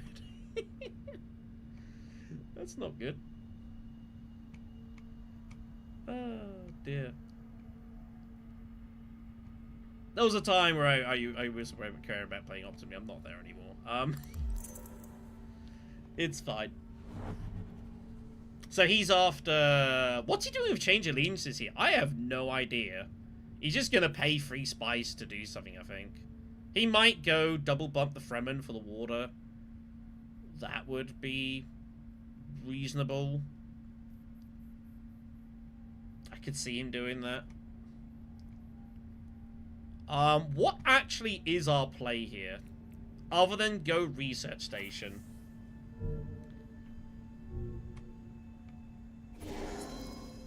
Probably just research station and try to draw access.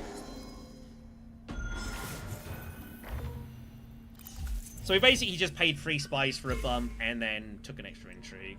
Just so he could take that, yeah. Yeah, we are here because I made choices. I never attested to say that they were good choices. Just choices that I made. Yeah. And he's just going to rebump again. Muad'Dib should win this game. Like, he's snowballing completely crazily here. I don't think he's going to... This is another game which is kind of snowballing out of control. He just has so many intrigues and no one can really oppose him on any of this stuff.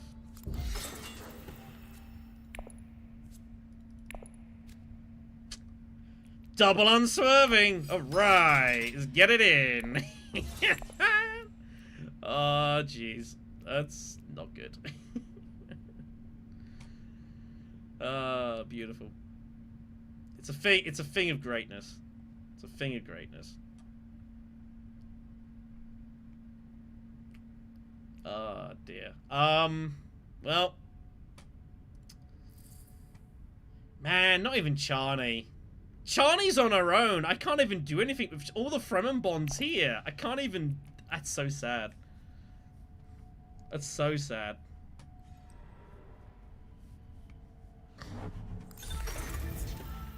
Oh, that's kind of funny. I don't know what else to do here. Grab some spice or something. Sorry about sneeze.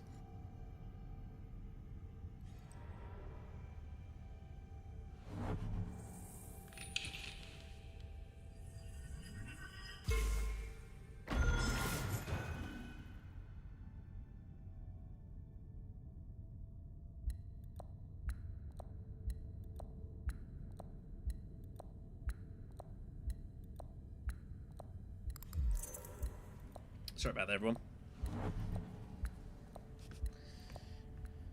That is twice now that we've had games where I've just not drawn council access, any lands red access when I needed it. I guess there's probably a lesson to be learned from this.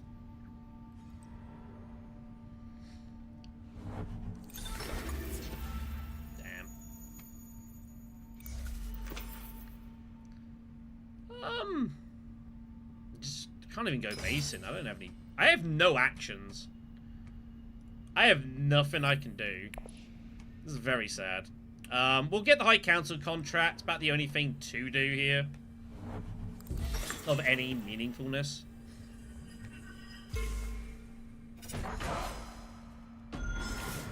I do need more Fremen Bond, you're right. Come on, give me the D6 on Charney. Give me the D6 on Charney. You know you want to do it, game. You just gotta believe. D6 me. Yes! I actually pulled it. How did I do that? It's so ridiculous. Oh my god, that's funny. Oh, it's the thing of beauty. It's a thing of beauty. I should probably think about this combat and what we're actually doing here, right? How much strength do we need?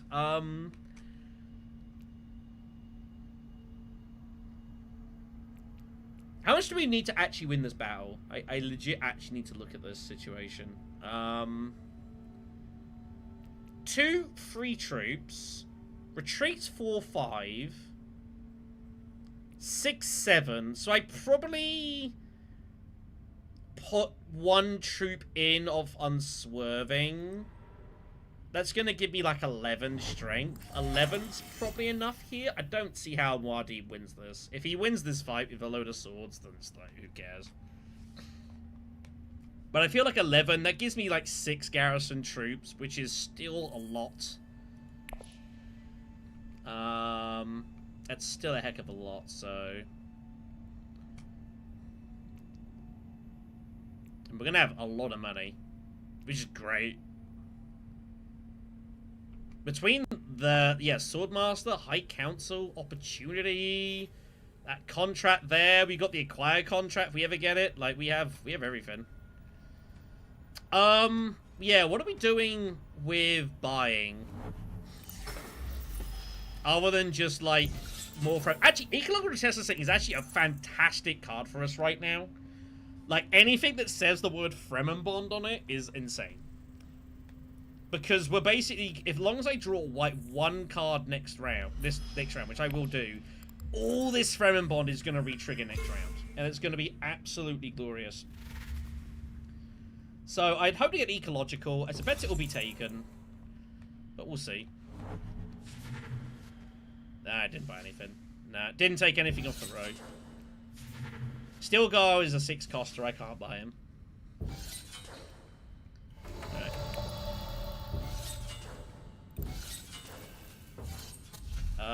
Deploy retreat 2. We will deploy 1.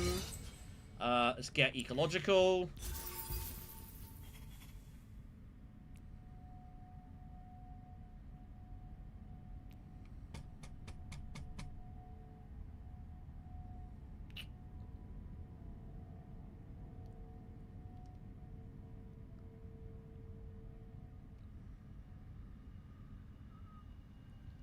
Yes.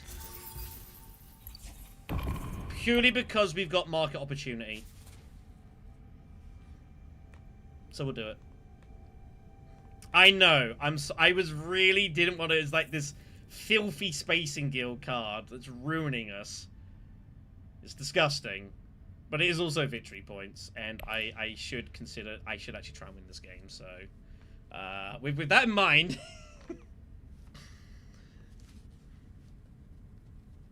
It's fine. We can let a little bit in. Like, we know where our heart lies, alright? We know where the heart lies. It's just a little bit of diversity, you know? Just a little bit. And they can see how great the Fremen is. That's what I'll believe. Alright. In any event, we have a massive garrison. It's pretty cool. Being able to, by the way, produce 2 troops on reveal and put them in. Very cool. Very cool. Yeah, everyone's got to do them. Like the guild. The guild got it made, man. They got it made. They know what they're doing.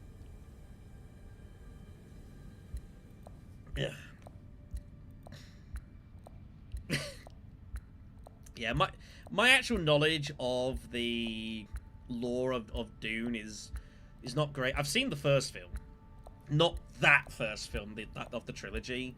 I have got the second film. I haven't seen it yet. And obviously the third film's coming out at the end of the year. So, you know, I should probably watch the second film at some point fairly soon. I'm trying to think, is there any way I can steal this Fremen alliance? I think realistically the answer to that question is probably not. I could try.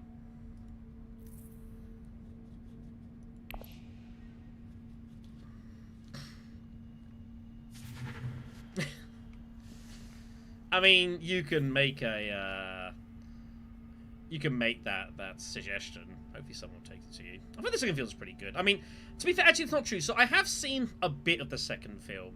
I'll talk about it. It's been out wages. So at the second Beast Invitational event, in North Carolina. It was about a month or so before the second Dune film came out. We actually had the opportunity to go to a cinema. We had it to ourselves, and we actually watched about 40 minutes of Dune 2, different pieces of it, not like the start, whatever else. That was super cool. Had a whole IMAX cinema to ourselves. The food was there. That was super cool. Lots of really interesting stuff. So that was super fun. So I've seen bits of it. That was neat. Played Weirding Way just to get second place there. I don't know why Green did that. Because he wants his sword master. That's why. Okay, that's 5 swords that I don't have to worry about. That's fine with me. Okay. Someone has to go here and stop him putting in worms. Or at least stop him getting spice off the worms. What do we want to do here, by the way, everyone? Just a loyalty, we just have to we have to chuck everything in here. I've got Spy Master. Spy Master will take this.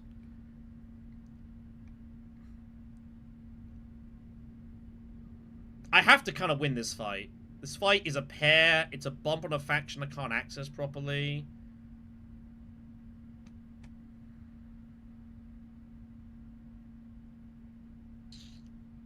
The problem is that I need my ring to get here. Oh, this is really awkward. I've only got 2 cards to get up there. Unless I'm gonna, like, highline?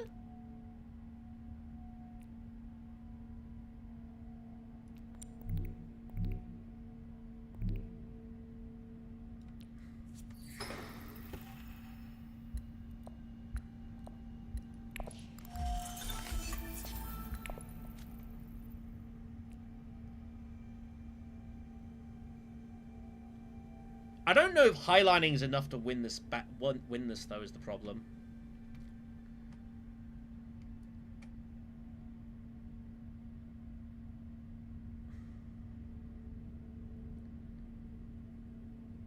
This is really tricky. Problem is it's also a match from Muad'Dib. And Muad'Dib's just gonna rip it here. 3, 5, 7, 9. But he used his 5 swords to get his sword master.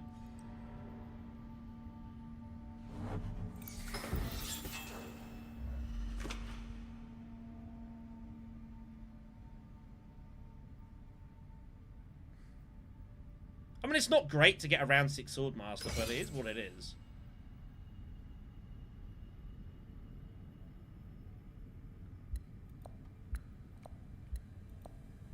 Because I'm intending to sword master as well. Like, I'm doing both. It doesn't really matter what I do. Oh, I should have... Yeah, I should have rung that. Yeah, you are correct. That was a mistake. No, that's fine. It's because I didn't want to draw, I think. I don't know, it's fine. I just don't think... That was a bit of an error. I was so busy thinking about the combat, I wasn't even thinking about, like, yeah, the recall. Yeah, that was... I should have done it the other way around. That was inefficient. Is highlining... Do I ever win this on a highline? I don't have a clue.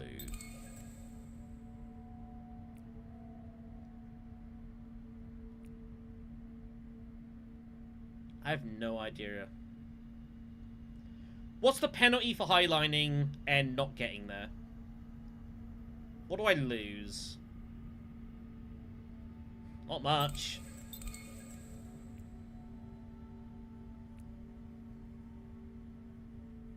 I mean, I can probably get the spice somewhere.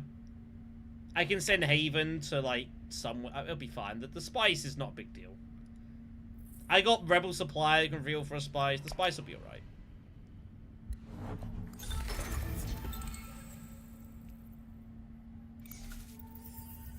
I will have 5 Solari when I go here. And the money, like anyone goes Spice Refinery for any reason, I get that, so yeah. But yeah, that I should have done the way around. That was definitely a slight mistake. Muad'Dib has not put in. Muad'Dib thinks he can just win this with what he's got, apparently. Also, if Muad'Dib wins this battle, like, the game's over. Because, like, he's never going to be stopped. So, I don't think it matters whether I think I can win the battle. I just have to do it. At least in theory, if I pull Spy Master, I can at least send it to Espionage. But yeah, I should have used it there. That was a mistake. Sometimes you just get chatty.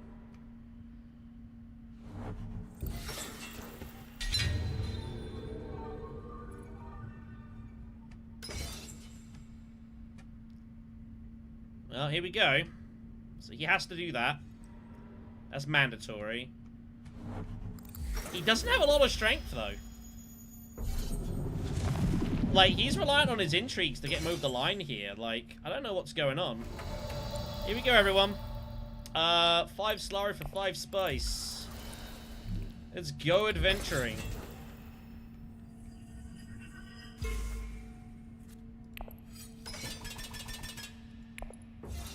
Let's go get ourselves some. I think Muad'Dib was greedy in that he didn't go deploying twice. But we'll see.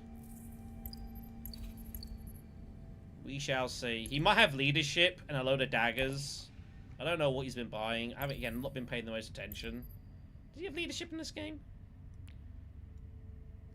Branching, treacherous.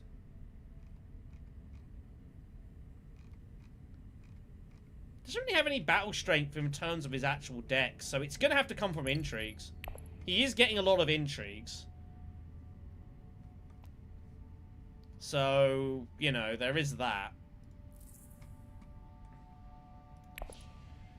But I don't think he can get hold of Spice's power. I don't think he has access to. I don't see how he gets a third Spice without firing an intrigue that gives him a Spice. Don't think he has any cards that give him Spice specifically. Green is having some lag, apparently. Which is why he keeps, like, typing. So I apologize for that. Compass. Treacherous is a intrigue. But other than that, no, he's got nothing. So I think unless he pulls intrigues, like 2 intrigues, and he gets enough swords to win, which sometimes Muad'Dib does. That's one of the problems of playing against Muad'Dib. It's sometimes you just luck into swords that wins you battles. And that does happen. And that very much sucks. He could have Spring. If he's got Spring, you know, whatever. It's one of those ones where if he wins this battle, then the game's over. No one's gonna be able to catch him, so, like, I just have to hope he doesn't have swords. If he does, he does. You know, you shrug your shoulders and say, so be it.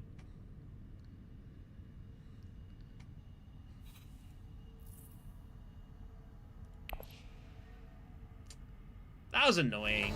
Ah, I was just distracted. Yes, Fremen Bond! Alright! Give me Fremen! Beautiful. That's a lot of blue. Got 7 Fremen cards. Holy damn. This is a terrible deck.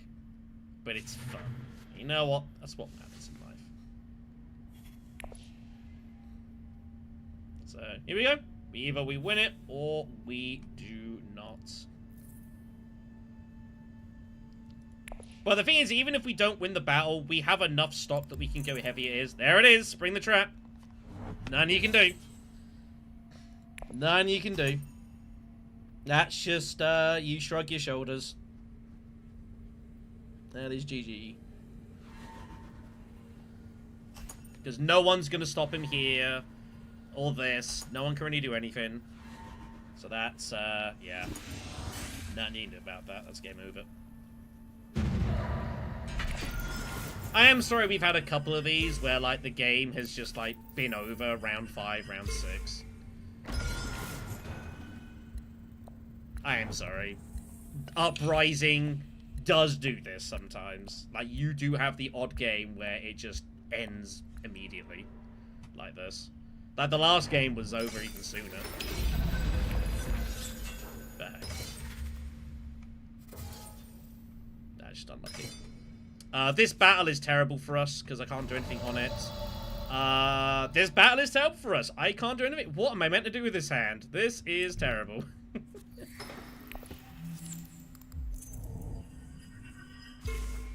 Yeah, that's cool. Put it there.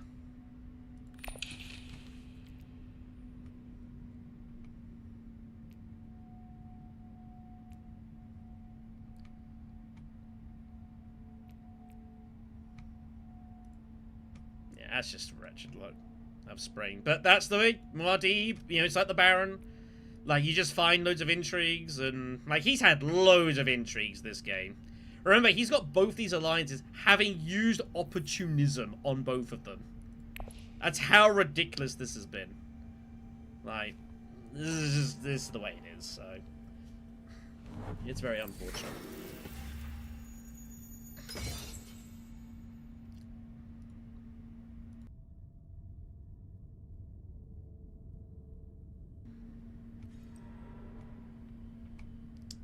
Well, he's gonna do what he can.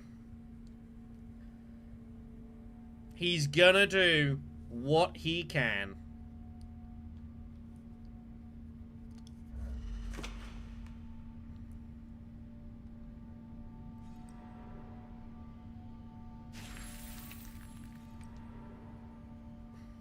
I mean, there's the walls up.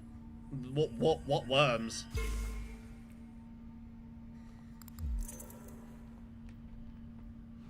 Oh, that's why he did it, double stockpiling. It's nice to see the double stockpiling point. You don't actually see it that often. That's cool. I mean, I could have gone for that, but then if I do this... Nah, it's like... It doesn't really matter.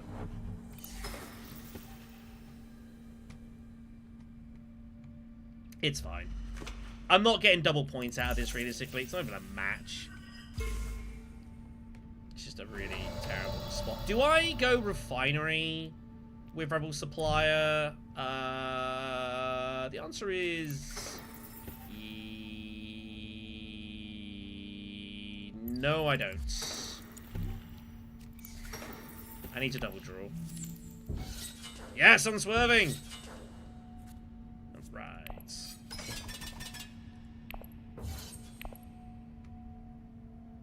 Well, yeah, but I also need to try and get, like, the money off the battle as well.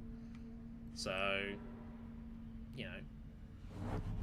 I need to get that and that. I don't really have enough money for both, but it's okay. Also, Smuggler's Haven is sadly doing absolutely nothing for us, but, yeah, well.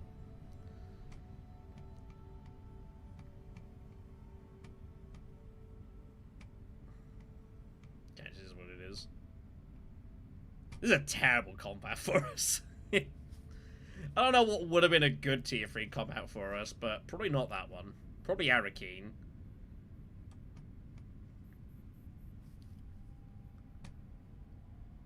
I don't even have any way to do that. I mean, we did the High Line to give up the Smuggler's Haven, and of course we didn't win the fight, so...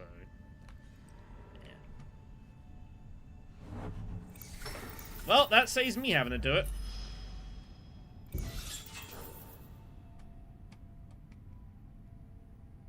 Saves me having to do it. I guess I just go smugglers to deliver supplies now. Nothing else to do. Just take the point.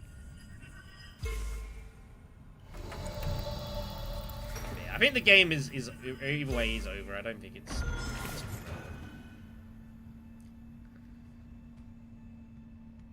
yeah, it's fine.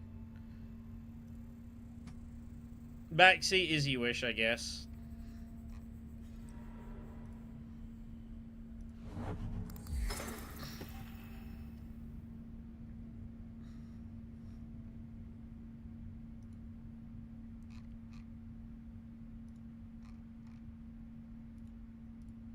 We'll see. Maybe there's no way that Muad'Dib can shut this out. Pretty hard for him to get 2 points, truth be told.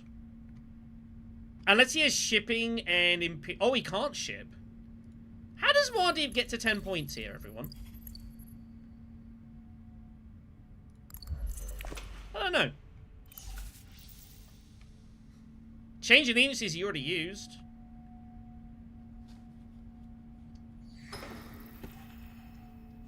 I don't know how Muad'Dib ends the game here. Stockpiling's out. Opportunism he's already played. I'm not sure how he ends the game here. This game might go an 8th round.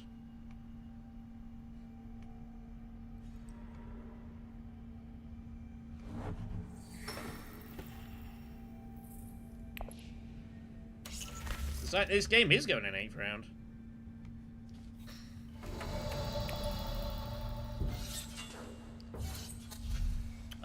We deploy. Grab that. That gives me the acquire. Oh, it does, doesn't it? Which means I can play this now. Ah! Look at this intelligence that I'm now employing. Yeah! Look at this! I forgot I had the acquire contract. I completely forgot I had that. Completely forgot I had that. I'll take a prepare just for the sake of it. Yeah. Okay, that got us some points. We're gonna finish. We have 9. We can't end the game either.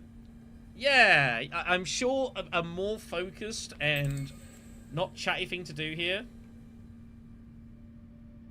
The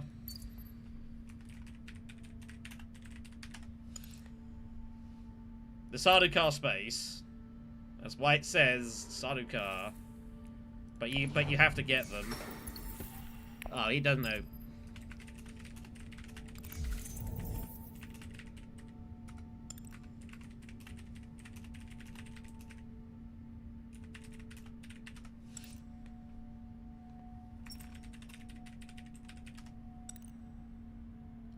Someone's not showing how to do the thing.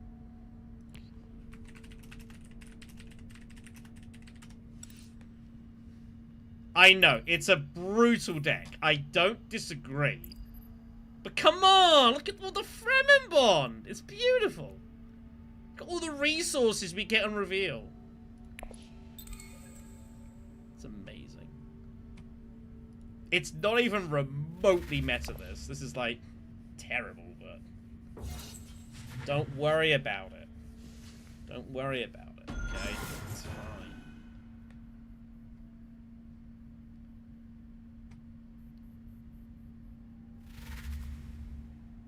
Does he have a way of ending this game? I don't know if there's a way for him to end this game here. I can't think of one. I think all the odds, all the guaranteed point cards are already been played. Yeah. We're going another round. We're going an 8th round here, everyone. I don't know how good that is, but we're going to. Interesting enough, so we could play Watermaster for the second water to use Ecological at, like, Fremkit or something. We might not get to Fremkit in time, though, is the problem. We might play Ecological to Siege Tabber. Assuming it's not a worm fight. We'll see.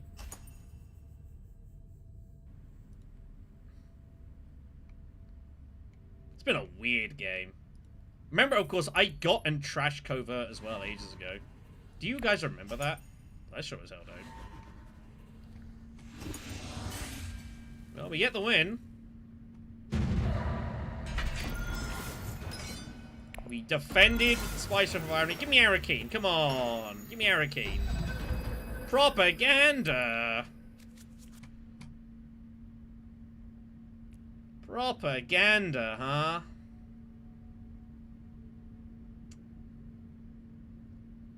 Propaganda.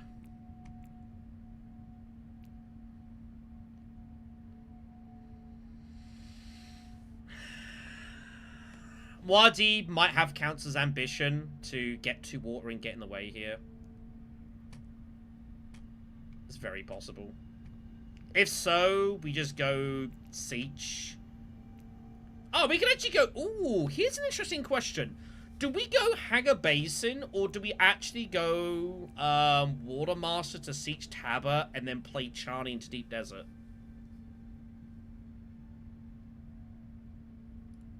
Either way, I can't draw because we didn't pull Ecological, so this is our hand.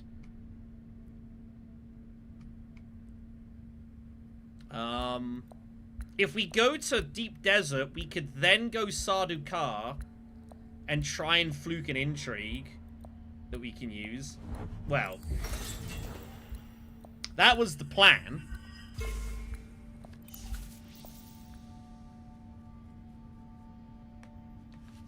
Oh no, I can still go shipping and get our Bene Gesserit friendship. I think that's the route. Sesh Tabba, Deep Desert, shipping, BG friendship. Oh, he had ambition. Interesting.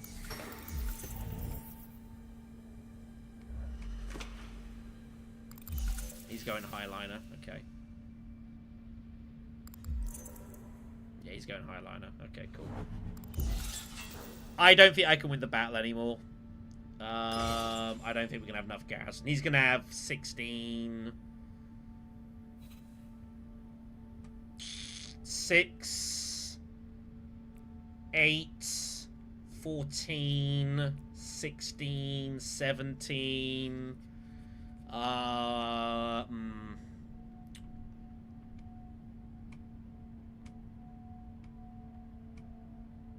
Unsure what to do, everyone.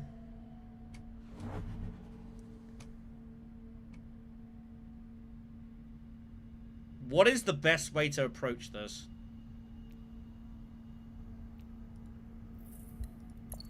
There's not a lot of value, I don't think, in like making a research station play. Privilege we're never getting to. We also have no way of getting to privilege. So that's unfortunately doing very little. Like, I've got no way of getting there. I have no access. I have no spies.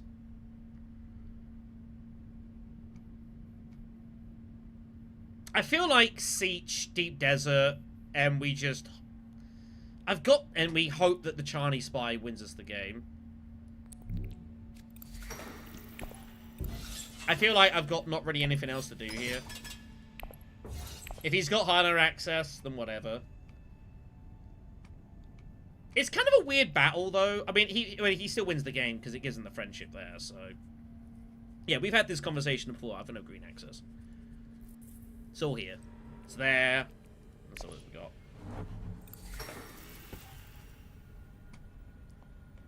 But yeah, I don't think there's anything else we can realistically do. It's kind of one of the weird ones as well. Like, even if I win the battle, it's not even that great for us. Like, you know, what are we doing? I can't get that alliance. I'm not going to be able to get that alliance probably because she's going to go... Ah, she's going shipping ahead of us. So I'm not even going to be able to ship. No, she's going... I think she's going shipping and bumping this. Oh, she can't ship. No one has shipping access? I guess not. Maybe we can find a way to get the alliance. I don't know. I don't think we're going to win the game. I don't think we're going to win the battle. Like, if Muad'Dib just highlines, like, it's not easy for us to win this fight. We basically need to find swords off Charney. We need, like, Spice's power or something. We need something very powerful to win the battle with. Questionable methods would also be fine. I could just down bump this. So it just comes down to luck of a draw. But winning this without swords for a conflict is... I mean, we had 32 swords, 32 strength in a previous fight, and we lost it convincingly. So, you know.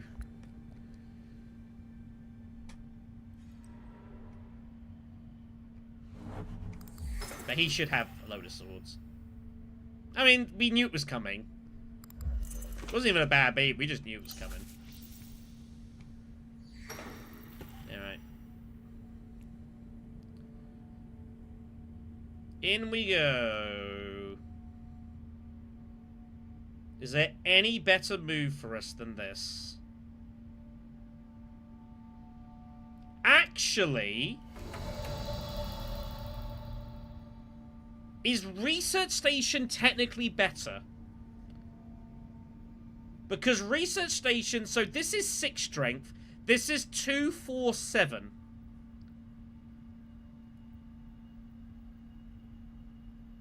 Technically, Research Station gives +1 strength. I could lose Hagar Basin, and that would be pretty sad. I also wouldn't be able to ship if I do that. But I guess if I'm shipping... Like, shipping doesn't really matter. Shipping is like assuming I'm not going to win the fight. We're gonna be brave. We're gonna be brave. There's a survival, there's a sword. Contingency plan is swords. Okay. Okay. Like, we're taking a big gamble here that he doesn't go there. Like, he might do if he does. It's unfortunate, but I think we have to get as much strength as we can here. And just kind of hope and pray that he decides to do something else. Because he has 2 water. That's why. He has 2 water. I can't get here. I have no spies. He's 100% going Research Station. That's what he was lining up to do.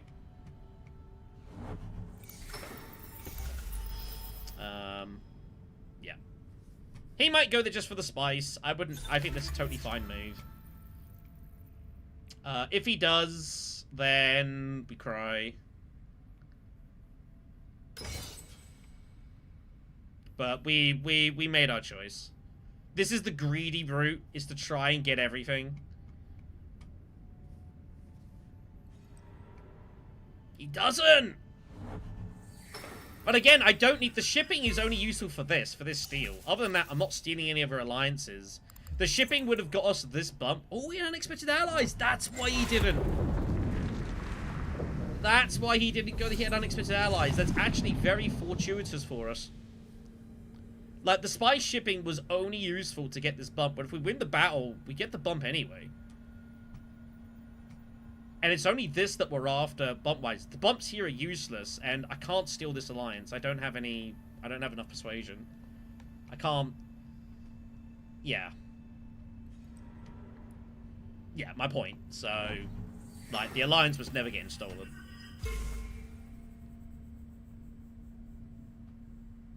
So this is the only way we can do it. Alright. Unfortunately, Highline's coming. Well, Highline is coming, but we've got 1, 2, 4, 7 strength. So 22 strength is our count. Is 22 strength enough to win this battle? Probably not. Probably not. But we can say that we tried. This is the maximum strength we could physically do this. I think it's pretty likely he has access. But he has also a huge depth. He also played Treacherous the Friend kit. If he would not do this if he didn't have Highliner access. So he has access, 100%. Like, you do not do this move if you don't have a way of getting here. He has his diplomacy. There's no danger there. So we've just got to hope that he somehow doesn't have swords, which seems very unlikely. But we made the best of the situation that we could. I think, given our weird situation and obviously our terrible deck, we've you know, we've played all right.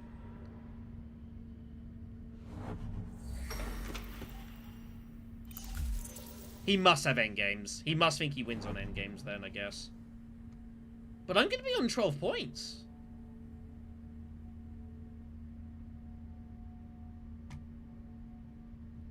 What's going on here? Did he really Fremke and not Highline? Maybe he didn't have swords. I don't know. It's really strange. Maybe he has... There's nothing else we can buy that's of any use. Maybe he just has a load of endgames. He's going to win it on that. I don't know. He might just have it. He thinks he's got 12 points. If he's got, like, Maker Spice and the Chris Knife, like, he wins anyways. Like, he just needs 2 points. If he's got any 2 endgame points, he can cash in, like, he wins. But...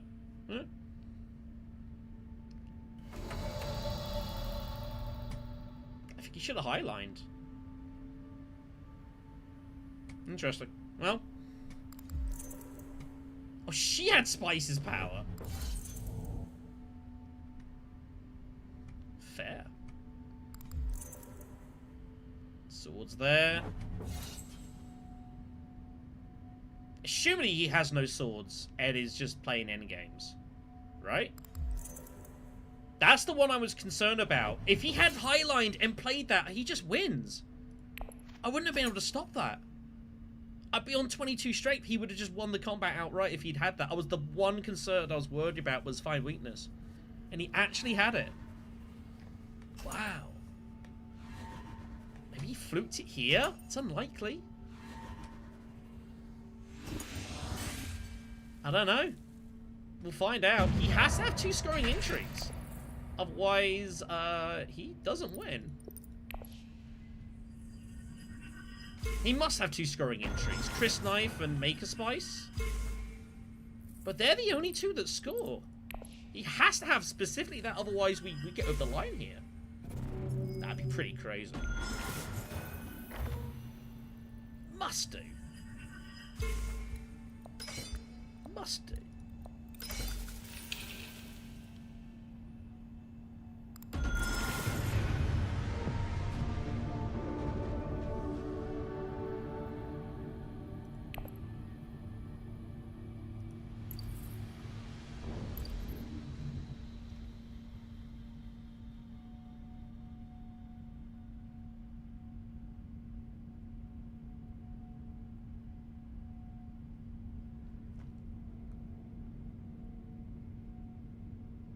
Wow.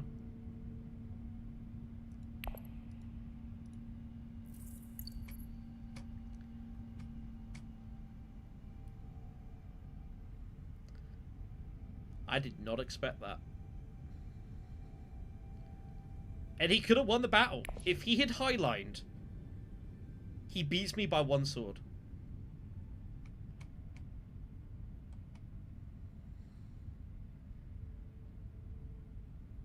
Wow. That is very unfortunate for Muad'Dib. I did not expect that. I was like, you have to have like 2 scoring in games to not go in there. But you just got to do it and close your eyes, man. He didn't. Wow.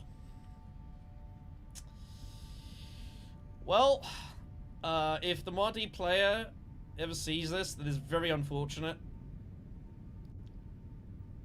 And that's kind of crazy. But yeah, unless you have a guaranteed route to 12 points, you just gotta stick it in and hope you get over the line. And you would have won the battle. Which is crazy. I would not be able to stop him. He was so focused, and I guess he was like desperately trying to like find his spice must flow.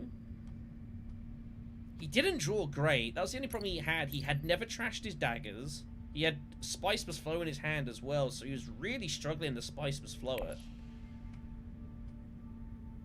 I think he just had to go in and deny me it, because like, if I lose the battle, that's loss of 3 points. Like, he just wins it, so... yeah.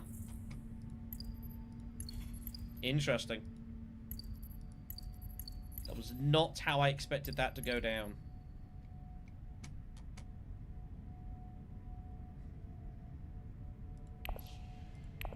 We'll take it. We'll take it. We will take it.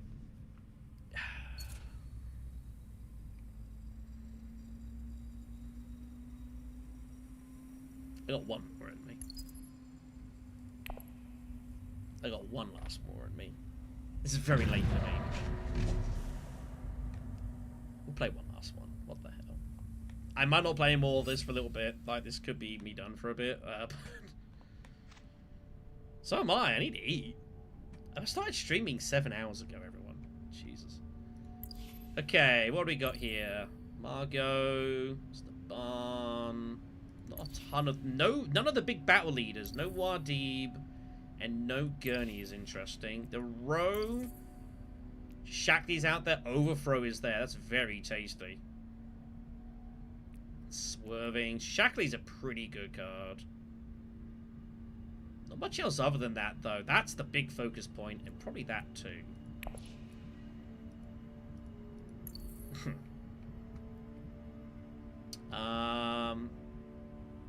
Do I have automatic translation? Is that what that symbol means? Oh, yeah, I'm, like, hovering over some of your comments, and they're, like, changing. I suppose I do have... Yeah, he's translated "I'm hungry" to "my man." Or "my man" to "I'm hungry." It thinks that some of your comments are... interesting. Okay, that's cool. What am I doing here? Sorry, leader-wise. Is this like a Feyd game? I'm gonna take Feyd, I think. I don't know if Feyd's correct. Like, Staban is by far the best leader here. We've played Margot a bit already, so I don't want to play Margot. We'll go with Feyd. We'll try and get onto the BG spot, and we'll play around that. I didn't realize that's what it was doing, like auto-translating. Having that there. That's interesting. Just going back here.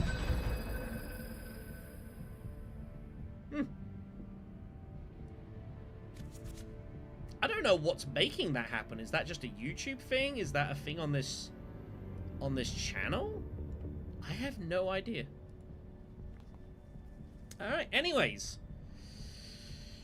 Opening conflict is the influence skirmish with the knife. This is like the big one to fight for. Where people will just rip it in.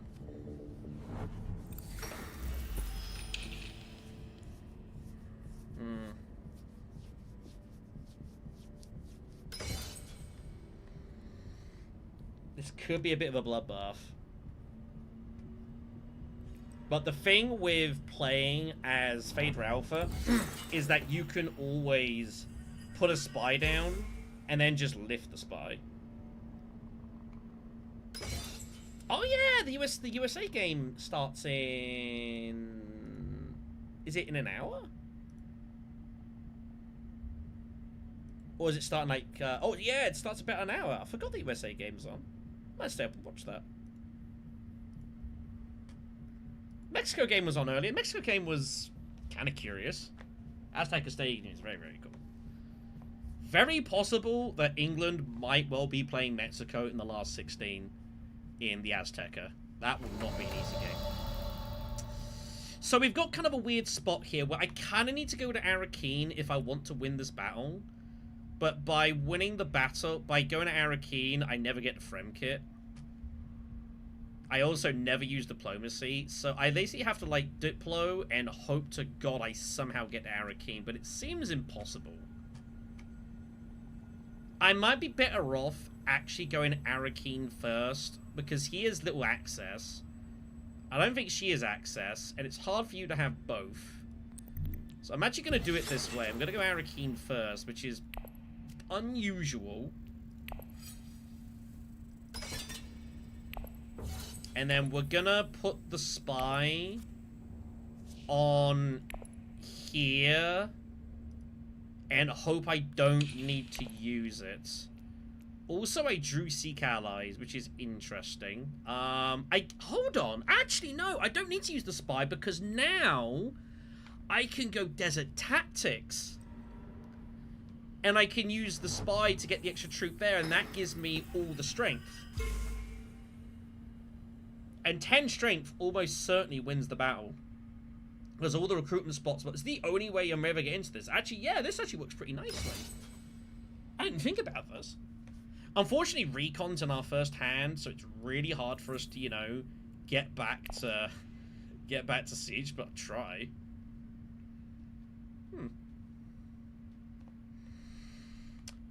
Unfortunately, we might have to trash Dune. I think we might need the dagger. I've got a wretched feeling she is both her daggers. And as such, to be fair, it is kind of a thing in Uprising. You don't always trash your dagger first, and think of the amount of times that we've needed to go to frickin' the Landsrad and not had daggers.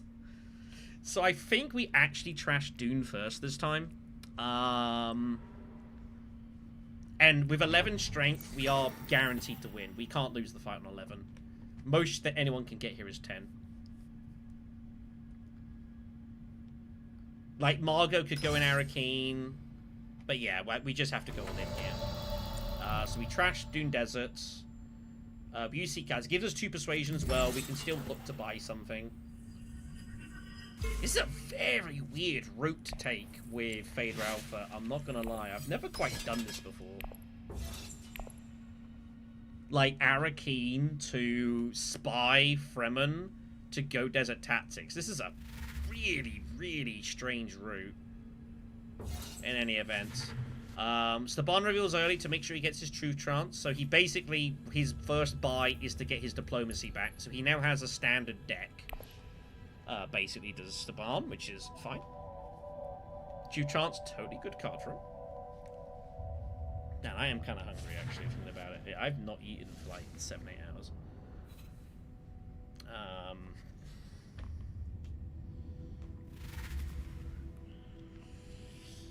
I'll have to get through. Now, did Lady J... Has she actually got both daggers? She had none. It was either both or neither. I wasn't sure. That's fair.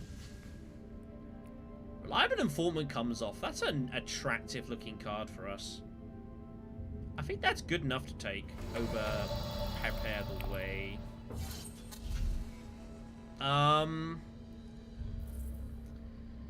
If I get Prepare the Way, we got a coin flip of getting siege access.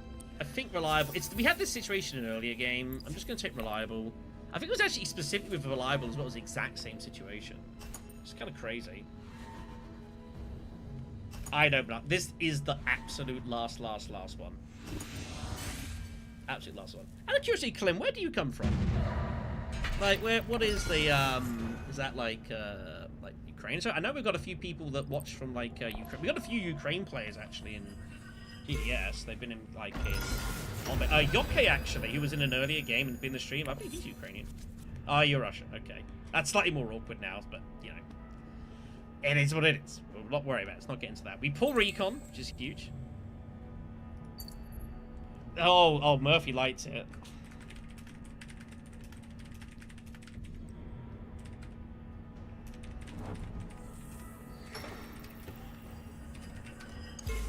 Yeah, that's a pretty cool one. Yeah, go Arakeen to put your spy on here to go Desert Tactics and guarantee the win.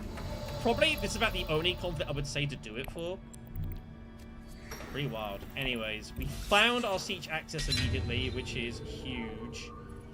She has double daggers, by the way. So I can't put these troops in because she could easily go over the top of us, and that would be sad.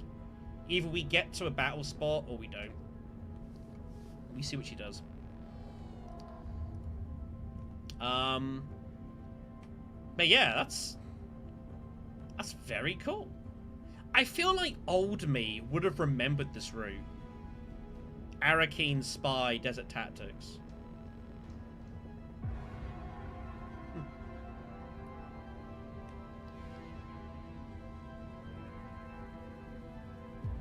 Jessica also unlucky that we found Recon again. That was bad luck for her.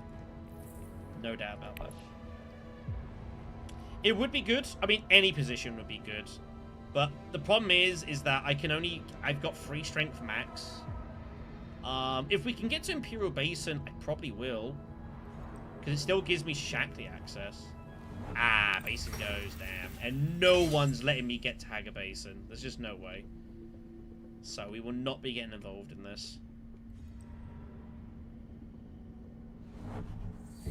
Right?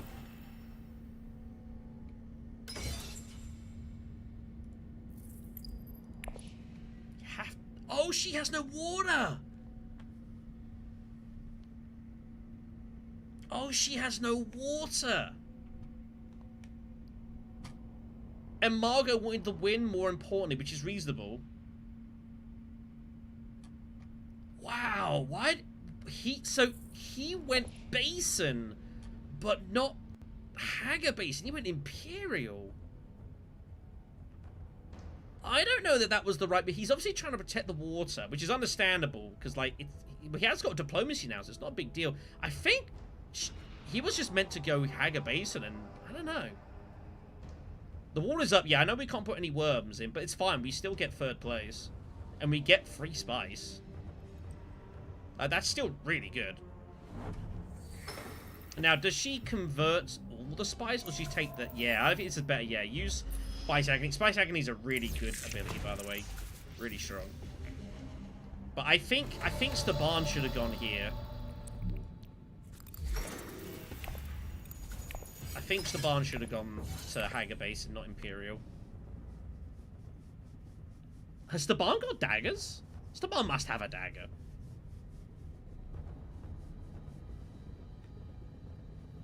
He must have a dagger, right? It's Staban. He's more likely to have daggers because his deck's a little smaller.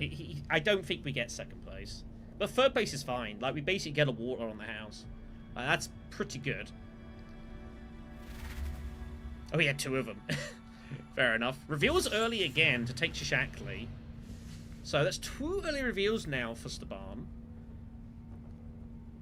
BGO comes off. That's an attractive... That's a great card for Lady Jessica. This is a beautiful, beautiful card. Always interesting as well when you've got, like, Jessica and Staban in the game, because they do fight a lot for these spaces.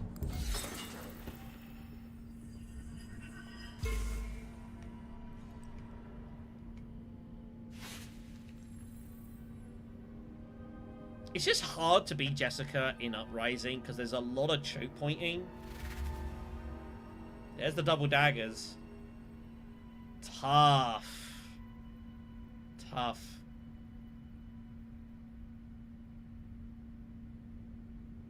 How does she have no water? Where did she... Oh, she went Desert Tactics 1st round, of course, and then we infiltrated. Yeah. That's where our water went. That's how we got there. Very interesting. Very interesting. Okay. Paracompass comes off for 4. That's good enough for me. That's good enough for me. I can live with that. I don't mind. A Paracompass I quite like. Like, it can be a bit tricky, but I've got nothing else to do. We've got our daggers. It's fine. We have council access. It's fine. 3 out of 10. 3 out of 10. 3 out of 10. Okay, it's fine. It's fine. It's fine. Remember, we trashed Dune. So it's okay. Don't panic. Again, I don't really like taking prepares much until you know you can play them. It's 3 out of 10. It's fine. Next ring use is a trash, by the way. So we're putting trash to the dagger in a moment. Anyways, Basin is 1. We get ourselves a bonus water, which is nice. It's trade dispute. It's trade disputes. I have to do that. I think we get 2nd place a lot of the time, but now we have the issue of how do I trash all these cards? Because I've drawn. Do I go espionage first?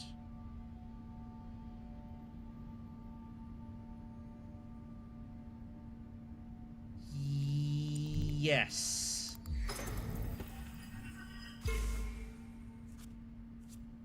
Yeah, but the point is my ring's also going to trash. I'm going to trash 3 times. I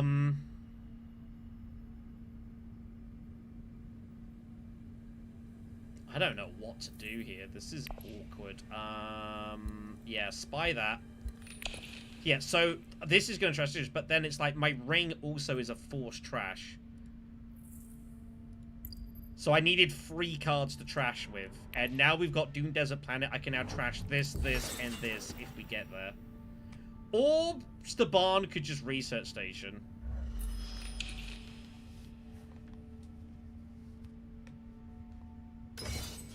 Now I don't think we don't worm, because now we're not ever getting 3rd place, 2nd place.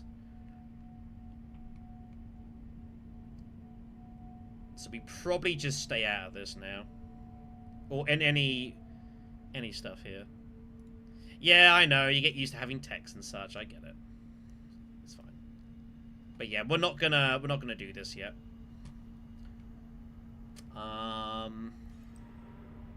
Yeah, we're never getting 2nd place in this battle, ever. So we just stay completely out of the way here. Let these 2 go to war. It's a shame, because obviously it's such a good worm fight.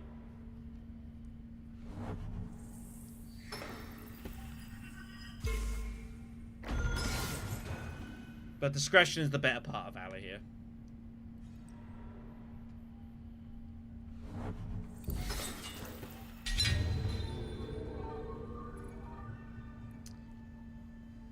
It's not bad, but it's not going to win.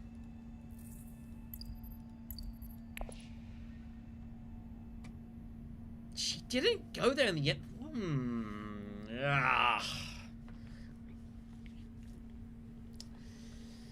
She went friend kit, though.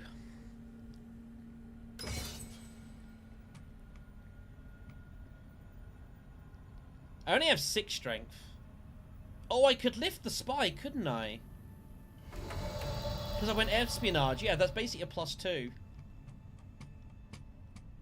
You know what? I might have to now. Now that she didn't commit properly, I think I'm now actually forced to do this. I was happy just to go, like, refinery and call it a day. But I think her not getting involved kind of forces this. We have to trash one of the not dagger cards first. Get rid of the other Dune card. So both Dooms are gone, by the way. So we have only 1 access to Maker Spaces, and that's our ring. Which is bizarre. I might actually take, like, a Harvester. Just to replace the access. Which is fine.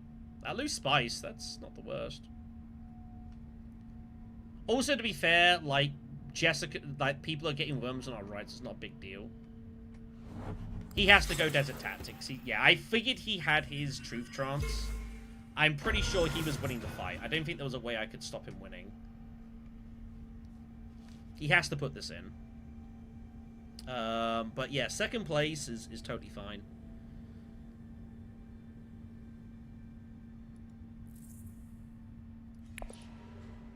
And yeah, well, we might just take the Harvester and just call it a day. I don't know. No, not having much maker access isn't a big deal here. Feyd has some really curious games because of his personal track. And you just don't know where his ring's going to come out. So you do have to kind of be nimble on it.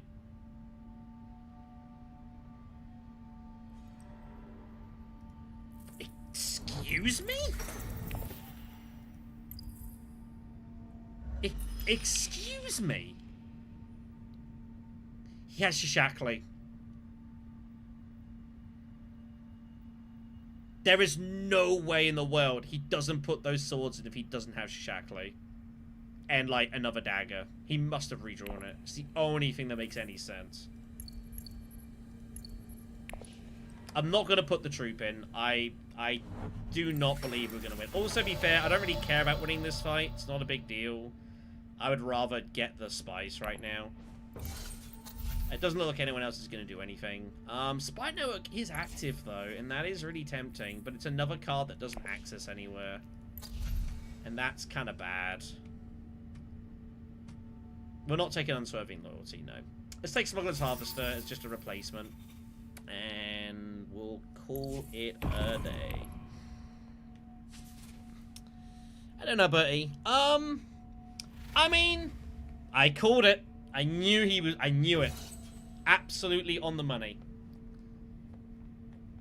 Absolutely on the money. I mean, Uprising on its own has never been a perfect game, and I've never said it's a perfect game. Like, Uprising does have a couple of issues, and these two, the stream today and today, have demonstrated one or two of those, where sometimes games can snowball really heavily. But when you get a good game, Uprising is really good. Also, like, I've not played a ton of Bloodlines, honestly. I've only played maybe 50-odd games of Bloodlines. So most of my experience of this game is playing straight Uprising, like this. So I'm so glad I didn't fall for losing that spy. That was a good read. As I usually say in the world of Dune Imperium, and this is a rule that has held true for years. Also, Jessica just got Strike Fleet. Oh my god. When someone does a really strange thing, it's usually for a very specific reason. To not put that troop in when I've got worms and I'm threatening spies means he has to have Shishakli there. Has to have Shishakli there, yeah. Combat is about to just completely lose its mind in this game. We're not really built for combat anymore. We're going to get a good second place. We're going to have an 8-card deck for a moment.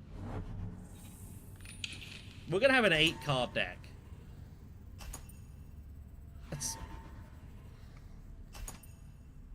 But yeah, we didn't fall for the trap. That was a good save, and especially such a valuable spy as well. I mean, it's not a bad deck. At least we're going to get through our ring super fast. One thing that happens sometimes with Feyd-Rautha games is that you don't get through your... You don't get your ring used up in time. We're getting our ring used up in this game. No worries about that. Paracompass can be a bit tricky, but I think Paracompass can also be very, very powerful. Like, you know, you are encouraged to go High Council, Swordmaster and such, and I think, you know, you get a lot of value out of that. But it can also be a bit of a trap card, so you've got to be a little bit careful. But think of it, if you've got Paracompass and High Council, that's 5 Persuasion. That's very strong. Okay, so we've got Spy coming with our ring next. The only question... Yeah, we're absolutely taking the bottom route. The only question is, where do we want to put the Spy? Probably just on the observation post here, just so we can get Paracompass in and just produce 6 money.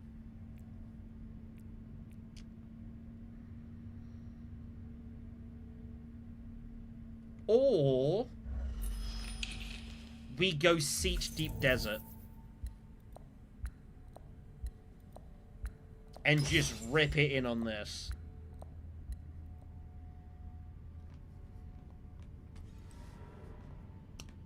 I don't know if she's going Siege. She put a spy here, which was very interesting. I didn't expect that. I don't know. Surely she's got to go Haggard. But this is the problem with Lady J. Like, she has no troops. Yeah. Okay, she makes the flip. She gets 1 card. So she's making the play for overthrow now. I mean, 9 strength probably wins this battle. Almost certainly. Yeah, let's go kick some ass.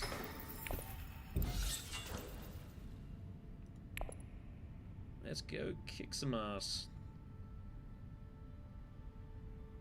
But yeah, that feels like that was... I think she wanted espionage more. I don't know why she put the spy there. was a surprising place for her. I mean, to be fair, you want to make sure you're getting water. You need it, but your ring produces enough. I just don't think that was the place you should have put that. Early High Council from Staban. So Staban is going for overthrow. If she has 8 persuasion, she has to reveal now. She doesn't. Yep. This looks pretty nice. Get him in. We're gonna have a... weird spot. I can put a spy down, but it's actually wasted.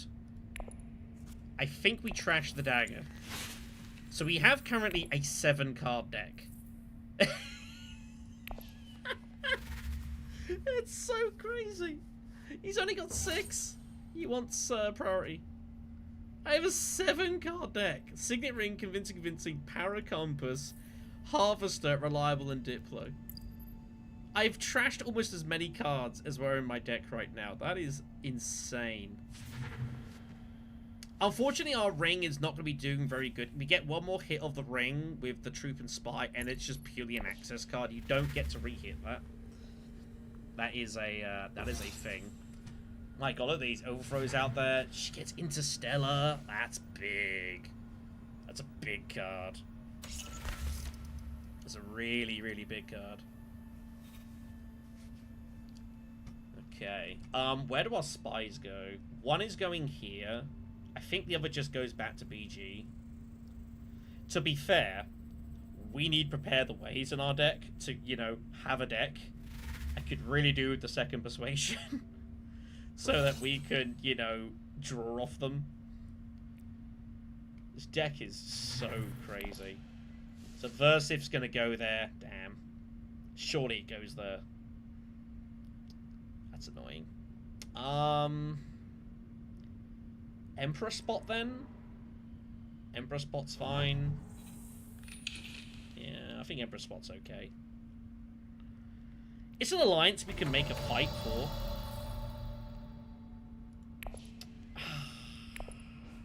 Difficult. Yeah, we just need cards in our deck here. We need a deck that we can do stuff with. Like, it's just, yeah. Let's get 2 prepares. This bizarre deck we possess. Oh no. Oh no. Oh!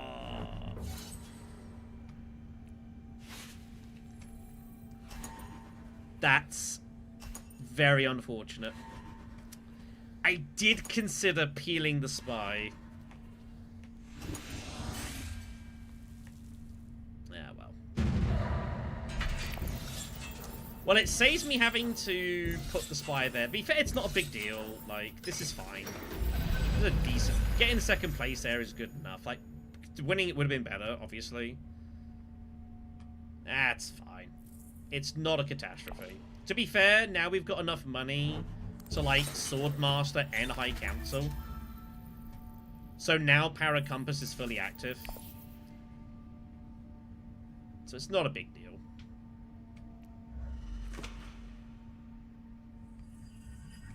It's not a big deal.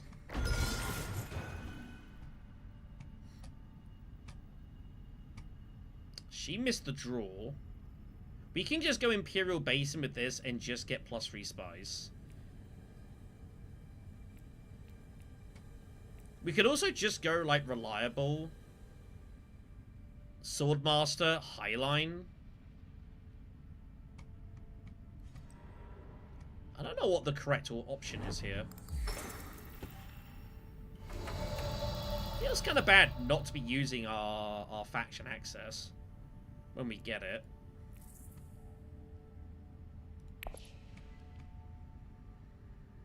Espionage is also just open.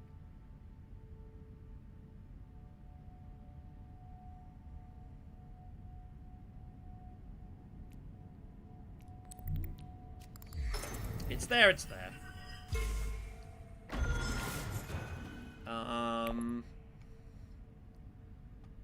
put this here.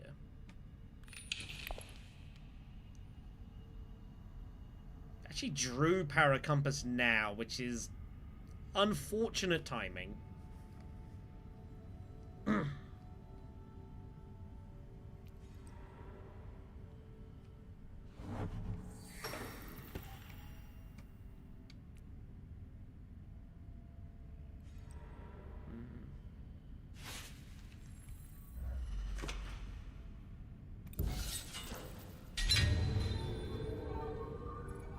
At least this also gets our prepares active. So next round we can High Council.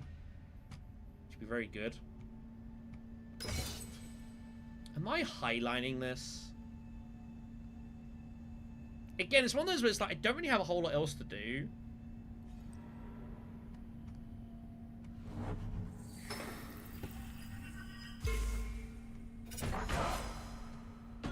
So I might just do it.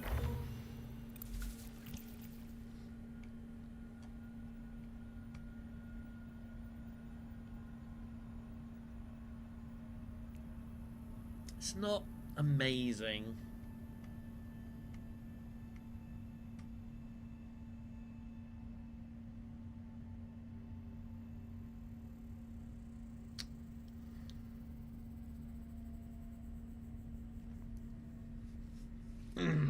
It's not amazing. But you gotta play what's in front of you, right?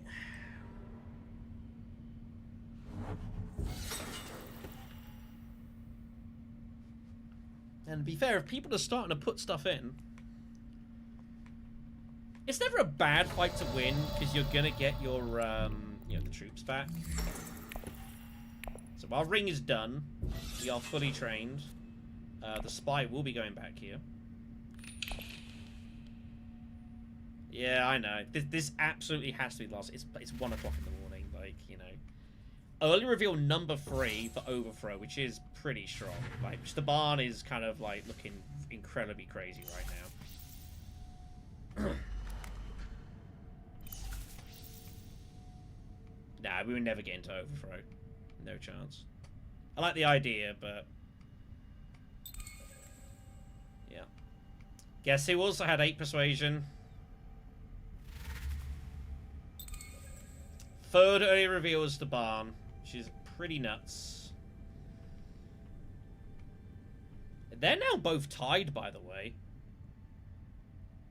Interesting spot here. If she does actually like put in and has more than 4 strength in I highline, they could both leave with nothing, which would be great. Why did she... Oh, and now Steersman comes off. That's so unlucky for yellow.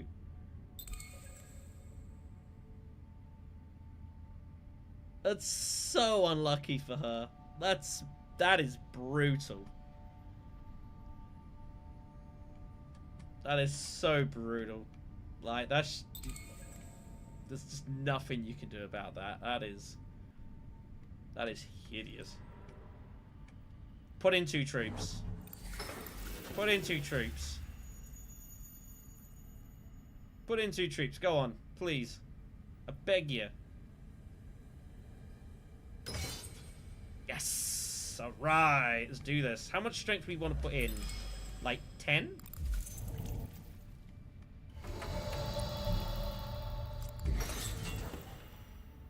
Probably like 4 troops is fine. I can always lift the spy if it looks scary. It has to go there. I think 10 strength is enough to win this. Like, he's got intrigues but no real strength. I think I just put in 4 and just lift. The Fremen spy is doing nothing. I'll just put in 4. I'll lift the spy. I think 10's fine.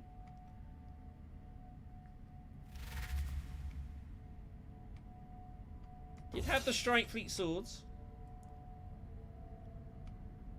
It's also not a great fight for her, honestly, so I don't expect her to lose her mind over this. She just wants the... She really wants the money for this. Like, winning this is not a huge deal. We are still playing, yes. Don't ask me why we're still playing, but we are here. It's definitely a thing. STF looks pretty good. We have got a couple of spacing cards that I wouldn't mind shifting around and drawing. We have a crazy deck, by the way. We are... It's absurd. We'll take STF. I actually would have preferred that. Do I want one more Prepare the Way? Yeah, so our deck is crazy. We have trashed everything. We had a 7-card deck at one point. It's pretty absurd. Sure. It's fine. I'm going to tell myself it's okay. That replaces both daggers and the recon. I'm going to tell myself it's okay. I would not normally buy 3, but I've also trashed so many cards.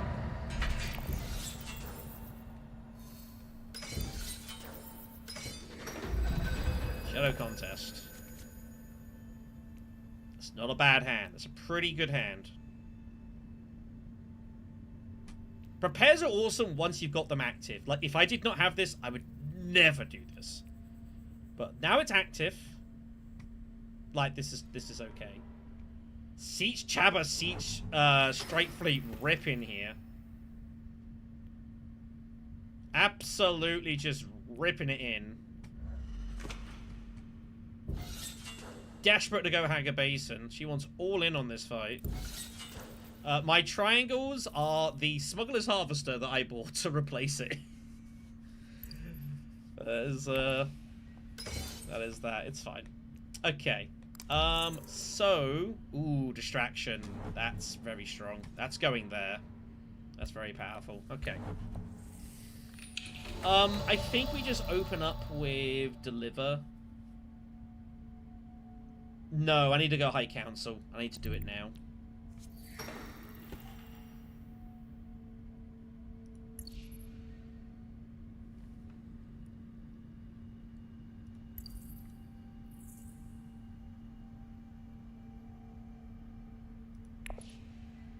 I want to block her. She's going there as well.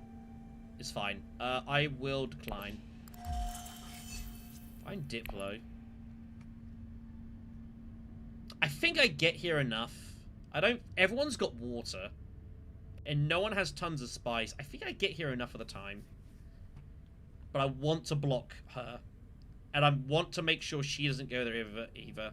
And having the spy here is still really strong. We can reveal that for swords. It gives us future access to privilege. You know, the spy is always good for us. So I want to protect that. And I think we get here, not all the time, but I would say like 70% of the time, 80% of the time we get to deliver supplies anyways. Like, she has to go Swordmaster immediately. She doesn't have to go Swordmaster immediately, but she might. So, it's a risk. But it's a risk I'm willing to take. Also, by the way, that would be really good for us. I would love that. I would love that contract. I don't know we're going to get it, but we'll try.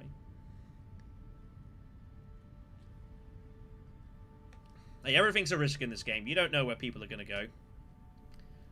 People do crazy, crazy things. That scared me.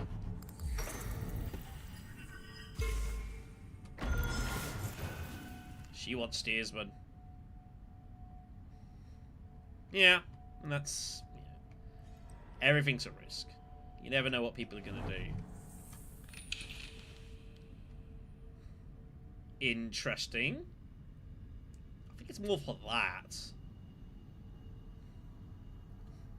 But okay.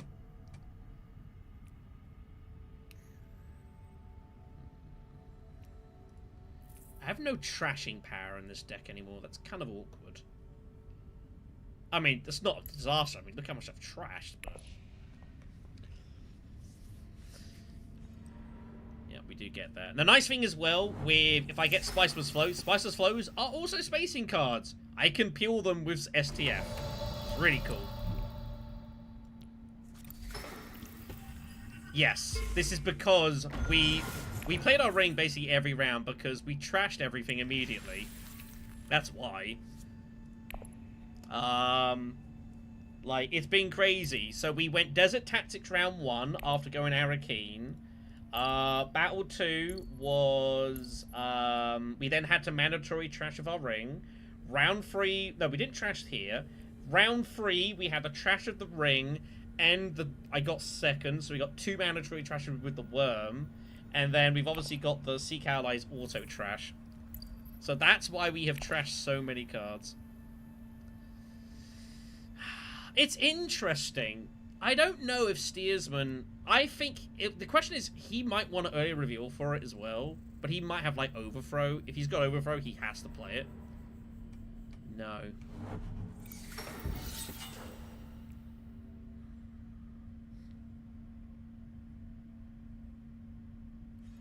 The problem is that if I don't get it now, I probably never get it. Right? Also, he's got frickin' Overthrow. If he has Overthrow and Steersman, like, he just wins. Or we go Dutiful for the Acquire contract. It's one or the other. The problem is that if he... I almost need both to win this. But he has access to Steersman if he wants it. It's round 6. That's the only thing that might be in our benefit. Like, the game is, like, we're coming to round 7 here. So Steersman's not... Steersman's cool for us, though, because we're very likely to see it. Because we just have so much... We have such a small deck. But I'm abandoning the bump here for it, which doesn't feel good. I have no earthly idea what to do.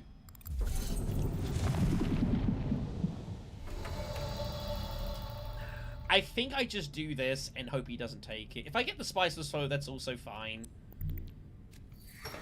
We will not do that. And we'll take this. I think this is the more principled move, is to do this. Like, it's not a great early reveal. It's early kind of for nothing. But he might take Steersman. If he does, then fine. Like, we're never going to get this alliance. That's cool. But I think, like, this is... We might not get this alliance anyways. I think doing this is just... It can't be a bad move to do it this way. And then we just rely on STF to, like, discard cards and such. We'll see. Every action there had, like, every action had issues. Why did she not put in the troop? That's a miss. There's just a free spice there. Okay, whatevs. Sure.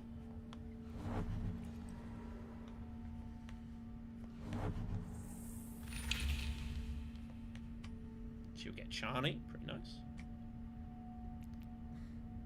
Guild Envoy. This is the card that got me to the 3rd Beast Invitational. Guild Envoy got me there. I had Panopticon and Guild Envoy. It was not a pretty sight. Just spam Spiceless Flow, spam use this on a faction, spam more Spiceless Flow. It was pretty tragic. Pretty tragic. Do I ever get Unswerving here? I think the answer is no. Like, we are going pretty heavily into spacing now, so... I don't normally do this spacing stuff. I do think spacing is, like, the weakest of the synergies. But you can do some fun stuff with it. Spacing's Guild Favor as well. That's kind of fun. Anyways, this combat is pretty heavily won. Staban putting a lot of strength for an uncontested second, but okay.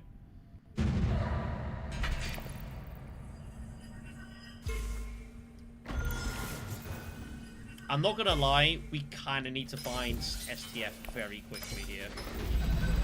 We need to keep Staban away from this faction. Ah.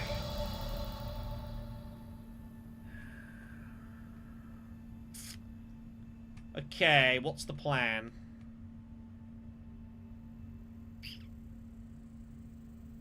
I guess we just go Arakeen and just start putting dudes in.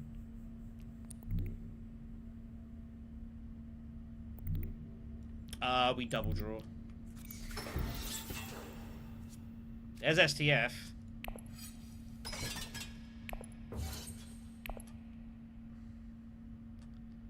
We just hope to get there.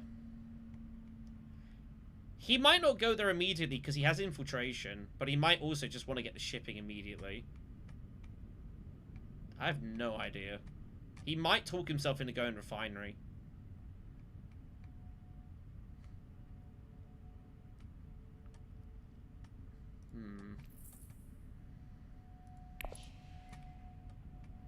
I think...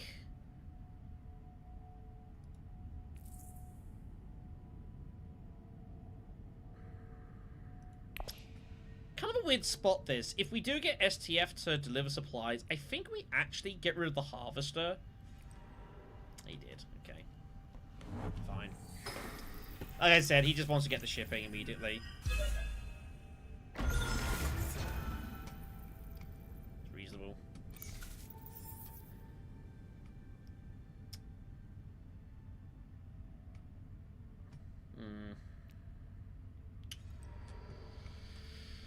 Okay.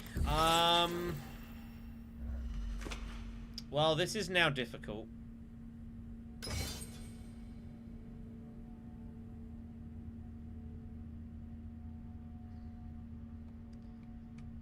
is now very difficult. We have to go accept contract. Like, we are guaranteed Spice must fall off the action, and we just, I guess, see what we pull.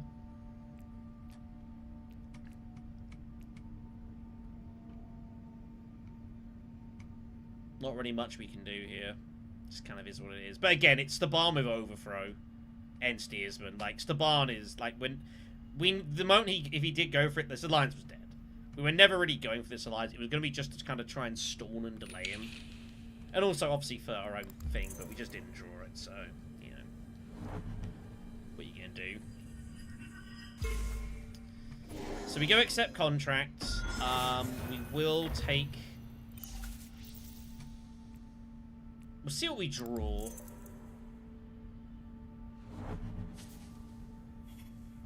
Let's see what we draw.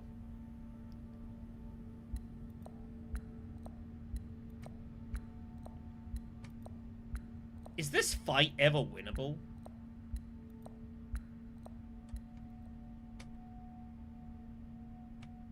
I don't know. Probably not.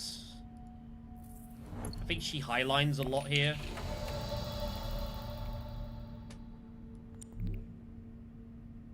I'd also have to give the Spiceless Throw for it, which I just can't justify.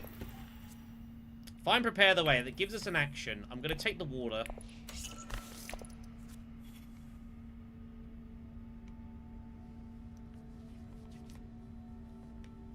He does have Steersman, but doesn't mean he's using Steersman yet.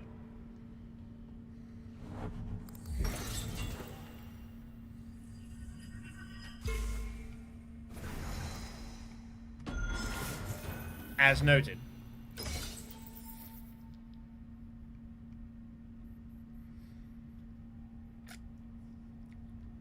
But what we can now do is we can now, like, use Harvester to Imperial Basin and get free spice.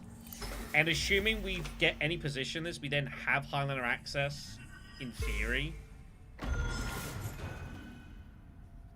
Next round. Hello.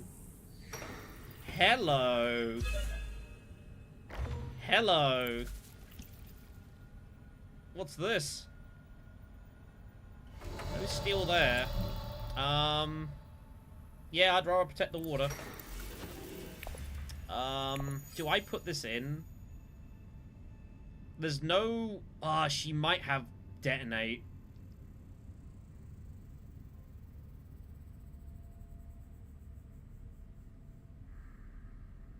I reveal for the spice anyways. I wouldn't mind the intrigue, though. I'll put it in. Could go either way on that.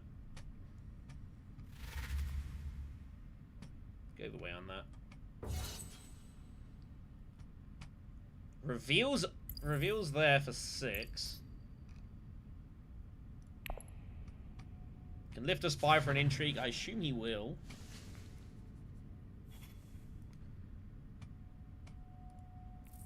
That's our next hand. So we have highline access coming. It's guaranteed.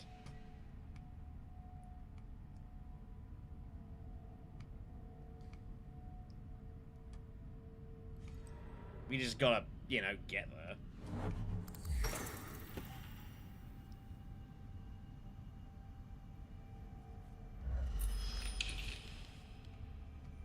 I don't know. Maybe I should have saved the troops. 2 troops for the intrigue. It probably wasn't worth it. Yeah, probably wasn't worth it. It's fine. I'll tell myself that it's okay. To be fair, we're either getting the Highline or not. Like, if she's got access, she just goes there immediately. So, in that respect, I don't think it really matters.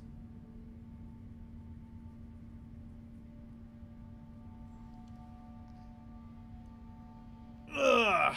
Sorry, everyone. Stretching.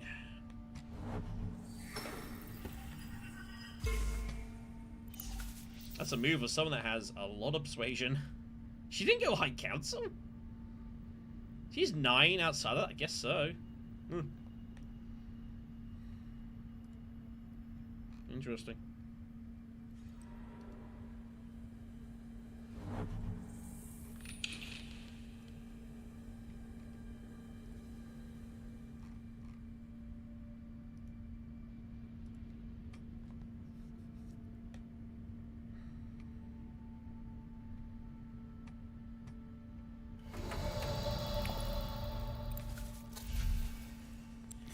Yeah, no, I shouldn't have put those troops in.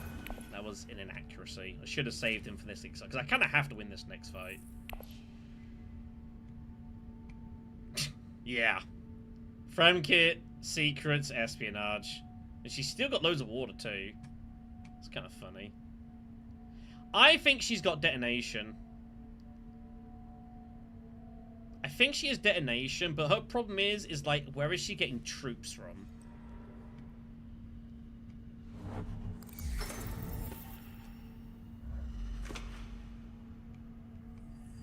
I think that's the problem here. Where is she getting troops from? We'll see. No intrigues is hurting. There's some weird things where sometimes in Dune, in Uprising, you have games where you have lots of intrigues. You have sometimes games you just have none. Have we had a single intrigue this game? I don't think we have.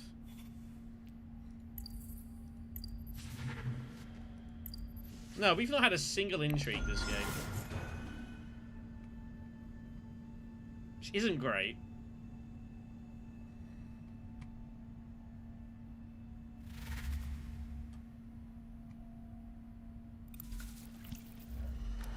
I didn't like it when she bought delivery agreement. I didn't think that was a good move. I don't know why she bought that. I should have saved these 2 troops. That was a mistake. Alright, we're gonna get our first intrigue, everyone. Here we go. First intrigue. It's a good one.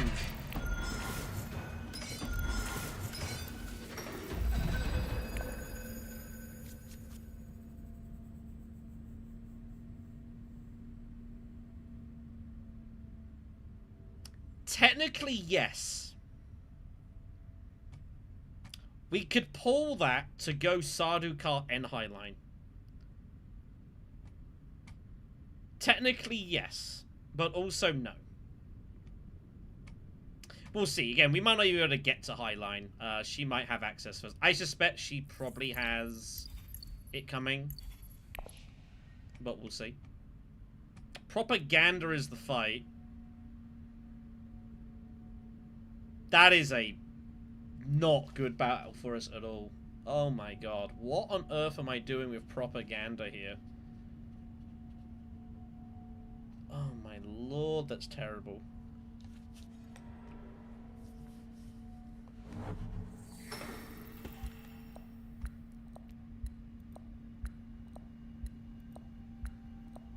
I mean, I can obviously threaten this.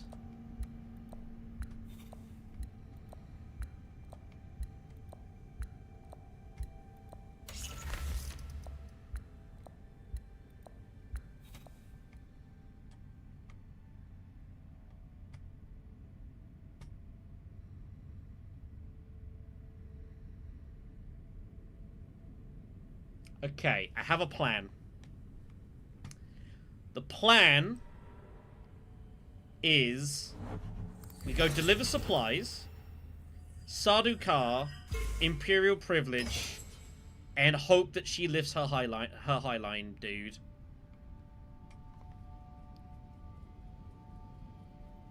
I do not see anything else I can do here.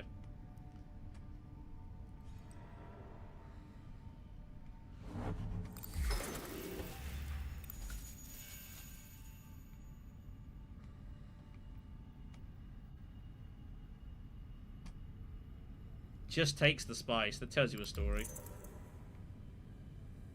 Well, that alliance is dead. Down, double up. We'll do that.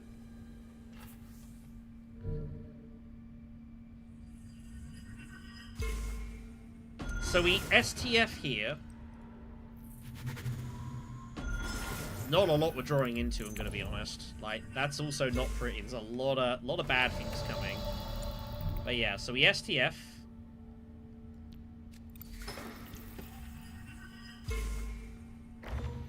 Also potential research station. That's a pretty good draw. I don't, Paul. It was. This is the last game. Because it's like 1:30 in the morning. I need to eat and go to bed. Staban's got Overthrow. And he's got Steersman. It's pretty bonkers.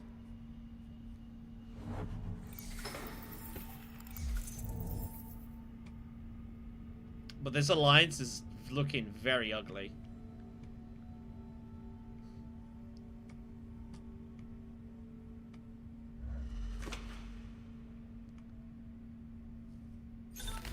Oh, and yes, of course, yeah, the USA. I can watch the USA game while I'm eating. Thank you for reminding me. I'm so glad I'm not at work tomorrow. Am I doing a short shift on Sunday? I actually legit need to check this. I'm doing a full shift on Sunday. Ooh, I might choose that. I might see if someone wants to do a swap, because I might be pretty screwed. Oh dear. I don't think he'll say no. He'll take the hours.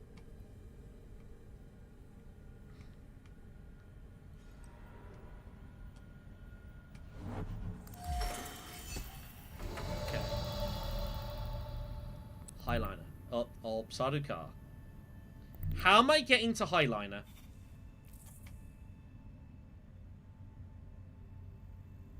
Because I don't think I was ever getting access to Highliner.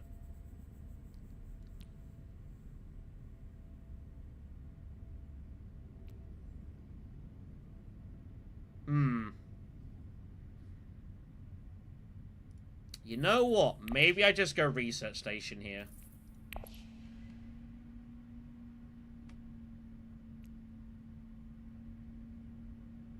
I'm never winning this fight. She's trying to take that alliance as well. Like, this is...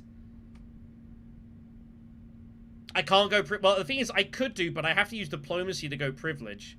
Like, my other access card I binned.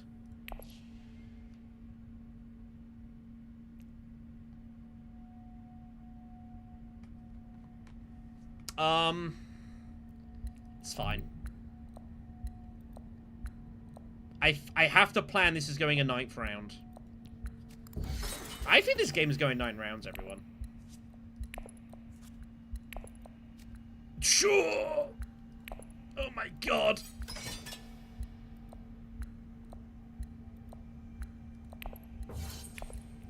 Well, it's a good thing I went research station. Oh my lord.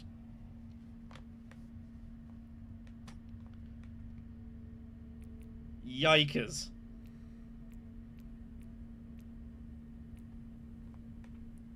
I mean, I can go Sardaukar whenever I want. I've got the spy. So I don't have to go now. So we go Sardaukar next.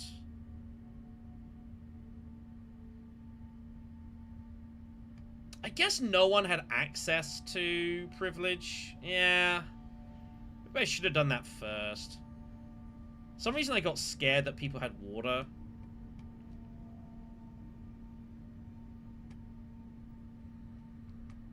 So the problem is, I can ship to steal the Alliance. However, she's gonna win this battle.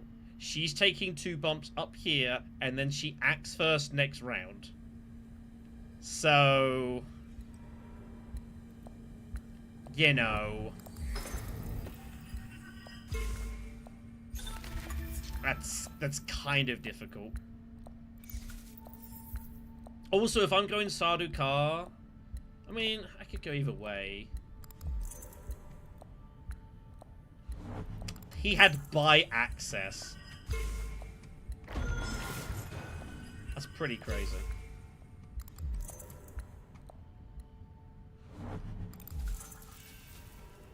So he's hoping this game doesn't end this, like, yeah. Thing is, I think this is going 9 rounds. I don't think anyone's getting to 10 points here. I don't think anyone gets to 10 points here. She surely lifts this one, right? She's never lifting the Highliner. Not when I'm sitting here with 8 spies. Yeah. So I don't think I was ever getting there. That's fine, okay. And then next hand, we've got... Hope and a Dream. Hope and a Dream.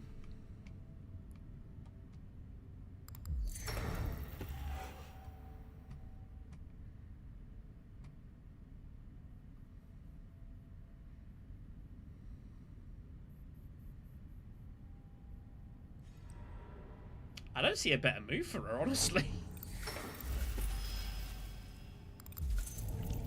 I guess you should probably just go Seech and just put in a troop. Actually, that's probably better. Why did you not go there? Yeah, whatever. Anyways. We might as well hold on to it. We might need that later.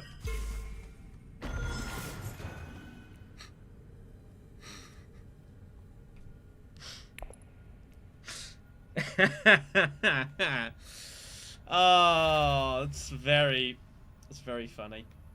Has he got strategic stockpiling? Is the game over?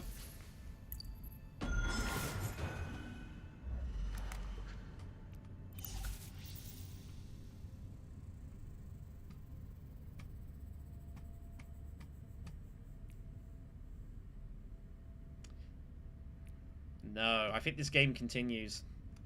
It's really weird. So we can definitely use reach agreement, but the problem with this is that I'm gonna have 7 garrison troops. Like, I can't highline and do this.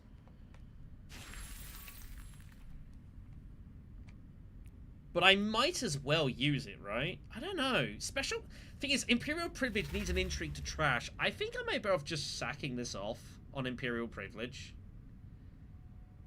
At least Special Mission does what? And to be fair, given our hand, maybe we actually do take the Arakeen spot, the Arakeen contract here. I'm not guaranteed to get the Highliner. She might pull Diplo.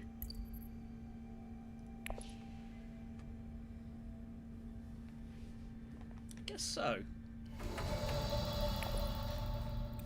We are going to get another random intrigue as well, so... I'll take the Sardaukar Soldier in case we get some crazy way to trash a card.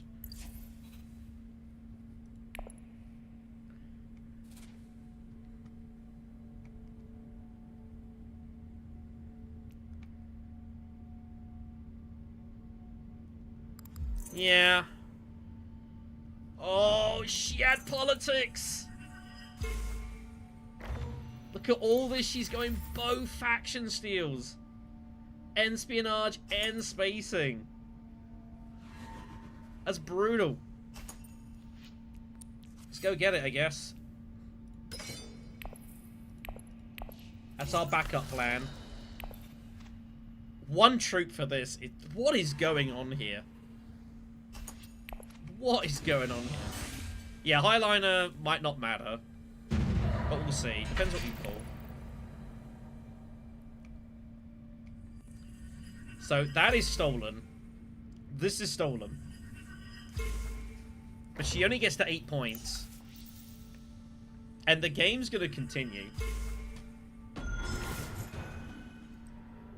Am I favourite to win this? I might be favourite to win this. Our best bet might be just literally just to run, just to hit cities as hard as you can. Oh, there's a point. Oh, but Basin. Oh, man. Oh, god damn it. Okay, never mind. It's fine. I mean, I've got 3 of them in my deck. I guess it makes sense I'm gonna see some. Oh my god. Okay. So, I guess we just go Arakeen. If Arakeen gets blocked, what am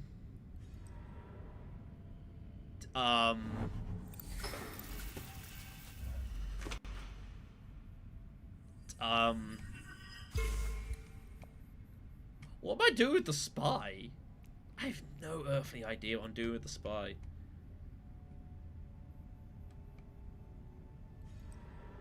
She does have Highlander, okay. Okay.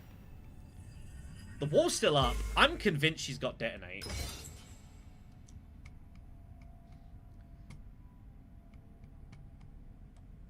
I think she was doing it, maybe. She might have stockpiling. She might also have been doing it just to try to give her chances at Highliner, maybe. I'm not sure.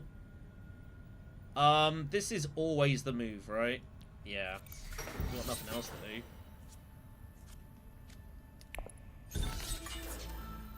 do. Where's the spy going? I haven't got a clue. I think we put it up here? Question mark? I don't know what to do. There's like nowhere for it to go that's meaningful here. Put it up there, just in case.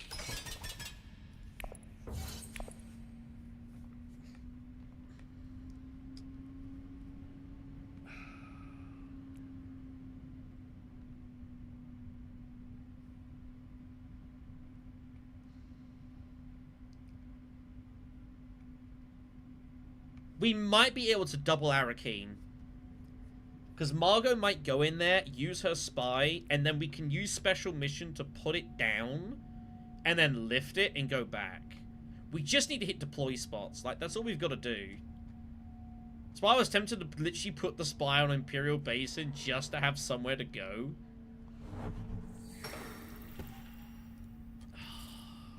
Our hand is... This is such a weird deck. It was... Once we trashed all this, it was always going to be a weird deck.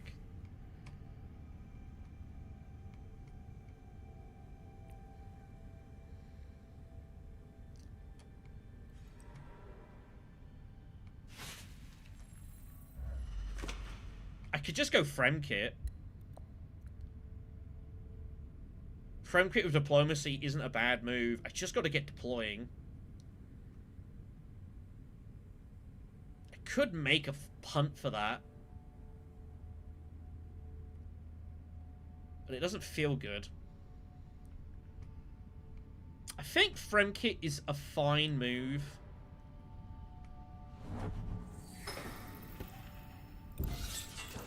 Although Imperial Privilege is still actually been left, and I can actually double draw off that. Yeah, it's the 2 ways of doing it. The problem is, as I kind of... this is so awkward. So I kind of want to... I don't want to just give up Arakeen. But I guess if I'm going privileged, like, I'm giving up Arakeen. Like, I'm never going to get back there.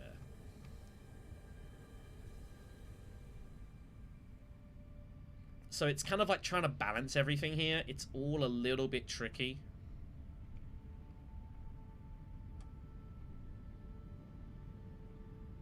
What a weird game this has been. What a way to finish this stream. We've been going for close to 10 hours. We've been going for, like, we started, what, 4? Nearly 10 hours. Holy Christ. Yeah, it's really hard to play for. Not without any intrigue help. It's really difficult. It's really difficult. Special mission now gets me to Sesh.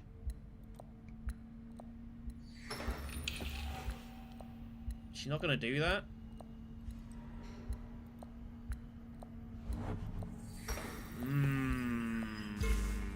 What is this? This is a weird move. Why did Margot not go Imperial Privilege? Did she just not draw it? Her deck is so small. Does she not have access? I need to look at this. Does she physically not have access to the council? What cards has she bought? How quickly can I do this? Your Envoy. Delivery. Interstellar.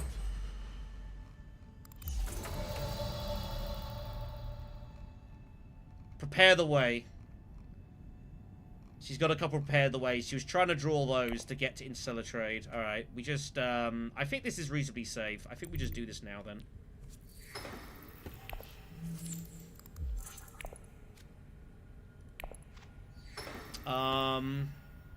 I guess we trash it. Contingency Swords is not bad. We kind of have to hold on to Ornithopter in case we don't win the battle. This is our backup plan. We had it in the other game where we didn't do this. Kind of cost us a bit. Is that the double draw? It's the double draw. This could just come down to end games at this point, I fear. Stupid overthrow.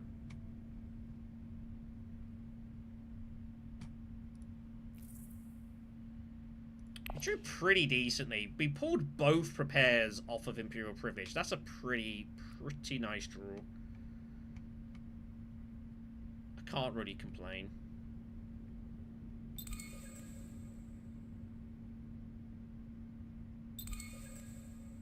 Apparently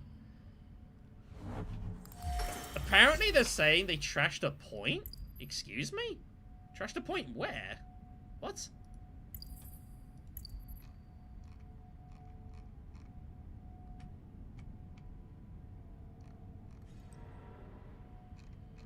I'm confused.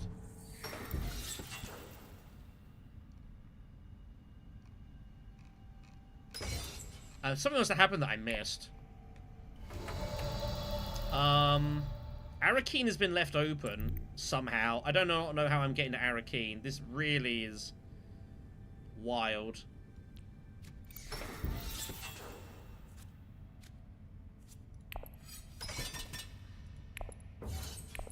Kind of crazy that I got allowed to go there. That had to be blocked by someone. I have no idea what Jessica's got. But how did she how are you trashing it? I'm confused. And she says like the AI trash and intrigue. I have no idea what she means.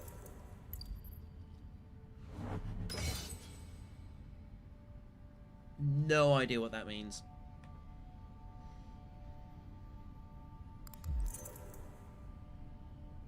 Well, that's a card that's not a victory point or swords. So I'm happy to see distraction here. He's just trying to do something to like there's only one action left. It's me. There's not really anywhere to put it. Probably just put it there, I guess. Who knows?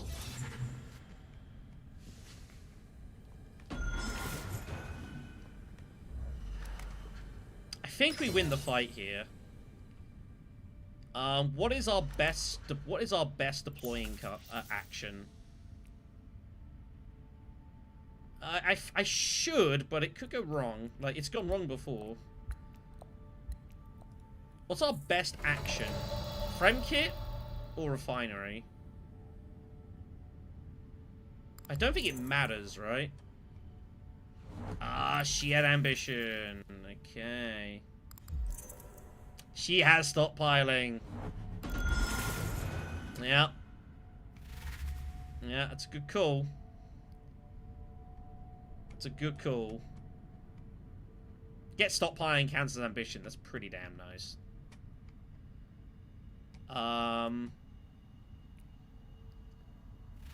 This technically gives me more resources, though. I don't know if the money ever is relevant in this game. I don't think it hugely matters. Like, everything is one draw.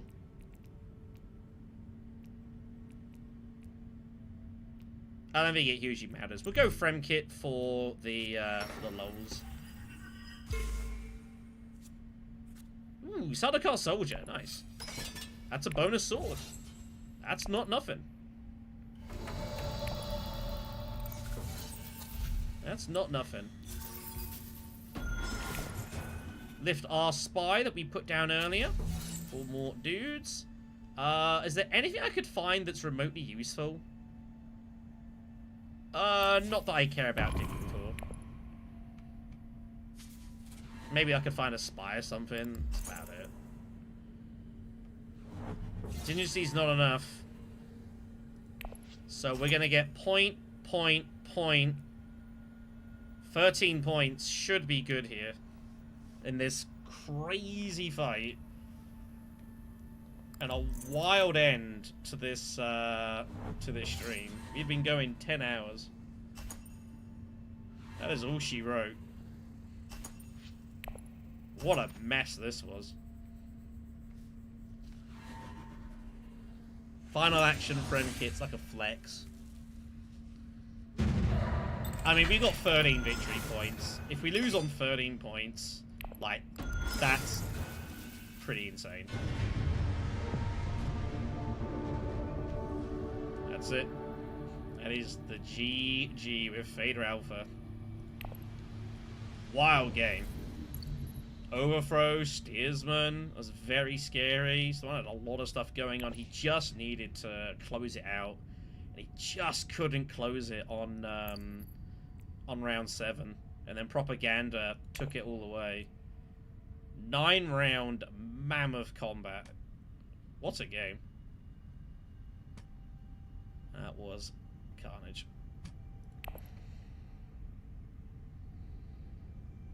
Yeah, Propaganda was a disaster. I mean, round 7 was tough because he just had no way of ending the game.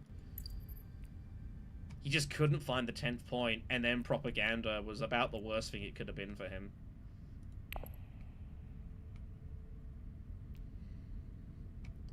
What a game.